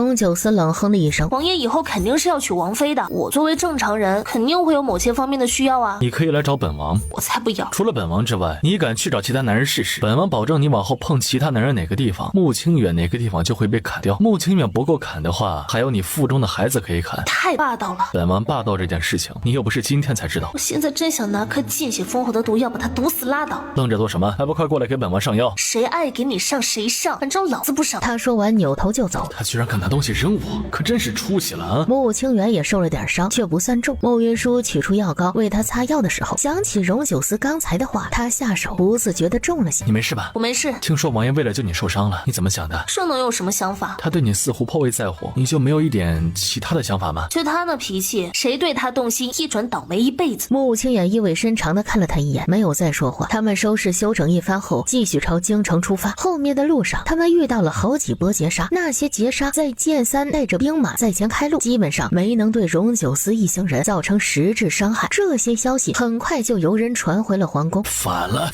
荣九思这是要造反了！我之前就曾对你说过，不要再留着荣九思，你却总是说荣九思中毒已深，活不了多久，不要逼得太紧。可是现在他这副样子，看起来毒已经解了，往后再想对他动手就千难万难了。去请龚先生。龚先生很快就被请来了。你不是说荣九思中了你的毒无人能解吗？为什么现在他的腿好了，还疑似毒已经解了？臣给定王下的毒极其霸道，就连我自己都没有解药。这种毒无药可解，只能用九转回魂针把毒逼出来。可是九转回魂针早已失传，普天之下无人会用。定王此时能站起来，也许不是他的毒解了，而是回光返照。回光返照，如果是这样的话，那就太好了。这世上真的没有人会九转回魂针了吗？这一点臣非常笃定，因为九转回魂针这套针法十分特殊。纵观医史，除了创出九转回魂史的医圣外，只有3人学会，这3人无一不是一道天才。最后一个会九转回魂针的已逝去上百年，他的后人无一人学会。正常回光返照只会让人精神好一些，不可能站得起来。荣九思为什么现在能站起来？这事又怎么解释？臣给荣九思下的毒十分霸道，正常来讲，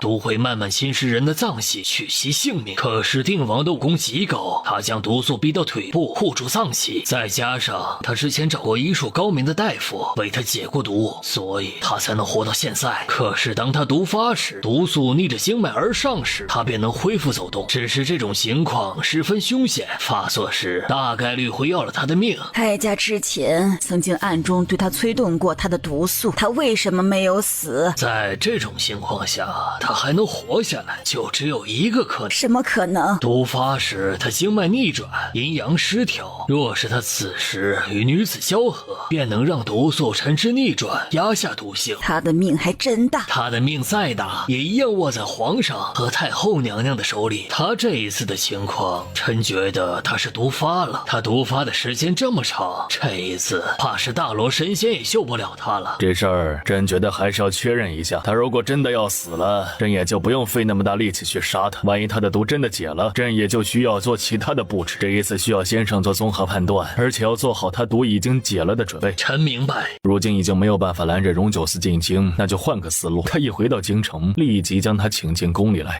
2天后，荣九思带着穆云舒回到了京城。元明帝派来的乌延辉在城门口等着。乌延辉走过来，王爷，皇上有旨，请您进宫一趟。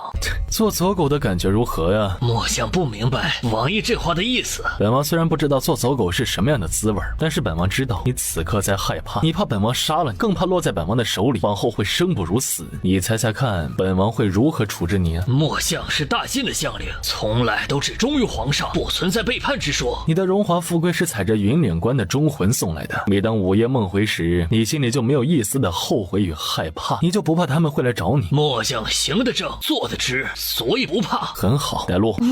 王爷威武，王爷最帅，王爷最棒。就算你把马屁拍上天了，本王也不会再放你走。王爷误会了，我刚才真不是在拍你马屁，而是发自肺腑的在夸你。你虽然凶得很，但是凶这种特质放在王爷身上就是满满的男人味，能够迷倒万千少女的。能迷倒你吗？不能，因为我已经不是少女了。王爷要进宫，那我就不陪王爷了，我先回王府。末将奉皇上旨意，请定王和定王妃进宫。哎呀，我长途赶路，头疼欲裂，难受至极，能不能不进宫啊？皇上有旨，若定王和定王妃身体不适，可进宫请太医看诊；王妃身体不适，请坐轿子进宫。这是要把我的退路全部都堵死吗？一个人坐轿子，我还不如跟荣九思在一起，至少遇到危险还有个能打的。我虽然有点不舒服，但是更不放心王爷，不在王爷身边，我会更加难受的。爱妃对本王真的是一往情深，本王好生感动。那是我和王爷分开，哪怕只是一刻，都很难受。爱妃，走吧。他说完，拉着他的手往前走，根本就不给他拒绝的机会。乌延辉在旁看着两人的互动，觉得他们之间的气场有些奇怪。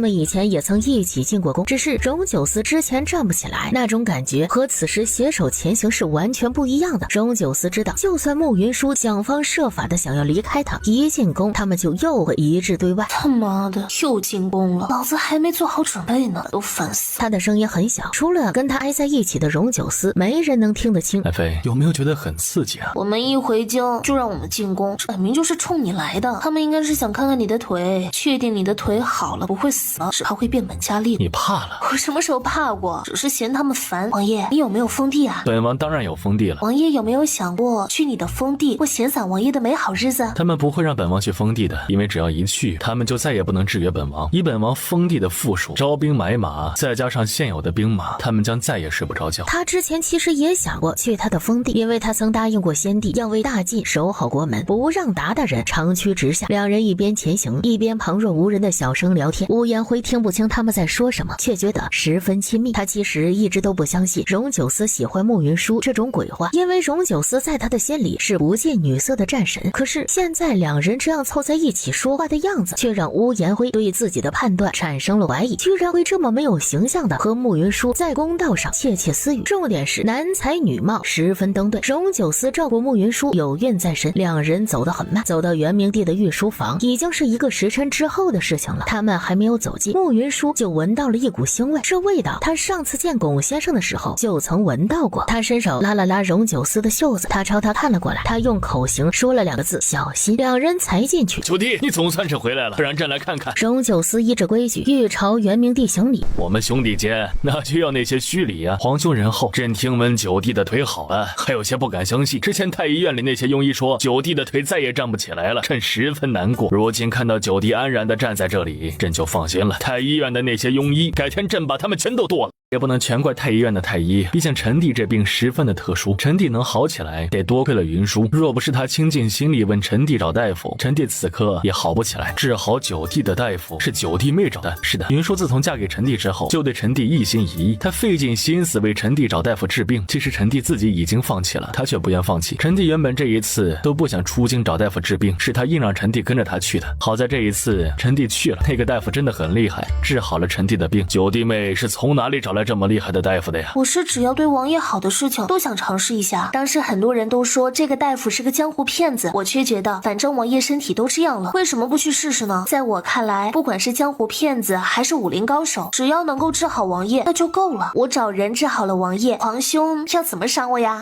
九弟妹若是真的治好了九弟，朕赏什么都可以。眼下九弟能站起来，却不知道还会不会有其他的问题。为了保险起见，朕觉得还是找大夫给九弟把把脉。还是皇兄想的周到。虚请验证。太医院的验证很快就来了，他细细的为荣九思把了把脉后道：王爷的脉象虽然不算太好，但是比之前却好了很多。你的意思是九弟的病已大好？是的，定王的病已经没有大碍。定王的身体虽然还有些虚弱，但是只要好好调养一番，便能大好。你没有把错脉。院正还没有回答，陈帝的病情大好，皇兄这是不高兴吗？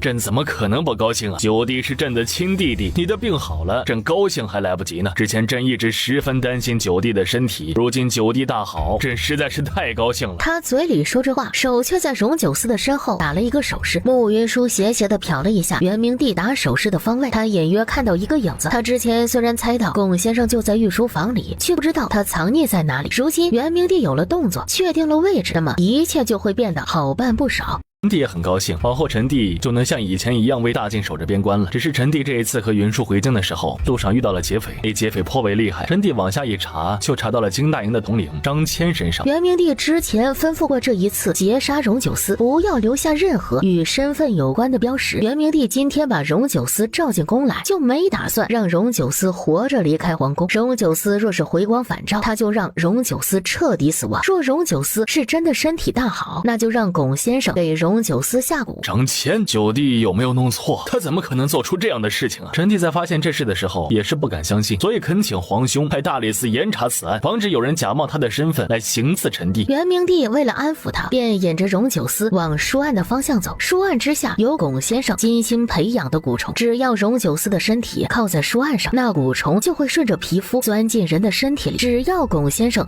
操控着母蛊，就能让子蛊言听计从。此事事关重大，朕一定会严查。九弟如今身体大好，朕太开心了。往后你我兄弟二人联手治理天下，必定刺客，有刺客！元明帝还没有反应过来，荣九思就把他往书案上一按。皇兄小心！他想要从书卷上爬起来，荣九思按在他背上的手犹如泰山压顶，根本就动不了分毫。元明帝感觉有什么东西往他的掌心里钻。皇兄别怕，臣弟会好好保护你的。护驾！慕云舒则在此时拿起巨剑，狠狠地朝龚先生砸了下去。龚先生被巨剑一砸，脑袋嗡嗡作响。他不太明白自己什么时候暴露了。哦吼，又是你这个狗玩意儿！上次放蛇咬皇上，这一次该不会还想放蛇吧？他身上常年藏着几样毒，那些毒平时被他约束的还算乖，此时被慕云舒这么一敲，便有好几只直接从他的身上跳了出来。你胆子很大呀！啊，居然敢这样跑到宫里来行刺！皇兄上次放你一马，你不但不感恩，还敢来行刺，反天了你！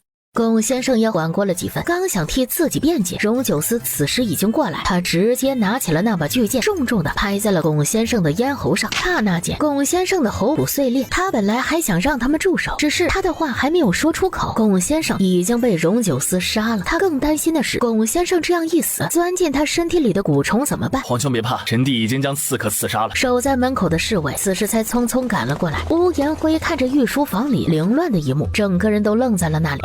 今日好在九弟在，否则后果不堪设想。皇兄客气了，我们是亲兄弟，皇兄有危险，臣弟自然义不容辞。这个姓龚的上次就要放毒蛇咬皇兄，皇兄仁慈放他一马，他不但不懂得感恩，居然还潜进御书房来行刺皇兄，简直就是猪狗不如。皇宫守卫森严，他就能潜进御书房，此事非比寻常。吴统领，你似乎有些失职啊。臣失职，请皇上责罚。你确实失职，来人，把乌延辉带下去，重打30大板。谢主隆恩。他起来的时候，扭头看了荣九思和慕云舒一眼，扭头离开。今日让皇兄受惊了，皇兄没事吧？刚好院正在这里，皇兄不如让院正给你好好的把脉，还是九弟想得周全。院正被刚才的事情也吓得够呛，此时听到元明帝的吩咐，忙过来给他诊脉。元明帝不想让荣九思看自己的笑话，没有说他被蛊虫咬的事情，而蛊虫才钻进元明帝的身体，脉象是还呈现不出来，所以院正把完脉后，只说元明帝受了惊，吃一副安神药便好。皇兄没事便好，宫里的守卫实在是越来越松懈了，他们太不像样子。九弟和九弟妹长途奔波回来，想来也累了，回去休息吧。荣九思故意又跟元明帝说了几句客套话，这才慢吞吞的带着慕云舒离开。他们一走，元明帝把手掌摊开给院正看，有只虫子钻进了朕的身体里，你有办法取出来吗？臣无能。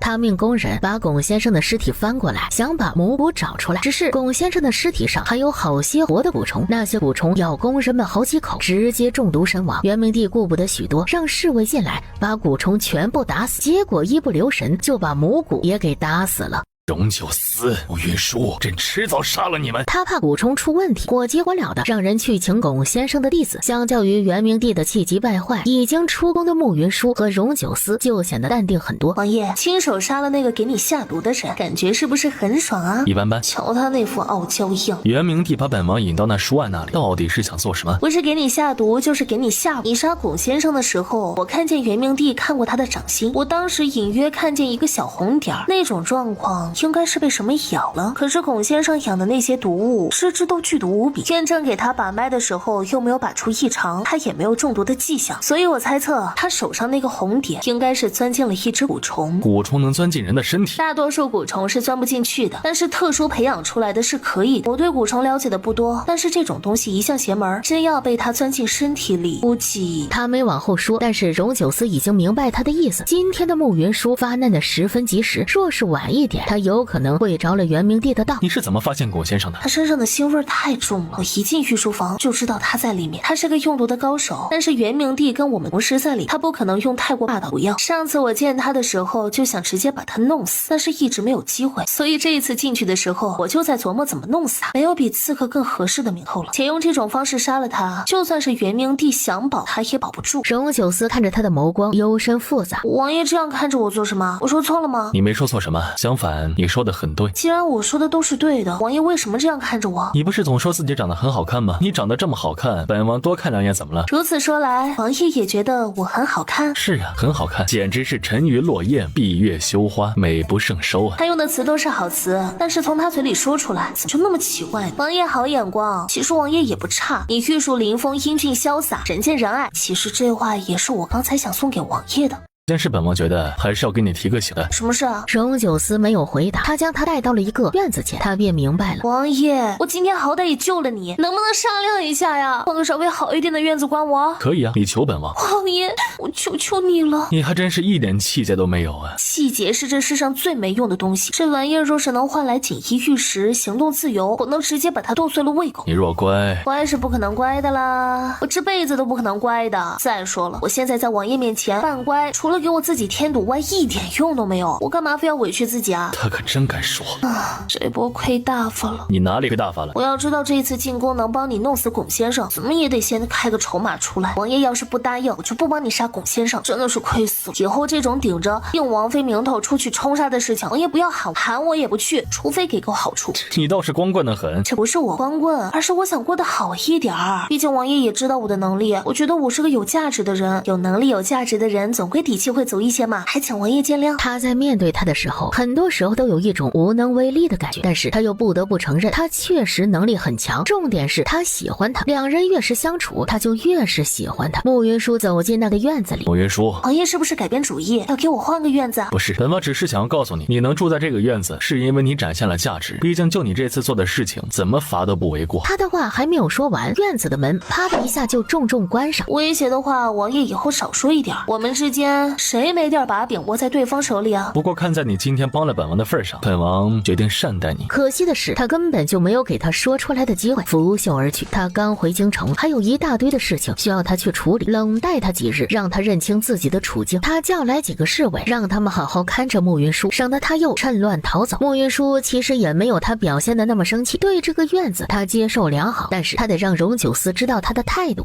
慕云舒也终于意识到了，他被关在了这个院子里。如果荣九思不让人给他送饭的话，他会饿死在里面。他当即打开院子的门。王爷有吩咐，你不能出去。我不出去，我就问问厨房什么时候开饭？我有点饿了，能不能先给我点吃的？这个我们得向王爷请示。那你们现在能去请示吗？我现在去请示王爷。他去了约莫1刻钟就回来了。王爷和尹长史去军营了，不在王府。这什么意思啊？王爷不在王府就没饭吃。荣九思鉴于上次慕云舒把剑妻忽悠瘸了的前车之鉴，这一次派来守着慕云舒的侍卫是2个油盐不进的轴货。没有王爷的吩咐，我们不能放王妃出去。王爷没有交代要给王妃拿吃的，我们也不能擅自做主给王妃拿吃的。意思是荣九思要把我活活饿死？王爷没有这么说，我们只是奉命看守王妃，其他的事情一概不做揣测。慕云舒急了，想往外闯。王妃请回。若是王妃执意要往外闯的话，就休怪我们不客气了。荣九思，你给我出来！你丫的到底什么意思啊？王爷不在王府，还请王妃回去。慕云舒往前走了2步，侍卫手里的剑直接就割破了他的皮肤。他一看这架势，他若是硬闯，他们真的敢杀了他。他冷笑一声，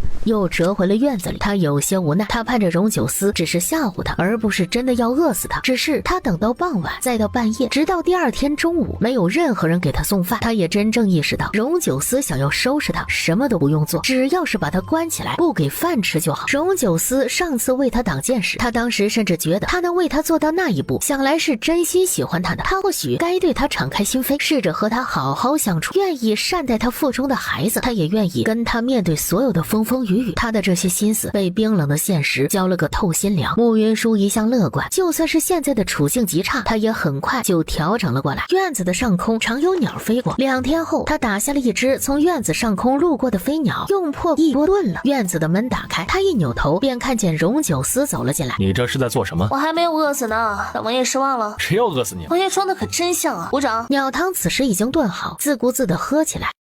荣九思上次离开的时候，两人虽然有斗嘴，他能感觉得到他对他还算亲近，此时的他又对他爱答不理。你这又怎么了？慕云舒懒得搭理他，虽然他如今是吃了上顿没下顿，但是只要他撑到荣九思毒发时，他也能跟他讨价还价。荣九思原本也不是什么好脾气的，他抬起脚，一脚就把他的铁锅踢翻。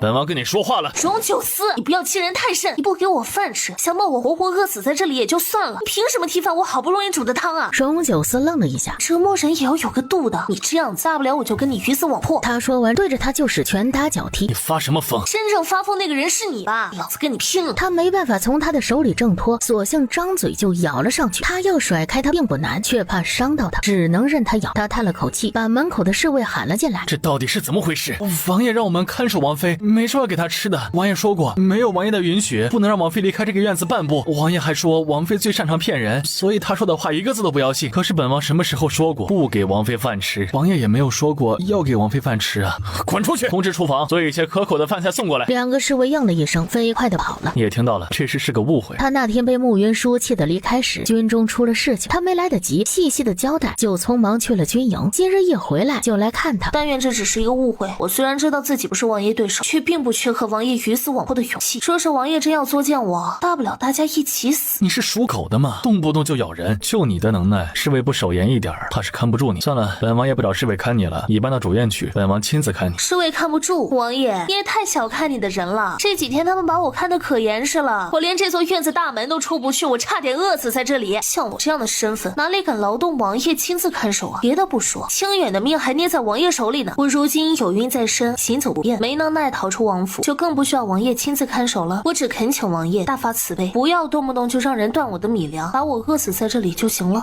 行啊，你若是执意要住在这里，那以后都住在这里，不要以后后悔了来求本王。王爷放心，我就算是死也不会再求你。你真的想好了？这事儿哪需要想啊？就我们这两看相厌的情景，自然是能不见面就不见面。再说了，我虽然没气节，但是我有脾气啊。王爷让我干嘛我就干嘛，让我住哪儿我就住哪儿，我干嘛要听你的？我不要面子吗？行啊，你既然想住在这里，那就住在这里好了。他说完转身就走。你等一下，怎么后悔了？我有什么好后悔的？我只是想跟王爷确认，以后我的吃食是不是不会被人克扣。定王府养你还是养得活的。好的，那你走吧。荣九思扭头看向他，他坐在墩子上，半翘着2郎腿，半点坐相也无。他看见他从墩子上站起来，飞快地朝他走了过来，他的手臂微微张开，思索着要不要抱他。他还没有完全想好，他却已经越过他，从侍卫的手里接过餐盒。多谢。他深吸了一口气。慕云舒完全没有搭理他的意思，抓起一只鸡腿就往嘴里送。好吃吗？这不是废话吗？王爷连吃3天的树叶试试。他今天来这里已经被他对了好几次了。他深吸了一口气，大步离开。荣九思走出去后，心情有些烦躁。京中的事情虽然十分繁杂，但是他尚且应对自如。但是一碰到慕云舒的事情，他就觉得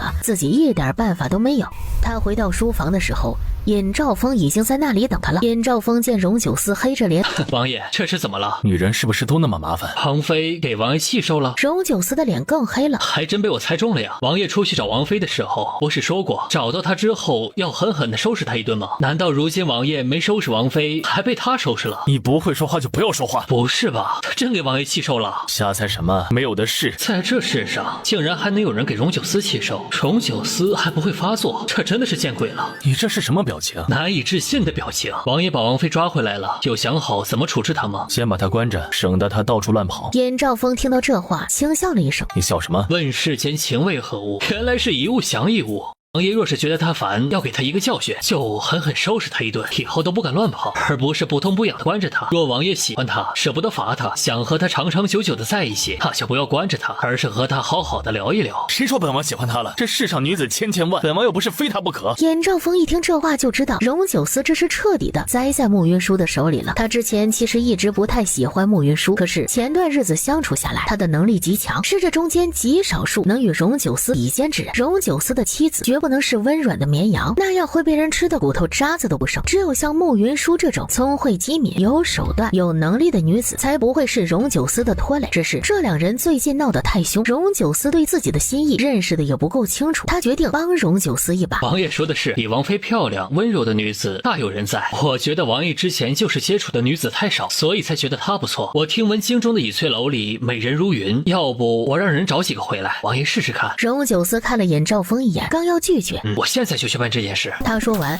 飞快地走了。荣九思想要喊住尹兆峰，尹兆峰已经出去了。他伸手揉了揉眉心，尹兆峰办事的效率极高。1个时辰后，他便带来了3个不同款的女子回到了王府。3个女子被请进王府的时候，剑妻刚好看见。他们是谁啊？尹长史给王爷挑的女人。啥？王爷不是有王妃吗？尹长史这是啥意思啊？剑十一没搭理他。不对啊，这事若是没有得到王爷的同意，尹长史也不会做呀。他说完也不知道想到了什么就跑，一不留神就摔了个狗啃屎。剑十一无剑妻很快就到了慕云舒那里，他要进去却被2个侍卫拦住了。王爷只是让你们看着王妃不让她出来，又没有说不让人进去啊！你们敢拦我，怕是反了天了，信不信我揍你们？剑妻虽然有些憨，但是他的武功却是一众侍卫里最出挑的，否则他之前也不能成为荣九思的侍卫。王府里的这些侍卫很多都被他揍过，威严犹在，再加上荣九思今天来过，训了他们一通，他们再走此时都有些犹豫。剑妻才懒得管他们，便进了慕云舒的院子。慕云舒看到剑妻有些意外，王妃不好了，王爷他找了好几个女人进府，他要移情别恋了。什么乱七八糟的！我刚才过来的时候，看见尹长史送了3个女人进府，那3个女子胸这么大，腰这么细，屁股这么圆。你看得这么仔细，是不是想去摸一把？那倒没有，就是觉得好看，都多看了几眼。你跟我说这些，到底想表达什么意思啊？我想王妃去书仙。不去。王妃，你要是再不去，以那几个女子的姿色，怕是能勾得王爷动心呢。你的意思是我没他们好看？这当然不是，王妃也就胸比他们小一点，腰比他们粗一点。他的话还没有说完，就被慕云舒拿起扫帚一顿狂抽。能被别的女人抢走的男人要来干嘛？给自己添堵吗？可是往后王妃都会住在王府，王爷要是对你不好，你以后怕是要吃很多苦啊。我要是失宠了，你是不是就不跟我做朋友了？那不会，我不是那种捧高踩低的人，王妃永远是我的朋友。你是不是很冷啊？是啊，我今天终于适应一点了，前几天冻得都走不了路。慕云舒有些过意不去，他会被罚，细算起来和他有着脱不了的关系。他走过摸了一下锁，这么冰？是啊，这是定王府里最重的处罚了，没有内功底子的人带上这把锁，不用3天就会被冻死。慕云舒听到这话就更加过意不去了，找到了锁孔后，拔下头上的发簪，对着锁孔倒腾。这锁是宫里的巧匠精心打造的，一把锁配一把钥匙，没有钥匙打不。他的话还没有说完，锁咔嚓一声就开了。我操！你傻站着做什么？还不快把锁给取下来！王妃，你真厉害呀，居然还有这本事！这不算什么，还有很多你没见识过的本事呢。你往后就住在这间偏房里，有人来呢，你再把锁给带上。剑妻开心的应了下来，完全忘了他来这里的目的。慕云舒这段时间的饭量大，这会儿又饿了，便让剑妻帮他去厨房里拿些调料过来。他想把蛇肉红烧了，他把调料一拿来，然后主仆2人拿着簸锅开始炖蛇肉。锅太破了，明天我帮王妃拿口好锅来。还是你靠谱。剑妻这几天因为带着寒冰锁的原因，一直没有胃口，这会儿一把锁解下，就觉得饿得不行。在剑妻来找慕云舒的时候，尹兆峰将清雪领进了荣九思的房间。王爷，今夜让清雪好好伺候你吧。你站住！王爷怎么了？是想先好好看看清雪吗？王爷，清雪好看吗？荣九思面色幽沉，一句话都不想说。他的不言不语，看到清雪的眼里就是默认。他娇笑一声，缓步走到荣九思的身边，在清雪即将要倒进他怀里的那一刻，他忍无可忍，抬起脚，一脚就把他踢飞出去。来人，把他给本王拖下去！清雪完全没想到荣九思会是这样的反应，被侍卫拖了下去。尹兆峰过来道：王爷，这是怎么了？你还好意思问怎么了？这女的这么恶心，你也能往本王的房间里送？她是花魁，身上的风尘气可能重了些。王爷若是不喜欢这一款的话，我们换一款，总有适合王爷的。荣九思强行压下了心里的暴躁，轻点了一下头。尹兆峰便将那个清雅如兰的才女剑兰叫了过来。王爷想听曲子吗？弹首十面埋伏吧。剑兰啊了一声，你不会吗？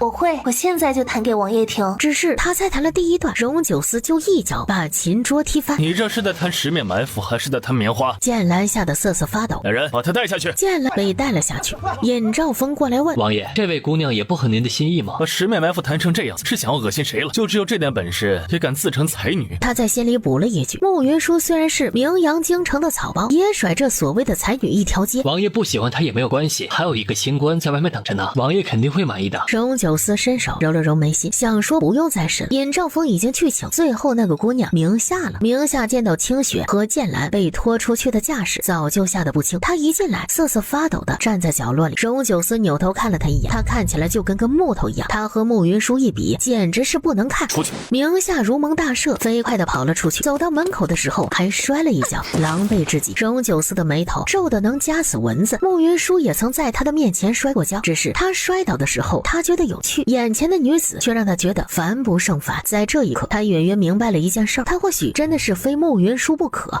尹兆峰走进来问：方才那位姑娘，王爷还不满意？往后不要再找姑娘入府了。那位姑娘身家清白，还是处子之身？是不是处子就那么重要吗？尹兆峰看了他一眼，没有回答。荣九思说完之后，想起慕云舒失贞之事，他之前嘴里说他不在意这件事情，他知道他的骨子里其实还是有些在意的。直到此时，他才意识到和有趣的灵魂比起来，其实是微不足道的。他也真正明白一件事，他喜欢的是慕云舒这个人，喜欢他有趣的灵魂、古灵精怪的性子、聪慧的脑子，他是独一无二的，无人可以替代的。他之前的纠结和在意，说到底他被世俗的眼光所束缚。他轻笑了一声，只觉得这些日子加在他身上的束缚全部消失无踪。正在此时，他闻到了一股饭菜的香气。什么味道？可能是厨房在做夜宵吧。不对，厨房离这里甚远，那边的味道飘不到这边来啊。是他。他说完就大步朝慕云舒的住处走去。他走到门口的时候，发现值守的侍卫一人拿块什么东西在啃，两人一看见荣九思，立即就把那东西全塞进嘴里。这才多长时间呢？慕云舒又带偏了2个侍卫，整个王府又有几人能看得住他？他瞪了两人一眼，听到里面传来剑妻的声音：王妃，这个蛇肉真的太好吃了，真香啊！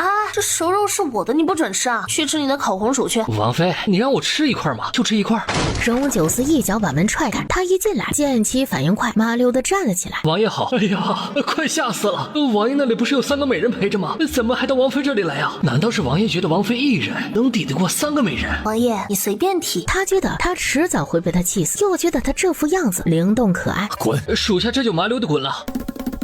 飞快的跑了。他跑出去后，王爷那里不是已经有了3个美人了吗？怎么还来找慕云舒啊？难道在王爷的心里，慕云舒比那3个美人还美？剑妻仔细回想3个美人的样子，觉得确实慕云舒要更美一点，无论气质还是长相，都不是那3个美人能比的。剑妻的寒冰锁你是怎么打开的？这不是有手就行吗？他觉得天让他挨饿之事确实是他理亏。好吃吗？不好吃，超级难吃。这种粗俗的食物根本就不配让王爷来吃它。我这是说1句他要顶3句吗？慕云舒，本王不想跟你吵架。王爷说笑了，谁敢跟您吵架呀？惹毛了你，这一剑劈下来，身首异处，哎呦，想想我都害怕呀。我们聊聊。王爷，刚才有驴踢过你脑子吗？他黑着一张脸，扭头欲走。王爷慢走啊，不送啊。他说完伸了个懒腰。荣九思深吸了一口气，还有事吗？荣九思认命的又折了回来。他不想走，但是留下来又不知道要说什么好，索性就不说话。王爷大晚上不去陪你的美人睡觉，待在我这里干嘛？整座王府都是本王的，本王哪里去？美人是剑妻在你这里嚼舌根吗？王爷说的是，这座王府你想去哪儿就去哪儿，我无法干涉。但是这个院子是王爷拨给我住的，便算是我的地盘。王爷能不能学会尊重一下我？进来的时候敲门，少偷听。最后，我对王爷的私生活不感兴趣，只是单纯的提醒王爷，既然把美人弄进了王府，他们陪你睡了，你好歹给人家一点尊重。睡完他们就跑来我这儿，真的不是太合适啊。什么乱七八糟的，本王没睡他们。那样的美人，王爷竟然能坐怀不乱。荣九思刚想在他的面前夸一下自己是个有定力的人，王爷该不会是那方面不行吧？粗俗，闭嘴！这是被我说中，恼羞成怒了。哎呀，王爷放心，我保证不会告诉别人的。他冷着脸走到他的身边。王爷这是要做什么啊？荣九思睁着一双黝黑深沉的眸子看着他。王爷有话好好说啊。荣九思此时一点都不想跟他好好说话，朝他又逼近了一步。慕云舒再次往后退，却不小心踩到了石头上，身体往后栽去。荣九思伸手一捞，便将他捞进了怀里。他下意识的伸手抵在了他的胸前。荣九思搂着他，属于他的冷松气息将他团团的围住。松手！爱妃，你不试试就怎么知道本王不行？他顶着那么一张冷冰冰的脸说这样的话，真的好吗？王爷，我错了。荣九思在他耳畔轻咬了下他的耳朵，他只觉得一股电流从耳朵上传来，飞快地漫过全身。你哪里错了？慕云舒不知道为什么就想起了在别院的那一夜，他至今也没能弄明白那一夜是荣九思还是易容成荣九思的其他男人。但是那一夜的那个男人，无论是身体还是精神，都给他造成了巨大的冲击。他知道这个时候的荣九思极其危险，他不敢再招惹他了。我不该妄自揣测王爷那方面能力，王爷武功盖世，身体强壮，那方面十分强悍。不要说夜遇三女了，就是一夜10次郎都没问题。什么鬼？我自知性情粗鄙，又有孕在身，无法伺候王爷。王爷今夜说是还没有满足，那3位姑娘想来还在屋里等着呢，王爷去找他们便是了。慕云舒，你真的一点都不在乎本王有其他女人？那必须不在乎呀，王爷这么优秀，就该有无数美人来伺候王爷。慕云舒，你之前便已经猜到本王的心意了，又何必这样作践本王？他这是主动承认喜欢我了，哼，这可真是稀奇啊。他的桃花眼幽深如海，再没有之前的冷漠和高傲，有些脆弱，还有一分可怜的意味。居然会露出这种表情，简直是不可思议。那3个女子是尹昭凤叫进府里的，与本王无关，人已经全部都打发走了。你一个人已经如此麻烦，本王没心思再弄女人进府。他说完转身回房，慕云舒被他这几句话震得好一会儿才回过了神。像他这样的人居然还会解释，真是稀奇。他进到房间的时候，荣九思已经坐在了床上，他觉得他今晚有些怪怪的，他不想招惹他。王爷若是没有其他事情，便回房吧。本王今晚睡在这里。他睡在这里，那我睡哪儿啊？你不是疑心本王要去睡其他女子了吗？本王琢磨着睡生不如睡熟，今晚就在这里睡下了。当初他确实动过要给他一个下马威的心思，让他以后都不要乱跑，但是他又不能真的狠下心来，便让人把这个院子的床褥用品全部都换成新的。他伸手解扣子，慕云舒有些急了。王爷睡在这里算怎么回事啊？你是本王的王妃，本王留宿在你这里又有何不妥？可是我们已经和离了，我不是你的王妃。说我们和离了，证据呢？什么证据？当然是和离书了。我的那份和离书弄丢了，当时和离书是王爷亲手写的。本王写过和离书吗？本王怎么一点都不记得？王爷这是要耍赖吗？本王耍赖？是你在胡说八道。本王是什么人？怎么可能做那样的事情？你说本王耍赖，你拿出来证据，怎么拿不出来吗？慕云舒，你要是拿不出和离书的话，就是在重伤本王。要不王爷现在重写一份？重写一份？慕云舒，你把本王当成什么人？我们成亲不过4个来月，这么短时间就休妻，外面的人会怎么看本王？更不要说你如今还有印在身，休了孕期，这事儿更说不过去。大婚第2天把我成，我还要休了我的男人，哪来底气说这种话的？这男人不要脸起来，能这么不要脸吗？王爷，你是认真的吗？怎么，你这是在质疑本王的人品？他此时无比庆幸，那天他得到了慕云舒的那份和离书，没有还给他，否则他此时拿出和离书，他还真不好留着他。他默默地告诉自己，这种打脸的事情，只要他没有证据，他又不承认，那就不存在。大不了他回房之后把所有的和离书全烧了。王爷，你就这么喜欢我？他不承认也不否认。王爷，你这样耍赖，该不会忘了我失贞之事，也忘了我肚子里还揣着别的男人的孩子吧？荣九思的表情终于有点不自然了。你该不会要替别的男人养孩子吧？孩子生下来以后要长大成人，并不是一件容易的事情，随时都可能会夭折。王爷可真有本事，光会欺负手无缚鸡之力的弱女子和孩子，滚！你好大的胆子！我胆子大这事儿，王爷又不是今天才知道。他直接抬脚去踹他，荣九思怕伤到他，由得他踹。行了，别打了，本王不伤你和孩子便是。你这副样子成何体统？慕云舒瞪他，只要你往后安心的做本王的王妃，本王就会好好的待你，也会好好待你肚子里的孩子。然后没事就威胁我，心情不好就不给我饭吃。王爷，你不用骗我，也不用骗你自己，你其实根本就不可能不介意我失贞之事。我们之前就讨论过这件事情，事到如今真不必自欺欺人，我们这辈子都不可能做夫妻，我也不想跟你做敌人。清远的命在你手里，你的命在我手里，我的命也在你手里，算起来我们是顾命之交了。既然因为这件事情我们绑在一起，那么我也答应王爷，往后需要我出席的场合，只要给相应的出场费，我就会尽心尽力的帮你。你这是在拒绝本王？我觉得这是我们目前相处最好的方式了，没有伤害，没有内耗，不谈感情，一致对外。好，合作愉快。荣九思一点都不想跟他只是合作关系。荣九思从慕云舒的院子里走出来的时候，尹兆峰在外面等他。王爷，王妃哄好了吗？荣九思淡淡的看了他一眼。尹兆峰觉得今日至少让荣九思认识到自己的心意。女子的心思一向难测，王妃的性子又和寻常的女子不太一样。再说了，有自己的脾气和主见的女子，总比那些人云亦云的女子要好得多呀。王爷的眼光真好，我为王爷感到高兴。你也闭嘴吧。王爷是这天底下最聪明的人，确实轮不到我来指手画脚。好。眼下看来王爷已经想好往后要如何和王妃相处了，我们还是先来处理京中未尽的事宜吧。之前本王交代你的事情才办好了吗？我让人仿制了一些京大营的武器和腰牌，已经把那些东西和前几日杀手的尸体放在了一起。今天下午已经派人将那些东西全部送进了大理寺。如果我没有猜错的话，大理寺卿现在已经进宫汇报了。荣九思回京见元明帝的那日，他说了他遇刺的事，让元明帝彻查。元明帝当时中了蛊，心里十分烦躁不安，随口同意了。荣九思出宫之后，立即就让剑十一去大理寺报了案。有上任京兆尹的前车之鉴，大理寺卿一点都不想接这个案子。他进宫的时候，元明帝正在问龚先生的弟子连苏：“你有办法把子骨取出来吗？”连苏仔细给元明帝把了脉之后道：“蛊虫已入陛下的心脉，母骨已死，很难将子骨取出。”元明帝听到了这句话，没有太过意外，因为当初元明帝为了对付荣九思，原本选的就是最厉害的子母蛊。子骨在身体里会对身体造成怎样的伤害？这种蛊虫是控制类的，在母骨已经死了的情况下，没有人能够支配陛下的思维。元明帝暗暗松了一口气，他见连苏欲言又止。还有其他副作用吗？当时皇上还想让定王毒发而亡，所以选的这款蛊虫有点特别。哪里特别？子骨长成成虫之后，会每隔10天分泌出来一种毒素，那毒素稍微有点霸道，发作时会有点疼。子骨多久会长成成虫？子骨进到人体之后会长得很快，大概3天左右就能够长成成虫。能想办法杀死子骨吗？这种蛊虫死时会释放剧毒，就一点办法都没有吗？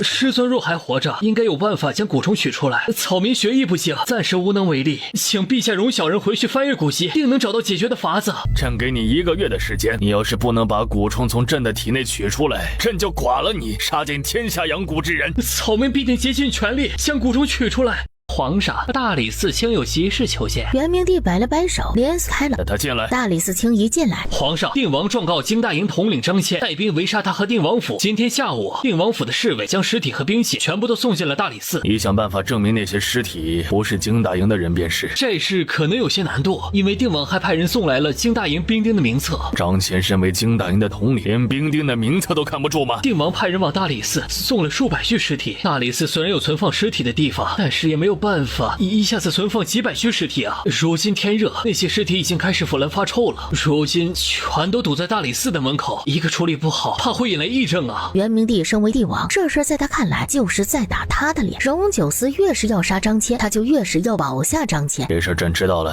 你派人把那些尸体全部拉到城外的义庄去，一把火全烧了。大理寺卿朝他看了过来，那些尸体不可能是京大营的士兵的，只可能是附近山匪的。臣明白，这是城外的山匪想要打击定王，然后捏造了一本册子栽赃给京大营。大理寺卿知道这是不可能的事情，所以他还得在朝中找一个主谋，可以在朝中找个政敌，又不得元明帝圣意的人。退下吧。这中间要如何操作，他在出宫的路上便已经想好了大概的章程。只是天亮，城门一开，他就被打了个措手不及。那些兵丁的家属跑到大理寺来认领尸体了。京大营的兵丁绝大多数都是京城附近的郡县。荣九思回京的时候就已经在布置这件事情了，离得远的通知的早，离得近的昨天才通知。此时那些兵丁的家属乌泱泱的将大理寺围了起来，就看见荣九思走了过来。这是怎么回事？见过定王，这些人是来认领尸体的，下官这就将他们赶走。大人请便。大理寺卿刚准备去处理相关事，就听见了一个妇人扯着嗓子喊：天牛，你死得好惨呀！当初娘让你不要同居，你为不听，你如今死了，可让娘怎么活呀？官差想要去驱赶，却遭到了兵丁家属的剧烈反抗。有人提出质疑：最近我们并没有听说哪里有战事，为什么会死这么多人？我儿子从乐军，他战死就是为国捐躯的英雄，为什么要把他的尸体停放在大理寺？你们凭什么驱赶我们？我自己儿子的尸体难道还不能认领吗？大人想怎么处理这件事情？那些刺杀王爷的人应该是从京大营里逃出来的。是吗？那可太巧了，本王那天刚好还抓了几个活口。大人不如仔细听他们说说，刺杀本王都是谁的主意？他轻抬了一下手，便有好几个侍卫押了几个士兵过来。荣九思抓了活口，怎么不早说？荣九思现在才把人带出来，是把我当猴耍吗？大人身为大理寺卿，查案的本领想来极佳，本王相信你一定会秉公办案的。剑十三，你带人陪大人去审问凶手。剑十三应了一声：大人，请。保个屁的张骞呢？我先保住自己再说。只是事情到了这一步，总不能让元明帝做最后一个知晓的人，于是给大理寺少卿使个眼色。大理寺少卿立即将消息传进了宫。荣九思看到了大理寺卿的小动作，并没有拦他们，听大理寺卿审案。大理寺卿审问了一番后，直接让人去京大营里捉拿张千归案。大人真是断案如神，公正无比。我一点都不想要这种公正，毕竟我能这么公正，都是被荣九思逼的。他把荣九思打发走之后，还得立即进宫向元明帝请罪。王爷过奖了，这本就是下官职责范围内该做的事。荣九思悠然离开。等荣九思走后，大理寺卿捂着胸口直喘气。大人，你怎么了？定王真的是太可怕了。荣九思从大理寺出来之后，经过一间铺子，看到里面一群女子聚在那里，便让剑十一去问那边是个什么情况。说是这间铺子有从江南运来的上好的胭脂水粉，今天是到货的日子。他不太明白，据说这些胭脂水粉极为好用，用了之后能遮上脸上的斑，让皮肤看起来更为细嫩，五官更加立体。属下也想不明白，只是胭脂水粉罢了，怎么会有这样的效果？依属下看，这些说辞就是老板卖货的手段罢了。这事若是放在以前，荣九思可能会嗤之以鼻，末了还得说一句女人真麻烦。去排队买几盒。他震惊地看向荣九思，去吧，这绝对是他执行过的最尴尬的任务。他有些想见妻了，这种事情他却做，估计一点压力都没有。剑十一一过去，公子，你是哪个府里的？你今年贵庚？剑十一努力板着一张脸，维持着他的高冷人设。排在他身后的是一个青楼女子，看到他这样，还顺手摸了他一把。姑娘，请自重。我就是不自重，小哥哥又能拿我怎么样？这些女子太过分了。买胭脂出来的时候，沾了一身的脂粉味。以后买这些东西的活，王爷就让剑妻来做就是，我不适合。荣九思看到他这副样子，有些好笑，手里拿着另一套胭脂水粉。王爷这一套是哪里来的？以后做事动动脑子。这话之前荣九思常对剑妻说，变成他来承受了。荣九思的这套胭脂水粉是他绕到后面花双倍的价钱找老板买的。他之所以去买，是因为他觉得送给慕云舒的东西最好是他亲手买的，这样才有诚意。王爷亲自买到了，那属下手里这套怎么办？放着吧。剑师有一种自己白忙活一场的感觉。荣九思回到王府之后，直接去找慕云舒。他还未靠近慕云舒的院子，就听见里面传来喧哗之声。走到门口一看，发现一群侍卫围着慕云舒。羊肉10个铜板一串，猪肉5个铜板一串，一串起卖，要买先付钱。一斤羊肉才50个铜板，这一串就10个铜板，这太贵了吧？剑妻想逗人，慕云舒瞪了他一眼。一斤羊肉也就穿个10几串，可那是生肉，我们这里是调好味的烤好的肉，这能一样吗？你们不买也没关系，可以先尝一尝。就是先尝后买，不上当也不吃亏，好吃再买啊。有个侍卫挑了一块塞进了嘴里。好吃吗？那个侍卫什么都没有说。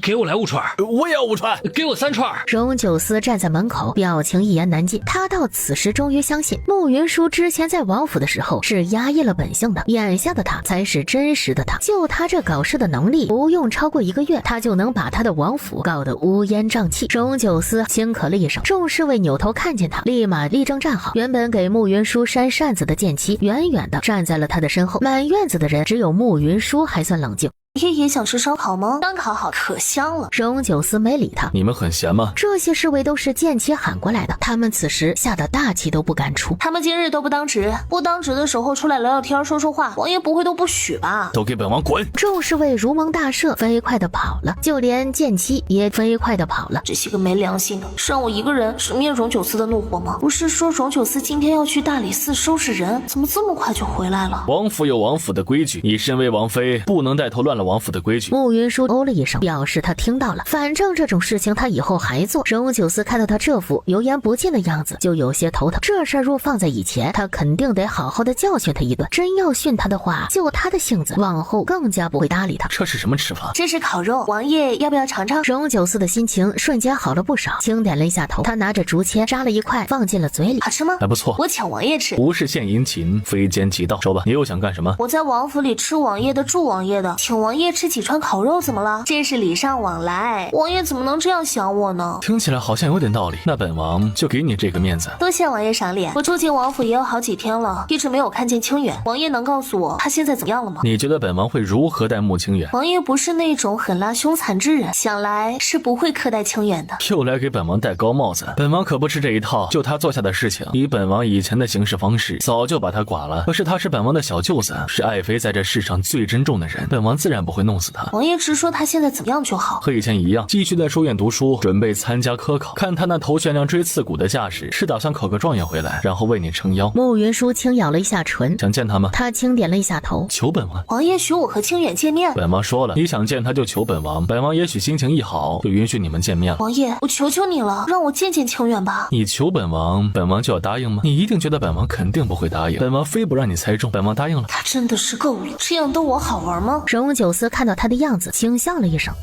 还不过来谢过本王？慕云舒把那些肉串横着往他的嘴上塞。我谢谢您呢。大胆！王爷又不是第一天知道我胆子大，肉串都堵不住你的嘴，赶紧趁热吃，凉了就不好吃了。今天有人给王府送礼，本王拿着这种东西也没什么用。你今天请本王吃了肉串，礼尚往来，这个送你了。慕云舒似笑非笑的看着他。你这么看着本王做什么？这个不是别人送的，是王爷特意给我买的吧？本王特意买给你？怎么可能？本王才没那么无聊。原来如此，我就说以王爷性子，怎么可能做这种事情？我有孕在身，这些胭脂水粉暂时都不能用了。荣九思听到了这话，整个人僵了一下。这种事情他还真不知道，他疑心这是慕云舒拒绝他的说辞。是不是不管本王送你什么，你都不会要？当然不是了，金银首饰等值钱的东西，我来者不拒。你想都别想，本王送你的，你收着便是。要怎么处理，你自己决定。这是你请本王吃的。他这是在抢我东西吃，有没有搞错？他那么有钱一个人，还抢我东西吃？下次烤肉串的时候，记得喊本王。他这是抢完东西还预约下次，怎么能这么不要脸呢？想吃烤肉自己带肉带炭过来，不对，除了这些之外，还得给我工钱。荣九思此时已经走到了门外，听到他这句话，轻笑了一声。王爷今天吃了我烤肉，改天记得把清远带过来。荣九思没有跟他说，回京之后他并没有为难穆清远，却让人给穆清远在外面租了个院子。他怕终有侯府生事，还特意拨了个侍卫保护穆清远。荣九思到今日隐约知道自己以后要如何和他相处了。与此同时，元明帝已经知道荣九思去大理寺闹的事情了，只是这件事情闹到了这一步，他也知道他保不住张骞了。不能让荣九思再这样猖狂下去了。你之前不听我的劝，现在后悔了吧？过去的事情母后不用再提，之前的事情不提也罢。你想好要怎么对付荣九思了吗？他如今的毒已解，想从他的手里把那些兵马要过来，几乎是不可能的事情。龚先生已死，再要给他下毒，只怕也很难。朕一直没有想明白，他的毒到底是怎么解的。他的毒应该就是在京中解的。他和慕云舒这一次出京的事情并不简单。前几日赵永林来见过哀家，他曾见慕云舒一个人出京。一个人出的京，我怀疑慕云舒是背着荣九思逃出京城的。荣九思出京很可能是去追他。我真的很意外，荣九思那样眼高于顶的人，居然真的对慕云舒动了心。这世上但凡是动了心的人，就会有弱点，就好对付。母后的意思是，荣九思解毒的事情和慕云舒有关系。前段时间我见了慕云舒几回，他可不是什么蠢货。我觉得荣九思解毒一事一定和慕云舒有关。重点是荣九思对他那么在乎，便说明他是荣九思的软肋。要对付荣九思，可以从他着手。荣九思难对付，他却是好对付的。母后有什么好法子？皇帝觉得慕云舒好端端的，为什么要离开京城？元明帝摇头，虽然我也不知道具体原因，但是我知道，要让一个女人离开一个男人，只有2个原因，一个是他不爱他，另一个就是他太爱他了。元明帝听到云里雾里，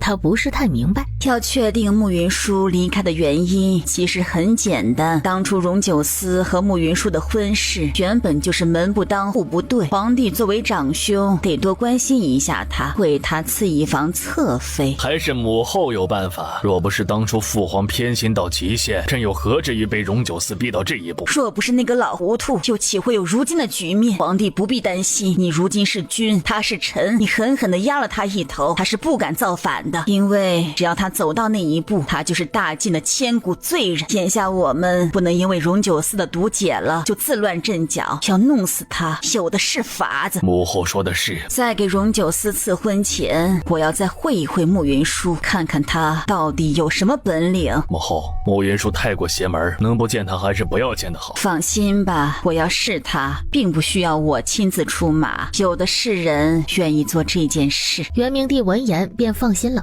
而此时苏玉清已经收到了南诏国主的飞鸽传书，他看完那封书信，轻轻地叹了口气。相爷，怎么了？如我早前所料，国主要亲自过来一趟。国主是一国之君，这般来大晋，国事怎么办？国主来之前自然会安排好。再说了，国中还有衍公子。是。苏玉清知道仆从要说什么，衍公子不是国主所出，是从宗室抱养过来记在名下的。而慕云舒姐弟二人若真是国主的孩子，南诏可能也会有变动。只是现阶段是确定慕云舒姐弟二人的身份。国主要亲自去大晋的京城，我们在这里等国主便好。细算起来，大晋的皇帝应该已经收到我派人送去的国书了。国主一来，我们便就可以出发了。正在此时，又有一只鸽子飞了进来。这封信是苏玉清派去大晋京城打听到的关于慕云舒和慕清远的消息。忠勇侯府这群混账！因为他派过去的探子去的时间尚短，打听到最多的还是慕云舒和慕清远之前的事情。字条上的慕云舒和慕清远根本就不是他认识的两个人。他脑补了很多关于他们姐弟这些年生活的画面，心疼至极。慕云舒若是知道他的想法，会觉得他脑补的太多了。他此时也不知道苏玉清和南诏国主要来大晋，他现在正在为能见到慕清远而开心。就在刚才，荣九思让他换套衣衫，带他去书院见慕清远。皇爷人帅心善，体贴温柔，你这么好，以后一定能娶到小仙女，一辈子幸福安康的。就这。慕云舒不解地看着他，我建议你回去多看几本书，丰富一下夸人的词汇量。本王觉得这事你起码能写个10000字的文章来夸本王。王爷说的很有道理，我下次有空了就给王爷写一篇10000字的赋来夸奖王爷的能力和品性。你如此好学，本王甚是欣慰。改天就给你请个夫子来教你写赋。倒也不必如此。对本王而言，这些事情要么不做，要么做就做得最好。所以爱妃只能辛苦你了。本王等你10000字的赋。两人很快就到了书院，只是他们到书院的时候却没有见到慕清远。夫子说今日忠永侯夫人过来，亲自接慕清远回府。慕云舒知道许氏一直看慕清远极不顺眼，亲自来接慕清远回府，简直就是黄鼠狼给鸡拜年，不安好心。正欲想办法拉着荣九思陪他去一趟忠永侯府的一个家过来。王爷王妃，今天是夫人的生辰，侯爷请你们过府一趟。王爷，原来今日是侯夫人的生辰，本王自然是要陪着王妃回一趟侯府。王爷真好。走吧，爱妃去给侯夫人祝寿去。他呲了一下牙。两人不知道的是，赵永林在一旁茶楼看着两人。你去回太后娘娘，我能确定慕云舒和荣九思两个人貌合神离，这两人的感情绝对出了问题。上次慕云舒离京应该就是逃跑。赵永林身边的人应了一声，当即就把这个消息传进了皇宫。这样就好办多了，给许氏传个消息，让他按之前的计划行事。他身边的人应了一声，立即去办。十五星卜的卦真的准，我之前以为荣九思的情节会是苏玉心，没想到却是慕云舒。这事儿有意思，真的太有意思了。你怕是做梦都没有想到，你捧在手心里的荣九思会喜欢上一个极为不堪的女子，而那个女子却还不喜欢荣九思。荣九思，你也有今天。此时慕云舒刚走到忠永侯府的门口，不受控制的打了一个大大的喷嚏。是哪个乌龟王八蛋在骂老子啊？小心着凉。真的是有人在骂我。他说完，指着笑眯眯朝他走过来的许氏道：坏了，骂我的人来了。云舒，为娘有段日子没有见你了，好生想你。是吗？是觉得我上次打你打的还不够，想要再找我打你一顿吗？我这就让你如愿。慕云舒这是疯了吧？哪有人一见面就动手的？但是慕云舒上次打我也是真的疼。云舒真会开玩笑。我没开玩笑，不信你过来试试。慕云舒，这里是忠永侯府，不是你撒野的地方。看你这样子，好像是很想看我撒野样子。你这么有诚意，我哪里能不让你如愿呢？这里是忠永侯府，不是定王府。王爷，你也不管管他。他看清站在慕云舒身边的荣九思时，一双眼睛都直了。原因无他，站起来的荣九思身材伟岸高大，赫然是玉树临风的翩翩公子，俊帅至极。清远了，清远是本侯的嫡长子，今日回府给嫡母庆生。他此时有些不太舒服，在他的院子里休息。王爷若是挂念他，随时可以去看他。都多大的人了，还没个正形，一回来就跟你母亲跟妹妹开玩笑。没办法，谁让我跟夫人亲近呢？忠永侯没理他。王爷这边请。荣九思牵着慕云舒的手往外走，两人看起来十分恩爱。不过是飞上枝头的麻雀，还真当自己是凤凰。他等慕云舒和荣九思走远一点后，对站在身边的穆真真道：“今天警醒一点，这个差事可得办好了。”穆真真没有回应，穆真真如痴如醉的看着荣九思。别看了，定王配不上你，他和皇上太后作对，尽早得死。娘，定王长得真好看，他长得再好看也与你无关。我若知道定王还能站起来，当初就绝不会让慕云舒那个蠢货嫁进定王府。如今定王那么护着那个蠢货，说是换成是我嫁进去，一定能让定王对我更好。只怕定王对谁越好，谁死得越早。穆真真愣了下，荣九思喜欢的人注定会被站在风口浪尖。真真，定王就算现在能站起来了，他也依旧活不长。你千万不要对他有任何心思，因为他根本就配不上你。好吧。母女两人在这里耽搁了不少时间，两人匆匆去了花厅。他们过去的时候，荣九思和钟永侯正在说话，慕云舒却不在。许氏的唇角微微勾了起来。慕云舒和荣九思分开，他的事情就好办了。他立即去后院找慕云舒。慕云舒到后宅的时候，穆清远正在院子里看书。穆清远听到动静，看见是他。你怎么样？我在王府吃得好，住得好，日子过得很舒服。你没事便好。他知道慕云舒一定也担心他，便将他回京之后的事情也说了一遍。不知道为什么，这一次我回京之后一直没有看见徐敏。我问了书院的夫子，夫子说我离京之后，徐敏就没有去书院上过课。我去将军府找过徐敏，徐府的人在找他，说他已经离家出走很长时间了。将军府的人以为我和徐敏同时离京，还以为他跟我一起南下了，也没太放在心上。我告诉他们我没有见过徐敏，他们就慌了，现在在四处派人在找徐敏。你离京时没在国师船上看见徐敏？我一上船就晕船，一直在房间里面休息。你也知道徐敏的性子，他如果在船上一定会过来找我。我没在船上看到他，那么就只有一个可能，那就是他根本不在船上。别太担心了，他可能是被什么事情绊住了。我这一次回侯府的路上探过许氏的口风，我们的身世可能真的有问题。怎么说？我问过许氏我娘是个什么样的人，她避而不答。这事不能说明什么，光是这一件事情确实不能说明什么。我刚才去清理了娘的遗物，从里面找到了这个东西。他说完，取出一个约莫1尺见方的木头块。照顾穆清远的脖子曾说过，这是他们的生母为他们雕的名牌。他今天再次拿出来，这块名牌另有乾坤。他的手按在两人的名字上，用力一拉，便直接将名牌拉开，露出里面的一块玲珑剔透的红玉。他正准备细看时，许氏就走了进来。云舒见到清远，如今可放心了。穆云舒斜斜地看了他一眼。上次的事情，我其实一直很后悔，我一直想当面向你和清远道个歉。今日我生辰，把清远请到家里来，郑重向他说一声对不起。清远上次原本也不是夫人绑架的，如今夫人既然道歉了，那这件事情就这么接过去吧。我就知道你是个大度又体贴的好孩子，我有些提己话想跟你说，你能不能跟我过去花园里走走？好啊。他知道荣九思就在钟永侯府，许氏不敢在府里做出太出格的事情。两人其乐融融地走出穆清远的院子，一个婢女匆匆过来，在许氏的耳畔轻轻说了几句话。婢女过来传的是太后的话：娘的好云舒，你嫁进定王府的日子让你受委屈了。夫人，不是穆真真，你不必如此。你虽然不是我生的，但是在我的心里，你和真真同样重要。当初你要嫁进王府，我心里其实是不同意的，因为三皇子一看就对你不是真心的。大婚那日，你换了盖头嫁进定王府，我刚听到这个消息的时候，真的吓了一大跳。事到如今，就算是后悔也晚了。我知道定王身份尊贵，却脾气极度不好。你嫁给他之后，在定王府的日子十分难过吧？夫人终于问我这个问题了。我坏了定王和苏玉勋的姻缘，他自然是容不下我。实不相瞒，他也就人前对我好，人后根本就容不下我。我在王府的日子过的是举步维艰。孩子，苦了你了。这是我自己选的路，就算是在我也得忍着。其实这件事情还有其他解决方案，只要定王一死，你就解脱了。此事谈何容易啊！他如今身体好着了。这是极厉害的毒药，只要沾染些许，就会七窍流血而死。王嚣张跋扈，无视皇权，你若能杀了他，便是大晋的大功臣。许氏和我演了这么大半天戏，原来是想让我杀了荣九思，胆子够大的。元明帝这狗东西，这是正面掐不过荣九思，就想用这种不入流的招数。定王若不死，你在王府就不会有好日子过；他若死了，你就能继承整个王府。你若有那方面的需要，还可以养个对你千依百顺的面首，到时候你想怎样就怎样。许氏见他一动，觉得有戏，继续道：反正你如今日子都快过不下去了，为什么不拼一把？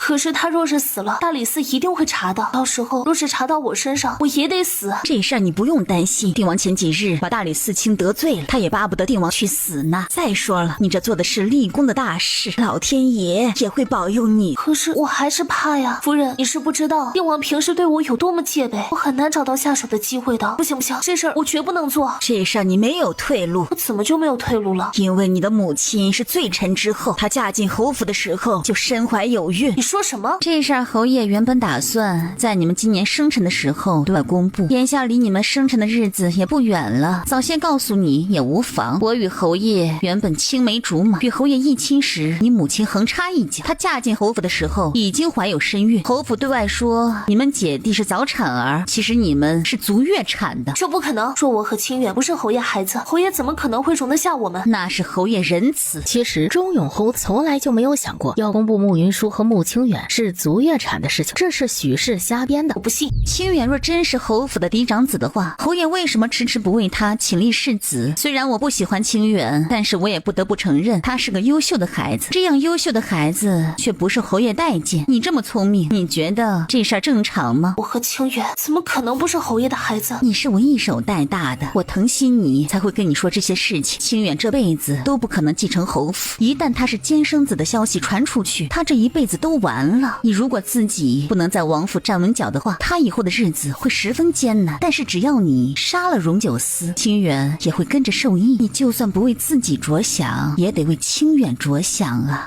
不信，这事一定是假的，我要去问侯爷。他说完就往前院大步走去，许氏抬脚来追，只是他才走一步，脚下一滑，就重重的摔倒在地。云舒，你别冲动，快回来！他有些后悔，他为了保密没有带婢女过来，却没人帮他拦着慕云舒。慕云舒此时心里对许氏非常感激，他之前一直想帮着慕清远脱离钟永侯府，却无机会，现在是许氏把机会送到他手里来。慕云舒冲进前院的时候，钟永侯正在套荣九思的话，他对荣九思的腿好了的事情十分好奇。太后昨日派了个太监到府里斥责他，说是慕云舒治好了荣九思的病，而今天钟永侯一张嘴，荣九思就明白了他的意图。荣九思没把自己的事情吐露一个字，他正准备换个方式套话的时候，慕云舒气哼哼的跑了进来。侯爷，我和清远是不是你的孩子？你从哪里听来的胡话？没有的事儿。若我和清远是你孩子的话，你为什么从来都对我们不闻不问的？哪怕是府里的庶子，你待他们都比对我们好。你胡说什么？我怎么就待你们姐弟不好了？荣九思斜斜的看了他一眼，他只得把声音放软了几分。你和清远都是我的孩子，我平时公务繁忙，可能对你们姐弟有所疏忽，但是在我的心里，你们是我最疼爱的孩子。可是为什么夫人说我和清远不是你的孩子？他在心里狂骂许氏是个蠢货，这种话怎么能对慕云舒说？他这是在胡说八道。我和你娘成亲的时候，他还没进侯府，知道什么？他还说他是你的青梅竹马，知道你所有的事情。这他妈的让我怎么接话？好在许氏此时也气喘吁吁的跑了过来。云舒，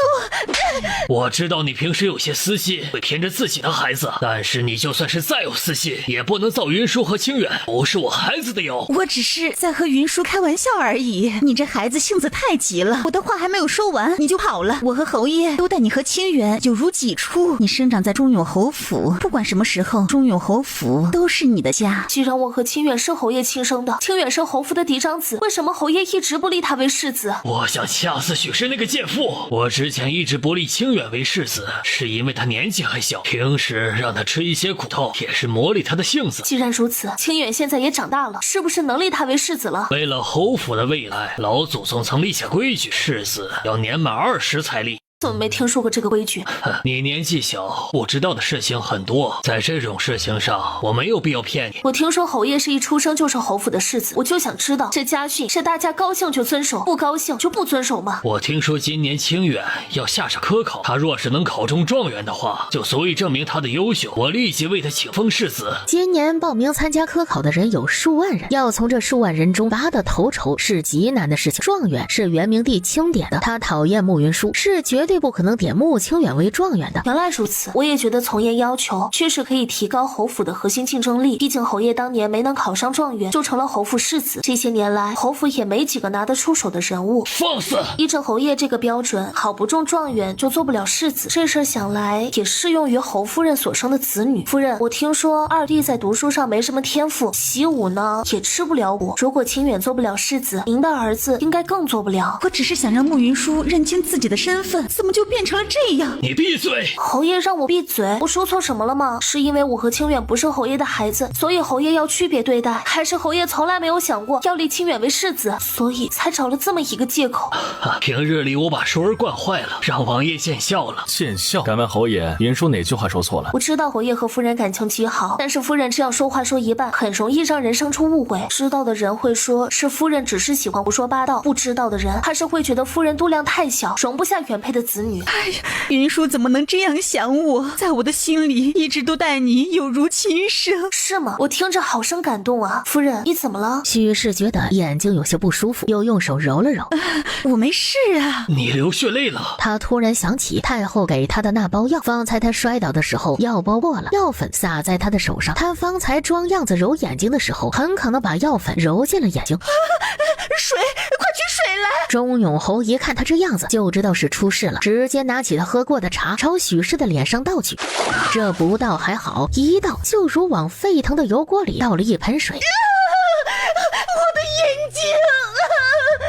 来人，快去请大夫！他嘴里这样喊着，似乎和许氏夫妻情深，却根本就不敢去碰许氏。府里的下人手忙脚乱的跑去请大夫。钟永侯突然想起什么，看着慕云舒道：“云舒，你懂医术，快给你母亲看看啊！我会医术？我什么时候会医术的？我怎么不知道啊？”他此时已经能确定宫里的那两位对于荣九思的毒解了的事情，终是怀疑到他的头上了。他们猜出来又如何？反正他不会承认。荣九思朝慕云舒看去，他知道许氏此时这副模样肯定和他有关，此时不是说话的地方，他们在这里看热闹就够了。是你，慕云舒，是你在害我！云舒，这到底是怎么回事？夫人，这是怎么回事？我怎么可能知道？但是我知道另一件事情，今天夫人拿了一包药给我，让我毒死王爷。云舒，休得胡说八道！你母亲怎么可能做出这样的事情？你这是在训斥本王的王妃？不敢，只是这件事情有些蹊跷。你继续说。夫人不知道从哪里听来的谣言，说我和王爷关系不好。他告诉我，侯府才是我的后盾，只要王爷一死，我就能继承整个定王府。荣九思看了他一眼，他却不知那些只是谣言。我与王爷感情深厚，在我心里，不要说是一座定王府了，就算是10座、100座，都不及王爷一人。他虽然知道他是在演戏，但是他听着也很开心。于是我义正言辞地拒绝了。然后夫人使用我的身世来威胁我，说我和清远不是侯爷的孩子。钟永侯在心里狂骂许氏是蠢货。起初夫人给我那包药的时候，我以为她是在跟我开玩笑呢，我以为她给我的药就是养阳粉之类无关紧要的东西，谁知道这药居然如此厉害，遇水则化，是剧毒中的剧毒啊！之前说慕云舒姐弟不是钟永侯亲生的事情，他们还能想办法自圆其说。如今这件事情证据确凿，就算是钟永侯，一时间也圆不回来。你这个贱妇，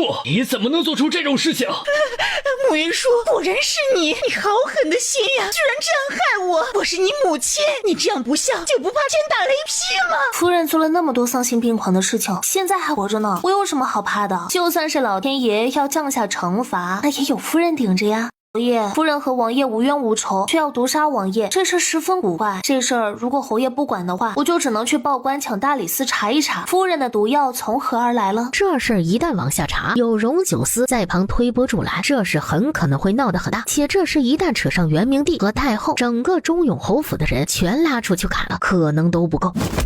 你这毒妇，竟背着我做出这种事情来！我知道你一直心中生己，容不下玉娘的孩子。这些年来小动作不断，我为了孩子们一直对你百般忍让，我却没有想到你嫉妒云舒嫁入王府，她和王爷恩爱，你就要挑拨他们夫妻相残。你之所以会这么做，是不是还因为如今云舒成了清远的靠山？清远的功课学得极好，今年要参加科考，你是怕他科考高中，我立他为世子啊！慕云舒听钟永侯自己为许氏把整件事情圆了回来，双手抱在胸前，十分淡定地看他表演。荣九思看着钟永侯动手，眼里满是不屑。只有无能的男人出了事之后才会把事情往女人身上推。钟永侯表演了大半天，就等着看慕云舒和荣九思的反应。这件事情就是许氏这个贱妇嫉妒心在作祟，至于那毒药是哪里来的，我一定会查清楚，给王爷一个交代。侯爷真是厉害了，许氏一句话都没有说，侯爷自己就把事情查清楚了。他求救似的看向慕云舒，想让他帮着在荣九思的面前说几句话，他却睁大了一双眼睛看着他，示意他继续往下说。他在心里狂骂慕云舒是个逆女。其实许氏的心思我之前是知晓一二的，只是想着家和万事兴，我敲打他过几回，他终究是我的正妻啊，家门不幸，娶此恶妻呀！我之前行事不够果断，才会酿成如此大祸呀！侯爷的眼睛确实挺瞎的。侯爷说这事与侯爷无关，本王姑且相信了。许氏心肠恶毒，保不齐还有其他的布置。云舒自有本王保护，清远日后若是有任何损伤，本王都会放在侯爷的头上。慕云舒听到这话有些意外，他方才故意咬着不放，就是想把慕清远的安全绑在这件事情上，所以对他们而言，最好的方式就是从钟有侯的身上得些好处。他没有想到的是，荣九思就会和他想到了一处去。王爷放心，我一定不会让许氏这毒妇再继续作妖。至于清远，他是我儿子，是钟永侯府的希望和未来，我一定会好好的护着他。慕云舒今天的目的已经达成，也就没有继续留下来的必要。姐弟两人穿过二门往外走的时候，慕真真跑过来拦着慕云舒道：“你怎么那么狠毒？你娘今天给我的毒药我还留了一点，你要不要尝一尝？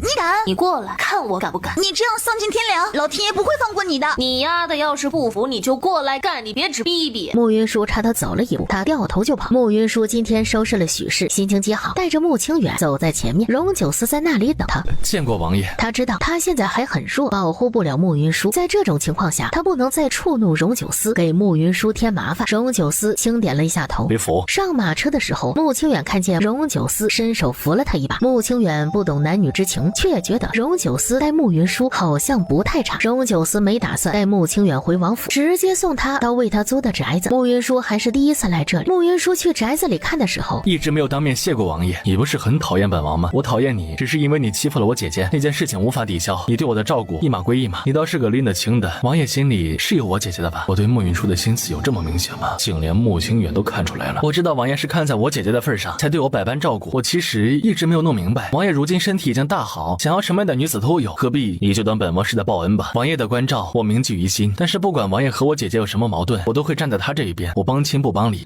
好一句帮亲不帮理，难怪你姐姐那样护着你。只要你姐姐往后不作妖，本王也不会为难你。我会努力成长，会成为我姐姐的靠山。总有一日，我会将她从王府里面接出来。好志气，本王等着那一天的到来。本王那里有几本关于国策以及各地风土人情的书，直接让剑士一拿过来给你。慕清远有些吃惊的看着荣九思，他的书念得不错，却都是靠自己的努力和聪慧在念。侯府从未为他请过名师，书院里的夫子因为学生众多，很难对他细细指点，所以他的策论是所有科目里最差的，而这一科又是科考时最重要的一科。你为什么要帮我？你就不怕我强大之后将姐姐带走吗？只有无能之人才会怕别人强大。好好念书，本王等你考个好成绩，然后给你姐姐撑腰。你得好好努力了，毕竟只有你能与本王势均力敌了，才能够为你姐姐撑腰。会有那一天的。好啊，本王等着。慕清远对荣九思的观念十分复杂，只要不是牵扯到慕云舒的事情，他都会站在荣九思的这一边。关于国策战士之类的，你看完之后若还有不懂的，可以来王府问本王。我能来王府？本王什么时候说过你不能来王府？他顿时就开心了起来。只要你不跟着你姐姐逃跑，不跟着她闯祸，王府你随时都可以来。慕云舒很快把慕清远的住处看完了，看得出来荣九思在慕清远的事情上心了，在回去的路上直接向荣九思道谢。清远住的地方很好，多谢王爷。你之前是不是以为本王会虐待慕清远？慕云舒尬笑了一声，他之前确实是这么想的。贵妃表达感谢就用嘴巴说说，没有实质性的表示吗？当然有实质性表示了，王爷请看。就这？王爷，你看它是一颗栗子，但是它不是普通的栗子。它哪里特殊了？这是我今天从岩石缝里抠出来的，它拥有着极为顽强的生命力。王爷今年把它种下，过段时间就会发芽，再等10年就能拥有一整棵树的栗子。所以它和那些被炒来吃的栗子完全不同，它是一颗身怀希望的栗子，是未来一整棵树的栗子他妈。两人靠得太近，慕云舒无法控制他的心跳。荣九思看到他一脸心虚的表情，我这不是送给王爷一颗栗子，我是在送王爷希望。这就是你送给本王的希望？慕云舒点头。既然如此，一会儿回府后，你陪本王把它种下。它要是不能生根发芽，本王就把你跟它种在一起。荣九思这是在威胁我，栗子要是不能生根发芽的话，就要把我给活埋了。我只是想要转移一下他的注意力，他怎么就较起真来了？种子能不能发芽这事儿一向不是100%，王爷倒也不用这么较真儿。本王行事一向都是这么较真，你又不是今日才知。不是很讨厌本王吗？今天许氏把毒药送到你手里，你有毒死本王的机会，为什么不做？我不是讨厌王爷，我只是想要活下来。我给王爷下毒，以王爷的警觉和能力，不可能发现不了。一个不好，我可能还得把小命搭进去。且毒死王爷对我来说一点好处都没有，王爷死了，我肯定也得死。这样一点好处都没有，却还会掉脑袋的蠢事，才不会做。你自己权衡后发现能毒死本王的话，你是不是就会动手？还是不会？为什么？等他回答的时候，他的心跳不由得快了些。他控制不住的想，他是不是不知不觉中对他有了几分喜欢？因为王爷活着比死了好。我把元明帝和太后都得罪狠了，王爷若是死了，他们一定会弄死我。如今我和王爷其实是一根绳上的两只蚂蚱，只有王爷好好的，我才会好好的。所以所有对王爷不利的事情我都不会去做，我还会帮着王爷去对付他们，和王爷共同进退。你倒是清醒得很。清醒使人长寿，人生如此美好，我还想多活几年呢。本王答应你，只要本王还有一口气在，就不会让人伤了你的性命。他没想到会在这个时候听到这句话，心跳不自觉地漏了一拍。他的怀抱很宽阔，也很温暖。他不发脾气的时候，真的让人很有安全感。他原本想伸手把他推开的，突然就不是那么想推开他了。他一个人在这个意识，就算他再聪明再坚强，也会有累的时候。他不知道他会不会成为他的依靠，但是在此刻，他想让自己放松一些。荣九思能感觉得到他的变化，他的身体没有之前那么紧绷，他心里生出欢喜。他盼着能抱他更久一些，只是再远的路也会有到的时候。马车停下，车夫请他们下了马车。慕云舒回过神来，提着裙子准备下车，荣九思却伸手抓住他的手腕。本王说话算话。我相信王爷。两人下了马车后，荣九思拉着他去选种栗子的地方。荣九思最后在王府的南面选了一块平整的土地，他挖好坑，让慕云舒把那颗栗子种了下去。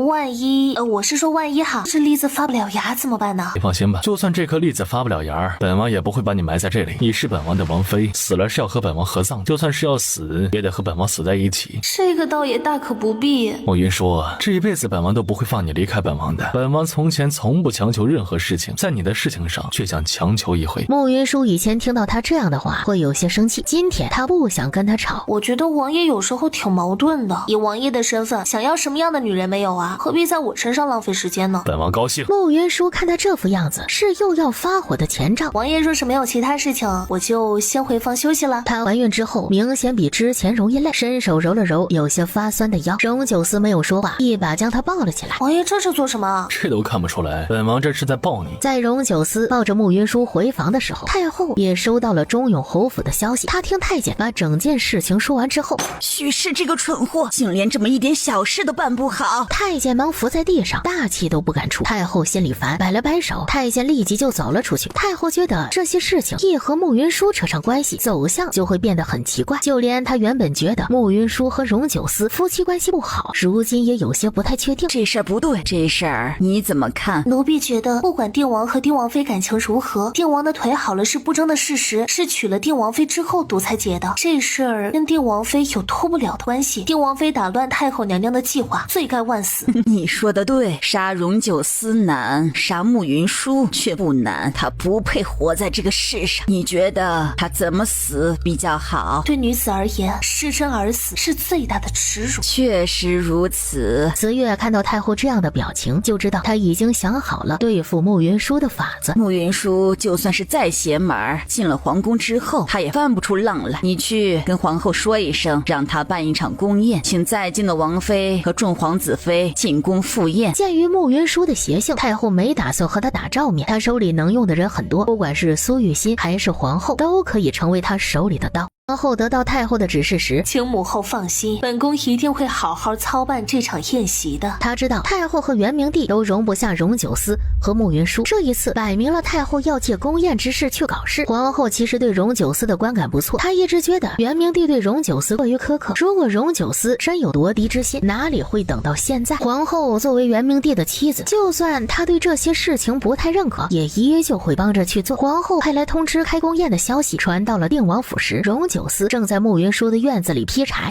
这柴也不是慕云舒让荣九思劈的。他一早过来的时候，看见慕云舒正拿着斧头在劈柴，他看不过眼，就拿着斧头亲自动手去劈。慕云舒看到他劈柴的样子，既想笑又觉得有些温馨。荣九思听到剑十一过来，说宫里来人了。宫里来人了，王爷别让他们等太久。荣九思看着他不说话。王爷是让我跟你一起去见宫里的人吗？荣九思依旧看着他不说话。王爷是哪里不舒服吗？本王劈的柴，不管你以后做什么吃的，都不能分给剑妻和其他侍卫。我觉得他的占有欲真强。本王这汗是为你劈柴流的，你不帮本王擦一擦吗？他迟迟没有动作。本王帮你劈了那么多柴，你给本王擦汗难道不是应该的吗？他曾经见过京中的贵女为自己的心上人擦汗，他之前觉得这种行为矫情得很，不知道为什么今日他却想要尝一尝其中的滋味。王爷难道不觉得这样做很傻吗？荣九思怕他再说出什么不该说的话，到时候他又控制不住他的脾气，他索性再拽着他的手来为他擦汗。王爷放手吧，我帮你擦便是。慕云舒虽然觉得他的行为十分幼稚，但是他帮他劈了那么多的柴，他帮他擦一下汗，不是什么过分的举动。他的个子高他不少，他想要踮脚尖的时候，他却配合的微微弯了腰。他轻笑了一声。笑什么？我突然觉得王爷不发脾气的时候还是很可爱的。可爱？王爷听错了，是英俊。荣九思的长相是慕云舒见过的男子中最好的，此时凑近了看，他的皮肤也是好到极点，几乎看不见毛孔。他轻哼了一声，默认了他的这个说法。他看着眼前的娇弱女子，一颗心却控制不住的蠢蠢欲动。他很想捧着她的脸狠狠地亲上几口，却知道他并不喜欢她，就连此时的亲近也是他求来的。他若是有过分的举动，他可能会甩他一巴掌，再把他骂个狗血淋头来。到时候他们好不容易亲近了几分的关系，又得打回原形。他此时只能忍着，他能控制得住自己不去亲他，喉结却不受控制地滚了滚。慕云舒和他挨得近，感觉得到他周身气场的变化。他忙收回目光，却在收回的那一刻看到了他滚动的喉结。这个男人荷尔蒙爆棚，存心勾人的时候真的是要命。荣九思今天也算得偿所愿，此时心情极好，拉着他的手往外走。他不是第一次拉他的手，可能是今天两人之间的气氛有些暧昧，他有些控制不住他的心跳。他偷偷地看了他一眼，他面无表情，整个人看不出一丝情绪。他收回目光，觉得自己实在是没出息，就是为他擦个汗嘛，至于这样吗？再说了，我们之前还亲过呢。只是他又想起荣九思一向没什么表情，此时的淡定很可能是装的，他便又偷偷看了他一眼。偷偷摸摸的看本王有什么意思？本王允你光明正大的看。却发现他拉着他的手微微沁出了汗。两人到前院的时候，传旨的太监已经在那里等了好一会儿了。见过王爷，见过王妃。荣九思微微点了一下头。如今宫里的荷花开得极好，皇后娘娘在御花园里办了个赏荷宴，皇后娘娘想请王爷和王妃一起进宫赴宴。慕云舒一听到进宫，直觉没好事。皇嫂都请了些什么人赴宴？除了在京的各亲王和王妃、皇子和皇子妃外，还有朝中3品官员和其家眷。你回去告诉皇嫂，本王会带王妃准时赴宴。他走之后，皇后这个时候办宴席，是不是要作妖啊？不知道，以前入夏后，宫里也会办一场宵下的赏荷宴，这规制和往年的并没有差别。我每次进宫都不是很太平，我现在对进宫这事儿生理性排斥。你若是不想进宫，不去便是。如果这宫宴是冲着我来的，那么我躲得了这次，也躲不了下次。如果这宫宴不是冲着我来的，那这种赏景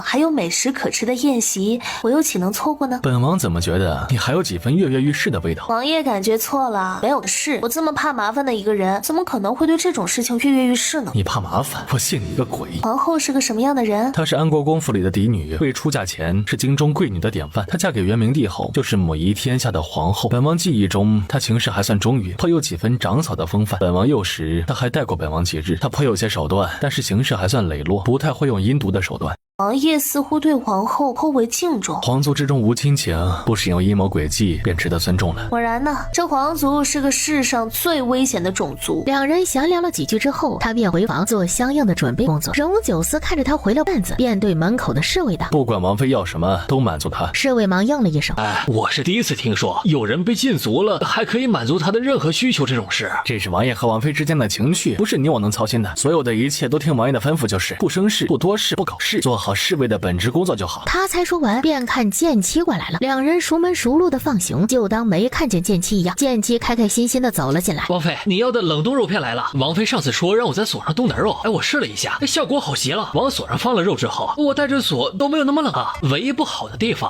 就是肉上会有血水流出来，有点腥。我们今天中午吃火锅，我上次让你找的调料找到了吗？找到了，在这儿呢。剑妻做事越来越稳妥了，有这些香料和肉，我们中午吃涮锅。好，他知道慕云舒有一堆奇奇怪怪的吃法，就都出奇的好吃。不要问他为什么知道，因为他们已经背着荣九思吃过好几次了。上次烤肉的味道太大，他们怕把人招来，后来再弄吃的时候还会弄个小罩子盖着，不让味道散发出去。剑妻鸡贼得很，每次荣九思进书房忙公务的时候，就带着慕云舒拍好的食材单子来找他。他们两人，一人怀孕了贪吃，另一人就是个吃货，在吃这件事情上，他们配合的天衣无缝。王妃，要不要加个罩子，省着味道散出去？不用了，今天的风向不会往王爷书房那边刮的。能不能下锅了？再等一会儿，现在味儿还没煮出来，不太好吃。我觉得我是个有福之人，能吃到王爷吃不到的东西。王妃，以后我就是你的人了，你让我做什么我就做什么，只要能给一口吃的就行。以后有机会我去开家酒楼，你呢负责切肉。好啊好啊，我们去开酒楼了，王爷怎么办啊？不知道啊，他的柴劈得不错，要不就让他去劈柴。让王爷去劈柴，他行不行啊？应该可以吧，毕竟你们现在烧的柴全是本王劈的。我们烧的是王爷劈的柴，这怎么可能？他终于回过味儿来了。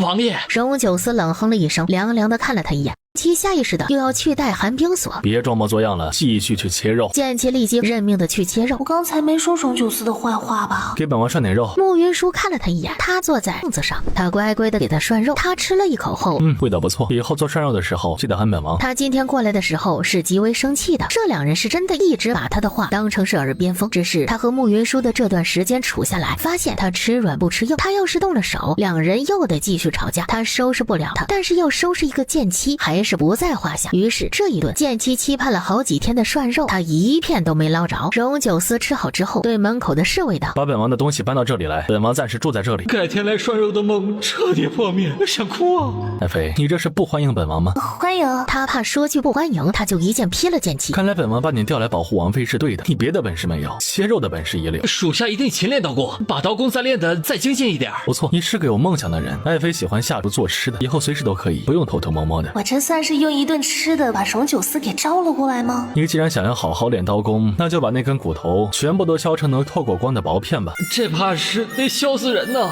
我只是想吃一口肉而已，怎么就这么难啊？慕云舒在心里疯狂叹气，当荣九思不要脸的时候，真的是谁都拿他没有办法。他也没心情弄吃的了，荣九思还有些事情要处理。他走的时候对着院子里练刀工的剑妻道：好好练。剑妻忙点头。本王忙完之后来检查你今天的成果，你要是削不完这根骨头，就不要吃饭了。我不给吃的，比罚我的寒冰锁还可怕呀！荣九思一走，王妃，王爷这是要把我往死里整啊！你才是我现在的主子，你得为我出头啊！你看我现在这样子，像是有能力为你出头的样子吗？王妃，你得硬气一点。我也想硬气一点啊，但是实力不允许。毕竟我现在住王爷的，吃王爷的，我还打不过他。主仆两人对视了一眼，一起长长的叹了一口气。剑妻直削到了天擦黑，才刚刚把那块骨头削完。虽然他有饭吃了，但是手酸的抬都抬不起来。剑师一看他的惨样，劝他：你以后少惹王爷生气吧。这一次真的不是我去惹的王爷，我只是按照王妃的吩咐去做事，然后想再混一口吃的罢了。剑师一听完了这话，一点都不同情剑妻这个二货。毕竟现在全王府都知道荣九思对慕云舒非比寻常，他们刚达成了一种微妙的平衡。剑妻往里一凑合，倒霉的只会是剑妻。荣九思忙完的时候，天色已晚。他到慕云舒的院子里时，他已经睡了。他轻手轻脚的在他的身边躺下，他睡得很沉，完全没有发现他的到来。荣九思单手撑着脑袋看了他一会儿，目光落在他的红唇上，他犹豫了一会儿，最后重新的亲了上去。这味道他从早上惦记到现在，如今得偿所愿，却发现比他预期的还要好。只是在他想加深这一吻时，慕云舒动了一下，他立即就躺了回去。慕云舒的人睡习惯了，直接一条腿压在了荣九思的身上，这一压恰好压在了重要的地方。下一刻他的手又勾上了他的脖子。荣九思深吸一口气，今夜怕是别想睡了。来了，只是让他将他推开，他又舍不得。慕云舒一早醒来，看到他的时候吓了一大跳。你昨夜摸本王了，不仅如此，你还亲本王了。你好大的胆子，竟敢如此轻薄本王！你自己说，本王该如何罚你？他想为自己辩解几句，只是他还没来得及说话，荣九思已经附上了他的唇。慕云舒无语，荣九思浅尝辄止。这便是昨晚你轻薄本王的惩罚。王爷，这是我的房间，你上了我的床，然后呢？你人到了我床上，自然应该由我为所欲为。你有什么资格惩罚我？昨天我让着你，不代表我以后天天都要让着你。他说完，在他的唇上重重亲了一口后，上了我的床还凶我，瞧吧你出息！他看向他，看什么看呢？再看我就……荣九思再次亲上他的时候，这一次不再是方才的浅尝辄止，直将他亲得喘不过气来，才放开他。一大早的这么刺激，真的好吗？本王现在就在你的床上，你还想要怎么罚本王？我可以无视你。他说完便下了床。荣九思轻笑了一声，目光扫在了他已经隆起来的肚子上，笑意淡了些。她如今已经怀孕5月有余，已经显怀了。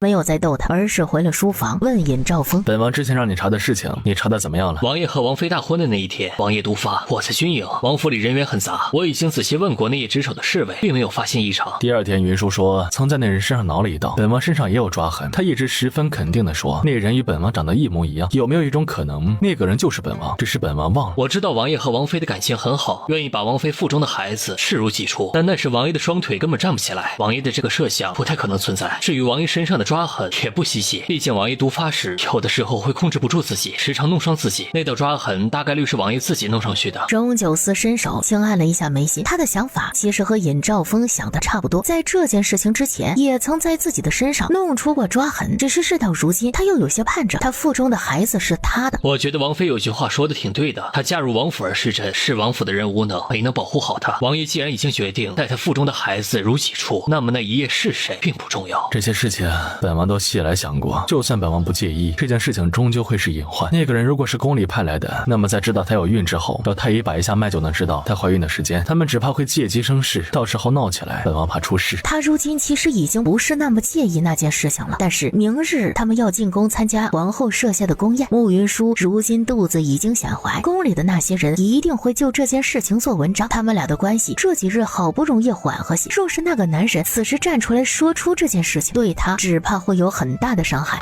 王爷如今也会关心人了，着实难得。之前王爷把王妃带回来的时候气成那副样子，我还以为王爷这辈子都不懂得心疼人呢。荣九思瞪了他一眼，其实这件事情不管别人如何出招，看的都是王爷的态度。王爷若是认定王妃腹中的孩子是王爷的，那便是王爷的。你说的对。尹兆峰笑了笑，继续和他商议其他的事情，他却显得有些心不在焉。等把事情商议完之后，荣九思去了慕云舒的院子，他正在指挥要剑妻帮他捏药丸。荣九思一直都知道剑妻不是那么的服管教，但是剑妻却对慕云舒言听计从。此时两人有说有笑，他能清晰地感觉到慕云舒在剑妻的面前比在他的面前要放松得多，他有些嫉妒剑妻了。他看剑妻又不顺眼了，剑妻感觉到他的杀气，忙打了一声招呼，然后极为有眼力劲儿的跑了。慕云舒看了荣九思一眼，想起他近来近乎无赖的举动，索性当作没看见他。荣九思走到他身边问：明日进宫你已经做好准备了吗？做好准备了。他们不搞事还好，他们若是要搞事，我就给他们搞出更大的事情来。你心里有数便好。皇宫里那些女人能从宫斗中胜出来，没有一个是闪耀的灯，你明天一定要小心了。慕云舒点头答应。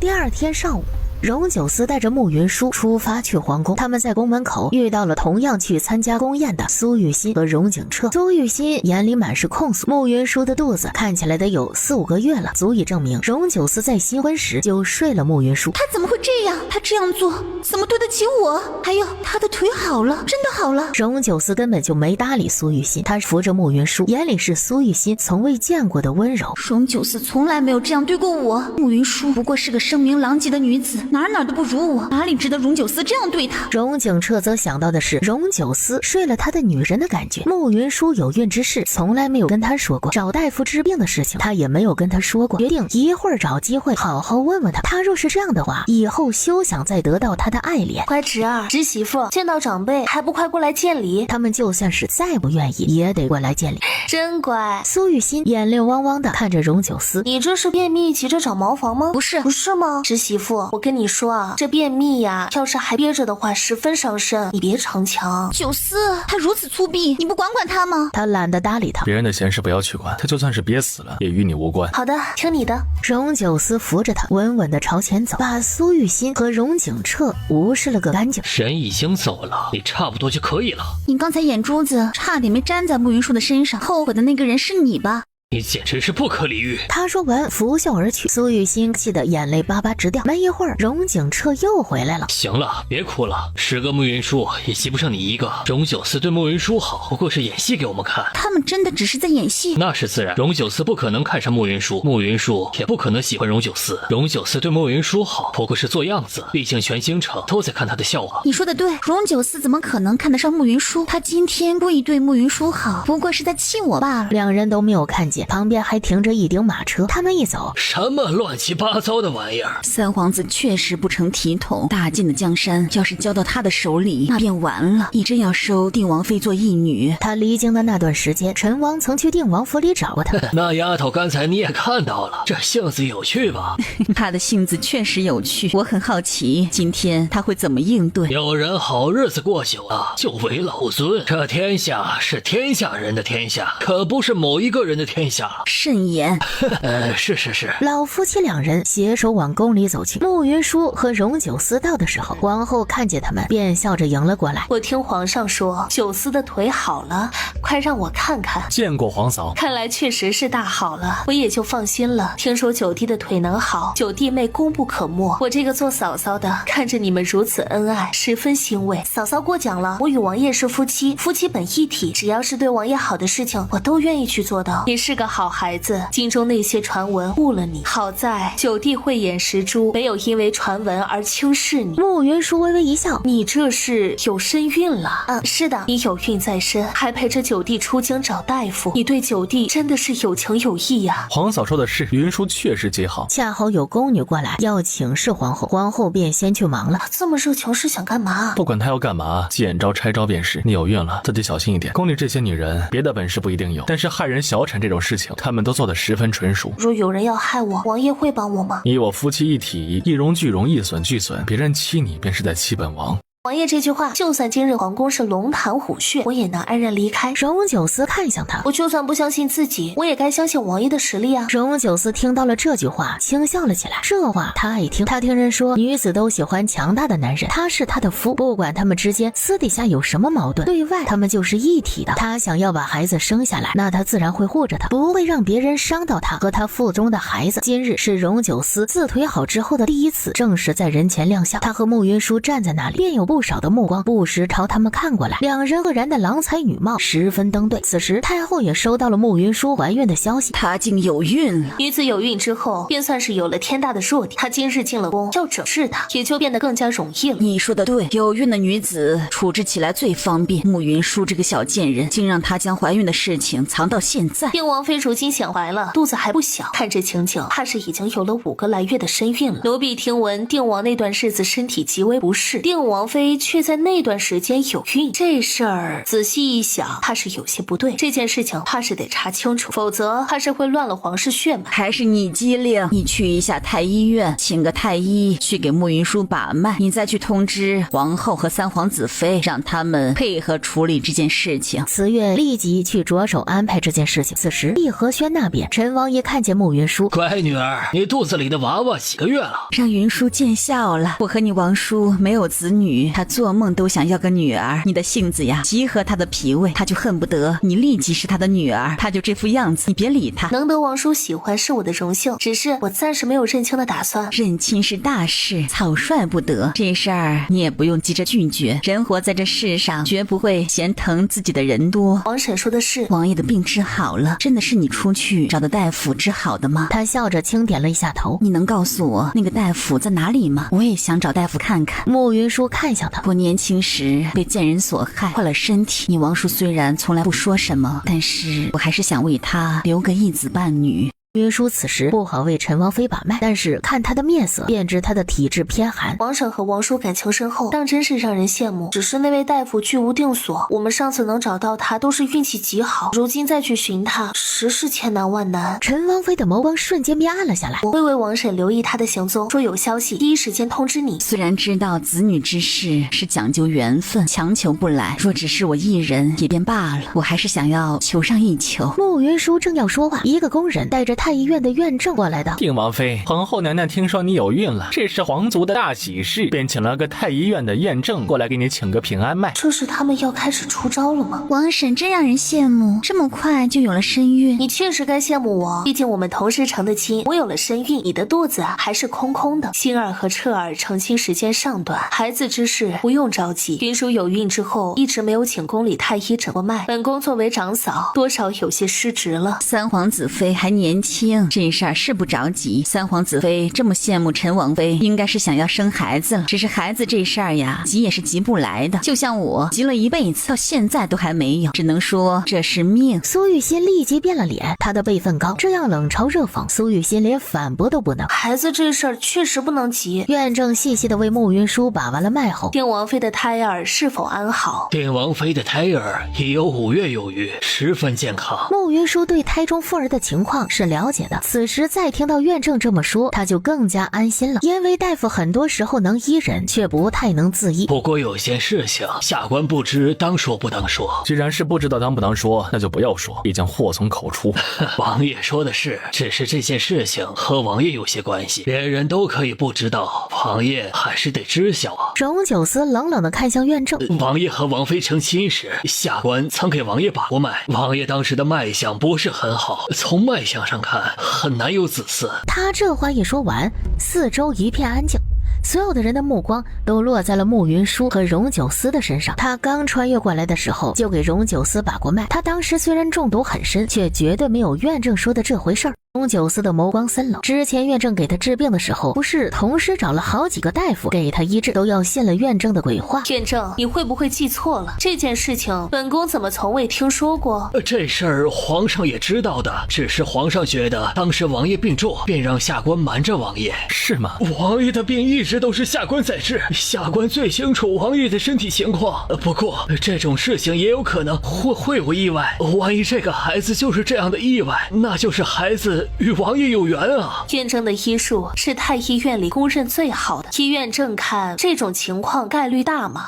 微乎其微。九弟妹可有话要说？慕云舒还没有说话。院正之前一直负责为定王医治，他对定王的身体再清楚不过。当时定王病重，双腿不良于行，而王婶却在那个时候有了身孕，这件事情确实有些古怪。我也觉得奇怪，定王大婚时我去观礼了，当时定王因为身体不适都没能出来拜堂，大婚时都没法拜堂，却能洞房，这事儿有些说不过去啊。说句不中听的话，定王妃之所以能嫁给定王，不过是用了不入流的手段罢了。我一直觉得定王妃配不上定王。王叔，你也别太生气，王婶在大婚前便是京中最不着调的女子，她与你成亲后性子稳妥了不少，已是十分难得。我相信她会在大婚夜做出那种事情来，一定会有苦衷，你不要太为难她。三皇子妃善良，只是皇族血脉何等尊贵，岂能混淆？我这王婶用尽手段嫁给定王，为了尽快在王府站稳脚跟，会用一些不入流的法子。眼下帝王对你极好，你若还在这件事情上瞒着他，便有些过了。你不如听我一句劝，自己主动说出奸夫是谁，也许王叔还能看在近日的情分上饶你一命。我之前听说才女大多胸怀若谷，绝不说人是非，可是我却只在你身上看到了尖酸刻薄。你这才女之名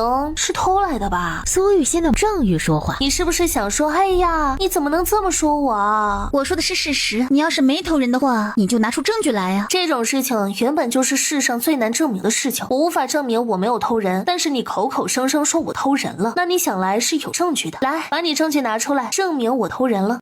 慕云舒看到他的表情，面色冷淡。你要是拿不出证据来，你就是污蔑，是恶心的臭狗屎。这种事情你自己做了就做了，旁人又怎么会有证据？再说了，帝王那段日子身体不适，不可能让你有孕，你如今有孕在身，就是最大的证据。慕云舒最初听他们说起这件事的时候，他还想着那狗男人若真的是他们安排的，这一次至少让他知道他是谁，回头就弄死他。我怀孕了就是最大证据，这话当真是可笑。方才院正还说了，纵然王爷当时身体不适，我也有机会有孕，这表示王爷虽然当时看着体弱，却是真男人。你我同是大婚，你至今肚子没有动静，三皇子看着身强体壮，是不是某方面却不那么如人意呢？你嫉妒我极度的发狂，就恶意造谣重伤我。他还真是什么话都说得出口，你胡说八道。你这么生气，看来我确实是猜错了。那么你如今还没有怀孕，不是三皇子不行，是你不行。民间对于你这种不太行的女人有句形容，不下蛋的鸡。你粗俗。我粗俗？你可真是双标。你污蔑我就是光明伪证，我反驳你就是粗俗。你说的还有鼻子有眼，难不成你新婚夜跑去听我和王爷的墙角了？没有的事。你没有证据，也没有去听墙角，那就表示你刚才的那些指证全是你的瞎猜想。你这么会猜，你怎么不给你自己猜个孩子出来？你嫉妒我极度的发疯，也不能嫉妒出个孩子来，还会害了自己的名声。我就纳闷儿，这种损人不利己的事情，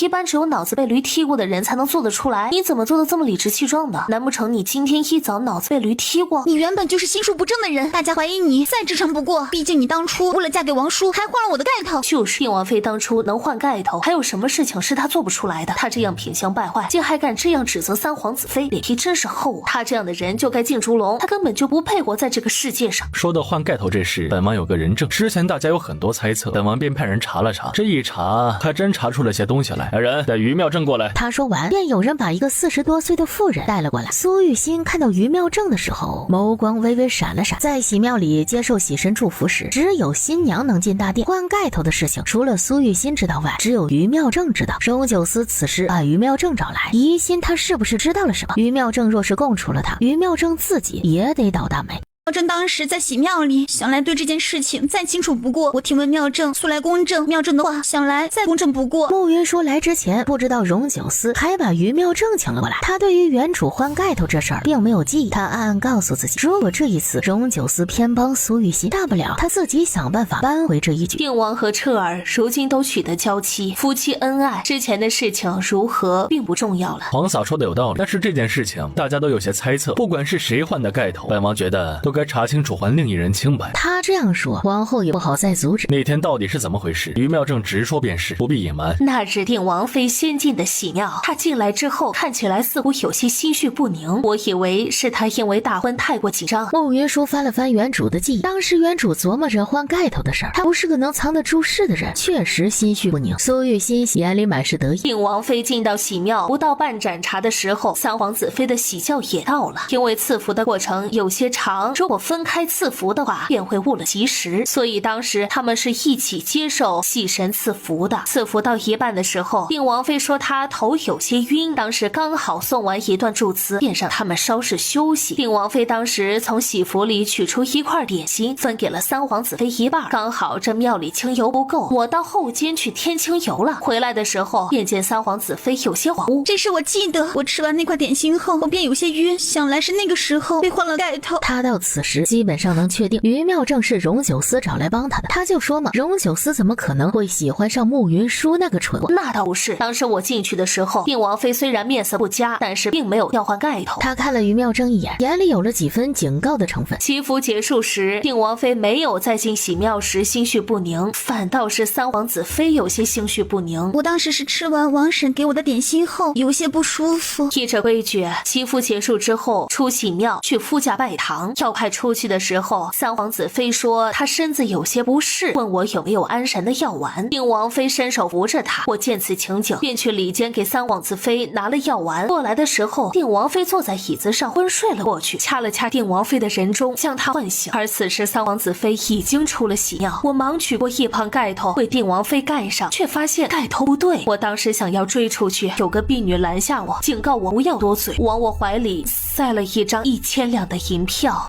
这个转折是所有人都没有想到的。皇后在心里叹了口气，荣九思这是要替慕云舒证明了。你胡说八道，你在污蔑我！没想到于妙正竟真的把所有的一切都说了出来，这让我怎么办？我经营了这么多年的好名声，绝不能就这样毁了。我敢对着喜神发誓，我所说的若有一句假话，让喜神降下重罚，让我家破人亡，不得好死。慕云舒也有些意外，他没有想到荣九思竟真的是来帮他的。他看向他，只是那双眼睛眼里有几分邀功的味道。和他相处的久了，发现他这人冷起来是真冷，傲娇起来是真傲娇，幼稚起来也是真幼稚。弄半天原来是贼喊捉贼呀！定王妃仁厚，替人背了这么久的锅，若不是定王疼爱自己的妻子，找出证人，只怕全天下还要误会定王妃。也是，在那时看来，三皇子身康体健，比起病重的定王来，确实更好一些。有人目光短浅，为了眼前之利，不惜铤而走险，换走别人的姻缘也就罢了，还得往别人的身上泼一盆脏水。如此行径，当真是恶心至极，都做出这种事情来了，居然还能闲着一张脸说自己是无辜的，也不知道哪来那么大的脸。陈王妃的这番话如同一记巴掌，狠狠地扇在了苏玉心的脸上。皇后娘娘救命啊！皇后看向他，我当时发现三皇子妃换下盖头时，想要揭发他，他却派人告诉我，我的长子在刑部任职，若不听他的，就断了我长子的前程。我这几个月来一直受到良心谴责，内心难安。昨夜喜神入梦，让我说出实情，进宫前找定王坦白事情的真相。如今当众说出这事儿，便将三皇子妃彻底得罪，还请皇后娘娘护我以及家人平安呐！你血口喷人，我什么时候威胁你了？你都这副样子了，这还不是威胁吗？再说了，于妙正都敢对着喜神发誓，你敢对着神明发誓？你没做过这些事吗？他还没有说话。你不敢，因为你心里有鬼，你做了见不得人的事情，你可真是恶心呐！你嘴里口口声声说你对王爷一往情深，是我抢走你的姻缘，一直对我恶语相向，我被你害得失了那天记忆，觉得你不会是那样的人，我却没有想到盖头竟然是你换的。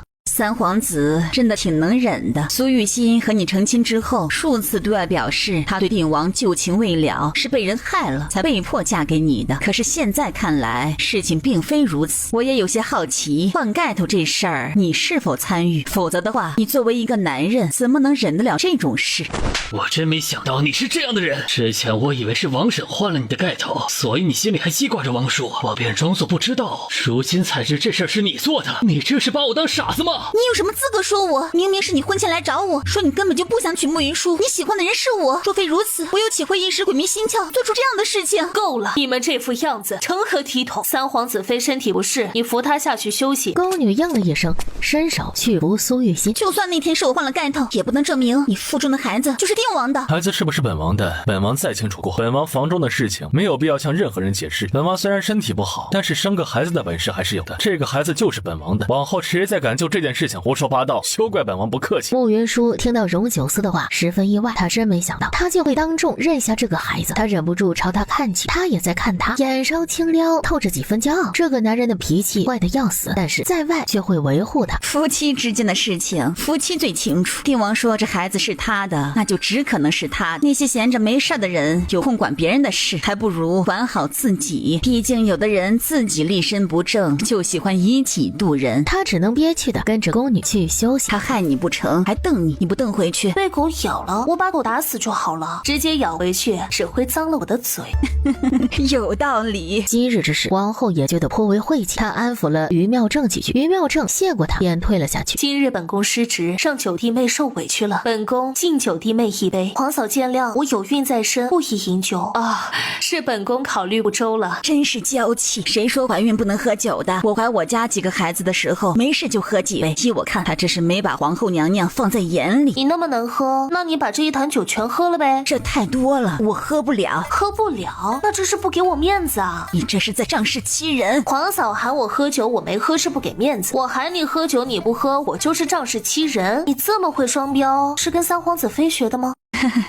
我刚才在跟定王妃开玩笑了。开玩笑？你这玩笑一点都不好笑。每个人酒量不一样，体质也不一样，你能喝不代表别人就能喝。你把你的标准强加在别人身上，那就是强人所难。那位夫人只得再次赔了不是，这事儿便接了过去。慕云舒今天在宫宴上爆发了超强的战斗力，算是一战成名，再没有人敢再来找他的麻烦。你今天锋芒毕露，就不怕以后被人排挤？我在京中名声原本就不好，原本就被人排挤。喜欢我的人不会因为我今天对了人就会讨厌我，不喜欢我的人呢，我就算是跪着去求他们，他们也不会喜欢我。既然如此，我为什么不能按自己想法的方式去活？为什么要迎合讨好他们呢？你这性子我太喜欢了。往后谁若是欺负你，你喊我一声，我来帮你。好啊，你做我女儿呗，以后我就能名正言顺的罩着你了。好啊，娘亲。陈王妃听到他这个称呼，却红了眼眶。怎么了？是哪里不舒服吗？不是，是我没想到我这辈子还能听到有人喊我娘亲。我以后会孝顺你的。今日来的匆忙，我没准备什么。这个镯子是我娘给我的，让我传给我的女儿。这个镯子你如今戴着最是合适，我这一生可能都不会有自己的孩子，你我有缘，这镯子你收着便是。世事无绝对，娘亲得空了可以来定王府找我，我们一起想想办法。你这媳妇儿，我瞧着就是我家走失多年的女儿啊！你什么时候有过女儿了？梦里呀，哎呀，她就是我梦里走丢的女儿，一转眼都这么大了，真好啊！荣九思送了他一记白眼，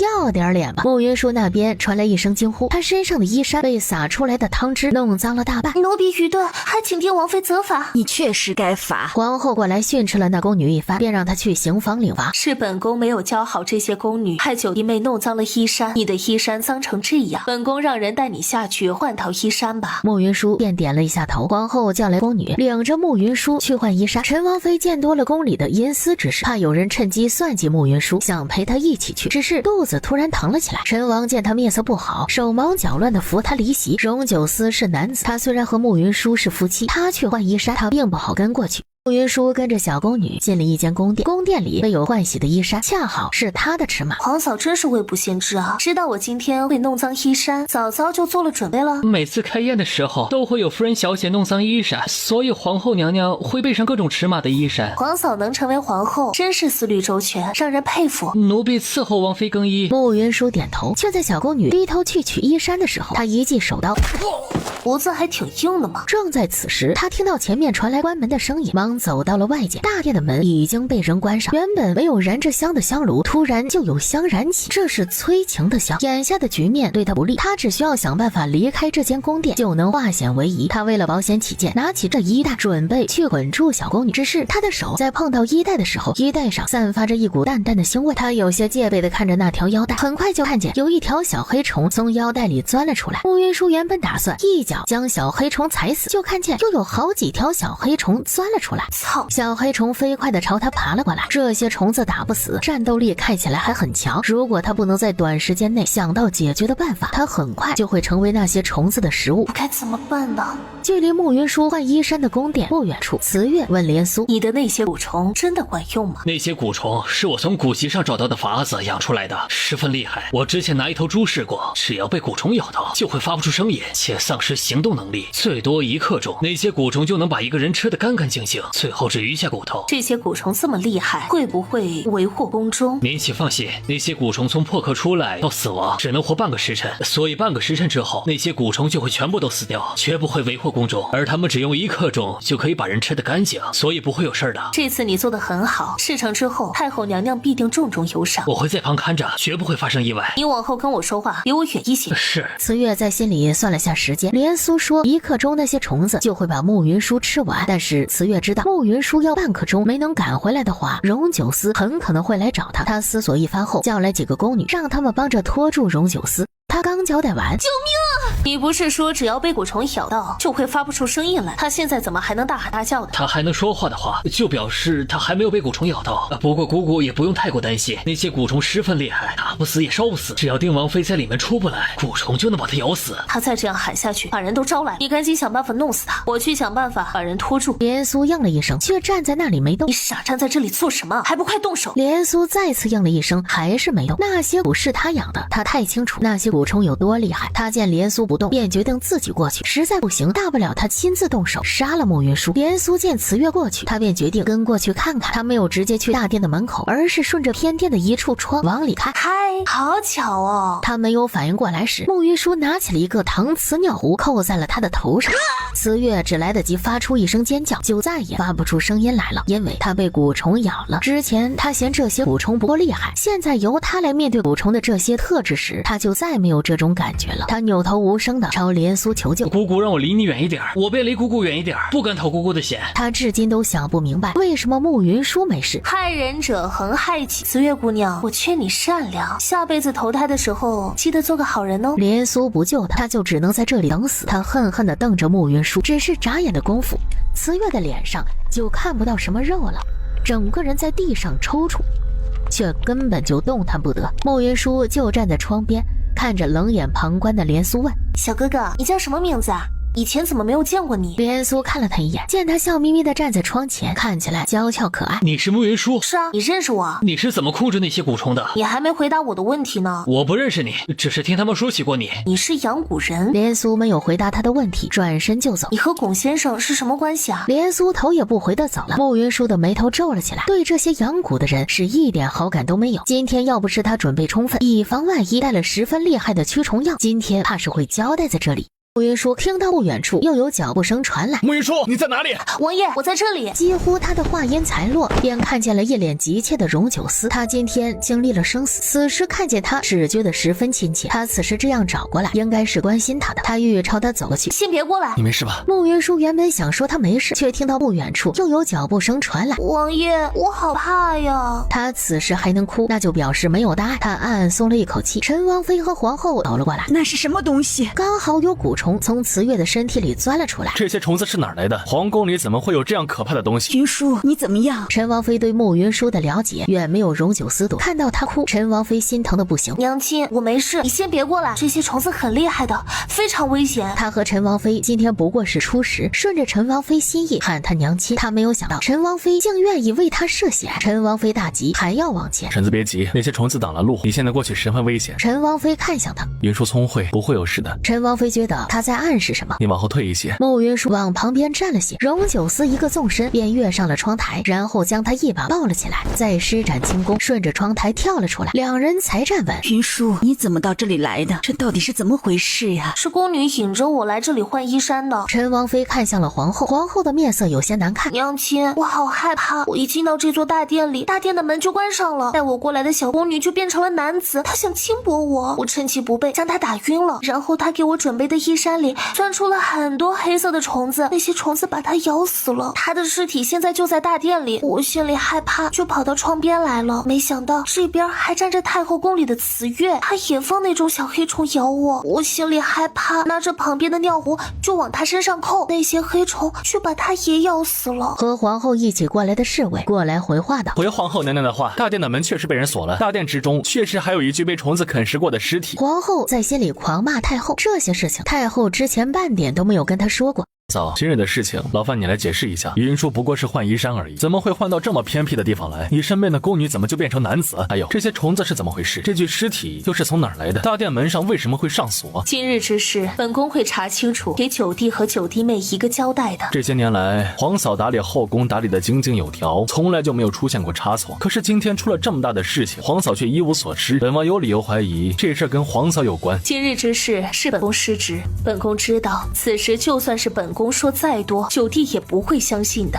眼下本宫只能告诉九弟，本宫对这件事情毫不知情，本宫一定会将这件事情彻查清楚，绝对不会让九弟妹受这样的委屈的。3天，本王给皇嫂3天时间查清楚这件事情，否则本王便将这件事情昭告于天下，让天下人过来看看堂堂亲王妃在皇宫是如何受辱的。这种事情别人可没胆子做，但是皇后知道荣九思是真的干。九弟放心，这事本宫3天内一定会查个水落石实出，给你一个交代。荣九思没搭理他。你怎么样？可有哪里不舒服啊？王爷，皇宫好可怕呀，我想要回家。就算荣九思明知道只是在演戏，看到他这副样子也十分心疼。好，本王现在就带你回家。他觉得他演的有些过了，他猫在他的怀里，趁没有人能看见他的脸的表情，他瞪了他一眼，示意他把他放下来。你放心，有本王在，不会再让任何人欺负你。你别闭眼睛，云舒，你别吓本王。袁叔是孕妇，哪里能受这样的惊吓？说他今天腹中的孩子有个3长2短，我就碰死在宫门前。来人，快去抢太医！我今日才认云舒做义女，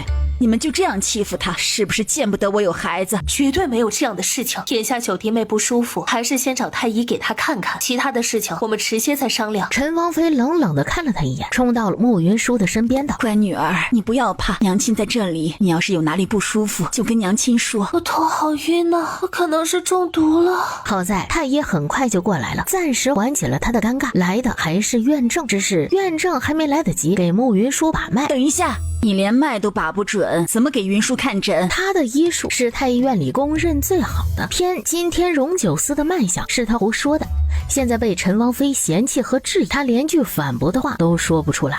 皇婶觉得太医院哪位太医医术好呢？我不知道，但是我觉得不管哪位太医的医术都比院正强。院正无语，皇后没有法子，只得让人再去太医院请个太医过来。新请来的太医在路上就听人说了今天的事情，他也有些头疼。他知道这两边的人马他一个都不能得罪。慕云舒今天要装病人，自然在自己的脉象上做了一点手脚。太医替他把完了脉后，定王妃今日受了惊吓，腹中的胎儿不算好，得仔细将养。皇后原本觉得慕云舒是装的，现在他听到太医的话，他倒有些拿不准了。你没有把错脉吧？下官确定没有把错脉，定王妃现在的脉象确实不太好。云舒，你别怕，娘亲一定会想办法保住你的孩子的。慕云舒怕他担心，在他凑过来对陈王妃眨了一下眼。陈王妃不语。娘亲，我不怕，只要有你在我身边，我就什么都不怕。陈王妃总算回过神来了，她知道慕云舒没事之后，吵起架来也就更加利落。皇后想来也是听到了这一次的事情，对我家舒儿造成了巨大的伤害。皇后娘娘也是做母亲的，知道怀上一个孩子有多么的不容易，还请皇后娘娘将心比心，她腹中的孩子没事还好，若是有事……九弟妹这种情况，不如暂且宿在宫里，本宫将整个太医院的大夫都请过来，为她好好医治，保住她腹中胎儿。娘亲，王爷，我不要再待在皇宫里，我现在回去顶多是保不住孩子，我若是再留在皇宫里，只怕连命都保不住了。今日舒儿不过是在皇宫里换一件衣衫，就换成了这样，这种情况就算给他再大的胆子，他也不敢再留在皇宫。皇后没有其他的法子，让人抬来轿辇将他送出皇宫。陈王方才被慈月派来的人知道其他地方去了，等他赶回来的时候，他看见慕云舒坐上了轿辇，觉得他今天吃亏了。造孽呀！定王妃来一趟皇宫，竖着进来，横着出去，皇宫真的成了龙潭虎穴，从事之人不能进了吗？若是如此，不如皇上下旨将皇族宗室全部杀了，众皇子也就留着一个继承皇位的吧，其他的也全杀了。本王就不劳皇上亲自下旨，我自己找根绳子吊死在宫门前好了。慕云舒之前只是听人说陈王没事就会寻死上吊什么的，今天他亲眼看见这情景。哎呀，王爷，等我把舒儿平安送回家之后，我就来陪你。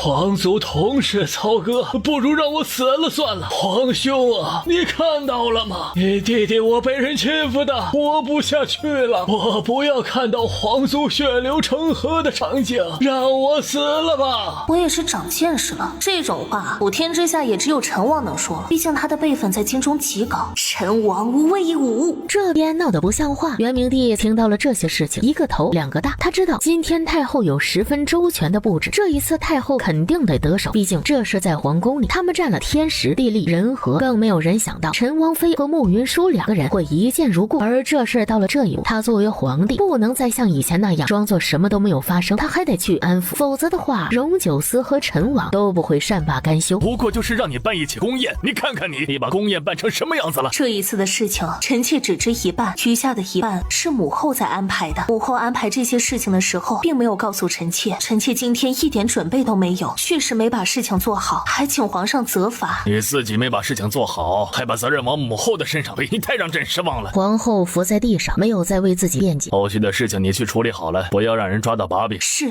此时慕云舒已经回到了王府，进到王府后，慕云舒就生龙活虎地站了起来。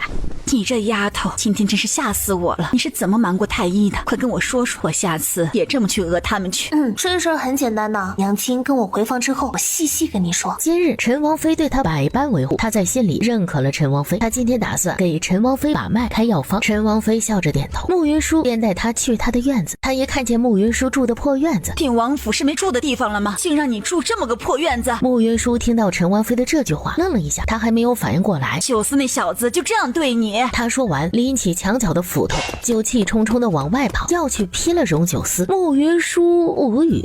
娘亲，这事儿你听我解释。这事有什么好解释的？我只看事实。舒儿呀，看男人不能只看长相，不能因为他长得好看你就对他百般忍让。男人这种东西就是贱骨头，你越让着他，见天的欺负你。以前没有人替你出头也就算了，如今你是我的女儿，我怎么能让你受这样的委屈？慕云舒愣了一下，他到这个世界后的处境一直不好，除了慕清远外，他便再没有亲人。他这段时间其实已经适应这样的节奏了，现在突然有人说要保护他，哎，娘亲别冲动啊。知道了。然后他走得更快了。慕云舒有孕在身，追不上陈王妃。哎呦娘，哎呦我肚子疼。陈王妃立即折转回来，你没事吧？娘亲，我和定王的事情不是你想的那样，听我解释。他的话音才落，就听见荣九思的声音传来。没错，这事确实和婶子想的不一样。婶子今天来的正好，帮我劝劝云舒。他让陈王妃劝我，劝什么？本王和云舒前段日子从外面回来的时候，他突然想吃核桃酥，让本王亲自去给他买。本王嫌天色太晚，便说第二天再给他买。他便觉得本王没有照顾好他，他以有孕不适合跟本王同房为借口，搬去了那间宅子住。本王怎么劝他都不搬回来，今日让婶子看笑话了，还得劳烦婶子帮本王劝劝他，让他早些搬回来住。他有孕在身，一个人住在那里实在是不方便，万一出点什么事儿，本王怕是会抱憾终身。于是本王便也搬过去陪他，他还不让。本王为这事儿已经头疼了好些日子了。荣九思什么时候学会编瞎话了，且还变得这么不要脸？我什么时候让王爷亲自去给我买核桃酥了？是，你没让本王去买，是本王自己要去买的，都是本王的错。他这样一说，便把他衬得蛮不讲理。他一直都知道荣九思心思深，但是他真的不知道他还有这么绿茶的一面。这些事情原本本王也不想对外人说，但是婶子不是外人，你有孕在身，不易动气。你若是觉得心里不舒服，可以骂本王。他这会儿何止想骂他，还想打他，想问候他祖宗18代。哎呦，原来如此，倒是我多事了。虽然男人都欠收拾，但是真心待你的男人还是要珍惜的。重点是和男人吵架可以，却绝不能委屈自己。舒儿，你现在住的那个院子太破了，听娘的劝，搬回主院来住。宽敞漂亮的房子能让人心情愉悦，你肚子里的孩子才长得好。婶子说的是。于是他眼睁睁地看着荣九思指挥府里的侍卫和婢女把他的东西全搬回了荣九思的院子。九思这孩子我是看着长大的，他何等骄傲，就是何等自负，能为你买核桃酥，如今顾及有孕在身，还能放下身段认错，已经极为难得了。这男人呀，你不能太宠着，但是也不能太不给他们面子，要懂得拿捏尺度。娘亲说的是。恰好此时门房来报说陈王过来接陈王妃。你爹来接我了，我先回去了，你们小两口有什么话慢慢说啊。舒儿有孕在身，你是男子，要多体谅他，关心他。远的不说，光说今日的事情，他是既受了委屈又受了惊吓，你要好好对他。我听婶子的。便扭头走了。他一走，王爷，你这样睁着眼说瞎话有意思吗？本王又没有撒谎，本王听说孕妇多吃核桃，生下来的孩子也会更加聪明。王爷真是太善变了，让我住在破院子的人是你，逼我从破院子里搬出去的人也是你。我想请问王爷，你这样子有意思吗？还敬我足吗？荣九思其实也觉得这事儿有些打脸，毕竟当初他把慕云舒找回来的时候是放过狠话的。你有孕在身，本王敬你的足，只是怕你到处乱跑伤了身子。你真要去哪儿，本王又何时拦过你？要不是我现在还记得他找我时那凶巴巴的样子，怕是都要信了他的鬼话了。真的是这样吗？我想去哪儿就能去哪儿？荣九思被他看得有些不自在，转过身，单手背在了身后回房了。慕云舒看到他这副样子，没忍住笑了起来。他跟在他的身后进了房间。王爷为什么不回答我的问题啊？荣九思没搭理他，他也不知道要如何回答他的问题。这问题是不管他怎么答，都是把自己的脸送到他的面前让让他打。王爷，你真不进我的族啦？荣九思看了他一眼，王爷可得想好了，要不要继续进我的族？说是不进的话，让我寻到机会，我可就又跑了。他的话还没有说完，便被荣九思一把搂进怀里，用唇狠狠地堵住了他的唇。他愣了一下，朝他看去，他在他的唇畔道：跑，你再跑一回试试。你凶什么凶嘛？我又不是没跑过。莫云舒，你平时要怎样，本王都可以由得你，但是你若是要再跑的话，本王不会再有耐心去追着你哄着你。你想离开本王，只有2种可能，一是你死，另一个是本王死。他原本只是因为他今天的这一系列的骚操作想要扳回一局，他第一次意识到荣九思其实没有他想的那么无坚不摧。也不想让我离开，是因为掌控欲，还是因为喜欢我？有区别吗？有啊，若王爷只是因为掌控欲而不让我离开的话，那这件事情就会让我十分反感。若王爷是喜欢我，所以不想我离开的话，那便勉强算是情有可原。王爷能告诉我是哪一种吗？是哪种并不重要，重要的是你这辈子都只能留在本王的身边了。只是留在王爷身边，这事简单。王府这么多侍卫，等我把孩子生下来之后，我一天换一个水，1年都不会重样。你敢？我与王爷最多就是顶着夫妻名分，但是你我都知道，这夫妻情分都是假的，算不得是正经夫妻。我们也并没有真正亲近过，就连我腹中孩子都不是王爷。王爷原本就不喜欢我，我也不喜欢王爷，自然也就不需要为王爷守身如玉了。那可不就剩下我人留在王府，我想怎样就怎样了吗？这种事情我若是要做，王爷你没有立场管，你也管不住。你敢？王爷可以试试看，看我敢不敢。你信不信本王杀了你？唉，又回到这个问题了，你要杀便杀呗，大不了大家一起死，谁怕谁呀？他最吸引他的是他灵动的气质、聪慧的头脑、胆大包天的胆子。他最讨厌的是他横起来犹如一块滚刀肉，完全没有下手的地方。他自己还清楚的知道，他也就是话说得狠，真正伤害他的事情，他是一件都做不出来。你不要以为本王不敢，我从不怀疑王爷的胆子，只是对我而言，我只和我喜欢的男子过日子。说是我不喜欢他，那他也至少得宠着我、疼惜我。那种天天对着我喊打喊杀的男子，我又不是脑子有问题，我干嘛要和这种人好啊？他听到他这话，极度怀疑他是在内涵他。若我被人囚禁，那我至少得让我自己开心呢。王府的侍卫身强体健，是非常合适的人选。闭嘴！本王真是倒了8辈子霉才会喜欢你。王爷方才说什么？我没听见。你不就是想让本王承认喜欢你吗？何必如此自污？本王喜欢你这件事情，从本王找到你后，却舍不得加一指之力在你身上，便藏都藏不住了。你那么聪明，又怎么可能猜不出来？何必来这样气本王？喜欢他的话，在他说出口之后，后面再说就不再艰难了。他也知道他的心思，他看得清楚明白，他不愿意在他的面前说透，只是想给自己留最后尊严。毕竟感情这事一向是谁先动了心，谁就容易被对方拿捏得死死的。他此时看怀里娇媚明艳的女子，心里喜欢是真喜欢，这样的他是真的不知道要拿他怎么办才好。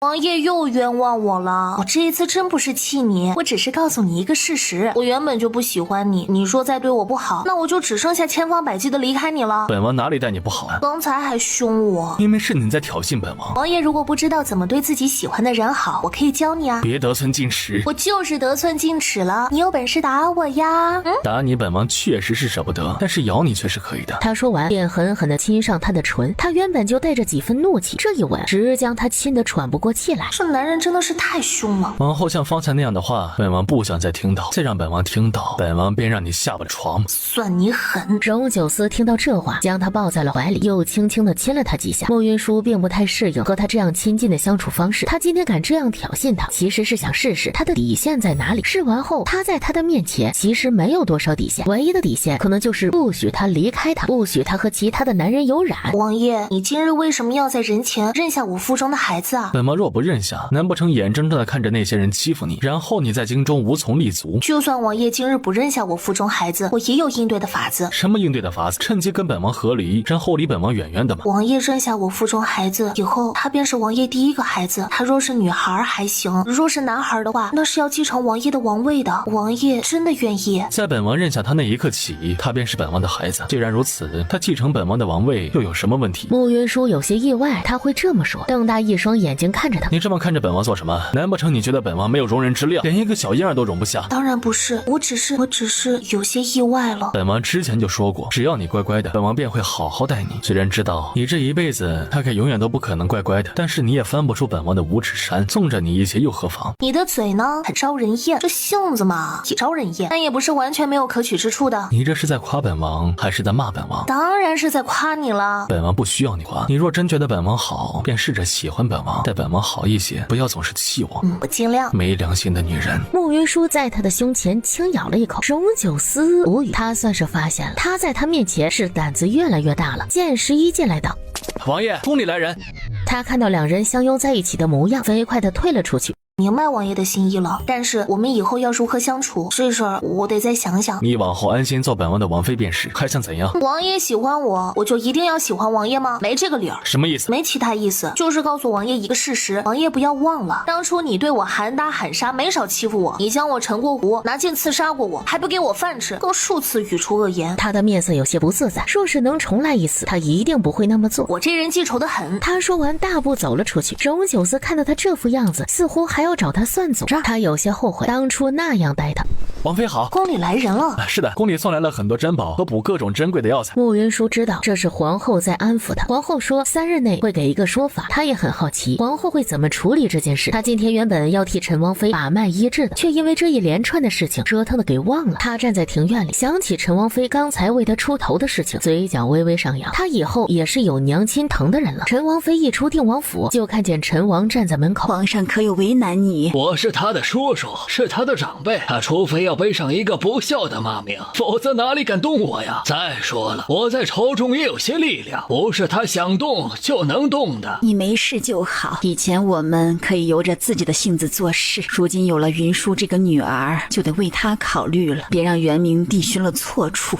你真喜欢云舒，想让她做我们的女儿？认女儿这样的大事，我怎么可能儿戏？云舒的性子和我年轻时几乎一模一样，当年狗屎猪害得我掉进冰湖，再不能有自己的孩子，他就天天在看我的笑话。他如今还是和以前一样，总喜欢用一些见不得人的手段去算计人。我凭什么要让他看我的笑话？就凭什么就让着他呀？太后的闺名里有个猪字，这些年来陈王妃都喊太后狗屎猪。当初陈王妃被太后害得小产后，曾拎着刀去砍过太后，可是当时太后身边有侍卫护着，他又没有证据证明那件事情是太后做的，这事儿便算是不了了之。这事儿过去这么多年了，你就别生气了，我们找机会报仇就是。没有孩子也不打紧，你看这京中不孝子孙那么多，真生一个不孝的出来，还不得被他们气死啊？我们两人一起过日子，没什么牵挂和琐碎的事情，过得更加痛快。这样的话，陈王妃这些年来其实听陈王说过很多次，以前她心里有遗憾，也只能这样安慰自己。可是今天她见到慕云舒之后，她就觉得若是她真的有这样一个女儿，又岂会生气？疼爱她都来不及。能嫁给你是我的福气，你我夫妻多年，你待我的好，我又岂会不知？你越好，我就越想给你生个孩子。我这一生可能都没有办法再给你生孩子了。没有孩子真的挺好的，有你陪在我的身边，要什么孩子？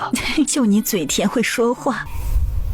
入夜后，慕云舒有些烦恼，他纠结今晚要如何睡。今天他和荣九思把话说透之后，不许他再打地铺，让他和他一起睡。他偷偷看了一眼坐在案前荣九思，他觉得别的不说，光是他的这张脸就能引人犯罪，更不要说他还有着几乎完美的身材，是那种最能引女人遐想的身材。这狗男人这副样子就是专门来勾引他的。慕云舒咬了咬唇，果断转身不再看他。荣九思看到他的样子，嘴角微微上扬，走到床畔道：你睡里面吧。于是他十分利落地躺在床的里侧。就这么大的床，你能躲哪里去啊？他伸手抓过被子，连脑袋一起盖住。如今天气正热，他这么蒙住脑袋，便有些喘不过气来。也不怕把自己憋死？要你管。他的话还没有说完，他便亲上了他的唇。他发现自从今天两人把话说完之后，他就不再遮掩他对他的企图，动不动就亲他。狗男人！他欲伸手推他的时候，他已经松开了他，睁着一双极勾人的桃花眼看着他。你要干嘛？你这样能防得住谁？若本王愿意，一只手就能把你拔光。他对他呲了一下牙。你有阴在身，本王没那么禽兽。你躺好，好好说话。他以为荣九思不会听他的，没想到他居然真的乖乖的在他的身边躺了下来。本王答应你，以后都会好好待你，你不要再跑了可好？他上次逃跑的事情对他造成了不小的心理阴影。今日他被他逼着在他的面前说出喜欢之后，他便知道他们不能再像以前那样相处了，且他不可能永远把他绑在身边。他若执意要逃，以他的本事，他都没把握还能追回来第二次。他一想到往后他的人生里再没有他，就极为难受。说的好好待我，是怎样待我？说还像以前一样，只要我乖，把我当宠物那般养着，让我对你言听计从，那我肯定还会跑。你想怎么样？王爷，人和人之间是平等的，只有你给了我足够的尊重，我才会去尊重你。你现在这样，动不动就拔刀子，动不动就黑了一张脸，就你这样子说要对我好，我想请问你，你连张好脸都不肯给我，这是哪门子好？他生于皇族，自小得宠，身份极其尊贵，从来都没有人跟他说过人和人之间是平等的。他所看到的世界是弱者依附强者，是妻子依附丈夫，是皇权凌驾于万物之上。就算元明帝和太后处心积虑地算计他，在见面的时候都不太敢给他脸色看，府里的下人以及侍卫都很畏惧他，更没有人敢跟他说人人平等。两人自成亲后，互掐是家常便饭。他唯一对他乖顺的时期，就是他筹谋逃跑的那段时间。他甚至至今都不太知道情的滋味，只清楚的知道他不想他离开他。你说的事情本王会好好想想。王爷是不是觉得我的想法有些离经叛道，你不太能接受？你的想法确实和寻常的女子不同。我想问问王爷，这天下间那么多对你千依百顺的女子，你不喜欢，为什么偏偏喜欢我呢？本王要是知道原因，就不会天天被你拿捏的死死的了。行嘛，这话也很容九思，我从来没有拿捏过王爷。你说这话只怕你自己都不信，是不是只要把他绑在身边，这一生能看见他就可以了？他很快就有了答案，不是，他盼着他能喜欢他。如今他既然对他说了喜欢这两个字，那么后面他就得想办法得到他的心。其实我也想跟王爷好好相处，毕竟我们同在一个屋檐下，天天吵架，对你对我都不好。你知道就好，那你要不要也喜欢本王？这事儿得看王爷了。荣九思斜斜地看了他一眼，我现在是受制于你，住哪里吃什么我做不了主，但是我能控制自己的心，要不要喜欢你，喜欢你多少，我能自己做主。你说真待我好，我的心也是肉长，应该也许大概有可能喜欢你吧。他听到他这话，恨得牙痒痒，他伸手一把将他捞进了怀里，狠狠地亲了他一口。拿巧还拿上瘾啊？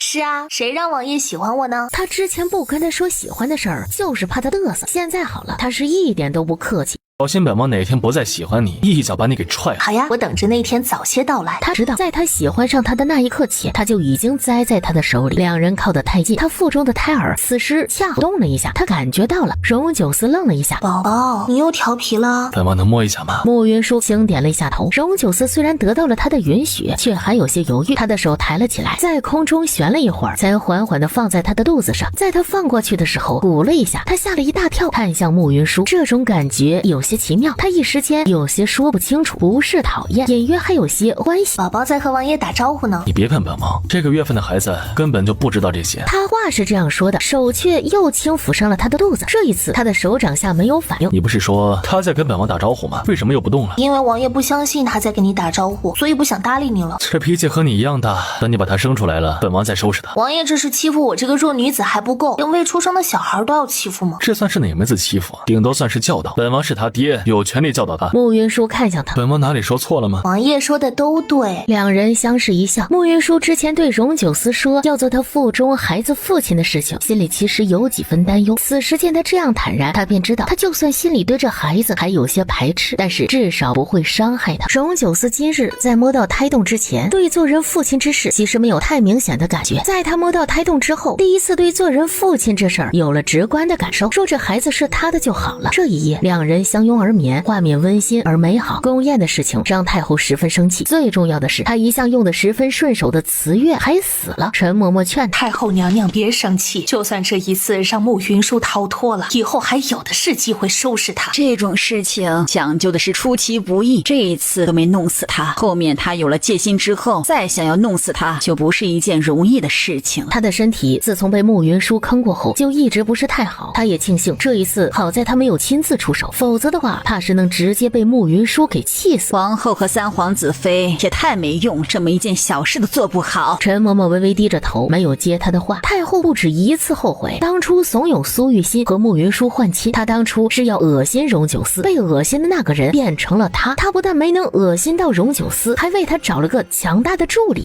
怀孕的女人最弱，也是最好对付的。今天没能弄死慕云舒，那就下次再找机会弄死她。至少现在的主动权还在我手里。慈月被蛊虫咬死了，连苏却还活着。这一次他一定没尽心，你带人把他送进慎刑司，打他20大板吧。陈嬷嬷应了一声，便退了下去。连苏在看见慈月被蛊虫咬了，倒在地上的时候，就知道今天他的任务失败了。他来皇宫的时间不长，他第一个想到的便是逃。可是皇宫里守卫森严，好大的胆子，办砸了太后差事，竟还敢跑！办砸差事的不是我，是慈月姑姑。陈嬷嬷才不会听他说这些理由，将他拉进了刑房。20记板子打下来，连苏被打得皮开肉绽。他之前对师傅龚先生死在皇宫里的事情耿耿于怀，还想过要为龚先生报仇。还敢跑吗？不敢了，我再也不敢了。慈秋是怎么死的？今天到底发生了什么？连苏把他知道的事情说了一遍。慕云舒明明进了大殿，为什么那些蛊虫不咬他？他身上带了驱虫的药粉。他哪来的驱虫药粉？这个我也不知道，那些药粉的配比极好，是高手所配。陈嬷嬷又问了一些细节，连苏全都如实说了，便又回去把这些事情说给了太后听。我之前就在猜荣九思身上的毒能解掉，和慕云舒脱不了干系。这一次慕云舒没有被迷情香迷了心智，身上还带了驱虫的药粉，只怕那个懂医的人就是他。如今才知道，他居然把懂医的慕云舒送到荣九思的身边，变相的救了荣九思。召中永侯夫人进宫，哀家想知道她是怎么教的女儿。上次许氏替您办差的时候，慕云舒弄瞎了许氏的眼睛，她如今生不如死。没用的东西！娘娘，奴婢觉得这事不对呀。慕云舒就算是再藏拙，也不可能在自己家里一直藏着。别人也许不了解她，许氏作为她母亲，对她必定是极为了解的。可是就现在情况看来，许氏似乎也不知道她的本事。再则，这学医这种事儿啊，从来就不是1天2天就能学会的，还要有师傅带。她若是要学的话，不可能一点痕迹都没有啊。她这样子更像是完全换了个人。什么意思？娘娘想来听说过借尸还魂的事情，奴婢觉得慕云舒怕是被什么人借尸还魂了。太后细细一想，觉得陈嬷嬷的话有道理。国师回来了没有？还没有，他每年南下讲经至少需要3个月呢。太后的眉头皱了起来。国师虽然是道门之首，他的术法最是厉害，但是京中报国寺的方丈也是不错的，他真的是借尸还魂之人，方丈必能让他离魂。你去请报国寺的方丈，就说哀家想听佛法。陈嬷嬷应了一声，便去安排这些事情。慕云舒，你到底是个什么东西？比太后还要焦虑生生的是皇后，所以她在事后就去找过太后，想问清楚具体怎么回事。太后这一次失败，原本就心情不好，哪里有心情为她解惑？太后反而指责慕云舒太过无状，杀了她的贴身宫女，让皇后去找慕云舒的麻烦。皇后听到太后的这番话后，气得不轻，顶撞了几句。太后便将皇后骂了个狗血淋头，说她太过无能。皇后被骂得狠了，没忍住顶了句，算是捅了太后的肺管子，直接去圆明殿那里告状，说皇后不敬她。圆明帝与太后母子情深，他自然是站在太后这一边的，又斥责了皇后一番。臣妾无能，才德皆缺，无法掌管后宫，谨请皇上废了臣妾，另立新后。你被废之后会有什么后果？你可想好了？臣妾知晓，臣妾被废之后会被打入冷宫，只是臣妾想了一圈，宫宴的事情已经满京城人尽皆知。定王维护定王妃，让臣妾3日之内给他一个交代。臣妾彻查皇宫，连事情的来龙去脉都无法理清，无法给定王交代。臣妾思来想去，唯有废了臣妾，才能给定王一个交代了，还请皇上恩准。你想好了？臣妾想好了，请皇上废了臣妾。好，朕依你。谢皇上隆恩。元明帝有些烦躁，袖袍一甩，转身离开。元明帝走后，皇后身边的大宫女哭道：皇后娘娘，您怎么能请皇上废后呢？您一旦成了废后，就会被打入冷宫，冷宫是什么样的光景，您是知道的。我嫁给皇上多年，一直无子，虽然过继一位王子在膝下，却并不得皇上喜欢，早已失宠。我这一次主动要求废后，皇上心里还会对我有几分愧疚，会善待我的娘家，我在冷宫也不会太受罪的。真等到把情分全耗光了，那就真的是一无所有了。这些年来，皇后娘娘的奴婢极好，奴婢愿意跟着娘娘去冷宫。你不后悔？不后悔。好，苦了你了。第二天一早，元明帝便下了废后的旨意。元明帝的这道废后诏书却话里话外都透着定王认为定王妃受辱和皇后脱不了干系，逼着元明帝废后。这个消息一传出去，整个京中掀起轩然大波。他还让人对外散播消息，说荣九思手里握着10万大军，就没将元明帝放在眼里。荣九思在收到废后的消息时，他只冷笑了一声：“他们也太不要脸了吧！这样颠倒黑白，我们现在该怎么办呢？”皇后是个聪明人，这一招以退为进玩得非常漂亮。元明帝为了夺走本王的兵权，会无所不用其极。你的意思是，废后的事情是皇后提的，不是元明帝的主意？是谁的主意不重要，重要的是元明帝废后并没有为难皇后的娘家，他这个行为就是在暗示朝中的臣子们，皇后无错，他是被逼废的后。至于本王，就是那个手里仗着有10万兵马就不将皇权放在眼里的嚣张王爷。难不成我们就这样任由他们往身上泼脏水？皇后被废是事实，本王手握兵权也是事实，有这2个事情在，不管本王说什么都没用。他想要兵权，本王就给他兵权。慕云舒有些吃惊地看着他，你这是在关心本王？是啊，王爷现在是我靠山，你要是死了，太后非死了我不可，没王爷护着我必死无疑啊！别放心吧，本王一时半会儿还死不了。王爷是不是想到了什么应对之策？你想知道啊？慕云舒点头，你亲本王一口，本王就告诉你。我不想知道了，反正对我而言，只要王爷死不了就行了。王爷，你去忙吧，我跟剑妻烤肉吃去。你再整天和剑妻混在一起，本王不介意把他给阉了。王爷，你讲点理吧，当初是你把剑妻拨给我的，我身边没个得用的婢女，我除了支着她干活也没人吃了，我总不能喊着王爷帮我去骗肉吧？本王敢骗，你敢吃吗？敢。他曾经怀疑过慕云舒是不是喜欢剑妻，观察了一阵子后发现不是那么回事。剑妻对慕云舒是言听计从，比在他这里还要听话。他有几回看见慕云舒在煮东西吃，剑妻在旁看着，哈喇子只差没流1尺长，跟条土狗一样。这样的剑妻，只要慕云舒眼不瞎，就不可能看得上。这一次最终慕云舒没能吃上烤肉，因为陈王和陈王妃来了，他改主意吃锅子。王妃原本嫌大热天吃锅子太热了，在慕云舒让剑妻搬出寒冰锁之后，他就没有意见了。荣九思他有些心塞，陈王妃原本是为了皇后被废、荣九思被弹劾的事情而来，你跟九思去商量应对之策，我们先吃。陈王笑了笑，拉着荣九思去了书房。我们吃锅子不带上爹，会不会不太好啊？这天气吃锅子多热呀，就一把寒冰锁放我们中间，他们就用不上了。我们先吃，等他们商量完正事，我们也就吃完了，他们过来刚刚好。娘亲这是让爹和九思吃我们吃剩的。什么叫给他们吃我们吃剩的？这分明是我们心里有他们，把好吃的留一份给他们，这是我们心里有他们的一种表现方式。原来给人吃剩菜剩饭还能这样解释啊，学会了。娘说的对。陈王妃哈哈大笑，娘，你把手伸过来，我给你把个脉。九思的病该不会是你治好的吧？是啊，是不是很意外？确实有些意外，只是你既然能为他治病，前段日子为什么要他一起出京啊？慕云舒怕他再拿斧头去劈荣九思，便找了个借口。我的医术是跟人偷学的，之前我在京中的名声也不太好，不然会医术可能会被人怀疑。于是我和王爷商量了一下，我们借口出京找大夫治病，实则出门游玩，等他再回京城，身体已经大好，就不用再被人算计了。你的医术跟谁学的？这事儿娘亲要替我保密啊，要不然我怕别人会觉得我是个妖怪。实不相瞒，我的医术是在梦里跟白胡子老神仙学的。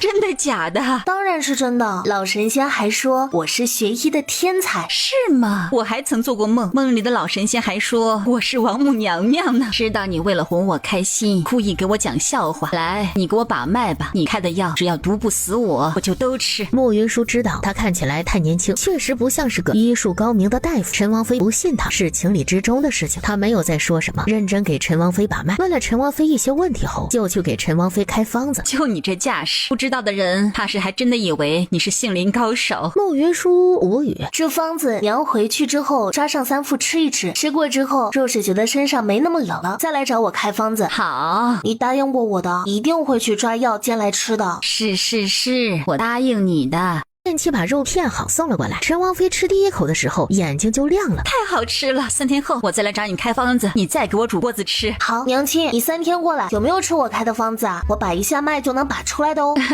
你放心吧，我肯定按时吃药。慕云舒轻撇了一下嘴，他信他个鬼！但就算是这样，也不影响他们愉快的吃锅子，把原本要留给陈王和荣九思的肉也吃了个干净。荣九思过来的时候，看着捞得干干净净的锅子，有些哭笑不得。陈王妃看到荣九思的目光，他也觉得有些不好意思。你和九思商议好了吗？那我们回去吧，3天后我再带你来吃女儿做的锅子，真的太好吃了。陈王的嘴角抽了抽。好，他们出了定王府后，陈王见他一直在揉肚子，你今天到底吃了多少啊？肉下到锅里煮一煮，谁知道有多少呀？反正吃得很开心就对了。你现在已经不是10几20岁的时候了，吃东西要注意一点，吃多了不好消化，十分伤身。前面的药铺，我去给你拿点化稀食的药丸。陈王妃此时确实觉得有些撑，便同意。他买药的时候，他总算是想起来慕云舒开的方子，便让药童抓上了3副。这方子哪儿来的？这是女儿孝顺我的，也是3天后继续去定王府让女儿给我做锅子吃的凭证。什么乱七八糟的？你和九思商量着要怎么应对呀？九思这孩子是个什么性子，你还能不知道？他不是个能吃亏的。这一次就算是没有我帮忙，他也一样能把事情处理好。你就等着看某人搬起石头砸自己的脚啊！以前他们的事情我不想管，现在我有女儿了，为了能多吃几顿锅子，也不能让他们出事。他之前花了那么大的力气拉了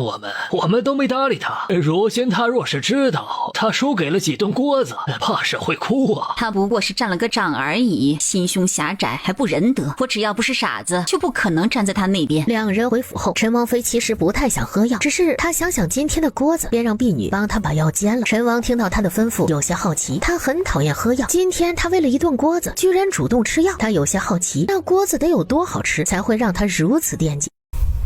第二天一早，荣九思便穿上了他的亲王正装，准备去上朝。慕云舒看到他的时候，生出冲过去把他的衣服扒光的冲动。荣九思感觉到了他的视线，好看吗？好看，非常好看。那你想拥有吗？不想，王爷是我心里的神，可远观不可亵玩。回来再收拾。慕云舒对他扮了个鬼脸，他终究没绷住，轻笑了一声。他走到门口的时候，王爷，荣九思回头看向他，我祝王爷旗开得胜。荣九思还没来得及点头，我等王爷回来收拾我哟。你给本王等着。他说完大步走了出去。今日上朝必定刀光剑影，他却无所畏惧，只有他活着才能护着他不被元明帝和太后欺负。在他对他说出喜欢之后，他许是笃定他不会再伤害他，在他的面前越发放松。至于今天的朝会，荣九思一想到这事儿，眼里的温柔散尽，只余下满满寒霜，杀意凛凛。这是他病好之后第一次正式和元明帝博弈，这也是他正式向元明帝宣战。荣九思出现在大殿上时，众人都在猜他是不是来回应这一次的废后事件。徐将军看到他们这副样子，一脸无语的道：诸位大人，你们这一早眼睛都抽疯了吗？武将什么的最讨厌了，说话直白，行事粗鲁，一点都不招人喜欢。最讨厌有的人书读了一麻袋，做事也跟麻袋一样。徐将军，做事跟麻袋一样是什么意思？意思是觉得自己很有货，结果一倒出来，装的全是废物。他这样指着我们的鼻子骂就过分了。有的人除了会逞凶斗狠之外，就只会说些最浅显的粗话，粗鄙而不自知。与这些人多说一句话，都是对我等的侮辱。大晋文臣武将不和，由来已久，没事就会互掐。你刚才说粗鄙的那个人是谁啊？指给我看看，我以后也不同的说话。有一句马麦皮，不知当讲不当讲。两人正在大眼瞪小眼的时候，太监尖细的嗓音响起：皇上驾到！元明帝在龙椅上坐下来，众臣行完礼之后，皇上，臣有罪，请赐死臣。这话一出，满堂皆惊。元明帝是很想弄死荣九思，他真的很想顺着这句话就直接把荣九思砍了，但是他不敢。祖弟何出此言呢？臣不该在臣的王妃被皇后引来的假宫女引进偏殿换衣衫而没有察觉。臣当时若是眼神再锐利一些，发现这件事情，他就不会被人放出吃人的虫子咬他。是臣没有管教好他，才让他胆大包天，竟敢打死宫里养的虫子而逃出升天。臣应该斥责他，而不该找皇后要说法，让皇上废了皇后。臣知皇上和皇后夫妻多年，感情极深，皇上因此事废后，臣罪该万死，请皇上赐死臣和臣的王妃，以全皇上和皇后的夫妻深情。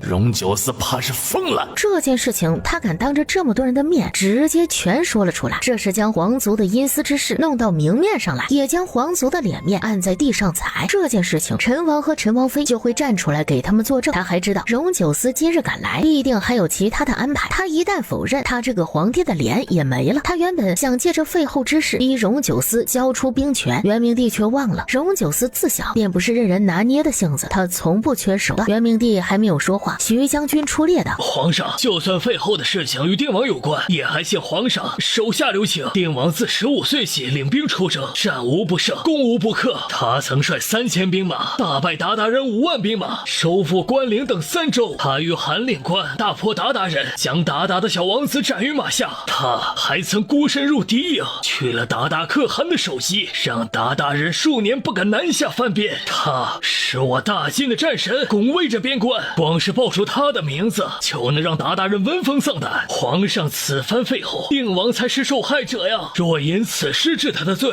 如何让将士们信服？又如何给天下百姓交代呀？元明帝不语，他并没有说要杀荣九思，徐将军就直接搬出这些事情来，简直就是在打他的脸。有官员站出来道：定王的功绩自然所有人有目共睹，但是他云岭关战败之事却不得不提。那一战因为他的指挥失误，死伤数万士兵，还请皇上追责。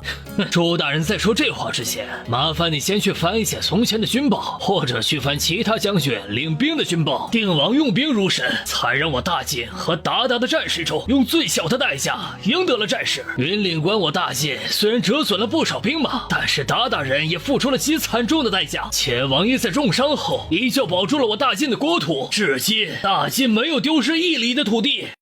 听大人言外之意，若由你带兵与鞑靼人对战，能做到不伤一兵一卒，如此能耐，我佩服得五体投地，愿意将我的官位让给大人。往后若有战事，由大人领兵便是。他这话一出，朝中的武将立即开始附和，都说愿意把自己的兵马让给文管，由这些文管带兵去打。我没说打仗不会死人，只是云岭关死的有点多而已。元明帝在上朝之前就听太监禀报说荣九思今天来上朝了，他已经命大臣准备好了弹劾荣九思的折子。可是荣九思根本就不按套路上，他之前让那些臣子准备好的那些东西完全派不上用场。废后之事因臣而起，臣甚是愧疚，请皇上下旨杀了臣和臣的王妃，再恢复皇后的身份。元明帝无语，却满脸温和地走下御阶。此事哪能怪九弟呀？朕废后只是因为皇后不贤，打理不好后宫，与九弟无关。往后谁再敢妄议此事，朕必严惩。皇上仁慈，臣十分感激。只是京中流言可畏，云舒原本就有用在身，如今又被流言所伤，这一切皆因臣而起。臣愿将手中兵权交出，离京去封地，等着孩子平安出世，做个闲散王爷。朕的兄弟原本不多，九弟更是朕看着长大。九弟之前病了那么久，如今身体才将见好，朕又如何能放心让你去封地呀？朕知九弟在担心什么，你的兵权是父皇给你的，兵权在你手里，朕很放心。皇上信臣，臣十分感动。可是京中的流言太伤人，皇上待臣这样好，臣不能让皇上为难，还请皇上收回臣的兵权，以平京中的流言。朕信得过九弟，以后谁若是敢以定王手里的兵权之事说事，朕要了他的脑袋。众臣子跪倒在地上，臣惶恐。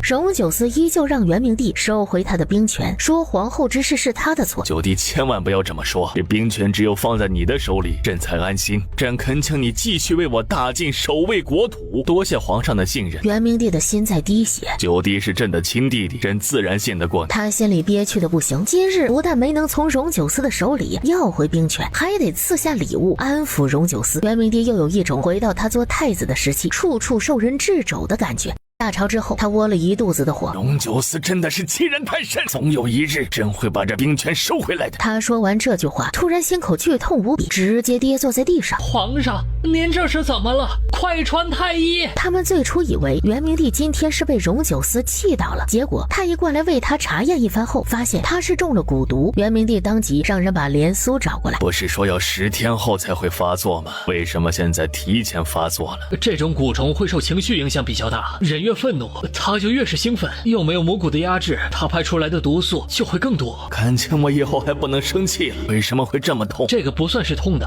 师父之前给定王下的毒比这个还要痛得多。他一点都没有被安慰到。皇上这是初次毒发，不是特别要紧，以后每发作一次会更痛一次。朕命令你在下一次毒发之前，把蛊虫从朕的身体里弄出来。那皇上现在就杀了草民吧，草民的养蛊之术不如师父，没这个本事。你好大的胆子，竟然敢威胁朕！草莓没有威胁皇上，只是实话实说罢了。你立即回去研究，尽快把蛊虫从朕的身体里取出来。等你把蛊虫取出来以后，朕重重有赏。草莓尽量。元明帝觉得自己再多和他说一句，就得被他气死，当即挥了挥手，让人把他给抬了出去。荣九思和徐将军一起走出了皇宫。荣九思向他道谢：王爷客气了，我只是说了我想说的话，当不得这个谢字。这半年来，若不是有王爷在，敏儿怕是已经死了好几回了。上次徐敏出京一直没有回来，徐将军急得不行，派人去找徐敏，只是人海茫茫，他们又不知道徐敏去了哪里，根本就无从找起。正当徐将军六神无主之际，荣九思的人把徐敏送了回去。原来这货当时看见荣九思去追慕云舒，便跟去看热闹，结果荣九思带着人跑得太快，徐敏的骑术太烂，就把人给跟丢了。若之前徐将军对站在荣九思这一边还有一些犹豫的话，那么定王府这一次又救了徐敏一回，他便再无犹豫。徐将军客气了，这一次救下徐公子只是巧合罢了。对王爷而言只是巧合，对徐府而言却是天大的恩情。敏儿之前一直不像样，我一管教她，家母和贱内就会护着她，无从管教，以至于她长这么大依旧是小孩子的心性，文不成武不就。我看她这一次回来像是变了个人一样，这对她而言或许是件好事。荣九思想想徐敏那二的不行的性子，觉得徐将军也是可怜，摊上这么一个儿子真是倒了血霉。小孩子要是小时候没有教好，长大之后很可能会变成一个废物。他想起慕云舒肚子里的孩子，便开始琢磨，等那孩子出生之后，他要怎么教导他。他从小在宫里由天底下最优秀的夫子教养着长大，他觉得他的孩子也应该如此。若是那孩子以后变成徐敏那样，那还是打死算了。两人闲聊了几句后，便各自回家。荣九思回王府后，没在房间里看见慕云舒。王妃呢？王妃去厨房了，她说要给王爷一个惊喜。荣九思有些好奇，他要给他什么样的惊喜？于是他便去了厨房，只是他还没走到那里，就听见厨房里传来轰的一声，然后就是火光四起。这可真是大惊喜！他飞快地冲过去，把慕云舒从厨房里捞了出来。众侍卫反应很快，立即去灭火，很快就将火扑灭了。你这是在做什么？我在给王爷做改良版的定胜糕。做个点心怎么会烧了厨房？是他说要吃爆米花，我便让他自己做。结果爆米花炸糖的时候，我正在倒油，手没拿稳，油壶便整个掉进火里了。荣九思看向剑妻，剑妻脸上沾满了锅灰，狼狈的不行。是属下的错，请王爷责罚。对，就是他的错，王爷你要重重的罚他。荣九思抬起一脚，把剑妻踹翻在地后道：你现在皮糙肉厚，连寒冰锁都不怕了，这也不用罚了，直接拉出去剁了拉倒。剑妻吓得脸都白了，杀了他谁给我骗肉吃啊？王府的侍卫多，他们刀法都不差，你随便挑一个来骗肉。我能挑剑11吗？荣九思还没回答，属下觉得今日剑妻所为实属情有可原，他也不是存心要吓王妃，只是意外而已。他的刀工是所有侍卫中公认最好的，属下比不上他，所骗出来的肉不符合王妃的要求，还请王爷留他一命，请他为王妃骗肉。慕云舒看向其他的侍卫，还请王爷饶剑妻一命。本王之前怎么不知道剑妻的人缘这么好？剑妻平时贱兮兮的，没事就会去坑那些侍卫，很多侍卫都烦他烦死了。平时剑妻领罚，众人不落井下石就好了，更不要说这样为他求情了。这些侍卫和剑妻感情深厚，这样的情分真是让人感动啊！他们都在为剑妻求情，王爷不如就留剑妻一条狗命吧。你怕是也只有在闯祸的时候才会这么乖。这些侍卫为什么替剑妻求情，你心里没点数吗？慕云舒当然知道，这些侍卫之所以为剑妻求情，是不想跟在他的身边骗肉。剑妻这二货没有危机意识，其他的侍卫却很清楚，荣九思不喜欢他的身边有其他男人，哪怕是侍卫啊。不是他们之间感情深厚，那是因为什么？属下和剑妻一起进的王府，虽然不是亲兄弟，胜似亲兄弟。你们的兄弟之情真的是太让人感动了。自己去刑房领50军棍。剑妻开开心心的去了刑房。这货装都不会装，难怪天天挨打。就他这德行，搞不好哪天真踩了荣九思的雷，被直接处死。荣九思挥了挥手，让众侍卫全部退下。定身糕今天是没法做了，但是就算没有定身糕，王爷也照样旗开得胜。今天王爷一定在殿上大杀四方，让狗皇帝悔不当初。王爷最棒了，全天下最厉害。早上出门的时候，你说你等本王回来收拾你，现在本王回来了，你想本王怎么收拾你？我有说过这种话吗？我怎么一点印象都没有啊？你的意思是本王记错了？也不是没有这种可能。跟本王回房间。这个时候，这种背景下，让他跟他回房间，他想要干嘛？简直就是呼之欲出。他要配合他，才真的是见鬼了。今天王爷在宫里一定十分凶险吧？我心里可担心王爷呢。王爷能不能跟我说说今天的事情啊？他担心我怎么那么不相信呢？他知道他们的命现在是连在一起的，一荣俱荣，一损俱损。他对他也许是有些担心，而不是妻子对丈夫的担心。他心里有些不是滋味，却还是粗略地说了一下今天的经过。两人正在说话的时候，门房来报，说是徐府送谢礼过来了。慕云舒在心里大喊救星来了。王爷，我们去见徐府的人吧，人家把礼都送过来了，让他们等久了有些失礼。荣九思一眼就看出了他的小心思，冷哼了一声，却由得他去。徐敏是2天前被剑三送回来的，只是这件事情荣九思有其他的安排，徐府便没有过来送谢礼。今日荣九思在大殿上对了元明帝后，徐将军觉得不用再藏着掖着了。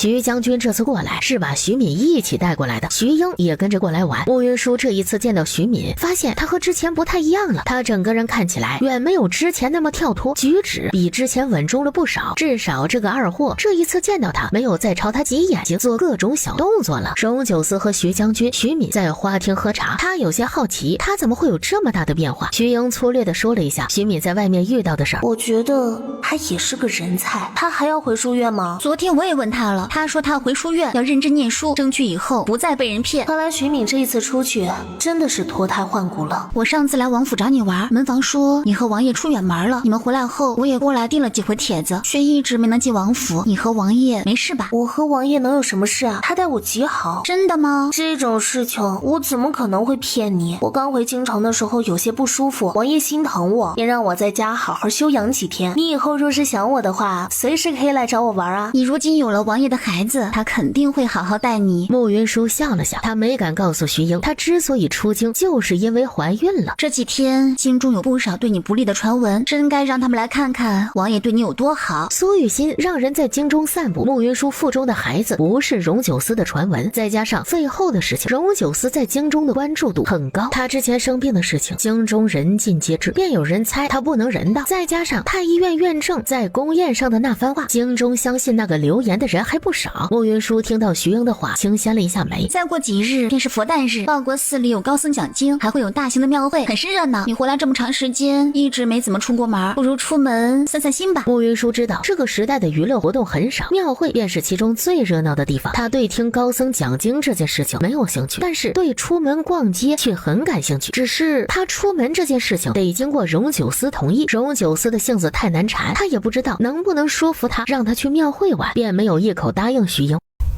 第二天一早，陈王又带着陈王妃来了。舒儿，你给我开的药很是厉害，你摸摸我的手，不像以前那样凉了。他那天会去药铺里抓药，不过是想来定王府里蹭锅子吃，并没有抱什么指望。可是他在吃了2天的药后，就发现一向冰冷的手足这2日竟暖了起来，原本走势冰冷的小腹竟也能感觉到一丝暖意。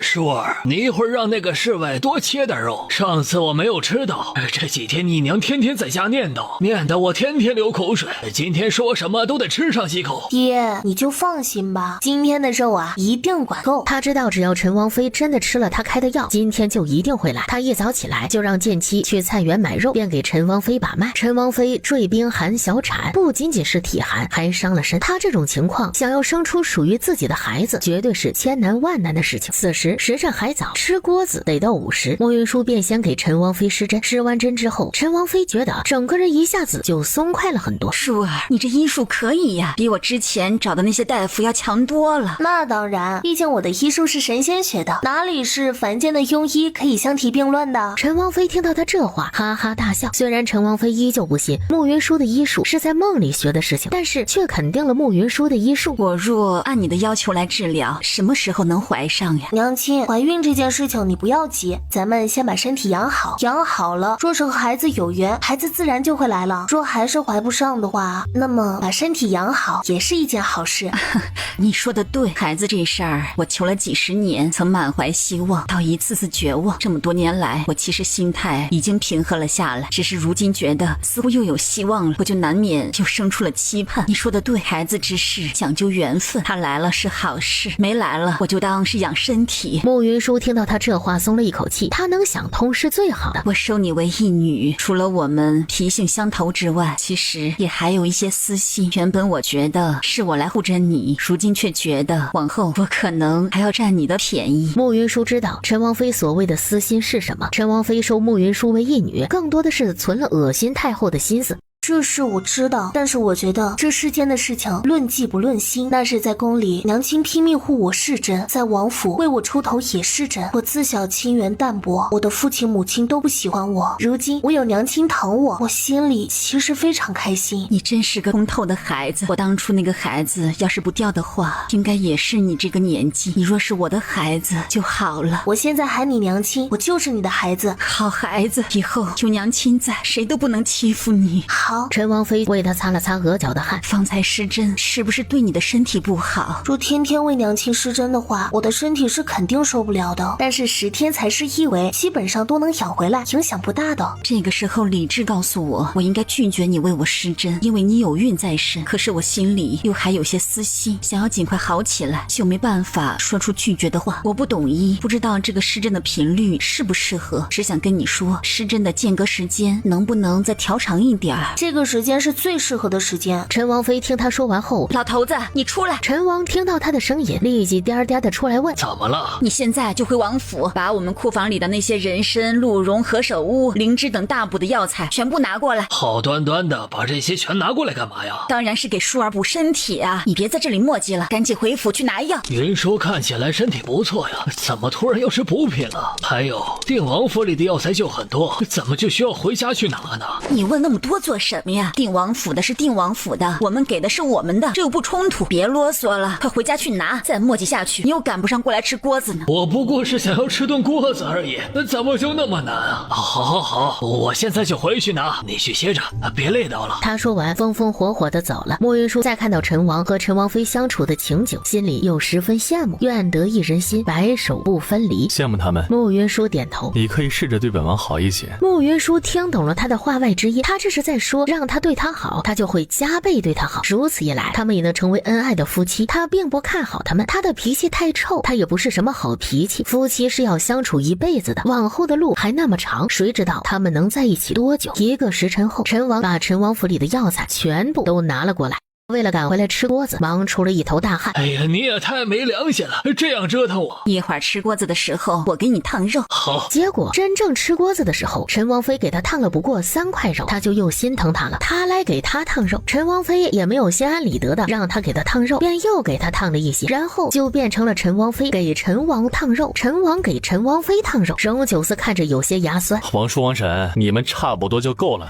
你们这小年轻不懂事儿，不知道夫妻和睦相处的好处，这怎么能就够了呢？女人是用来宠的，不要以为我不知道。你也很想让舒儿为你烫肉吃，但是又拉不下脸来。你越是对她好，她就会越对你好。脸面和夫妻恩爱比起来，算个屁！才不是。陈王听到这话，嘿嘿一笑，继续为陈王妃烫肉吃。荣九思看了看慕云舒，他此时和陈王妃不知道在说什么，笑得眼睛弯成了月牙。荣九思想了想，烫了一块肉放在了慕云舒的碗里。等他吃完之后，就一直看着他。他看向他，他眼睛看了旁边的肉一眼，轻点了一下下巴。慕云舒给了他一记白眼后，夹起块肉烫好，然后朝他的方向递了过去。他看见荣九思的眉眼，他又飞快地收回筷子，把肉塞进了自己的嘴里。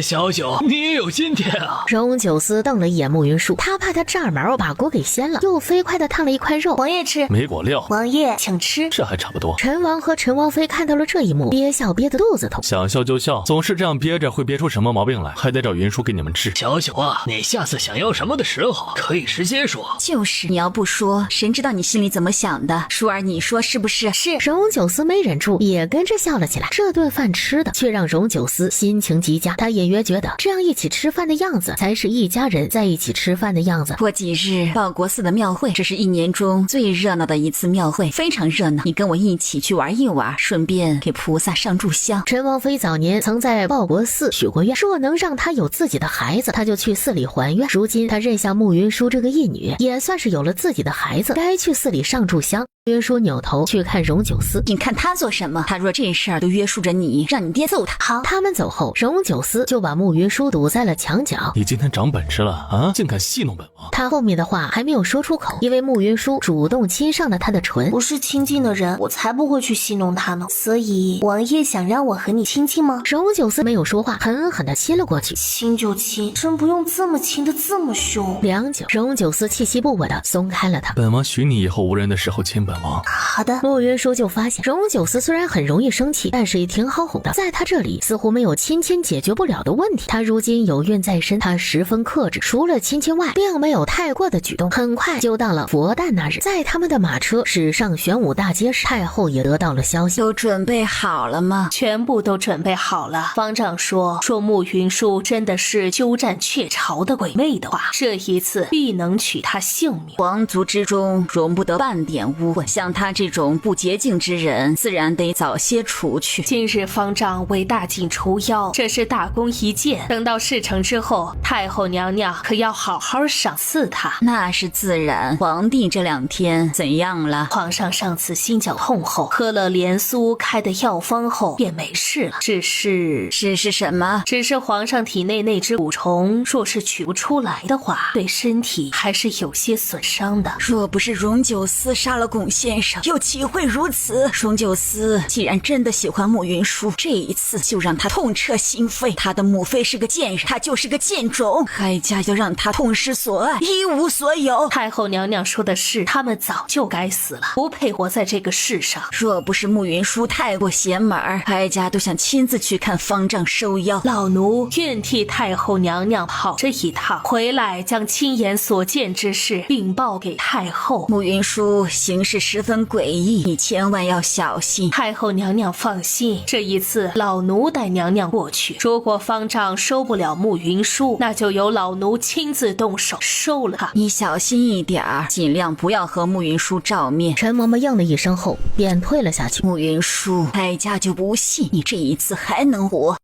远在江南的施无星今天一早起来，例行起了一卦，在看到卦象后面色微变。暗影，国师有何吩咐？我还有几场道经要讲。这一次南下讲经基本上已经讲完了，属下看了一下，只有3场经了。施无星在慕云舒从他的马车上跳下去之后，就知道他的心思，他拒绝的十分明白，只是要让施无星放弃他，那对他而言同样极难。他们分开之后，施无星基本上每日都会为慕云舒起一卦，因为他对他动了心。今天早上他起的这一卦却提醒着他，他今天有危险。收拾东西，即刻回京。国师，是出了什么事吗？这3场讲经是之前就定好的，你此时离开，下面的人可能会有些不满，毕竟他们1年才能盼到你南下讲1次经。也是，这件事情本不容易，就算我现在回去，也不可能赶得及。国师，是定王妃出事了吗？有人要杀他，有定王在他身边，没人能动得了他，你不用担心他。他这些定王帮不了他，因为他为他起卦不太灵验，但是却能算得出结果，他会神魂俱灭。而能让神魂俱灭的方式其实并不多，都集中在佛门和道门之中。他本道门之首，京城里的道门里有人能做到，但是绝不敢瞒着他私下去做，用排除法做这件事情，也就只有佛门中人了。报国寺，国师，他虽然命格特殊，但他终究是定王妃，细算起来，他跟你没什么关系，你不必为他如此操心。他与我意义不同，怎么能不为他操心？可是现在国师都不知道他有什么危险，怎么救他？我大概知道他会遇到什么样的危险，所以需要设法保住他的神魂。你去把问星取过来。问星是道门至宝，功能十分强大，其中一个功能就是能千里之外固人神魂，只是启动一次的条件十分严苛，除了启动所需的事，还需要启动之人的寿命为基。国师，你不必劝，我心里有数。于他而言，他长这么大，对于温度的感知都来源于慕云舒，他是他在这个世界唯一的温暖。他不是没有想过要将他据为己有，但是他同样尊重他的选择，他希望他开心平安，哪怕他不能得到他。暗影听到他这么说，便知道不能再劝，去取问星。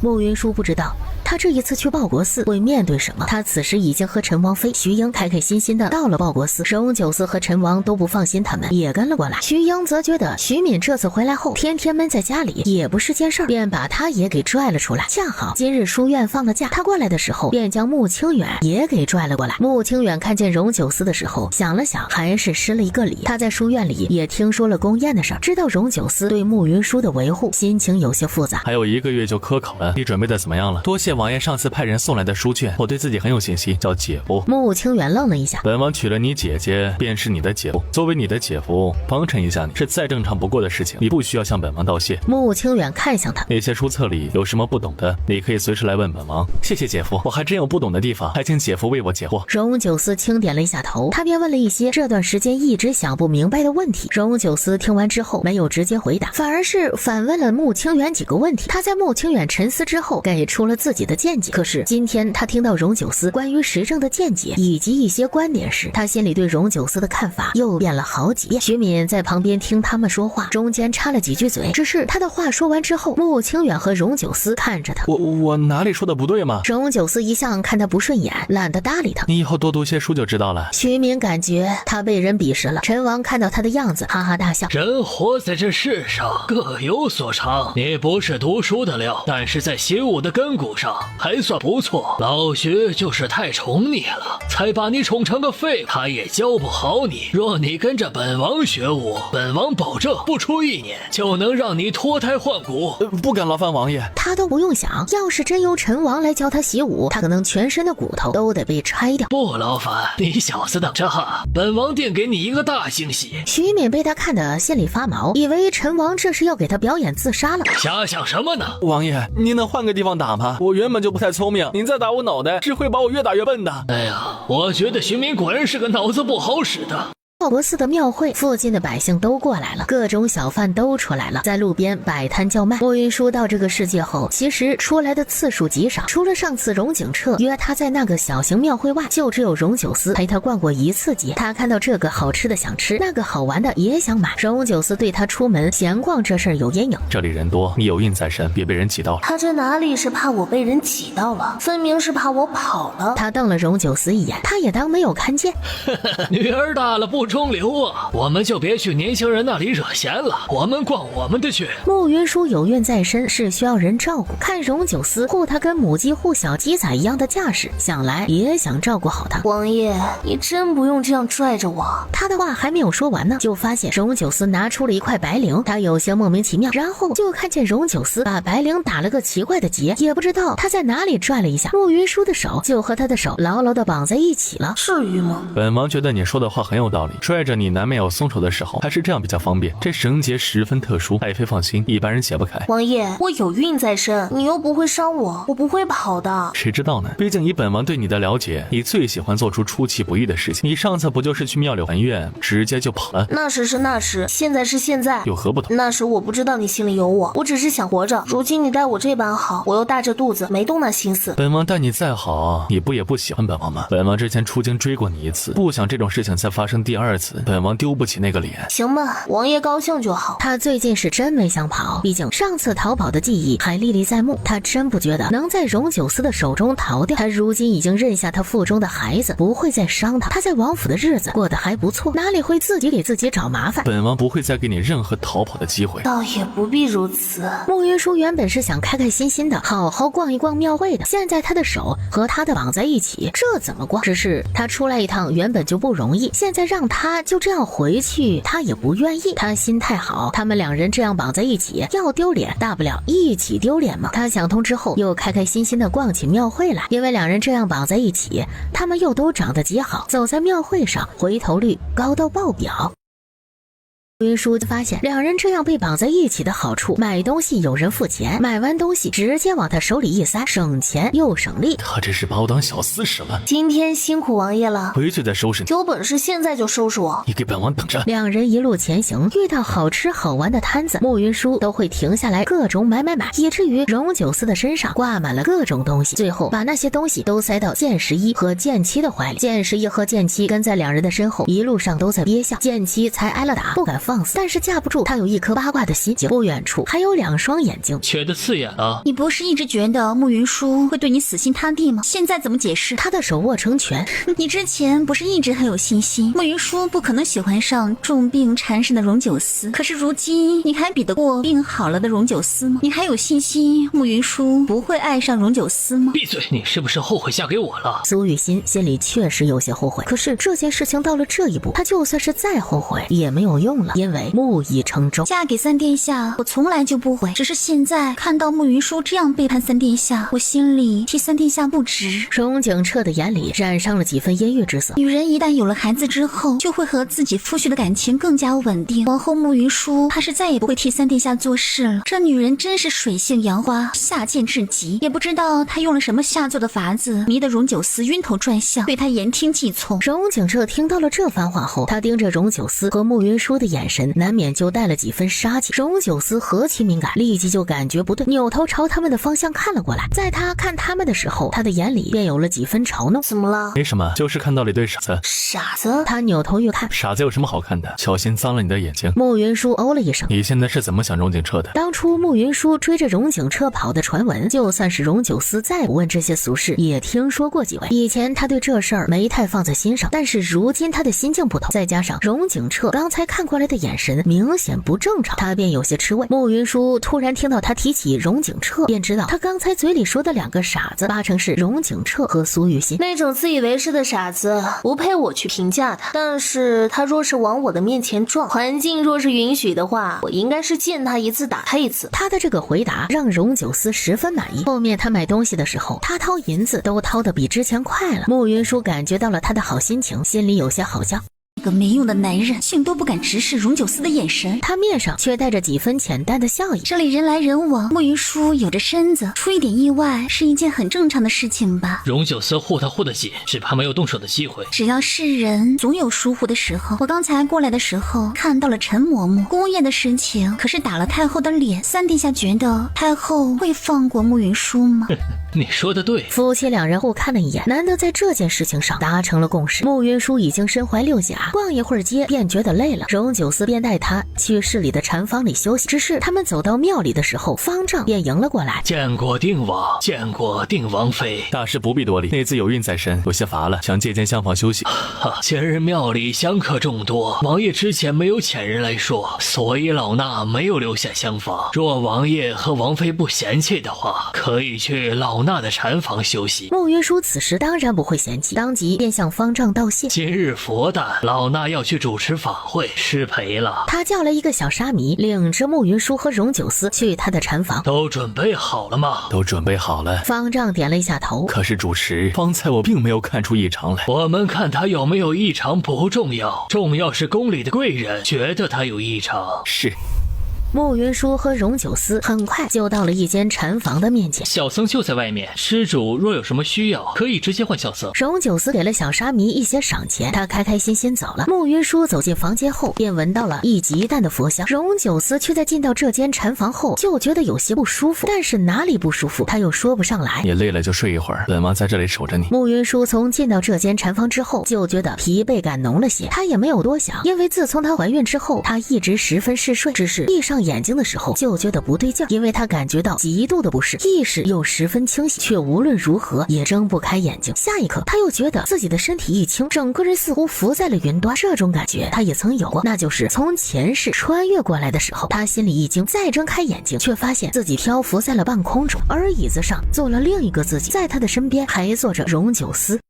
慕云舒愣了一下，喊了一声王爷。荣九思根本就没有听见他的声音，他伸手去拉荣九思的袖子，手指却从他的身上穿了过去。到这一刻，就算他再迟钝，也知道他这一次是身体和灵魂分开了。慕云舒第一次经历这种事情，有些发懵。聪明如他，一时间也不知道要如何应对。他告诉自己不能慌，只要找到破绽，他就有机会自救。慕云舒想起他的异常都是从进到这间禅房后发生的，他试探着往外面走，只是他的手才摸到门，一张金网凭空出现，将他拦住。他此时已经隐约知道，方丈的这间禅房便是一个离魂的阵法，是专门为他准备的。只是为什么和他一起进来的荣九思没事，只有他才有事？他看向安然坐在那里的荣九思，他正温柔地看着他，他莫名有些心酸。在他看不见的地方，他将要魂飞魄散了。就是不知道荣九思发现他这一次睡着之后再也不会醒来，他会不会伤心？慕云舒觉得他应该会伤心，这段时间他对他的好以及对他的包容，他都看在眼里。慕云舒的心里生出了不舍，他舍不得荣九思，舍不得陈王和陈王妃，舍不得慕清远，也舍不得傻傻的贱妻。佛堂之中，方丈诵着经文，敲着木鱼。方丈在心里宣了一句佛号，杀慕云舒这件事情非他所愿，于是他加快了诵经的速度，力求尽快抹杀慕云舒。正在此时，听到了一记冰冷的声音传来：心无慈悲，不配入佛门。这句话一落，他再也承受不住，一口血从他的嘴里喷了出来。主持池，你怎么了？这是怎么回事？方丈让僧人把他扶起来，走出大殿。他看见了一把白色的巨剑出现在禅房的上方，以极为凌厉的攻势将金网斩碎。在金网破碎的那一刻，身体软倒在地。穆云舒原本觉得他今天必死无疑的时候，身上的剧痛突然就轻了很多。国师，你没事吧？是你救的我，你怎么做到的？我捕到你今日会有危险，便用了问星。我不能在这里久待，你的神魂终究受了伤。等我从江南回来了，再帮你医治。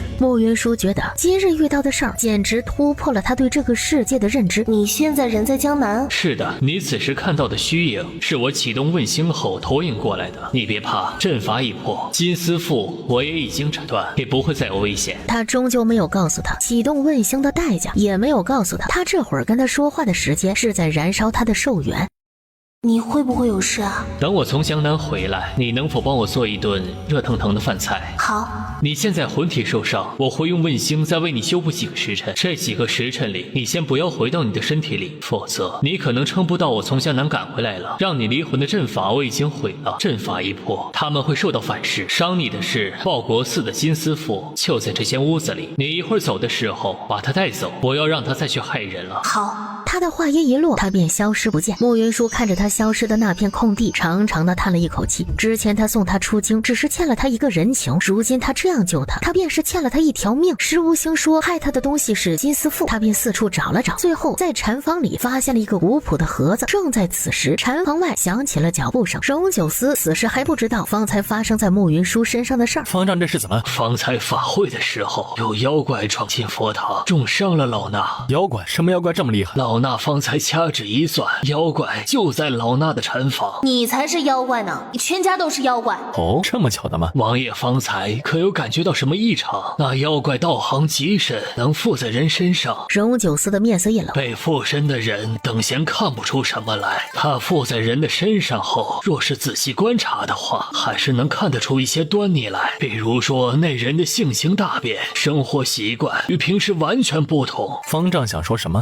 想来王爷已经知道老衲是什么意思了。那妖怪就附身在定王妃的身上，眼下王爷只需要将他勒死，妖怪失了宿主就会魂飞魄散。这狗和尚真的是太不要脸，这种话也能说得出口。他想直接进他的身体里，现在根本就进不去。他猜他现在回不到他的身体里，应该是问星在帮他修复魂体。一时间不知道该怎么办，他有些担心的看着荣九思，不知道他会不会信方丈的话，他们之间的感情能经得起这样的考验吗？这狗和尚估计啊，也就是晃荡那半瓶水。方才还担心他会不会还有其他法子伤害我，现在倒是安心了不少。只是现在最关键的是荣九思的态度，他若是听了方丈的话，真要杀了我的话。他再次看向荣九思，他的脸上素来没有太多的表情，此时也一样，他吃不准他的心思。方丈是在说本王的王妃是妖怪？没错，她就是妖怪。若王爷不信，可以试着喊一喊王妃，看看她能不能醒过来。荣九思方才就发现不对了，方丈带着人进来的时候闹出来极大的动静，却没有把穆云舒吵醒。云舒，醒醒！穆云舒的身体没有半点将要醒来的动静，荣九思又连喊了他好几声，他的眼睛始终紧闭。王爷也看到了，妖怪确实附身在王妃的身上，妖怪以吸食人的精血为生，对人伤害极大。好在被老衲发现的及时，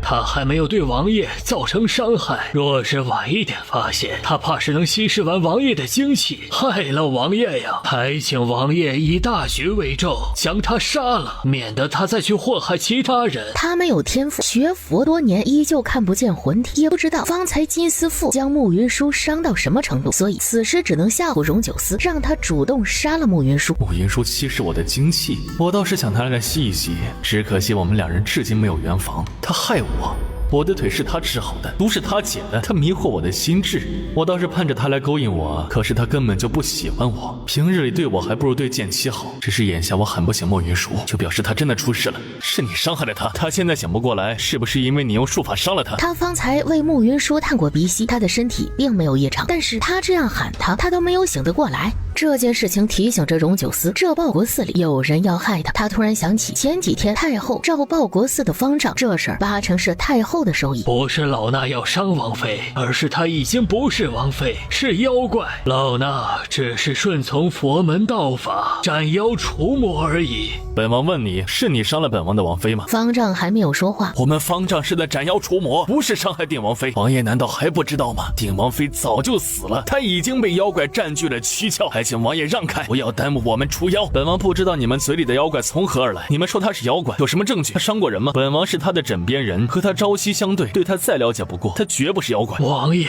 你这是执迷不悟啊！本王执迷不悟，当真是好笑。她就是本王的王妃，是本王最信任的人。本王若因为你这几句没有缘由的话，就信她是妖，那才是真蠢。王爷执意如此，必受其害。你身为佛门中人，却信口雌黄，为了权势，心里没有半点慈悲。就你们这种人，根本就不配做佛门中人。你们现在最好立刻救起他，否则本王不介意屠了报国寺。他没有直接动手杀方丈，是因为他不懂佛法，不知道方丈用什么手段害得慕云舒留他的命，是逼方丈救他。王爷，你不要再执迷不悟，老衲做的这一切都是为了你呀！就是为了除妖。今天我们住持还身受重伤。报国寺之名乃是太祖所赐，我们做的一切都是为了大晋的江山，还请王爷不要再拦着我们，将那妖怪杀了。荣九思拔出腰间的佩剑，本王说过，所有伤害本王王妃者死。本王再给你们最后一次机会，1刻钟之内，本王要他醒过来。他若是不醒，本王每隔1刻钟便将一个报国寺的僧人点天灯。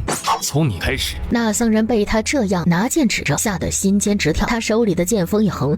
慕云舒之前被荣九思欺负过，觉得他拔剑的样子实在是太讨厌了。可是他此时为他拔剑，他的心里却只余下温暖。他是真的没有想到他会这样护着他，他这副样子真的是帅爆了。他想要抱他亲他。他虽然觉得报国寺的这些狗和尚没几个是好东西，但是他若真的因为他在报国寺里杀人，且方丈口口声声说他是妖怪，很容易被煽动，到时候元明帝必找荣九思的麻烦。王爷，先别动手。只是他喊完后又想起来荣九思根本就听不见他的声音。慕云舒再次尝试回到他的身体，却还是回不到他的身体。他有些着急。除妖是老衲的责任，若王爷硬要护着这个妖邪，那便杀了老衲吧。剑十一给剑三发消息，本王要血洗报国寺。他这句话音一落，方丈等人面色大变，他们是真的没有想到荣九思竟真的敢这么做。剑十一应了一声，就去给剑三发消息。剑七在旁边记得团团转，他没能想明白，方才慕云舒还好好的，怎么在里面睡了一觉就成了这样。剑十一很快就回来，跟他一起来的还有陈王和陈王妃。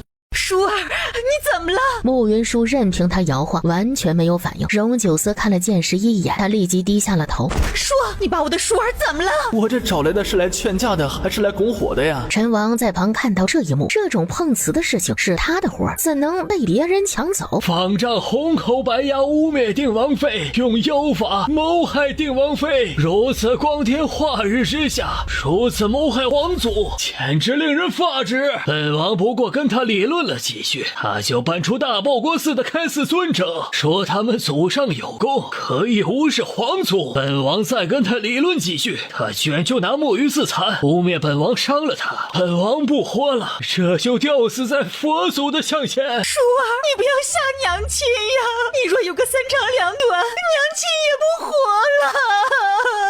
方丈气得又吐了一口血。陈王一边喊着刚才的话，一边假哭着往大雄宝殿的方向走。方丈原本是真的很想晕过去算了，但是他听到陈王的声音，快拦着陈王！但是又有谁敢拦陈王？荣九思又看了剑十一眼，他的头低得更加厉害了。慕云舒看到陈王的这一系列的操作，惊的是目瞪口呆。牛逼！属下去看着陈王。荣九思轻摆了一下手，剑十一飞快地走了。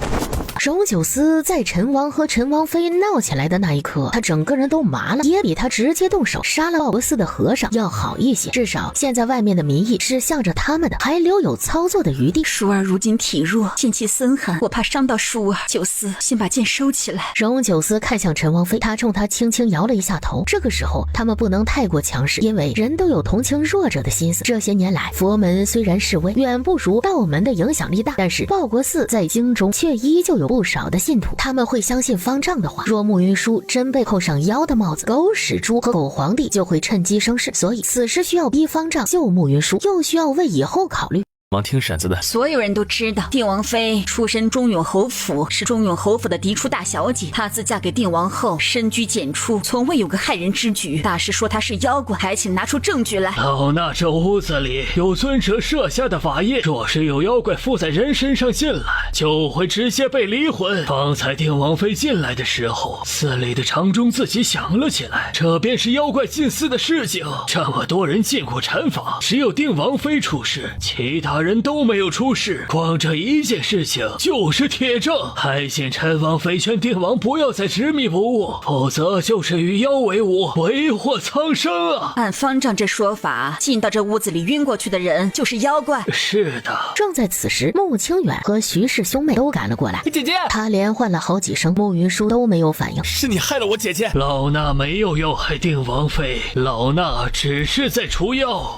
除妖？除你大爷的妖！我和我姐姐从小一起长大，她是什么样子我再清楚不过了，凭什么说她是妖？穆云舒看到他的样子，真的没有想到，他看到他昏迷不醒，一向稳重的少年竟会动手打人。施主的心情，老衲能理解，但是定王妃是妖的事情是不争的事实。穆清远听到这话，还想上去揍方丈。你先别急，王爷在这里，一定能想办法救王妃的。他们说我姐姐是妖，王爷你信吗？本王自然一个字都不信。你真有办法救我姐姐吗？本王不管付出什么样的代价，都会救回云舒。穆清远对上荣九思那张沉着冷静的脸，他强行压下了心里的怒气。徐莹看到穆云舒那张苍白的脸，十分心疼，却知道这里有荣九思在就够了。他反而担心另一件事情。他刚才过来的时候，听见苏玉新使了银子找人去传穆云舒是妖怪的事情，他索性拉过徐敏。徐敏听到他这番话的时候，苏小姐怎么会做这种事情啊？她连换盖头这种事情都做得出来，你觉得有什么事情是她做不出来的？这个女人心肝都是黑的，你若是还喜欢她，那就自己去吃屎吧。能不能不要这么粗鲁？我的粗鲁都是被你的蠢逼出来的。你再想想你自己，前段时间出京遇到的事儿，到现在还不知道动脑子吗？是，你说的对，是我想差了。徐莹听他这么说，便拉着他去控制外面不利于穆云舒的流言。他们就在禅房外说话，两人的对话他全部都听到了，他的心里满是温暖。他此时回不到他的身体里，他也不知道问星修复他的身体还要修复多久。他往外看了一眼，恰好看见陈嬷嬷从人群中探出了头。这是真的觉得我好欺负不成？他恨不得过去扇陈嬷嬷几记耳光，可是他现在不过是魂体的状态，这种事情肯定是做不成的。他有些愤怒的去抓旁边的砖头，却发现他握着砖头的触感和刚才不一样了。我现在能抓住砖，那是不是意味着我的魂体再强韧一些，我就能挥得动砖了？这可真的是太让人期待了。禅房里，荣九思冷冷地看着方丈，方丈此时只盼着穆云舒早些死了，如此一来，他也算是完成了太后交代的任务。只是他看穆云舒虽然没有要醒来的迹象，但是他的胸口一直是起伏的，这就表示他的魂魄还没有彻底消亡。方丈心里就有些急，这种情况下要怎样才能以最快的速度杀了穆云舒？他有些焦躁。方丈此时已经有些后悔，当初不应该那么轻易的就答应太后。剑三寻到禅房，剑三见过王爷，第一营已经集合完毕，都已经全部到达护国寺，请王爷示下。方丈还是不愿救人吗？穆云舒是妖怪，斩妖除魔是老衲的职责所在，老衲这么做都是为了救定王。今日就算是定王杀了老衲也是这个说辞。本王说过，云舒若有事，就会让整个报国寺陪葬。剑三，你带人将整个报国寺的僧人全部都带过来，本王今天就守在这里。说王妃没事，本王不会动报国寺里的僧人，但是他若出了事，就屠光整个报国寺的僧人。剑三应了一声，立即带着兵马去抓人。定王，你这是做什么？本王的意思很明白，云舒醒了，本王便会放了他们。若云舒醒不来，那么他们也就没有活着的必要。主持，要不你还是想想办法救救定王妃吧。方丈看了那个僧人一眼，没有说话。贫僧知道一个回魂的法子，愿意一试。佛门中人素以降妖除魔为己任，岂能如你这般贪生怕死？那僧人的脸涨得通红，却还是去为穆云舒招魂。方丈的眉头皱成了一团，却也不能再拦着，因为荣九思已经将那个僧人请了过去。那个僧人依着他之前学过的招魂之术，诵了佛经，念了口诀，就被问星挡了回去。那僧人又连试了几次，都是一样的结果。贫僧无能。荣九思并没有为难他，还有谁有办法？那些僧人都摇了摇头，因为方才为穆云舒招魂的那个僧人，已经是他们寺里佛法学得最好的僧人了。苏玉心一直在留意这边的动静，在他知道慕云舒昏迷不醒，被方丈只认为妖的时候，他快开心死了。只是后面陈王和陈王妃过来那么一闹，整件事情就没有再往苏玉心想要的方向发展了。他花银子找人散播慕云舒是妖的消息，却被徐英和徐敏破坏了，去恶斥徐英和徐敏。方丈说慕云舒是妖怪，那他就一定是妖怪。你们这样帮他，那就是为虎作伥。这一次的事情，父后一定会追责。定王妃是妖怪的事情，很快就会传遍全京城。我劝你们好好想想要怎么做，毕竟你们还得为你们身后的徐府负责，不要因为你们两个是非不分，就连累整个徐府。你怎么能这样做啊？你之前和定王妃换盖头我还能理解，那是你在追求自己的幸福，但是你现在造谣生事害定王妃就算了，我们不过是实话实说，你为什么要来呵斥我们？你知道你在跟谁说话吗？我知道你是相府的二小姐，也是三皇子妃。他说出他最后的那一重身份后，整个人就更加清醒了。他早已经嫁人，之前却还时不时的撩拨他，让他为他做事。以前的他得有多傻才会相信他的话？可是那又如何？你造谣的人是定王妃，是你的婶子，你还有没有人性了？徐敏，你疯了吗？你竟为了慕云舒那个贱人来指责我！你竟然说脏话，你竟然还骂人！多谢三皇子妃的提醒，但是我们兄妹做事一向只求无愧于心，徐府上下忠君爱国，皇上贤明，怎么可能会因为我们说实话而迁怒徐府，牙尖嘴利？谢三皇子妃夸奖。苏玉心不语，徐英没再搭理他，拉着徐敏就走。苏玉心虽然对这对兄妹有些生气，但是这两人在他心里的分量完全没办法和慕云舒。眼下慕云舒到现在还没有死，得想办法弄死慕云舒。他看见陈嬷嬷在不远处，他便走过去道：嬷嬷，眼下怕是得你亲自出马了。陈嬷嬷看了他一眼，毕竟他活着就会有变故。三皇子妃真是深谋远虑啊！我只是想替太后分忧而已。方丈斩妖除魔是真正的慈悲心肠，他不该被人如此对待。三皇子妃是全京城最善良的人，又同是皇族，遇到这样的事情，总归得表达一下你的立场才是啊。苏玉心一听这话，就知道陈嬷嬷想把他也拉下水。他上次被荣九思当众羞辱之后，就不是太想见荣九思。哎呀，我突然肚子有点疼，辛苦嬷嬷了。我相信以嬷嬷的能力，一定能做好的。他说完就匆匆跑了。陈嬷嬷看了他一眼，轻啐了一声。苏玉心捂着肚子躲在了围墙后，看着陈嬷嬷往禅房的方向走去，他的眼里有了一分得意。不能进去。我是太后宫里长侍嬷嬷，今日我进护国寺为太后娘娘祈福，听说定王妃是妖怪，我来看看。剑三看着他的眼睛眯了起来，陈嬷嬷出现在这里绝对是不怀好意。你们这样拦着不让我进去，该不会是因为定王妃真的是妖吧？我家王妃只是被人算计了，她不是妖。定王妃是不是妖，这事儿说了不算，我说了也不算。方丈若说定王妃是妖，那定王妃就一定是妖。方丈若说她不是，那她就一定不是。你这么急着撇清，是心虚吗？剑三带领军队打仗十分厉害，论嘴皮子却不是陈嬷嬷这种刁奴的对手。陈嬷嬷却笃定他不敢伤他，伸手将他推开，大步走了进去。荣九思冷冷地看着陈嬷嬷走了进来。见过定王，陈王妃。陈王妃一看到陈嬷嬷，恨得牙痒痒。当初她掉进冰湖里小产，陈嬷嬷是那件事情的执行者，她在心里飞快地盘算着怎么弄死陈嬷嬷。陈王妃冷哼了一声，决定走一步看一步。陈嬷嬷看了陈王妃一眼，没太将陈王妃放在眼里。方丈一看见陈嬷嬷过来，就知道帮手来了。阿弥陀佛，我今天来为报国寺里上香，听说报国寺里出了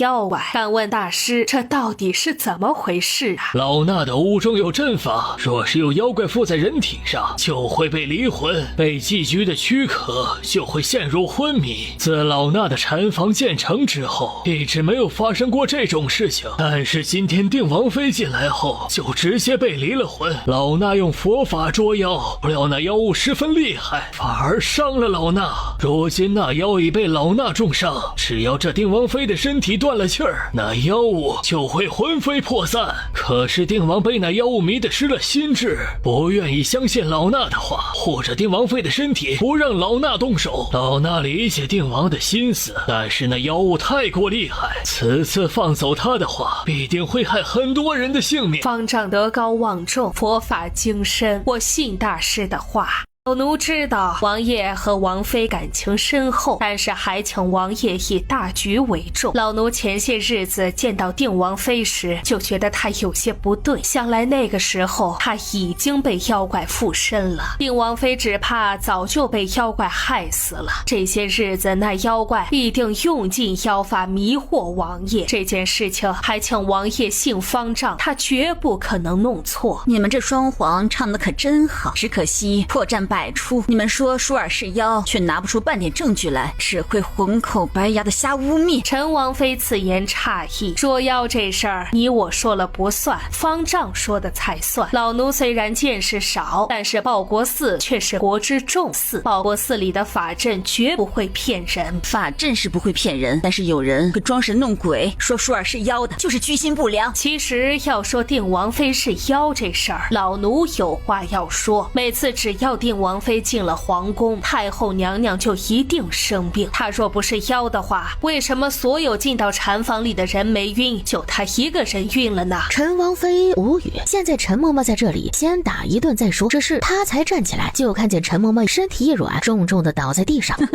按方丈的说法，陈嬷嬷这也是被妖怪附体了吧？方丈一时间根本就没有办法回答。这个问题很难回答吗？陈嬷嬷进来后突然晕倒，可能是生病了。是吗？那我来叫醒她试试。他说完走过去，一把拽着陈嬷嬷的脑袋往地上重重一磕。就没见过这样叫醒人的。慕云舒看到陈王妃的举动，干得漂亮。此时陈王妃这样磕陈嬷嬷的脑袋，她有醒过来的迹象。慕云舒一见陈嬷嬷要醒过来，立即反手又是一劈，陈嬷嬷又晕了过去。这种状况来了10余下回合，陈嬷嬷已经满头是血。住手！方丈别急，容我先叫醒她。方丈一时间竟然找不到好的理由去拦陈王妃。她是太后身后的人，我们得好好排查一下，万一她是妖怪，到时候祸害太后娘娘就不好了。再这样下去，陈嬷嬷怕是会被打死啊！婶子这样叫他，他都没能醒来。依本王看，他应该才是方丈嘴中说的妖怪，所以方丈这话说的不对。婶子这是在斩妖除魔，不是在杀生。方丈无语。罗斯说的对，他这样都不醒，八成是妖怪。慕云舒坐在一旁，快要笑死了。这件事情到了这一步，算是为他打开了全新的破题思路。不就是让人晕过去吗？这题他会。我佛慈悲。斩妖除魔不仅是方丈的职责，也是本王的职责，佛度众生。方丈心里发愁，他得赶紧想办法弄死慕云舒。只是他还没有想出来好办法，他身后的一个僧人又倒在了地上。哎呦，这该不会又多了一个妖怪吧？我这人最喜欢助人为乐了。来，我来帮方丈验证一下。他拎着那个僧人的耳朵，把他的脑袋拎起来，再磕到地上。眼前的这种情况把那群僧人吓得脸都白了。他这样都没醒，看来也是个妖怪。他的话音一落，又有一个僧人倒在了地上。这一次就算是方丈都知道这事儿不同寻常。这样弄了7、8回后，方丈身后的僧人只剩下一个了。我全说。荣九思冷冷地看着他，根本就没有妖怪，是方丈。方丈在屋子里设下了离魂阵，在屋子里点了离魂香。若是魂魄不太稳的人进来，魂魄就会因为阵法和香而离体。孕妇因为身体里怀着孩子，身上有2个魂魄，所以魂魄不稳，容易离魂。这句话一出，荣九思的眸光朝方丈刺了过去。你胡说八道！出卖他的这个僧人是他的心腹，也是全寺除了方丈外唯一一个知道事情原委的人。我说的都是真的。方丈还在禅房里设下护国寺的镇寺之宝金丝缚。金丝缚是收恶魂的灵器，只是人的魂魄离体之后，它就会无差别攻击。今天方丈动用金丝缚困住定王妃后，有人攻击了金丝缚，方丈会吐血，是因为那人攻破了金丝缚，他被反噬了。你为了讨好定王，竟如此污蔑老衲，你简直不配入佛门！方丈，举头三尺有神明，佛祖在看着我们呢。这些师兄们无缘无故的晕倒，那就是佛祖显灵了。方丈，你不要再执迷不悟了。方丈的脸色铁青，他被那个僧人也说得心里发毛。他两眼一黑，一头栽在地上，彻底昏迷了过去。只要你能把云舒救回来，之前的事情本王既往不咎。不救是不可能的，他现在只想哄着这些个狗秃驴们把慕云舒先救回来。方丈坐在那里装死不说话。没用的，什么没用？现在不管用什么招魂的法子都没用了。金丝斧十分霸道，不管什么样的魂魄撞上去都会神魂俱灭。就算今天有高人刺破了金丝斧，放走了定王妃的魂魄，他的魂魄已经受损，就算我们用尽了法子让他的魂魄归位，他醒过来后非吃即杀。你说什么？定王妃的魂体受损，救不回来了？陈王妃听到这话，气得想杀人。婶子先别急，这世上既有伤魂魄的法子，那肯定会有修补魂魄的法子。你先想办法把云舒的魂魄找回来。方才招魂的法子大家都用过了，王妃的魂魄都没有回来。按这情况来看，她的魂魄可能受损十分严重，回不来了。这话听得荣九思也想杀人了，他伸手把慕云舒抱进了怀里，深深地吸了一口气，努力让自己冷静下来。你知道什么修补魂魄的法子？小僧才疏学浅，没有这个能力。但是小僧听说国师道法精深，或许有法子能救王妃。剑十一，你亲自去趟江南，去请国师回来。剑十一应了一声，扭头便走。那僧人见荣九思欲将慕云舒抱走，眼下王爷最好不要把王妃带走。为什么？王妃是在这里离的魂，她的魂魄可能还在这附近。魂魄离身体太远的话，对两者都不太好。如果要固魂的话，最好也是在这里做法。荣九思闻言，只得把慕云舒又放了回去。慕云舒此时就站在荣九思的身边，看到他这副样子，他有些动容。他一直觉得荣九思不会有太过丰富的表情，可是没有人能看到他的脸时，慕云舒看到了，他眼里有泪光。他真的没有想到荣九思还会有这样表情。他之前就知道荣九思喜欢他，但是他之前一直觉得荣九思对他的喜欢不过是一种激起他逆反心理的一种占有。可是他知道他错了，荣九思那么高傲的一个人会为他流泪，想来是真的喜欢他。九思，荣九思似有所察，微微抬起了头，却又什么都没有看到。正在此时，剑三过来的。王爷，宫里来人了。荣九思知道这是他们一计未成，另一计又起，是要置他们夫妇于死地。他的眼里蹦出杀意，手握成拳。以前他一个人的时候，元明帝和太后怎么算计他，他都能忍。他虽然和元明帝掐得厉害，却只是在自保，他从来就没有过要将元明帝取而代之的心思。但是这一次，妻儿却绝不能被人这样欺负。让他过来。剑三应了声，便去外面把人领了过来。乌烟辉想要进来，在外面跪着。王爷说什么？让下官跪着？怎么不愿意？乌烟辉当然不愿意，因为自他背叛荣九思投靠元明帝之后，再没把荣九思放在眼里。王爷朝一品的亲王，论理来讲，下官见到王爷确实该跪，但是今夜下官是奉旨而来，请王爷恕罪。话还没有说完，就被荣九思一脚踹得倒飞了出去。满院子的僧人何曾看过这样的光景，吓得他缩成一团。众僧人才知荣九思方才对他们是留情面的，没有直接动手。荣九思面无表情的缓缓的走到乌烟辉的身边。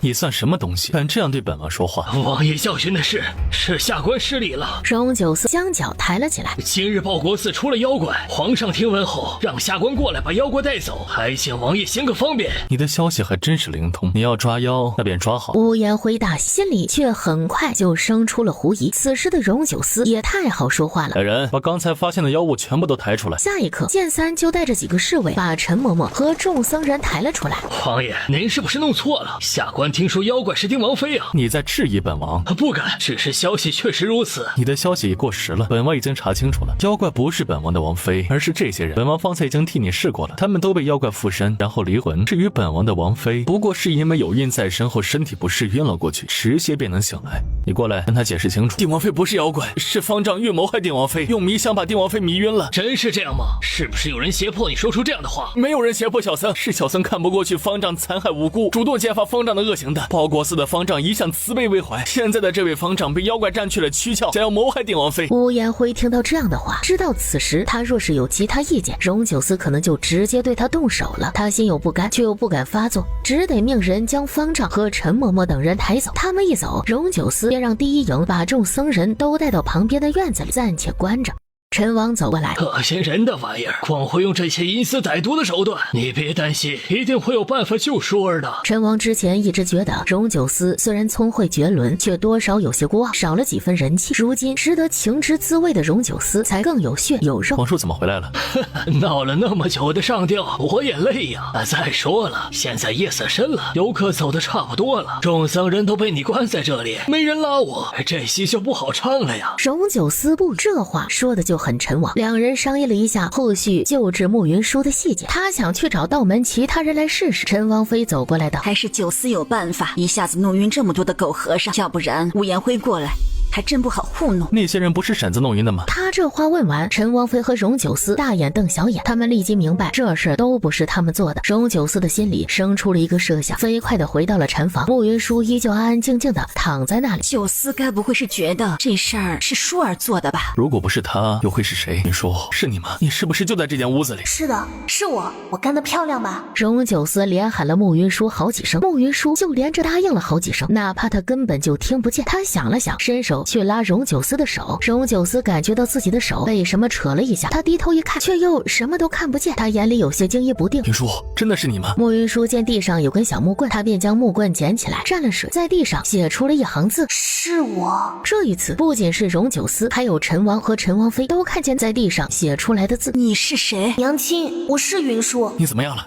我没事，我师救了我。施无星救的慕云舒，他竟也来了。只是施无星到底是怎么做到的？他用问星救的我。别人也许不知道问星是什么，荣九思却是知道的。数年前，先帝欲让施无星启动问星，问大晋的国运，却被施无星直接拒绝了。荣九思至今还记得施无星的话：启动一次问星，除了需要几样极珍贵的材料外，还需要至少系出5年的阳寿。荣九思知道施无星对慕云舒的心思，他却不知道施无星竟可以为了慕云舒启动问星，他的心里五味杂陈。慕云舒感觉到荣九思的异常，在地上写字。有什么不妥吗？国师的恩情也不要管，本王会想办法还给他。有没有哪里不舒服？什么时候能醒过来？我也不知道。只要舒儿你没事就行，我们在这里等多久都可以。就是有我们在，谁都不能伤害你。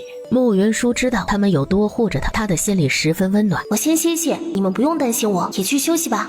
荣九思知道他没事之后，长长的松了一口气。只是他一想起施无星动用问星救慕云舒的事情，他不知道慕云舒知道施无星救他，付出了这么大的代价之后，他就会跟施无星走，开始思考要怎么还施无星的这个大人情。第二天清晨，宫里又来人了，来的还是乌延辉。王爷，下官奉旨将残存的妖孽带回京城处置。下官是奉旨行事，还请王爷不要阻拦。简七，没听到外面有狗在叫吗？王妃正在睡觉，还不快点把狗赶走？找到王妃睡觉，本王扒了你的皮。剑气应了一声，他虽然很想直接揍乌延辉，乌延辉手里有圣旨，但是荣九思的吩咐他不得不听。他突然想起昨天在禅房后看见了一只拴着的狗，于是把狗牵过来，照着狗旁边的地一鞭子就抽了下去。刹那间，温顺的狗被吓得汪汪大叫，乌延辉脖子上的青筋直跳。乌统领，你别误会啊，我骂的是狗，不是你。想把剑七的脖子拧下来。剑七干了这事后，没听见荣九思的呵斥声，便知道自己做的是对的，于是他就更加来劲儿了。剑七等把乌延辉赶出去后，开开心心的跑到荣九思那边邀功。王爷，属下把狗赶出去了。做得很好。这一堆主仆太欺负人了。云舒，你在吗？旁边的木棍从地上飞了起来，对着他摇了摇。你陪着云舒，他们再来，由我来应付。荣九思轻点了一下头，如荣九思所料，乌延辉在院门口还要往里闯，剑七就拿着鞭子赶狗。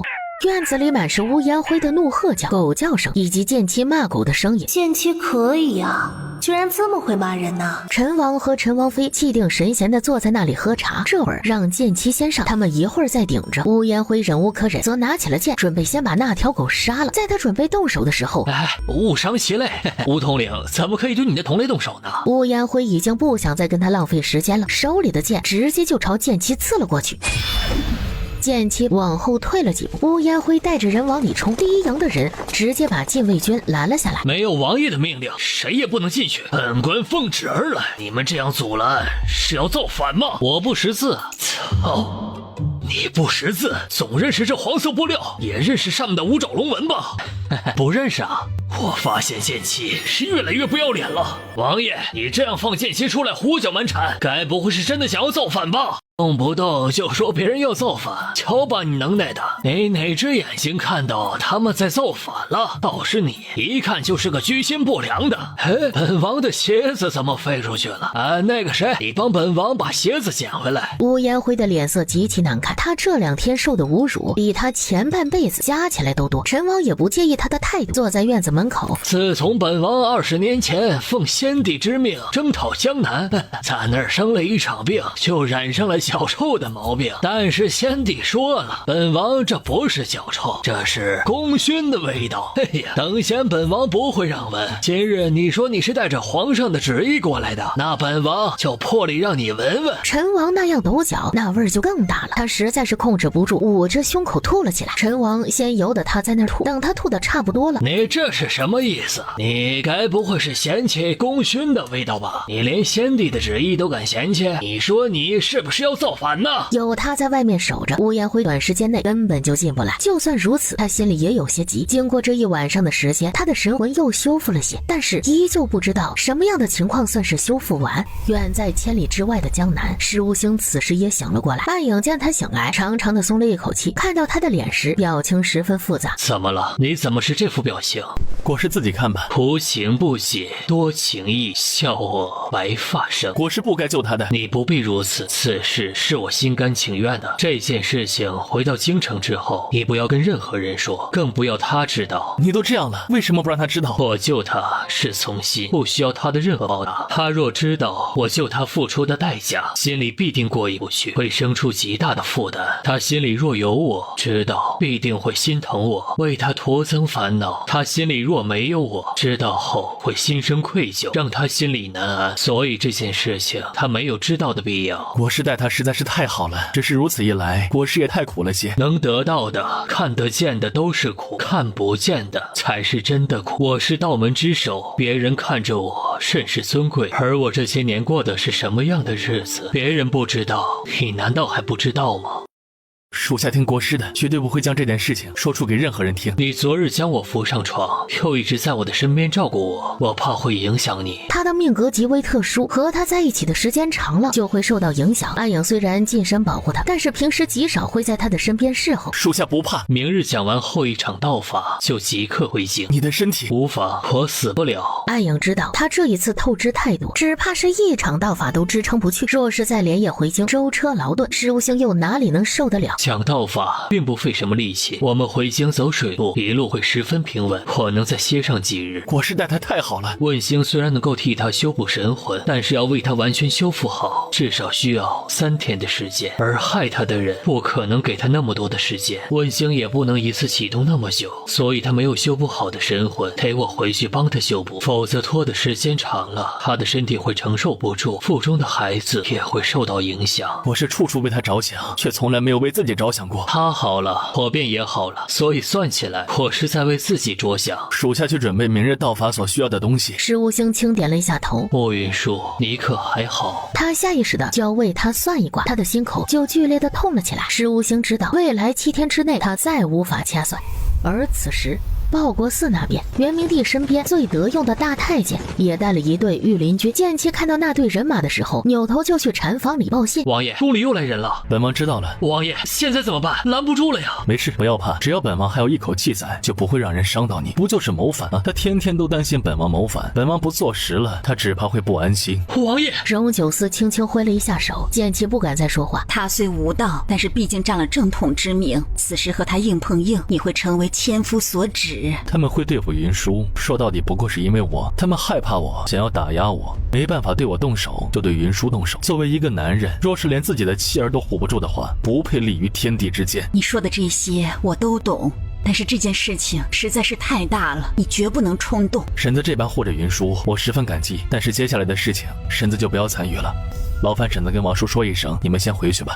回去，云舒现在这副样子，你让我抛下他回去，你不过是他的夫婿，都不能忍受这种事情。我是他娘，又怎么能让他被人如此欺负？我劝你3思的意思是，我觉得这件事情还没到那一步，就算是真要去做的话，也应该多做一些准备，就算不能万全，也要更稳妥一点儿。荣九思看向他，当年临川之战，九思应该还记得。从某种程度来讲，云岭关之战和临川之战十分相似，最大区别在于临川之战，我的父兄没有一人人活着回来，而云岭关之战，九思活着回来了。当年狗屎猪害得我失去腹中的孩子，不能再生养，怕我父兄活着回来为我出头。这种为了一己私利而无视边关将士性命的人，不配坐享高位，也不配活着。荣九思当然知道临川之战，陈王妃的父兄全部战死在了战场之上，事后他们还因为战事失利而被追责。若不是陈王拼死护着，荣九思帮着求情，陈王妃都会被波及，他的父兄还会被人拉出来鞭尸。若说恨，我不比你少。那一次多亏了你，这个恩情我和你王叔都记着。这些年来，我们不太敢跟你走得太近，便是怕被人忌惮，给你添麻烦。舒儿无辜，我们自然都要护着他。但是这种事情，要么不做，要做就做周全。荣九思看向他，我们现在只要知道舒儿没事就行，不就是多拖一点时间吗？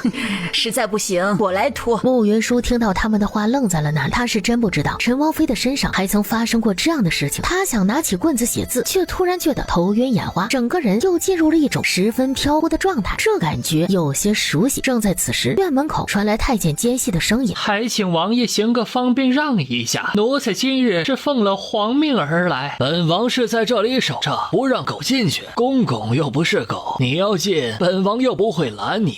王爷真会开玩笑。皇上有旨，定王荣九思接旨。”荣九思从禅房里走了出来：“公公不是来传旨的吗？本王现在就在这里，公公可以传旨了。”定王这是要做什么？是要谋反吗？谋反？本王做了什么要被你扣上谋反的名头？定王妃如今已经确定是妖怪，王爷不遵旨意，这不是谋反是什么？谁说本王的王妃是妖怪？定王妃进了报国寺就被离魂，她若不是妖怪，是不会惊动镇国寺的镇寺法器的。你说谁是妖怪啊？荣九思听到这句声音，飞快地走到他的身边：“你身体不舒服，怎么不在里面多歇一歇？一直躺着更不舒服，还不如出来走走呢。再说了，我要是再不出来走走，外面的流言要传成什么样子？我不过是因为有孕在身，多睡了一会儿，就被人说成是离魂的妖怪了。我要是再睡，怕是就要被人坐实妖怪的名头了。定王妃，朱公公是个结巴，大约是吧。公公不是说要来传旨吗？本王就在这里，传吧。朱公公想起圣旨上的内容，脸色十分难看。但是这圣旨又不能不传，因为他要是不传的话，就和前面的话互相矛盾，有假传圣旨之嫌。奉天承运，皇帝诏曰：定王妃慕云舒被报国寺法器离魂。他后面的快要念不下去了。继续啊！人失神魂，昏迷不醒，恐为妖怪，即刻将其押回大理寺。钦此。本王的王妃是被离魂的妖。朱公公吓得跪倒在地。是有人在皇兄面前搬弄是非什么？否则本王的王妃不过是在寺里面睡了一觉，怎么就会有这么荒诞的传言，还让皇兄下了这么荒诞的旨意？朝中定有奸人挑拨，本王现在去问清楚是何人挑拨的。奴才不知，奴才只是奉命传旨而已。既然如此，那本王就进宫亲自去问问皇兄，这是怎么一回事吧。朱公公哆嗦了一下，荣九思懒得理他，拉着慕云舒的手出了院子。乌烟辉看见慕云舒出来的时候，立即对身边的亲卫道：赶紧回宫报信，就说定王妃醒了。亲卫飞快地跑了。这狗波一玩意儿，这是要害死我吗？朱公公过来的时候，公公，这到底是怎么回事？咱家哪知道是怎么回事？咱家刚进去的时候，定王妃就醒了，她看起来就像是睡了一觉。这狗和尚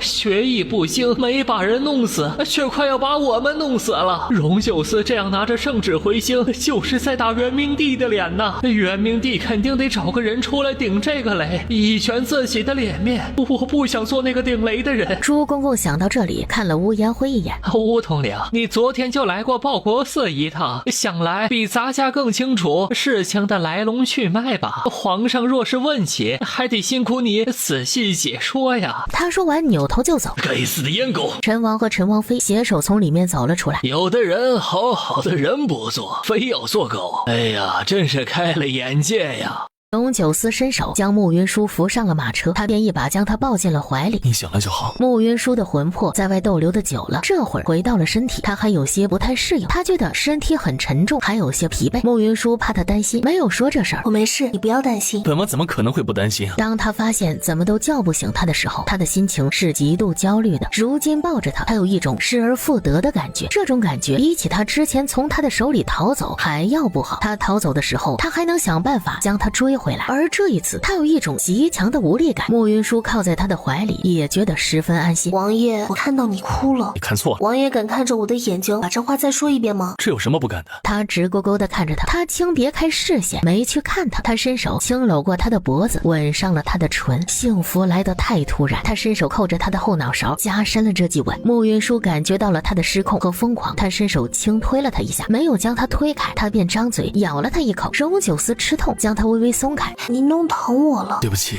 实在是控制不住。他说完又狠狠地在他的脸上亲了一口。本王要怎样才能一直把你留在身边？要如何才能护着你，让你永远不受伤害？王爷，其实让我心甘情愿留在你身边很简单。荣九思看向他，说一个人是真心喜欢另一个人的话，是能感觉得到的。感情虽然不能等量交换，但是人心都是肉长的，又岂会无动于衷呢？王爷这一次对我的维护，我都看到了。我信王爷是喜欢我的，不会伤害我，会保护我。对我来讲，只要能确定这2件事情，我就不会走。荣九思愣了一下，王爷，你以后不要再凶我了，可好？只要你不离开我，我往后都会好好待你的。王爷的要求变低了，你之前说让我乖一点，你就会对我好一点的。就你这性子，乖是不可能乖的了。是本王对你先动了心，在你面前，本王除了妥协还能做出什么？只怕本王越是逼迫你，就越和本王离心。王爷说的对。荣九思轻轻叹息了一声，觉得自己这辈子可能都会被他吃得死死的，因为他发现他醒不过来的时候，他心里难受至极，而他此时这样对着他微微一笑，他心里就有烟花绽放，开心至极。他从来就没有想过自己有朝一日心情的好坏会被一个女子牵着走。要本王待你好，你就永远都不会走。王爷若是不相信，我们可以拉钩。拉钩？这事也太幼稚了。他话是这么说，却已经把手伸了出来，和他的手指勾在了一起。我也觉得这事确实挺幼稚的。荣九思瞪了他一眼，王爷笑起来很好看，以后不要总是板着一张脸。没良心的女人，本王待你这般好，你都不愿喜欢本王，却还得寸进尺，对本王提一堆的要求，简直就是过分。那王爷要不要配合一下？不要。那你笑一下，我亲你一下，你要不要换？要。那是真的口是心非啊。他指着自己的唇轻哼了一声，慕云舒笑着亲了他一口，他便觉得这事似乎也挺划算的。他便发现荣九思真的很好哄，也很好骗。他说他不喜欢他，他竟也信。他却不知道，在他拼命护着他的时候，他便已对他动了心。他若不喜欢他，又岂会和他这般亲近？如他所言，感情这事儿，谁先动了心，谁便是被动的那一个。而两情相悦，就是这世上最美妙的事情。他们还没有回城，元明帝就收到了乌延辉命人送来的消息。元明帝直接去找太后。母后不是说慕云舒是被人占了躯壳，他的神魂不稳，护国寺的方丈能灭了他的神魂吗？既然如此，那为什么他现在安然无恙，而方丈和陈嬷嬷却出了事？我哪知道这是怎么回事？方丈传来的消息明明就说慕云舒已经被离了魂，被金丝妇所伤，必死无疑。母后就没有想过你被人骗了？皇帝的意思是方丈骗了我。布下阵法的是方丈，但是他现在已经醒不过来了，没人知道当时到底发生了什么。慕云舒也太邪门了，人下了圣旨说慕云舒是妖，现在慕云舒醒了，再也没有证据能证明他是妖。以荣九思的性子，此事断不可能就此罢休，他一定会在这件事情上做文章的。他一旦闹起来，这朕的脸往哪儿搁呀？都怪龚先生太过无能，那一次竟都没能毒死荣九思，他若死了，哪来这些事情？罢了，朕再从国库里面赏些东西给他们，推个人出来来担下这件事。母后以后若是要算计慕云舒和荣九思，你直接动手便是，不要再把朕牵扯进来。我这么做还不是因为你做太子的时候争不过荣九思就算了，现在成了皇帝还处处受制于荣九思，再这样下去，你这个皇帝当的还有什么意义？是母后生的，若朕无能，母后岂不是更加无能？太后面色大变，眼见的母子两人就要吵起来了。太后宫里的长侍太监匆匆进来道：定王把圣旨挂在大理寺的门口，状告皇上。你说什么？长侍太监把刚才的话又说了一遍后道：定王说定王妃不过是在报国寺休息时睡着了，就被误传为妖怪。这事儿那些愚昧的人信了也就罢了，皇上信也信，还让下人传来这样的圣旨，这种行为实在是……后面的话他实在是不敢说了，实在是大逆不道。且荣九思这一次去大理寺的时候，亲自敲的惊堂鼓，他一边敲一边陈述整件事情，还亮出了圣旨。这件事情在极短的时间内已经传遍了整个京城。荣九思他疯了不成？长侍太监伏在地上，尽量减少他的存在感。荣九思他怎么敢的？上次荣九思亲自在大臣们面前借了皇族的丑事也就算了，如今竟还敢去大理寺告我，这简直就是在疯狂打我的脸。人。荣九思简直是太不懂事，就算是对我不满，大不了到宫里来找我诉苦，我给他补偿便是。他直接去大理寺告，这是什么意思？他也不想想，他自己也是皇族。我就没有听过臣子去告皇帝的。荣九思这般行事，那是完全没把皇帝放在眼里了。臣子告皇帝绝对是千古第一例，若是寻常人来告，直接把人杀了便是。可是这一次来的是荣九思。朕跟你说过很多次了，让你轻易不要动慕云舒，你偏不听。你要动慕云舒，那就一次性把他弄死。你弄不死，却惹来这么多麻烦。朕怎么会有你这么蠢的母亲？我这么做是为了谁？还不是为了你。但凡你之前听我的，早早弄死荣九思，哪里会有现在的事情？元明帝知道此事和太后在这里吵架没有用，宫外的事情他还得亲自去处理。只是他才走到门口，心口一阵绞痛。来人，快去请太医！传连苏。太后立即让人去传连苏。刹那间，太后的宫前乱成一团，和宫里一样乱的还有大理寺。大理寺卿看着那张明黄的圣旨，他的太阳穴突突直跳。早知道这样，他还不如上次直接被落了职，也好过直面这种事情。王爷，这事下官真管不了啊！要不你换个地方，宗人府专管宗室的事情，要不你去那边找宗正试试。天子犯法与庶民同罪，这个道理大人熟读法典应该是懂的吧？是有这么一句话，但是所有的法典里面都没有写呀，要怎么来断这样的案子啊？既然都说天子犯法与庶民同罪，那么大人按照正常流程去走便是。你现在应该去皇宫里提嫌犯了。王爷饶命啊！大人这是什么意思？本王听闻大人断案如神，还十分公正，所以才来请大人为本王做主的。本王这里证人证物全都有，大人只管如实断案便是，何必如此啊？王爷，这事下官真的做不到啊！你主刑罚最应该做的就是公正严明，你若连公正都做不了的话，怕是不配做这大理寺卿。这番话给大理寺卿提供了新的思路。下官无能，下官觉得自己不配做这大理寺卿，自请辞官。大人的官职是由皇兄任免的，大人若是要辞职的话，得去找皇兄，本王可没这个资格。在皇兄没有给大人免职之前，你就还是大理寺卿，这桩案子你是接也得接，不接也得接。大理寺卿急得快哭了，大人还是快点去拿疑犯吧。他说完，扭头走到慕云舒的身边问：你累不累？要不要先回去歇歇？他还记得报国寺的和尚说的话，慕云舒的神魂被金丝缚所伤，就算石无星用问星为他固过魂，他依旧担心，怕他有事。我是这件事情的谷主，当然不能回去了，我以后都会和王爷共同进退的。皇兄过来应该还要一会儿，你若是累了，就把马车里的椅子放平，先歇歇。天气炎热，慕云舒见他的额头有细密的汗珠，便取出了帕子为他擦了擦。好。荣九思看向他，上次他想让他帮他擦汗，他暗示了很久，他都没能明白他的意思。今天他竟主动为他擦汗了，他隐约觉得这一次之后，他们之间和之前有些不一样了。他朝他微微一笑，他平时对他笑的时候，笑容里总有几分防备和疏离，而今日他的笑明显比平时甜了很多，他不自觉的也笑了起来。回家后补亲。我觉得这男人不会有些得寸进尺的意思。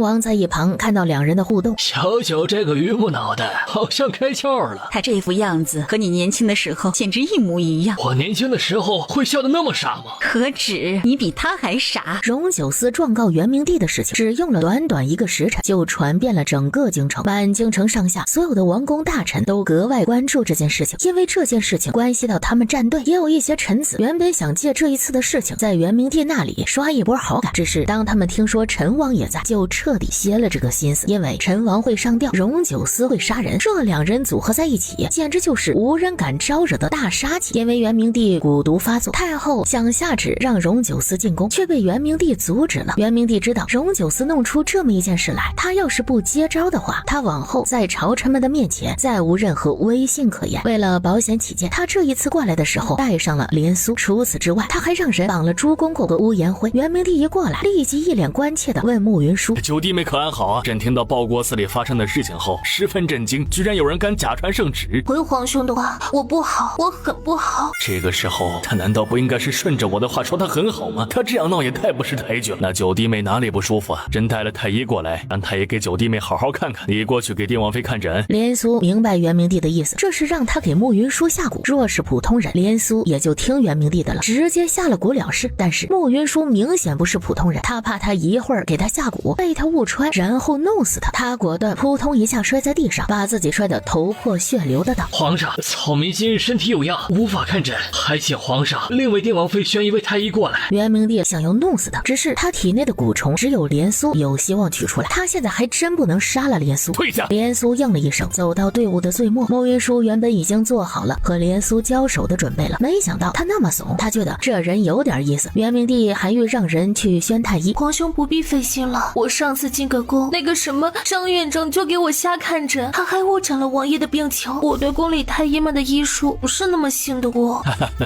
宫里那些太医有些医术确实不怎样，九弟妹若是身体不适，可以去找自己信得过的大夫，到时候花费的银两和药材都可以拿到宫里报销。就不跟皇兄客气了，皇兄此时来的正好，我不过去了一趟报国寺，却被人污蔑为妖怪了。最不可思议的是，这些人里有报国寺的方丈，太后宫里的陈嬷嬷，皇兄身边的朱公公，以及禁卫军首领乌延辉。报国寺的方丈那里，王爷已经查明，是他对我用了迷香，将我迷晕之后，就宣称我是妖怪。此时全寺的僧人都可以作证，但是陈嬷嬷、朱公公以及乌统领就不明白了，他们为什么会有这样的指证？首领为什么还有皇兄的圣旨呢？这件事情朕已经查清楚了，是朱公公搞的鬼。他和陈嬷嬷是对视夫妻，他想为了陈嬷嬷报仇，便私自偷了圣旨，假传朕的旨意，哄乌延辉出宫。我比陈嬷嬷还小10岁，怎么也不可能看上他呀！奴才一时鬼迷心窍，皇上饶命啊！狗奴才，你做出这样的事情，无视家人的安危，竟还想让朕饶了你！朱公公委屈的不行，他不敢违逆元明帝的意思，因为他全家的命都在元明帝的手里。乌延辉此时跪在那里，一动不敢动，再没有之前在荣九思面前趾高气昂的样子。他此时心里是真的后悔了，若他没有背叛荣九思，绝不会落到现在的境地。本王记得圣旨关系重大，所以看守的十分严密。一个朱公公怎么能拿出2道圣旨呢？他是宫里的总管，管圣旨的是他干儿子，也是朕疏忽，竟然让这狗奴才钻了空子，让九弟妹受了这样的委屈。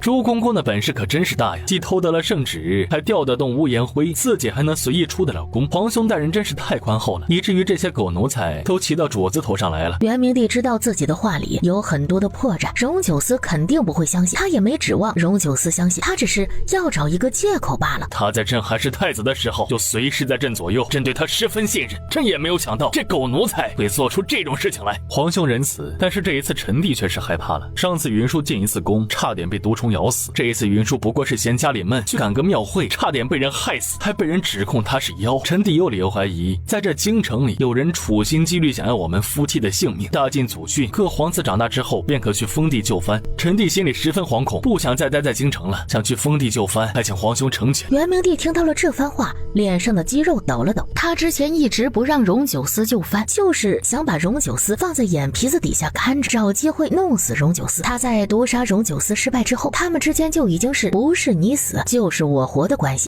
也知这一次的事情确实十分荒唐，朕在这时向九弟保证，一定严惩相关涉案人员，给予重罚。皇兄确实应该彻查此事，却并不是为了我，而是为了大晋的江山。臣弟自上次生病之后，看透了很多事情，没有什么比活着更重要的事情。臣弟如今的心思极为简单，只想护着妻儿，不让他们受损。臣弟不敢拿他们的性命做赌注，也不敢有任何的大意。还请皇兄看在臣弟这些年为大晋守卫国土的份上，放臣弟去封地吧。九弟都这样说了，那朕也不能强留九弟，只是九弟妹如今身怀6甲，经不起长途奔波，不如等九弟妹生完孩子，我们兄弟一起再过个年，也再回封地就藩。荣九思看向慕云舒的肚子，桃花眼幽深。朕与九弟一向感情深厚，实在是舍不得九弟就这样离开，且这桩案子要查清，还需要点时间，九弟不妨再等等。可是我不想再在京城待着了，京城太危险了，坏人太多了。我虽然有孕在身，但是我们路上走慢一点，不会有事的。九弟妹腹中的孩子如今月份已大，不能拿自己和孩子去冒险，万一路上出点什么事，九弟怕是会抱憾终身的。皇兄虽然说的有道理，但是留在京城就安全吗？我现在都不能出门，一出门就出事，我还担心我根本就活不到生孩子的时候。他被慕云舒对得无话可说。再说了，就算我能活到那个时候，皇兄倒是又反悔，继续舍不得我们走，到时候我们该怎么办呢？朕可以先给你们一道旨意，一到时间你们就可以离开。这一次的事情告诉臣弟一个道理，那就是旨意这种东东西是可以伪造的。若九弟还是不放心的话，朕回宫写好旨意之后，明日当着文武百官的面宣读，有满朝文武作证，就算朕再舍不得九弟离京，到时候也只能让九弟离京就范。这件事情，臣弟本不该怪皇兄的，毕竟是下面的人失职，但是失职那个人终究是皇兄身边最亲近的人，就算所有的事情都是他做的，皇兄也有失察之过，不如皇兄出个罪己诏，告诉全天下人是皇兄失察，而不是皇兄想要害臣弟。元明帝觉得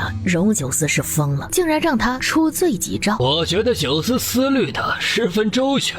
今天的事情，一开始我们还真以为是皇上容不下自己的弟弟呢，要手足相残呢。只要皇上写下罪己诏，那就足以证明皇上内心十分坦荡，敢作敢为，又爱兄弟。元明帝脸上的肌肉抖了抖，他迟早有一天要杀了陈王和荣九思。今日的事情已经传遍了京城，这件事总归得让全京城的人都知道后续的进展，否则的话，全京城的人怕是都会误会是皇兄想要杀臣弟。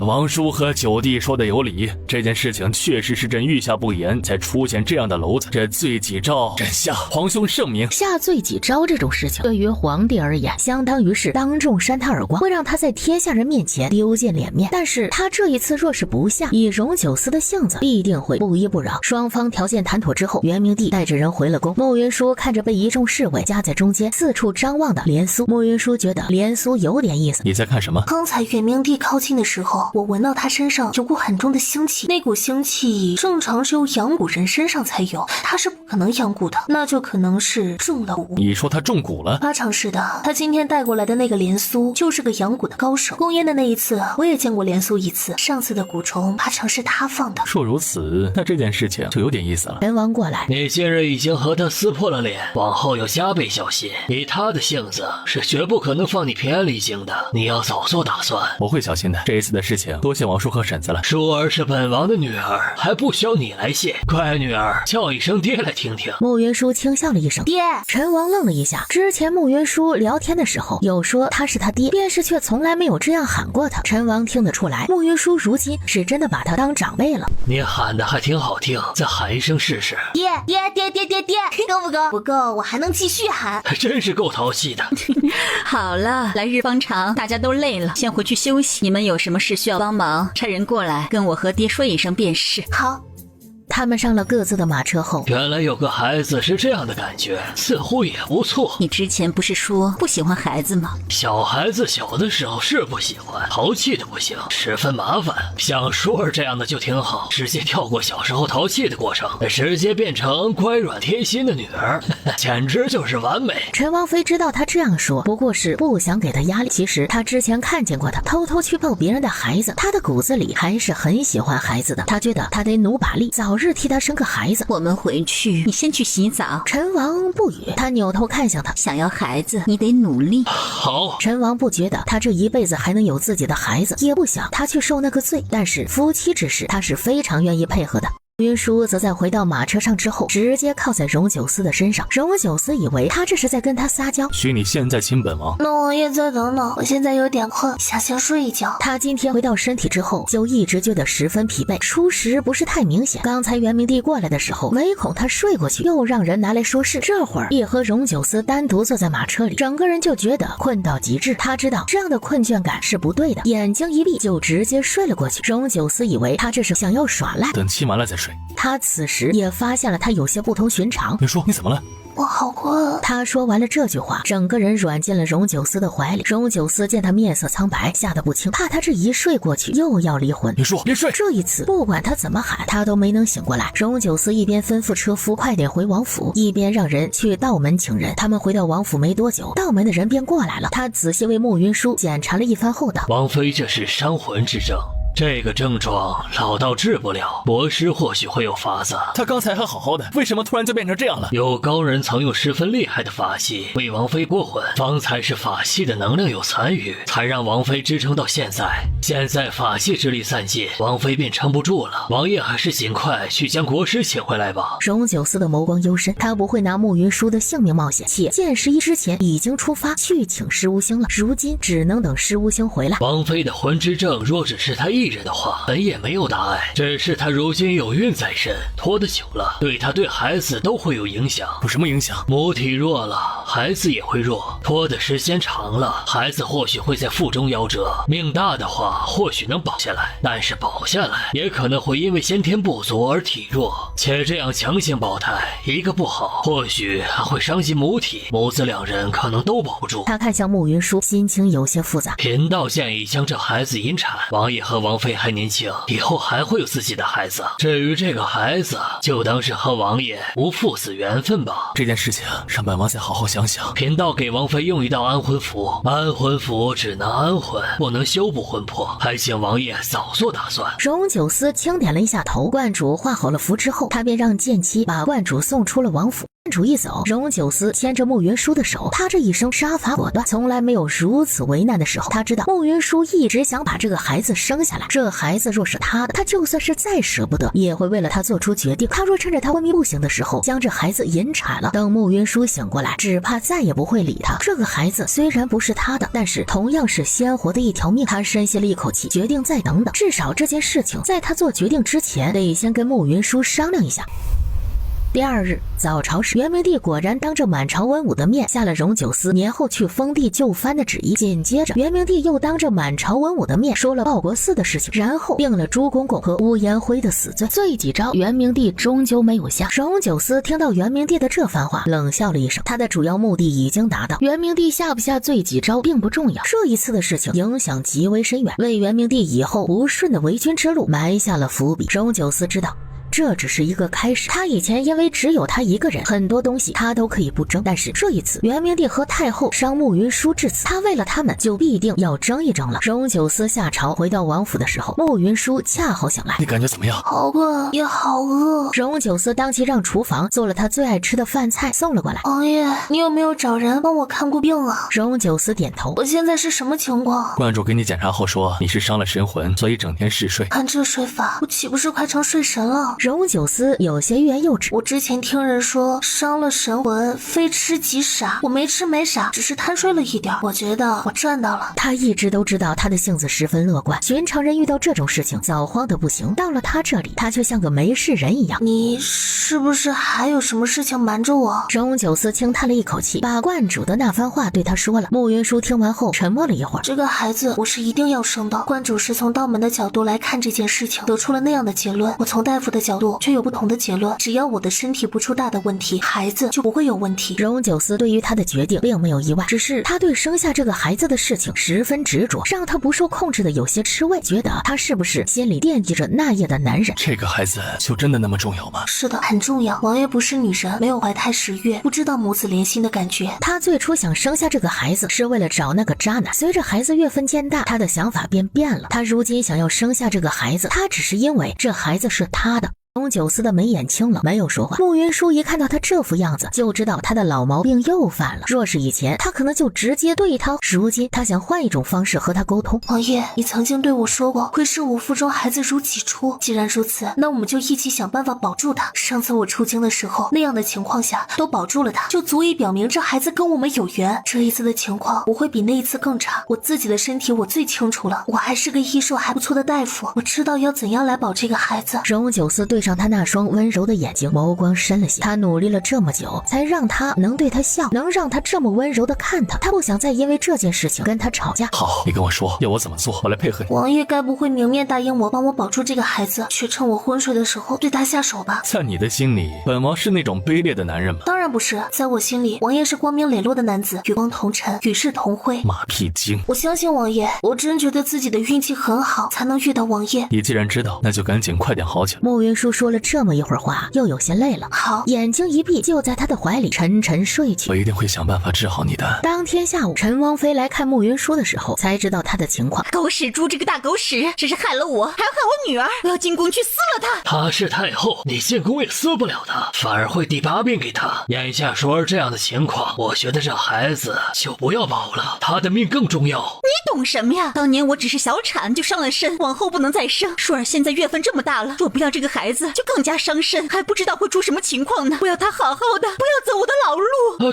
痛，快撒手！陈王妃狠狠地瞪了他一眼。我是觉得孩子再重要，也不如大人重要啊。孩子没有了，以后可以再生，就算不能再生，没有孩子也能开开心心的过一生啊。你说的倾诉，你嘴里说没有孩子也没关系，我知道你心里也想有自己的孩子，这还是我运气好遇到了你，舒儿他。他说到这里，看向荣九思，长情的男人，他只见过陈王一个，荣九思未必能如陈王那般长情。云舒想留下这个孩子，我尊重他。若是最后保不住这个孩子，他往后不能生的话，我也会守着他终老。这事儿说起来容易，做起来太难了。王叔能做到的，我也能做到。陈王妃听到这话，虽然有些欣慰，却并不信他。一辈子太长，容易有太多的变数，且荣九思和陈王也是不一样的。看了一眼躺在床上昏睡的慕云舒，他就更憋得慌了，甩了一下袖袍，转身走了出去。陈王跟了出去，在他的身边道：你也不要急，九思已经让人去请国师了，等国师回来，肯定有办法救舒儿。我知道是不能急，但是我就是生气。当年狗屎猪害了我，如今又害舒儿，他手里那么重的杀孽，却还是一国太后，享受着无上的尊荣。当今天子也是无道。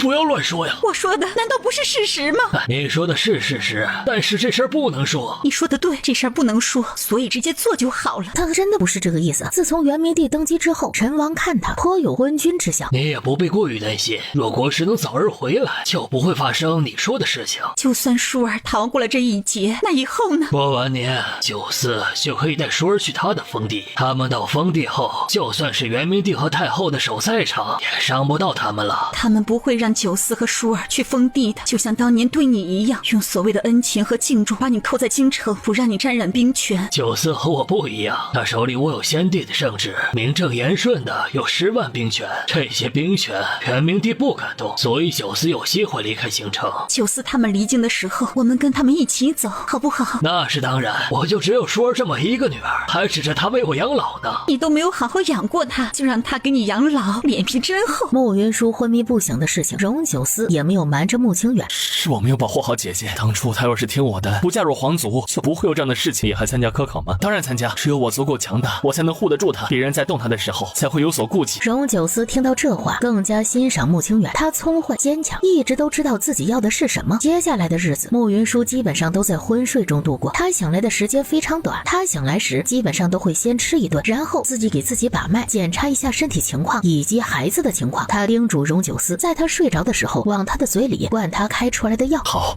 你不用担心，我有预感，我不会有事的。荣九思远没有他这么乐观，却还是轻点了一下头。慕云舒看到他的样子，在他的唇上亲了一口。今天好像还没有亲你呢。你要快点好起来，等你好起来以后，我带你出去玩，给你买各种好吃的。你带我出去玩，我怕我跑了。我亲自看着你，你跑不掉的。再说了，你答应过我的，只要我好好带你，你就不会再跑。那你可得再对我好一点。你要星星，我就去天上给你摘星星；要月亮就去给你摘月亮，这样够不够？我才不要什么星星和月亮，我要更实在的东西，比如带我买，陪我去看遍名山大川，带我去吃各地的美食。都依你。王爷，这么没原则不像是你的作风啊。自从我娶了你之后，我什么时候还有过原则？哪有？熟悉的疲惫感再度袭来，荣九思唤了他一声，他迷迷糊糊的应了一声，又睡了过去。他低头看着他，怀里的他乖巧温柔，是他曾想要的样子，但是现在他却无比的怀念他之前调皮的样子。那时的他灵动无比。他轻轻叹息了一声。越往后，慕云舒醒过来的日子越短，他的胃口也越来越差，醒来也渐渐吃不下东西。他虽然医术高明，但是他这一次的病症明显不是医学的范畴。他渐渐明白，他可能真的治不了自己。他昏睡的时候常会做一些光怪陆离的梦，在梦里他又梦见了他刚穿越过来的那一夜，只是这一次他看得十分清晰，那个睡了他的男人的脸就是荣九思。慕云舒在梦里十分生气，明明就是他居然不承认。他想知道那是真的荣九思还是别人戴着人皮面具，于是他使劲地揉他的脸。云舒，你醒了吗？慕云舒睁开了眼睛，他一时间有些分不清楚梦境和现实，梦里的情绪延续。明明就是你，为什么不承认？你做噩梦了吗？慕云舒愣了一下。你别怕，不管发生什么事情我都在。他伸手按了按眉心。你怎么了？我梦见我们大婚的那一夜了。荣九思的手一顿，我这一次看得很清楚，那个男人就是你。都说了是梦了，又如何能当真呢？可是梦里很真实。我也盼着那一夜的男人是我。我们大婚那一夜之后，你身上真的没有抓痕吗？那一夜之后，我的身上确实有几道抓痕，只是我之前毒发的时候根本控制不了自己，身上常有伤痕。这个地方有抓痕吗？有。那爷爷，你都记些什么？我毒发是因为太过痛苦，什么都记不住。若非要问那时的记忆，可能就只有记得痛了。那种痛入骨髓，一般人根本就承受不住。就算是荣九思在毒解了之后，也再不愿意去回想其中的滋味。我觉得你那个毒有些古怪，我为你解毒的时候，并不知道你中的是什么毒，只是用九转回魂针把毒逼出来。后面见到龚先生的时候，我才知道你中的大概是蛊毒，这毒会不会产生特殊的症状，我也不知道。龚先生死了，没法问他，但是他还有个徒弟连苏，下次我们找机会把连苏抓来，问个清楚明白。好，都依你。慕云舒看到他被他打得发红的脸，疼不疼？我打蚊子都比你这下要重。今天想吃什么？他这会儿一点胃口都没有，什么都不想吃，只是他不想他担心，便报了一串的菜名。荣九思时刻让厨房准备着，几乎他一报完，就有人端着菜过来了。慕云舒每样吃不到2口，就又睡了过去。他看着几乎没有动过的饭菜，心里十分难受。他怕再这样拖下去，他和孩子2个都保不住。陈王和陈王妃每天都会来看慕云舒，他们过来的时候，极少会遇到醒来的他。他们都知道，如果施无星再不回京的话，他们必须要做出选择。就在他们决定施无星再不回来的时候，就先保慕云舒时，施无星回来了。九思，好久不见。云舒得了怪病，叫劳烦国师了。我先去看看他。荣九思在前面领路，施无星紧跟在他身后。陈王妃要跟过去，却被陈王一把拉住。这2人有些不对呀。哪里不对？气场不对，他们这分明是情敌相见，分外眼红啊！哎呀，可是一人急切，一人压抑，都在装无事发生。你是说国师也喜欢书啊？若不喜欢，他不会这么快就赶回来。只是如此一来，九思怕是要急了。毕竟女子都喜欢温柔的男子，九思的脾气有点大呀。若国师真喜欢舒儿的话，怕是真爱。施无星和荣九思并没有听到他们的对话，他们此时已经进了慕云舒的房间。当施无星看到慕云舒苍白的脸时，欲去拉他的手，只是他还没有碰到他的指尖，就被荣九思拦了下来。我要探查一下他受伤的情况，必须得有肢体触碰。我只是想要救他，没有其他的意思。你这话怕是连你自己都骗不过去。5年的寿命，本王会想办法赔给你，而他，本王是无论如何也不会让给你的。原来你已经知道这件事情，我救的是他，不是你，不需要你来赔。而他是个活生生的人，有自己的意志和想法，更不需要你让。他最后依旧选择你，那是我的命。若他最后选的是我，还请王爷不要横加阻拦。荣九思额前的青筋暴起。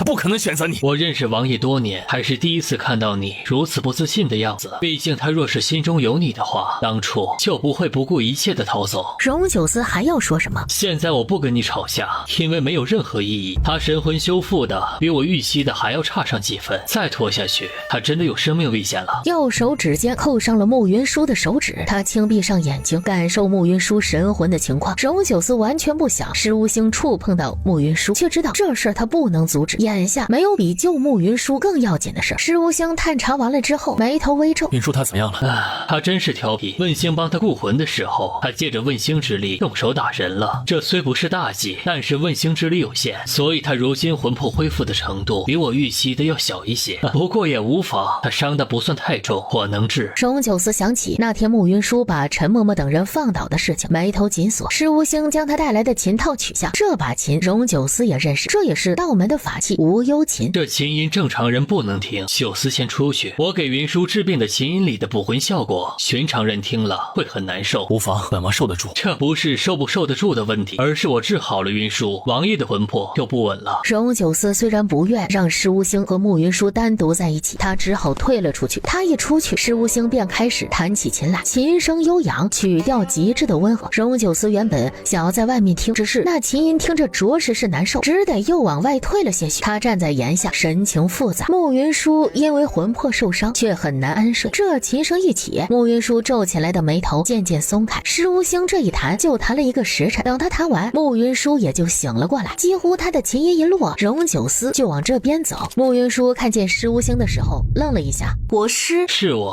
回来了。国师，你这是怎么了？赶路的时候匆忙了些，没来得及洗漱，看起来狼狈了些，让你见笑了。你上次在报国寺救了我，现在又劳烦你来给我治病，太麻烦你了。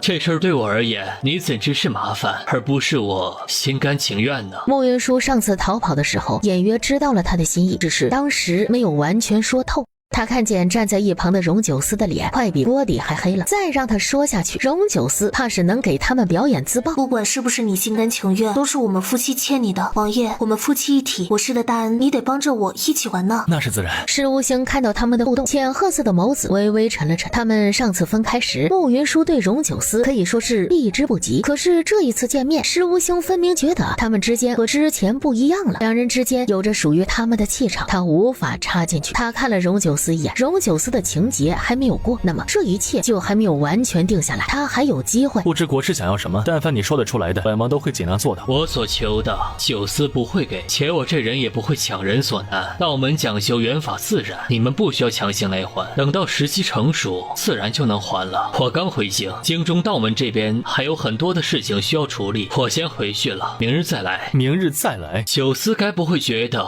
我只弹这一曲就能治好运输吧？他的神魂受损并不轻，足要弹足749天才能彻底治好，所以接下来的这段时间，我每天都会来王府一趟。他当然知道施无形不可能那么快就治好慕云舒，但是他也没有想到会需要这么长时间。你感觉如何？我感觉比之前舒服了许多，疲惫感没那么浓烈了。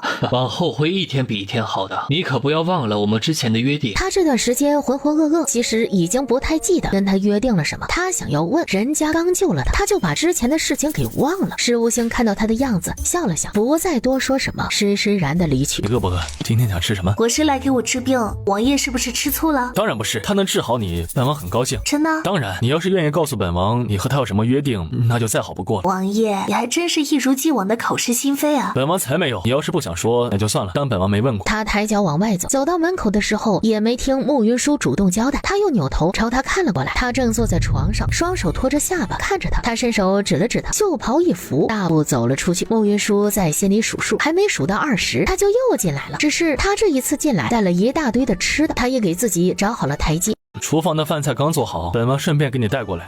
王爷辛苦了，你知道就好，一会儿多吃一点，赶紧把身体养好。慕云舒笑着答应了。这段日子他病了，瘦了不少，荣九思为他忧心，整个人也憔悴了不少。他夹了一筷子菜放到了他的嘴边，王爷也吃。荣九思觉得今天的他明显比之前添几分活力。慕云舒今天身体好了一些，胃口立即就变得好了不少。虽然他吃的还不是很多，但是至少不再是像之前那样吃几口就困得要睡过去。陈王和陈王妃见他比之前好了不少，两人都松了一口气。陈王妃还拉着他去园子里走走，毕竟他已经好些天没有下床了。陈王则凑到荣九思的身边，国师这个情敌虽然强大，但是舒儿现在是你的妻子，你拥有绝对的主动权。他还做不了我的情敌。话说如此，你也不要轻敌。国师长得不比你差，性子比你好，权力也不比你小。我现在肯定是站你这边的，但是如果国师对舒儿比你对舒儿还要好，你婶子就会站国师那边。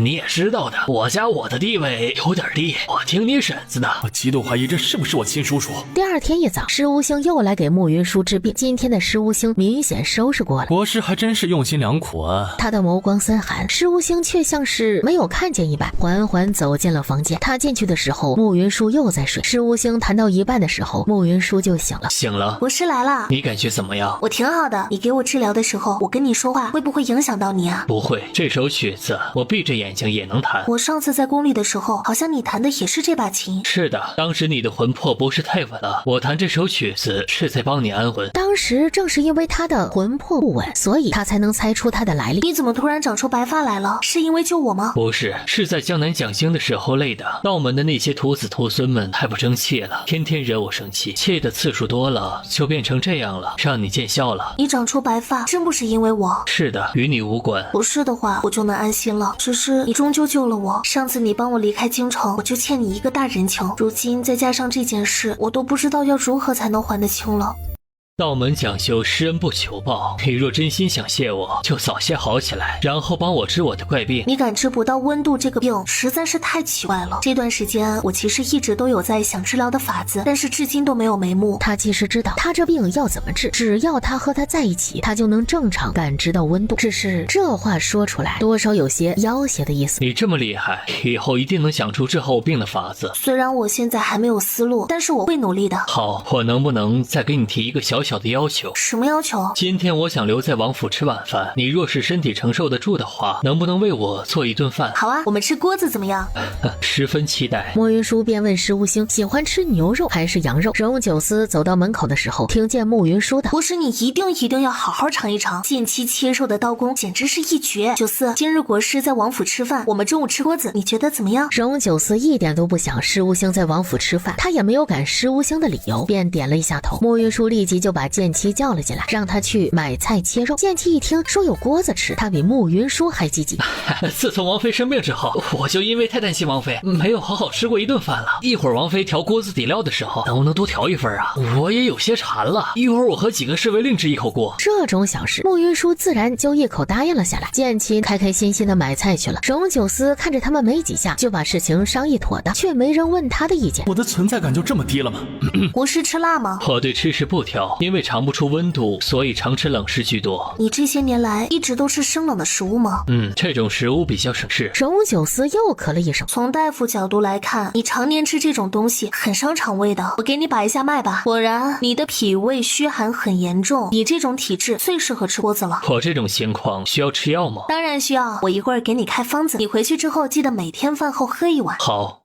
荣九思再次咳了一声。王爷，你今天一直咳嗽，是着凉了吗？是，你也替我把脉吧。慕云舒为他把完脉后，你这病也需要吃锅子，一会儿多吃一点，出汗就好了。荣九思轻哼了一声，将他的手扣得紧了些。慕云舒越是和他熟悉，就越是觉得他幼稚起来和3岁的小孩没有区别。石无星看着他们扣在一起的手，眸光深了一些，脸上却始终挂着温雅的浅笑。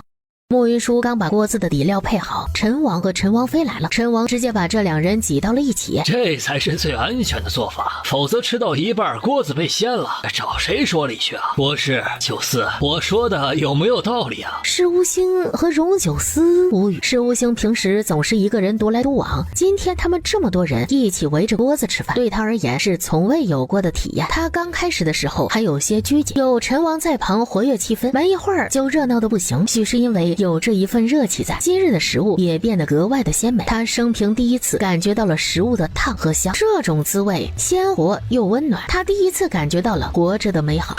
国师今日似乎和平时不太一样啊！我原本就是这样，但是王爷对我不了解。我这段时间来王府为你治病时，都能管饭吗？当然。石无星单机便笑了起来，他这一笑再不是之前清雅若明月，而是沾染了几分凡俗的烟火气。荣九思在旁看着他们说话的样子十分亲近。石无星离开之后，王爷这是吃醋了？本王才没那么无聊。鸭子死了嘴巴硬，吃醋就吃醋，还死不承认。哎呀，没眼看呐！行了，年轻人的事我们不要管。九思就算是泡在醋缸里酸死，那也和你没关系。也是，反正酸的又不是我。你继续泡醋缸里吧，我和你婶子先回家了。陈王和陈王妃走后，这王府虽说有你的一半，但是留人在家里吃饭，是不是得先问过我的意见？哎呀，谁家的醋缸打翻了？怎么那么酸呢？呀，原来是我家王爷的醋缸打翻了。今年做3菜都不用放醋了，省好大一笔开销呢。我觉得他的胆子是越来越大了，如今都敢涮我了。他冷哼一声，单手背在身后就走。慕云舒哎呦了一声，荣九思立马折回来。你哪里不舒服？我全身上下都不舒服。荣九思以为他的身体又出了事儿，立即要派人去请石无星。我这个定王妃当的窝囊啊！我当着定王的面，有我的救命恩人在这里用顿便饭，定王居然就指责我。他嘴里说这定王府有我一半，可是我作为王府的女主人，居然连这个权利都没有。既然如此，我要这定王妃的身份有何用？他摆了摆手，示意众侍卫全部退下。剑妻的嘴角狂抽，拽着剑十一赶紧跑。他是发现了他们英明神武的王爷一遇到他家王妃，那是一点法子都没有。说你差不多够了。你凶我？没有。你就有。我送你回房。我被你气得头疼，没力气走路。他看了他一眼，我好晕啊，好难受。荣九思没忍住，轻笑了一声，然后一把将他打横抱起，往房间的方向走去。慕云舒猫在他的怀里偷偷看他。他今天试了这一回，基本上明白荣九思在他这里是没有原则的。他嘴里说的吉凶，却只要他一撒娇，他都会妥协。在他将他放在床上的时候，他勾着他的脖子，在他的喉结上轻轻咬了一口。慕云舒，你别得寸进尺。慕云舒听到他这样样的声音，知道不能再撩他了。毕竟他如今有孕在身，有些事情注定了做不成，到时候两人都会难受。王爷，我错了。荣九思深深的看了他一眼。关于我留国师在王府吃饭的事情，我觉得要跟王爷解释一下。他救了我，提出要在王府吃顿饭，这事我真不好拒绝。毕竟如今是我有求于他，请他吃饭不过是基本的礼貌而已。荣九思斜斜的看了他一眼，不要生气了好不好？本王才没有生气。我知道王爷最大度了，才不会为这种小事生气呢。荣九思又看了他一眼，他一下子没能明白他的意思，便问怎么了。荣九思的耐心耗尽，一把扣住他的后脑勺，狠狠地亲了过去。慕云舒这一次明白他的意思了，他伸手勾着他的脖子，热烈地回应着他。等这一吻结束，荣九思心里翻涌的醋意就像是被人熨烫的服服帖帖了。往后不许对事无性笑。好。